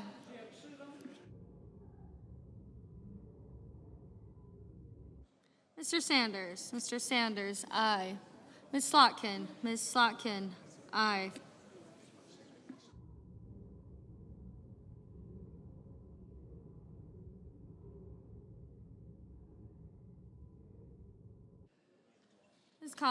Ms. Collins, no. Ms. Cortez Masto, aye. Mr. Padilla, aye. Mr. Graham, no.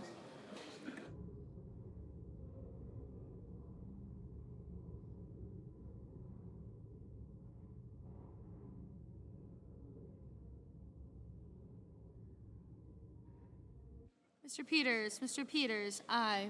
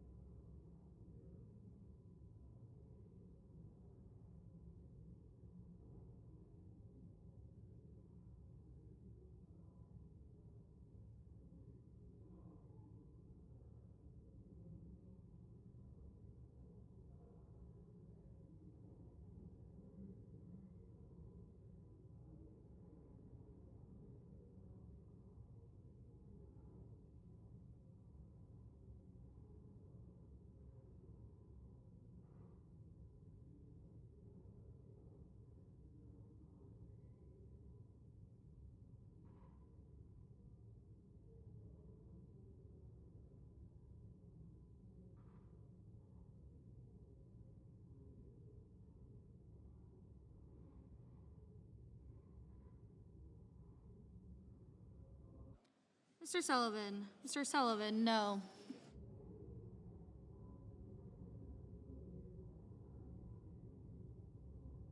Ms. Cantwell. Ms. Cantwell, aye.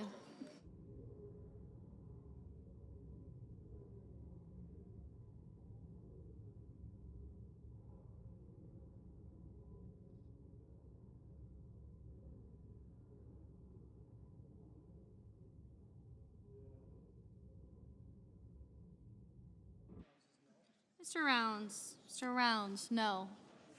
Ms. Rosen. Ms. Rosen, aye.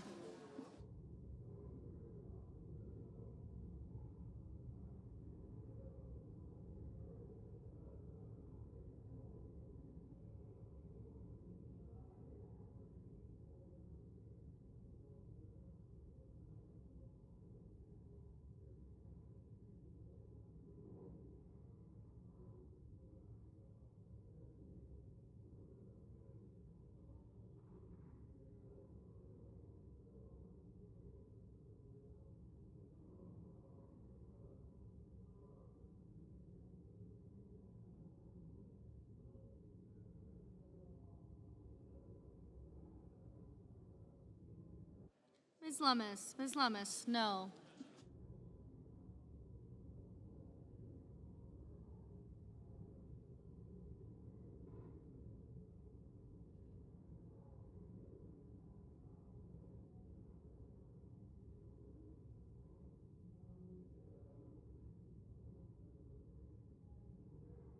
Mr. Budd. Mr. Budd, no. Everyone.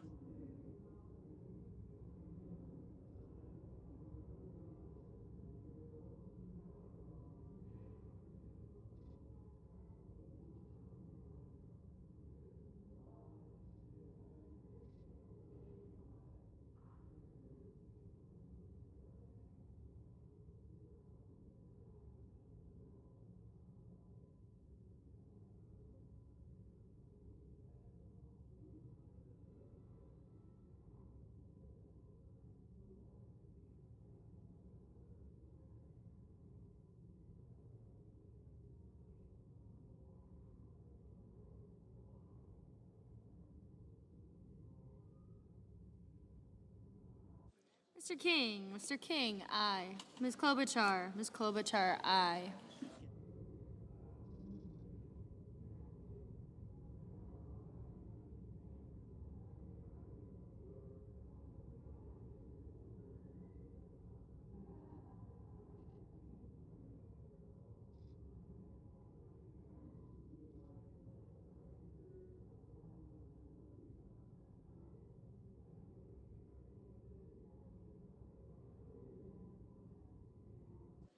Mrs. Shaheen. Mrs. Shaheen, aye.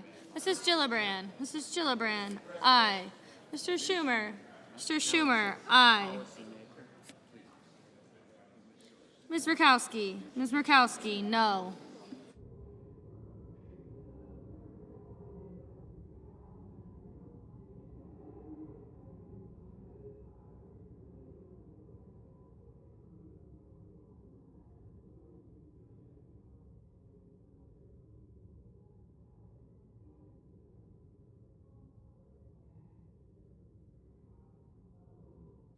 Mr. Schatz. Mr. Schatz, aye. Mr. Warnock. Mr. Warnock, aye.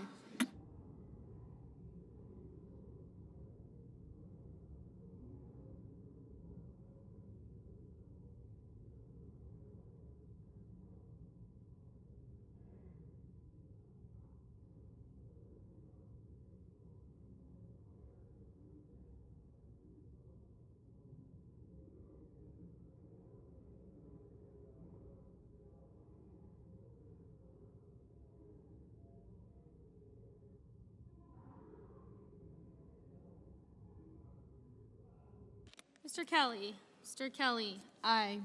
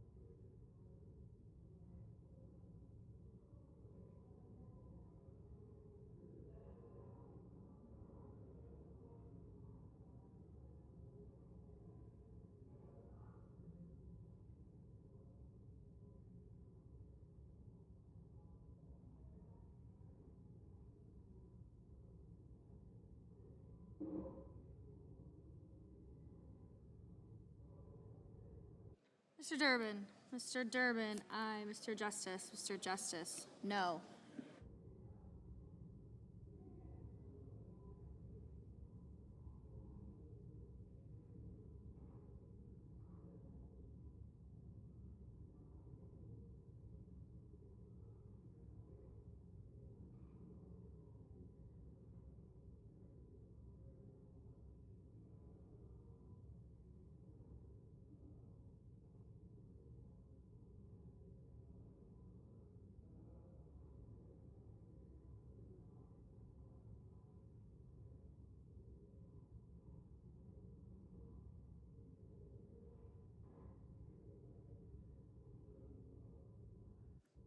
Mr. Lee.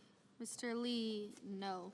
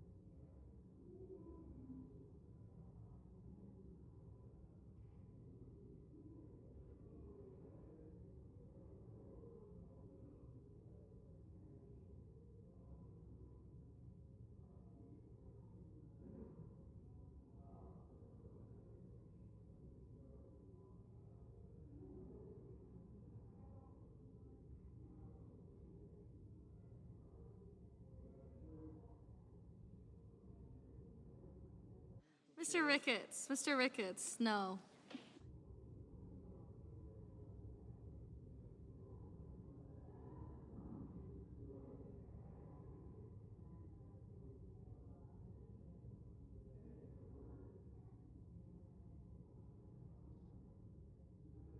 Mr. Scott. Mr. Scott of Florida, no.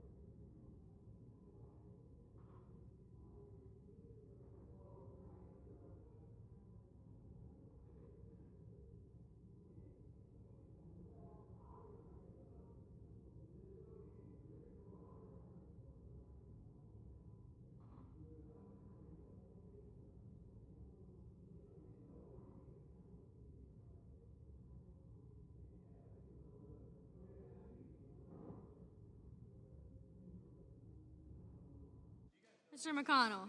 Mr. McConnell, no.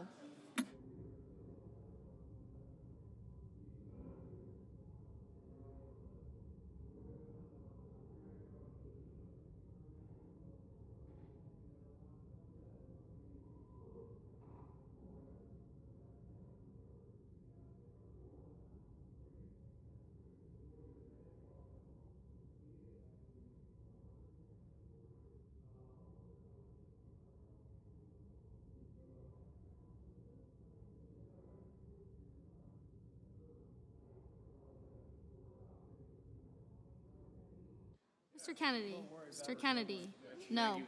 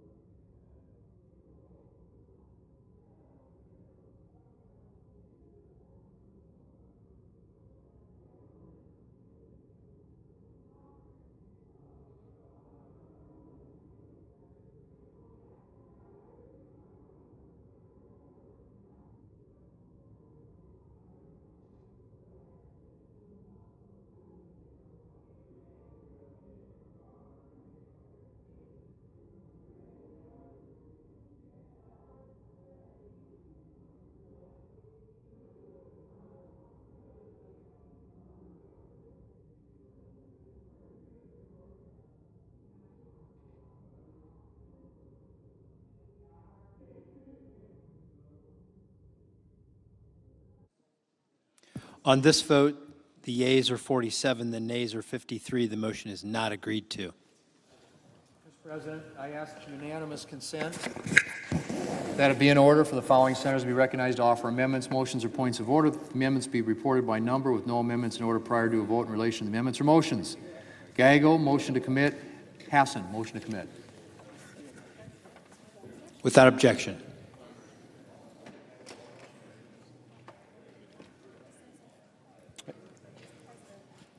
Mr. President. Chair recognizes the senator from Arizona. Mr. President, I have a motion to commit at desk. Clerk will report. Senator from Arizona, Mr. Gallego, moves to commit the bill. Mr. President, I ask for the further reading of the motion be dispensed with. Without objection. Thank you, Mr. President. I rise today to offer a motion to strike provisions that cut Medicaid funding for substance abuse disorder treatment. Families across the country are facing the heartbreaking reality of loved ones battling substance use disorders. For many, Medicaid is the only way to afford the treatment they need. Republican efforts to cut Medicaid funding for substance abuse treatment is cruel. It hurts those who have shown the bravery to seek help and undermines our nation's efforts to combat public health crises such as the fentanyl epidemic. At the same time, this Republican bill will give the wealthiest Americans and large corporations tax cuts and loopholes that will only benefit the elite. We can continue to fund substance use disorder treatment by finally making corporations and the ultra-wealthy pay their fair share in taxes. I urge my colleagues to support this motion to protect those seeking treatment and finally make corporations and the ultra-wealthy pay their fair share. Mr. President. To recognize the senator from Idaho. Mr. President, Republicans are strengthening Medicaid and setting it on a more fiscally sustainable path by targeting waste, fraud, and abuse. This bill does not take Medicaid away from children or the elderly, the disabled, or the medically frail, adults caring for children and elderly relatives, or any recipient the program was originally designed to help. It increases eligibility to home and community-based services, which will increase access to mental health or substance abuse disorder treatments. If this motion were adopted, it would delay a vote on this bill and stand in the way of Republicans' efforts to prevent a $4 trillion tax hike on working families and deliver additional tax relief to the middle class. I urge my colleagues to vote no. Questions on the motion? Ask for yeas and nays. I think I said that. Is there a sufficient second? There appears to be. Clerk will call the roll. Ms. Also Brooks.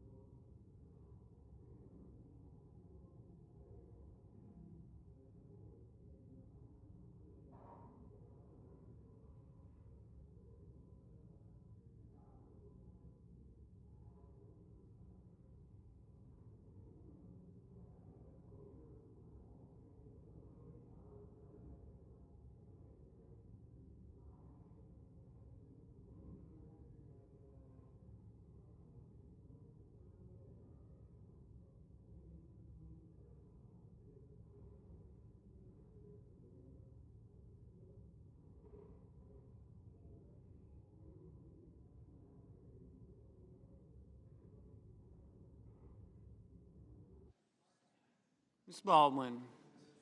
Mr. Banks.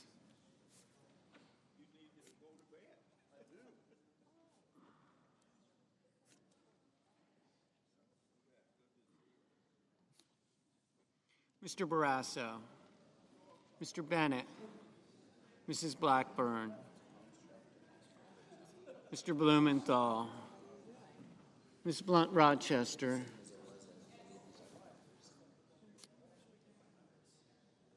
Mr. Booker, Mr. Bozeman, Mrs. Brett,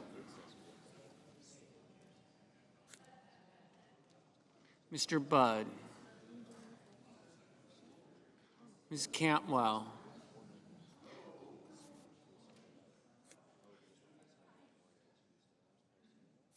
Mrs. Capito,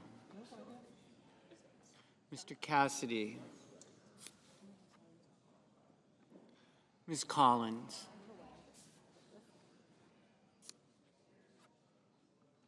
Mr. Coons, Mr. Cornyn, Ms. Cortez Masto, Mr. Cotton, Mr. Kramer, Mr. Crapo, Mr. Cruz, Mr. Curtis, Mr. Daines,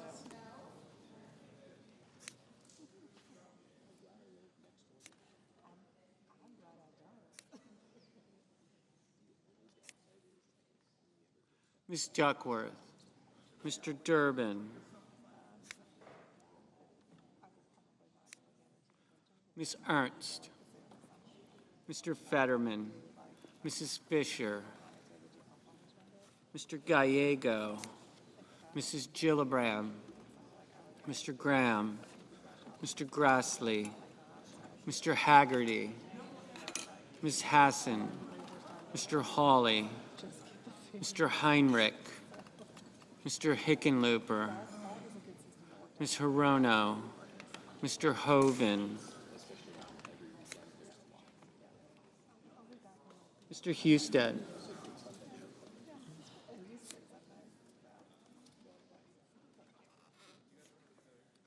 Mrs. Hyde-Smith, Mr. Johnson, Mr. Justice, Mr. Kane, Mr. Kelly, Mr. Kennedy,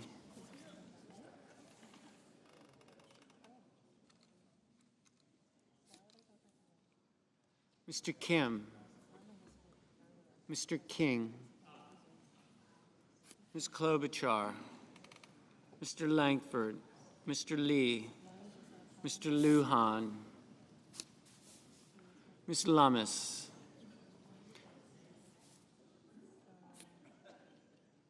Mr. Markey,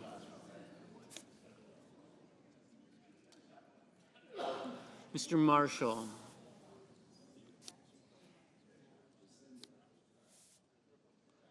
Mr. McConnell, Mr. McCormick, Mr. Merkley,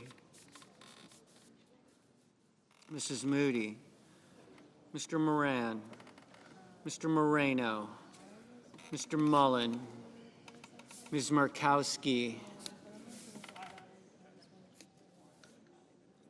Mr. Murphy, Mrs. Murray, Mr. Ossoff, Mr. Padilla, Mr. Paul, Mr. Peters, Mr. Reed, Mr. Ricketts, Mr. Risch,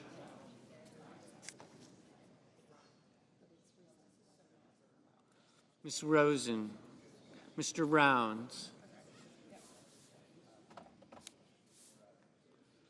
Mr. Sanders, Mr. Schatz, Mr. Schiff,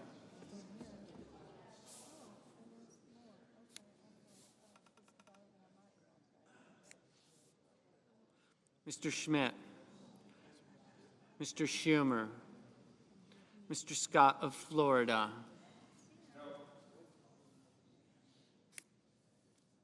Mr. Scott of South Carolina, Mrs. Shaheen, Mr. Sheehy, Ms. Slotkin, Ms. Smith, Mr. Sullivan, Mr. Thune, Mr. Tillis, Mr. Tuberville, Mr. Van Hollen, Mr. Warner, Mr. Warnock, Ms. Warren, Mr. Welch, Mr. Whitehouse, Mr. Wicker, Mr. Wyden, Mr. Young.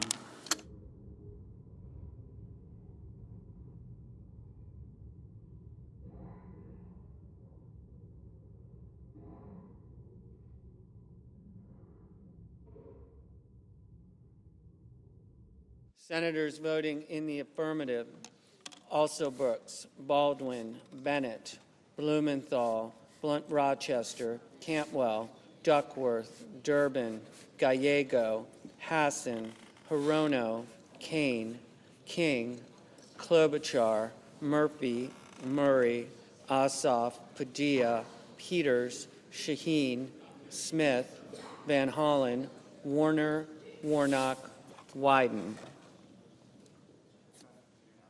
Ms. Rosen, aye.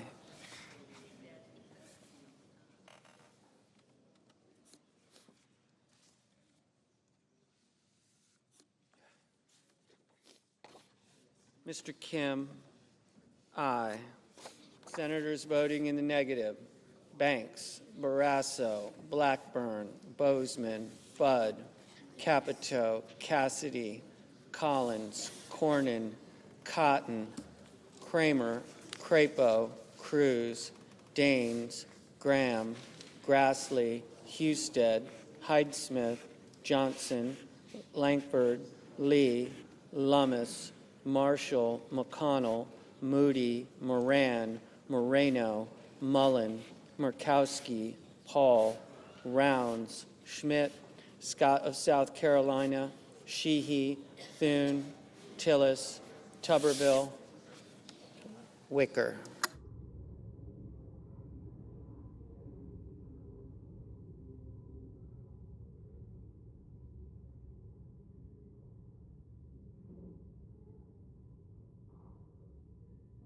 Ms. Slotkin, aye.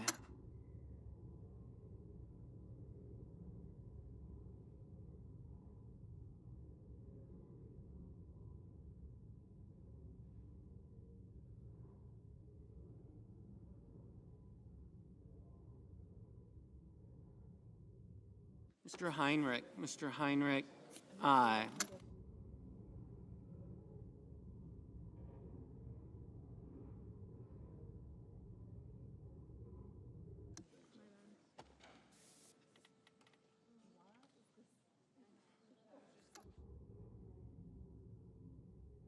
Ms. Warren, aye.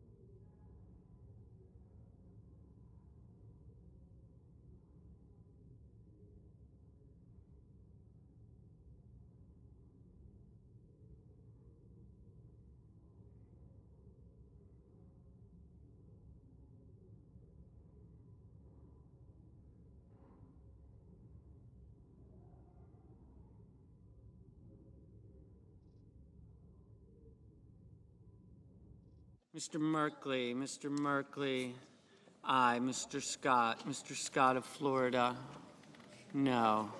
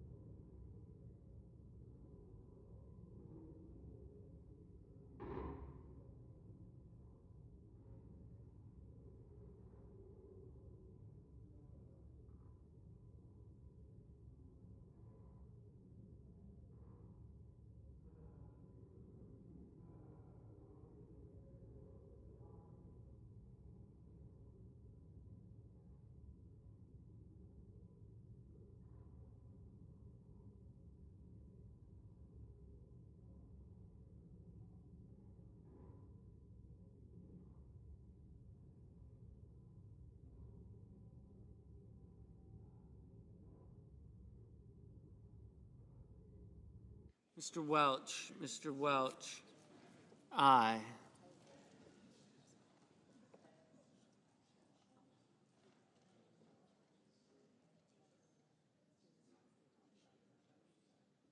Mr. Hickenlooper, aye.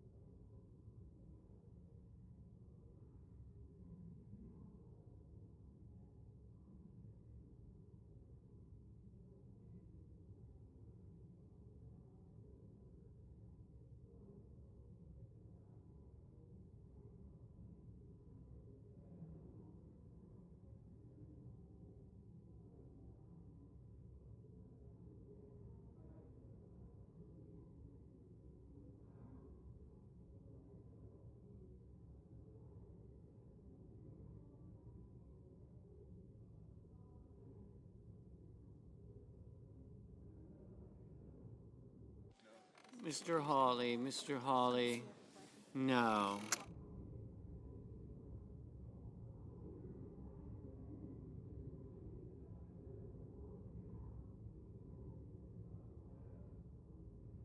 Mrs. Brett,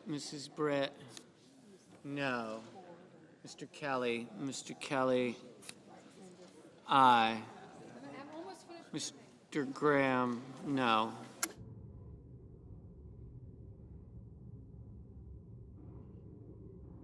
Ms. Cortez Masto, aye.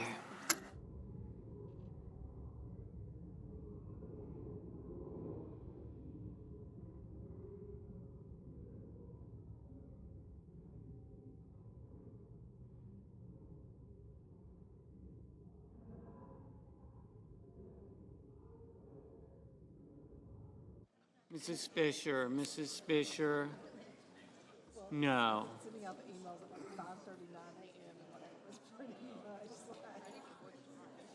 Mr. Lujan, aye. Mr. Curtis, no.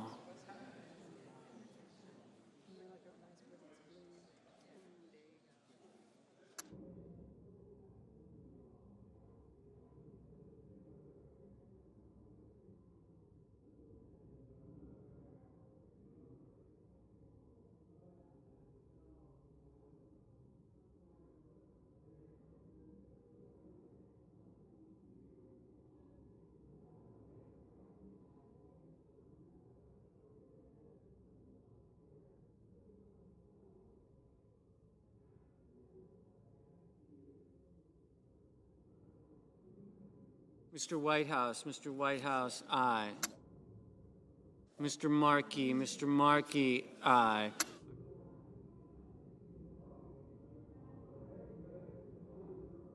Mr. Ricketts, no.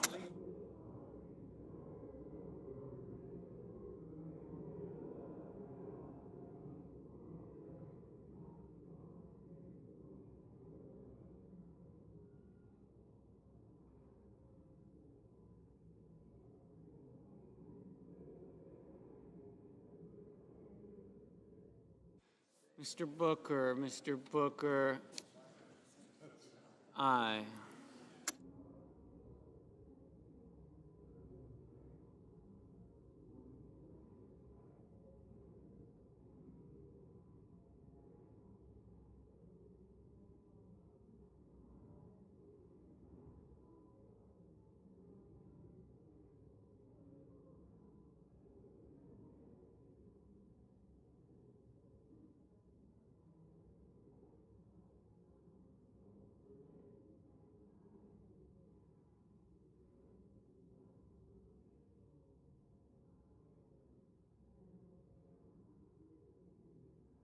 Mr. Hoven, no.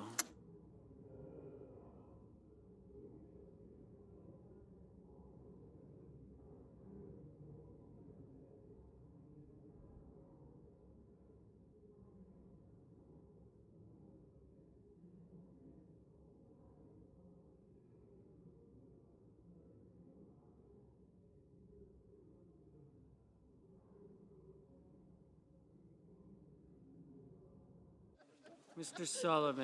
Sullivan, no. Mr. Fetterman, aye.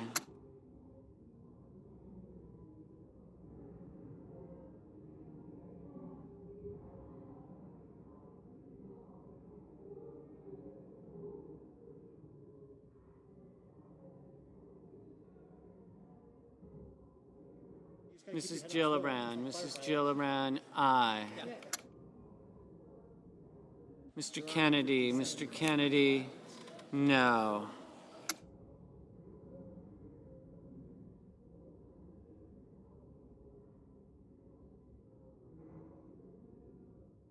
Mr. Reed, aye.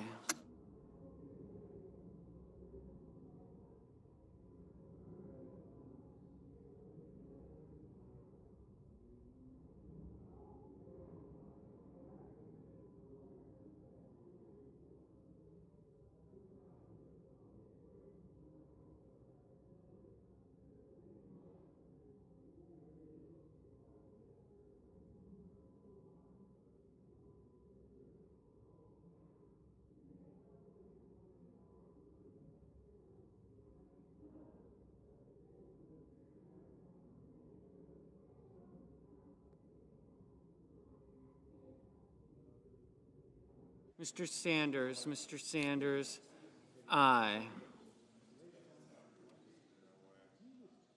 Mr. Schiff, aye.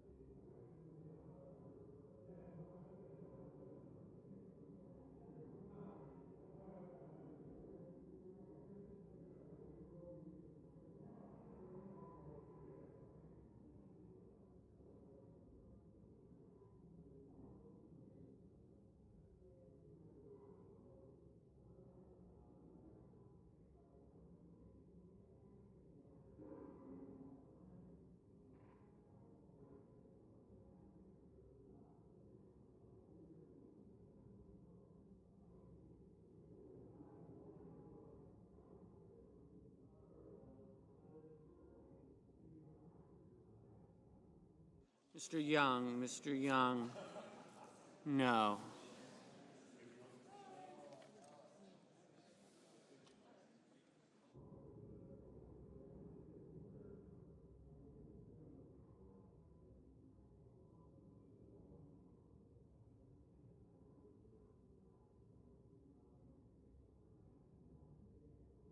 Mr. Risch, no. Mr. Justice, no. Mr. McCormick, no.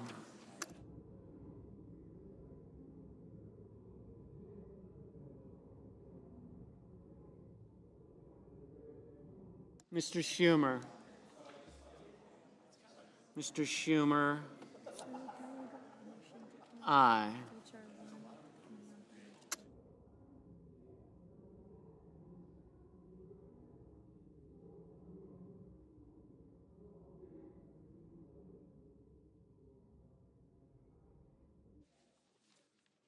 Mr. Schatz, aye.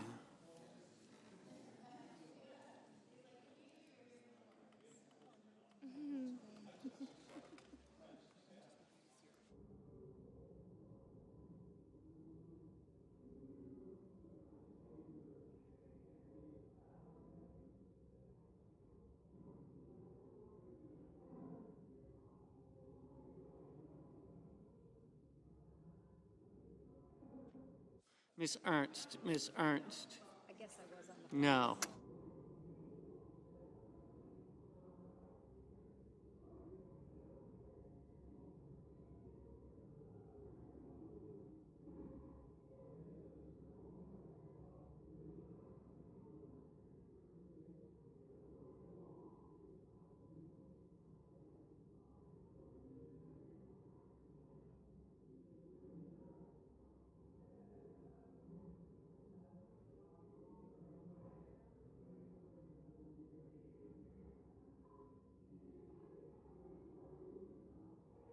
Mr. Haggerty, no.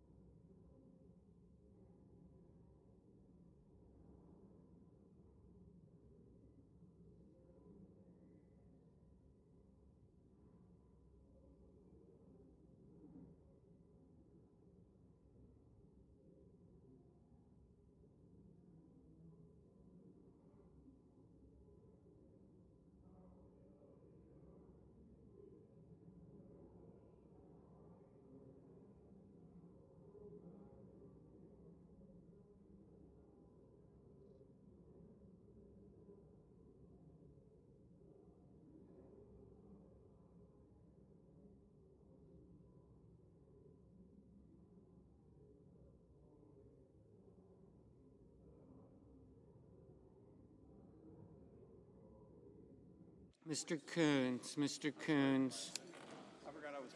Aye.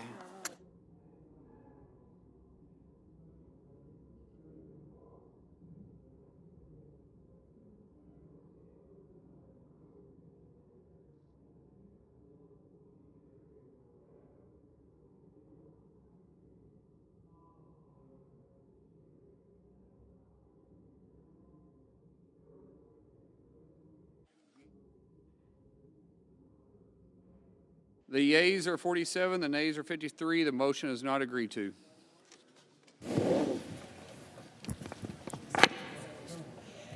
Mr. President, Senator from New Hampshire. Mr. President, I have a motion to commit at the desk. Clerk will report. The Senator from New Hampshire, Ms. Hassan, moves to commit the bill, H.R. 1, to the Committee on Finance with instructions. I ask the further reading of the motion be dispensed with. Without objection. Mr. President, across the country, Americans of every political stripe are urging us to come together to help bring down painfully high costs. Instead, the President is making life even less affordable, both with this partisan budget bill and with his decision to launch a trade war with our ally, Canada. The President's tariffs, combined with this bill, will raise costs for firefighters, truck drivers, and teachers by $500, all so that the wealthiest 0.1%, making over $4 million, get a $350,000 windfall. At a time when the American people need their costs to come down, I can think of few ideas as willfully self-destructive as launching a trade war with one of our closest allies and, in effect, imposing a national sales tax on families and small businesses. I urge my colleagues to listen to the great majority of Americans who need their costs to come down and to support my motion. Mr. President. Senator for Idaho. Crapo. Oh, Idaho, sorry. That was an Oklahoma accent for you, sir. Yeah, I got to get used to that. Mr. President, no decision has been made about tariffs in this bill. More importantly, none of the President's tariffs rely on any authorities made from a prior reconciliation bill or are contingent on this bill. We can and should have a debate about the precise approaches, including how to best incorporate tariff policy. But this is not the appropriate vehicle to have a serious debate on trade. If adopted, this motion would commit the whole bill to a delay and stand in the way of our efforts to prevent a $4 trillion tax hike on working families and deliver additional tax relief to the middle class. I urge my colleagues to vote no. For the yeas and nays. Is there a sufficient second? There appears to be. The clerk will call the roll. Ms. Alsobrooks, Ms. Baldwin, Mr. Banks, Mr. Barrasso, Mr. Bennett.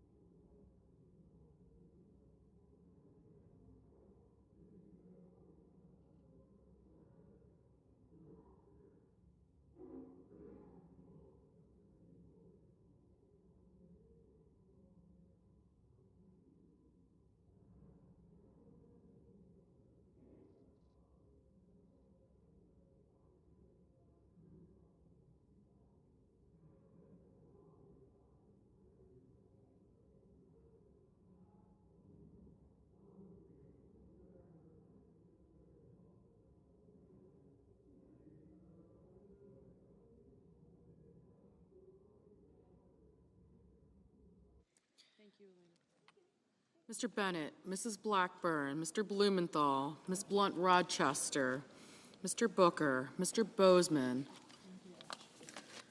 Mrs. Britt, Mr. Budd, Ms. Cantwell, Mrs. Capito, Mr. Cassidy, Ms. Collins, Mr. Coons, Mr. Cornyn, Ms. Cortez Masto, Mr. Cotton, Mr. Kramer, Mr. Crapo,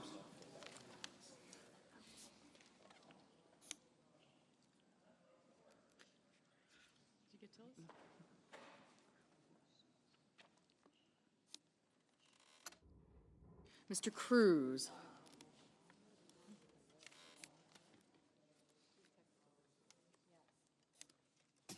Mr. Curtis,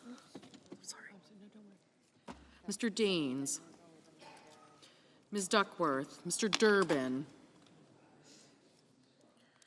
Ms. Ernst, Mr. Fetterman, Mrs. Fisher, Mr. Gallego, Mrs. Gillibrand, Mr. Graham, Mr. Grassley, Mr. Haggerty, Ms. Hassan, Mr. Hawley, Mr. Heinrich, Mr. Hickenlooper, Ms. Hirono,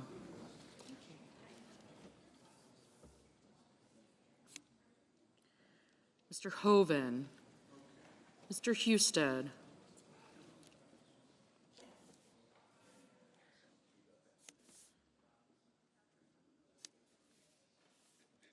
Mrs. Hyde-Smith, Mr. Johnson, Mr. Justice, Mr. Kane, Mr. Kelly, Mr. Kennedy,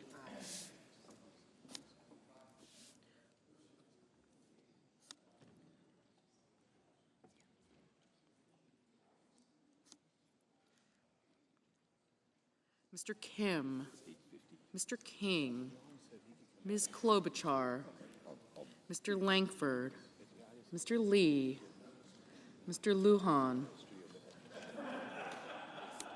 Ms. Lummis, Mr. Markey, Mr. Marshall, Mr. McConnell, Mr. McCormick, Mr. Merkley, Mrs. Moody,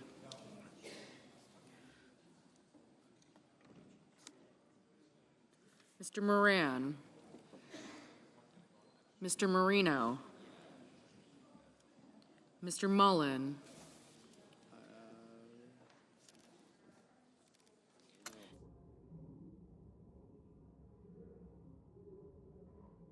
Ms. Murkowski, Mr. Murphy, Mrs. Murray, Mr. Ossoff,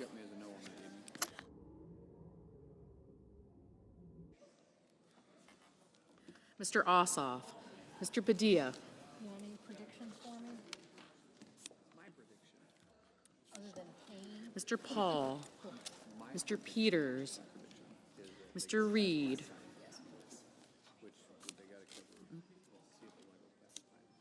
Mr. Ricketts, Mr. Risch.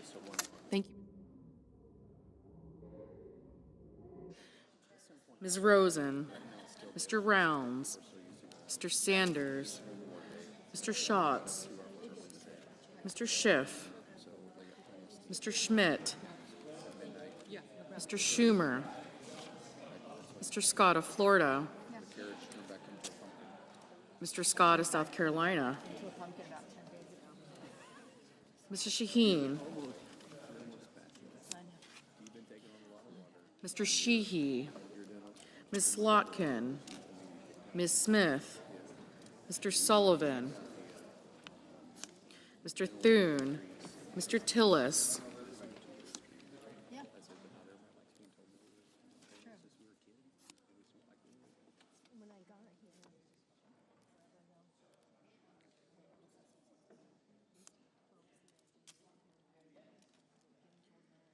Mr. Tuberville, Mr. Van Hollen,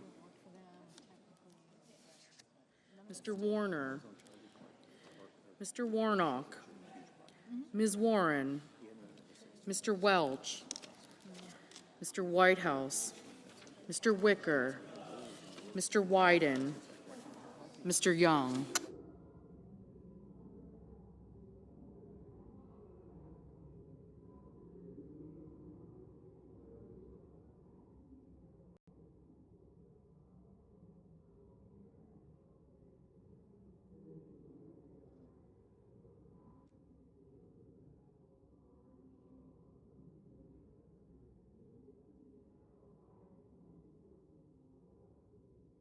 Senators voting in the affirmative: Alsobrooks, Bennett, Blumenthal, Blunt-Rochester, Booker, Coons, Duckworth, Fetterman, Gillibrand, Hassan, King, Lujan, Markey, Murphy, Murray, Ossoff, Padilla, Reed, Rosen, Sanders, Schatz, Shaheen, Smith, Warren, Whitehouse, and Wyden.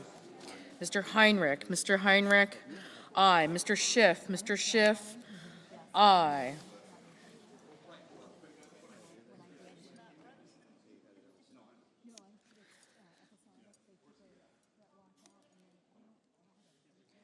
Mr.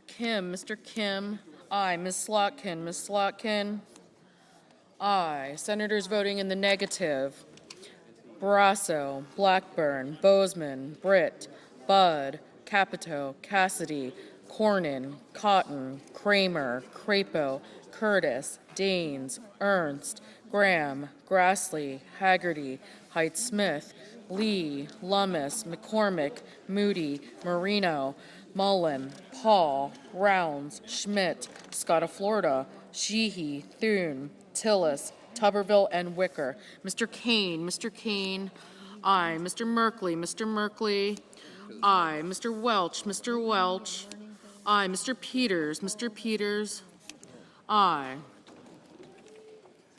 Mr. Durbin, aye. Ms. Hirono, aye. Mr. Hawley, no. Mr. Banks, no.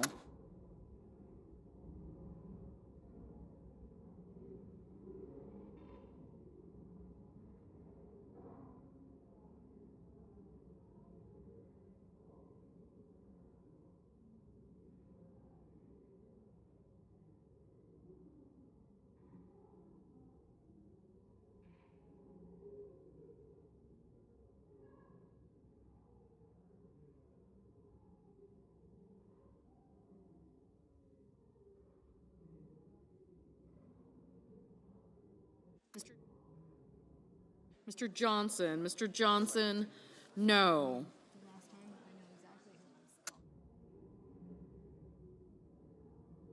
Mr. Husted, no.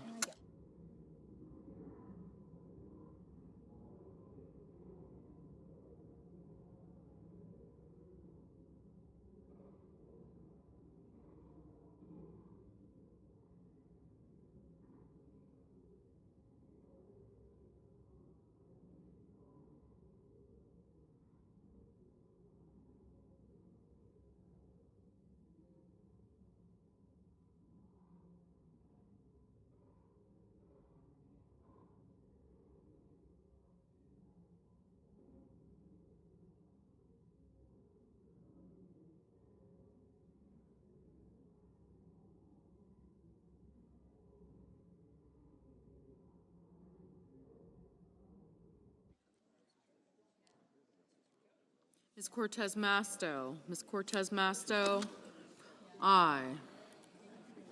Mr. Risch, no.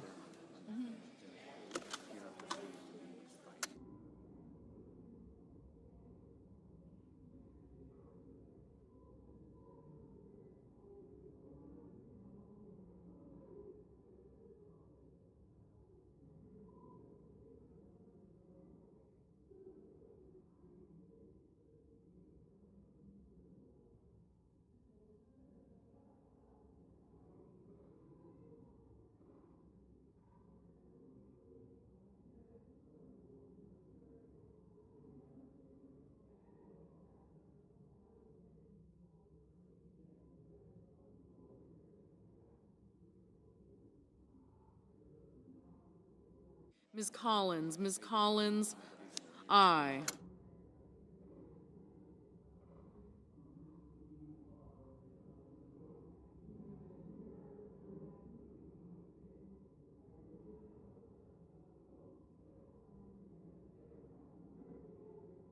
Mr. Hoven, no.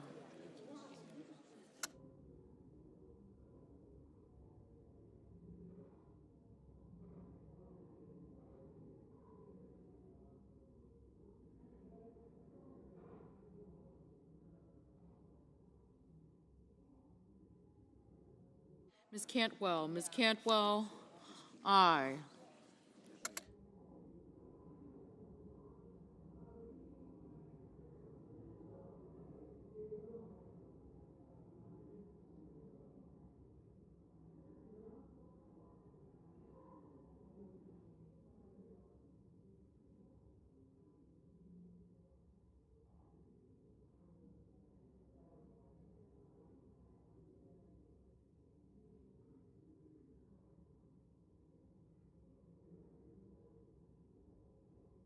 Mr. Ricketts, no.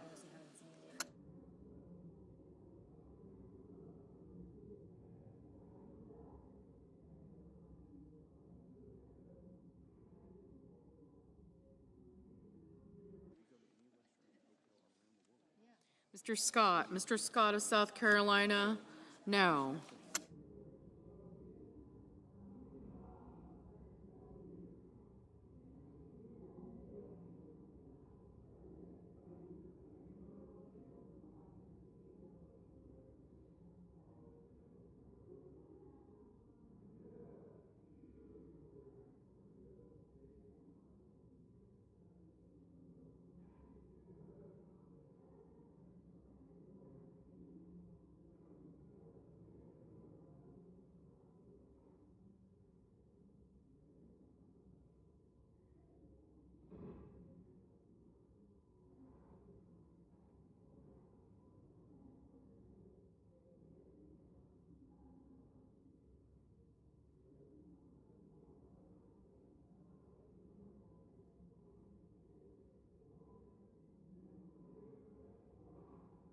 Ms. Murkowski, no.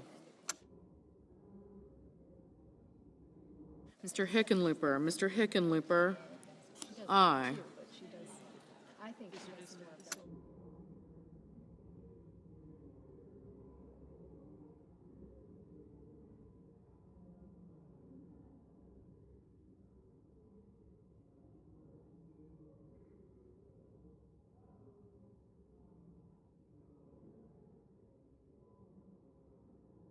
Mr. Kennedy, no.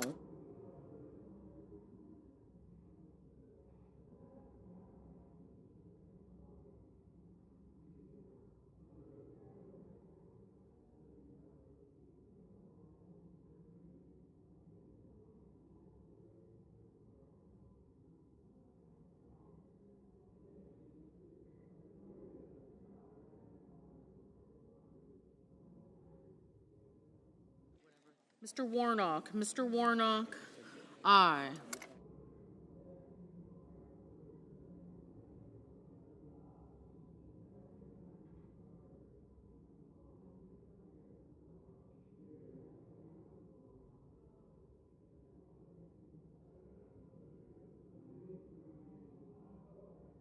Mr. Gallego, aye.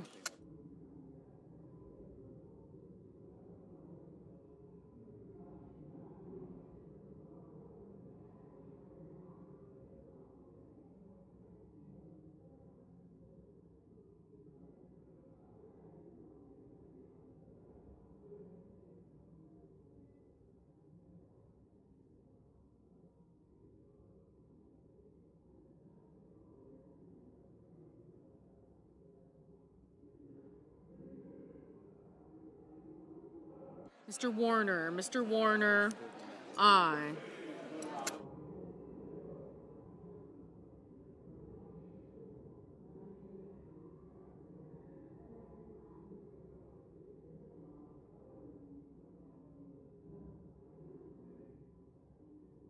Mr. Van Hollen, Mr. Van Hollen, aye.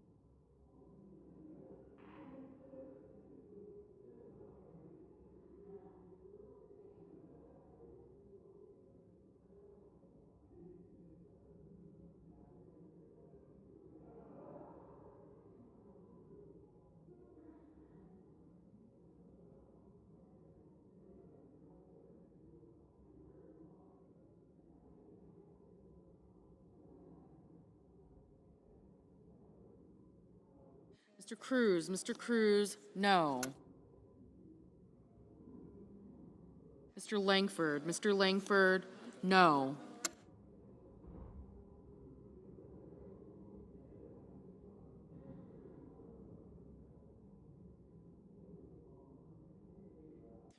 Mr. Kelly, aye.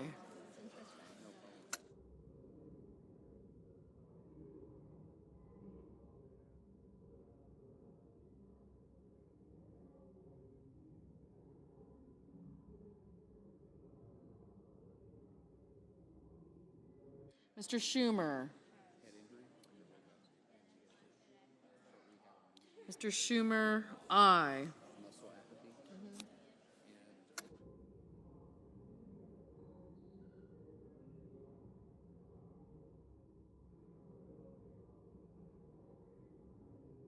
Mr. Justice, no. Ms. Klobuchar, aye. Mr. Young, no. Mr. Sullivan, no.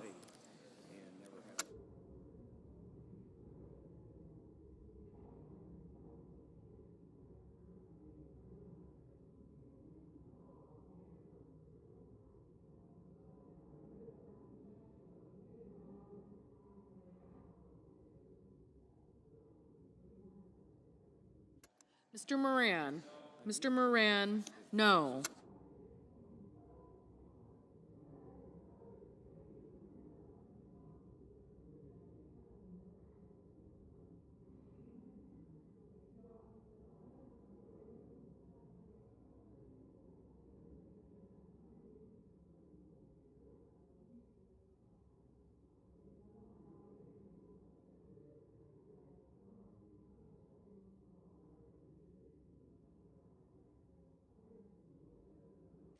Ms.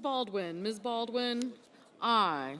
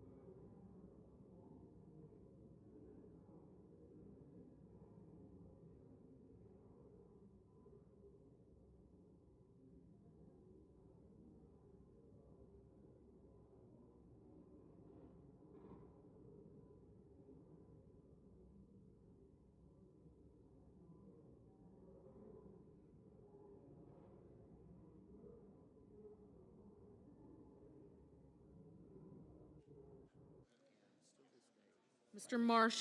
Marshall, no.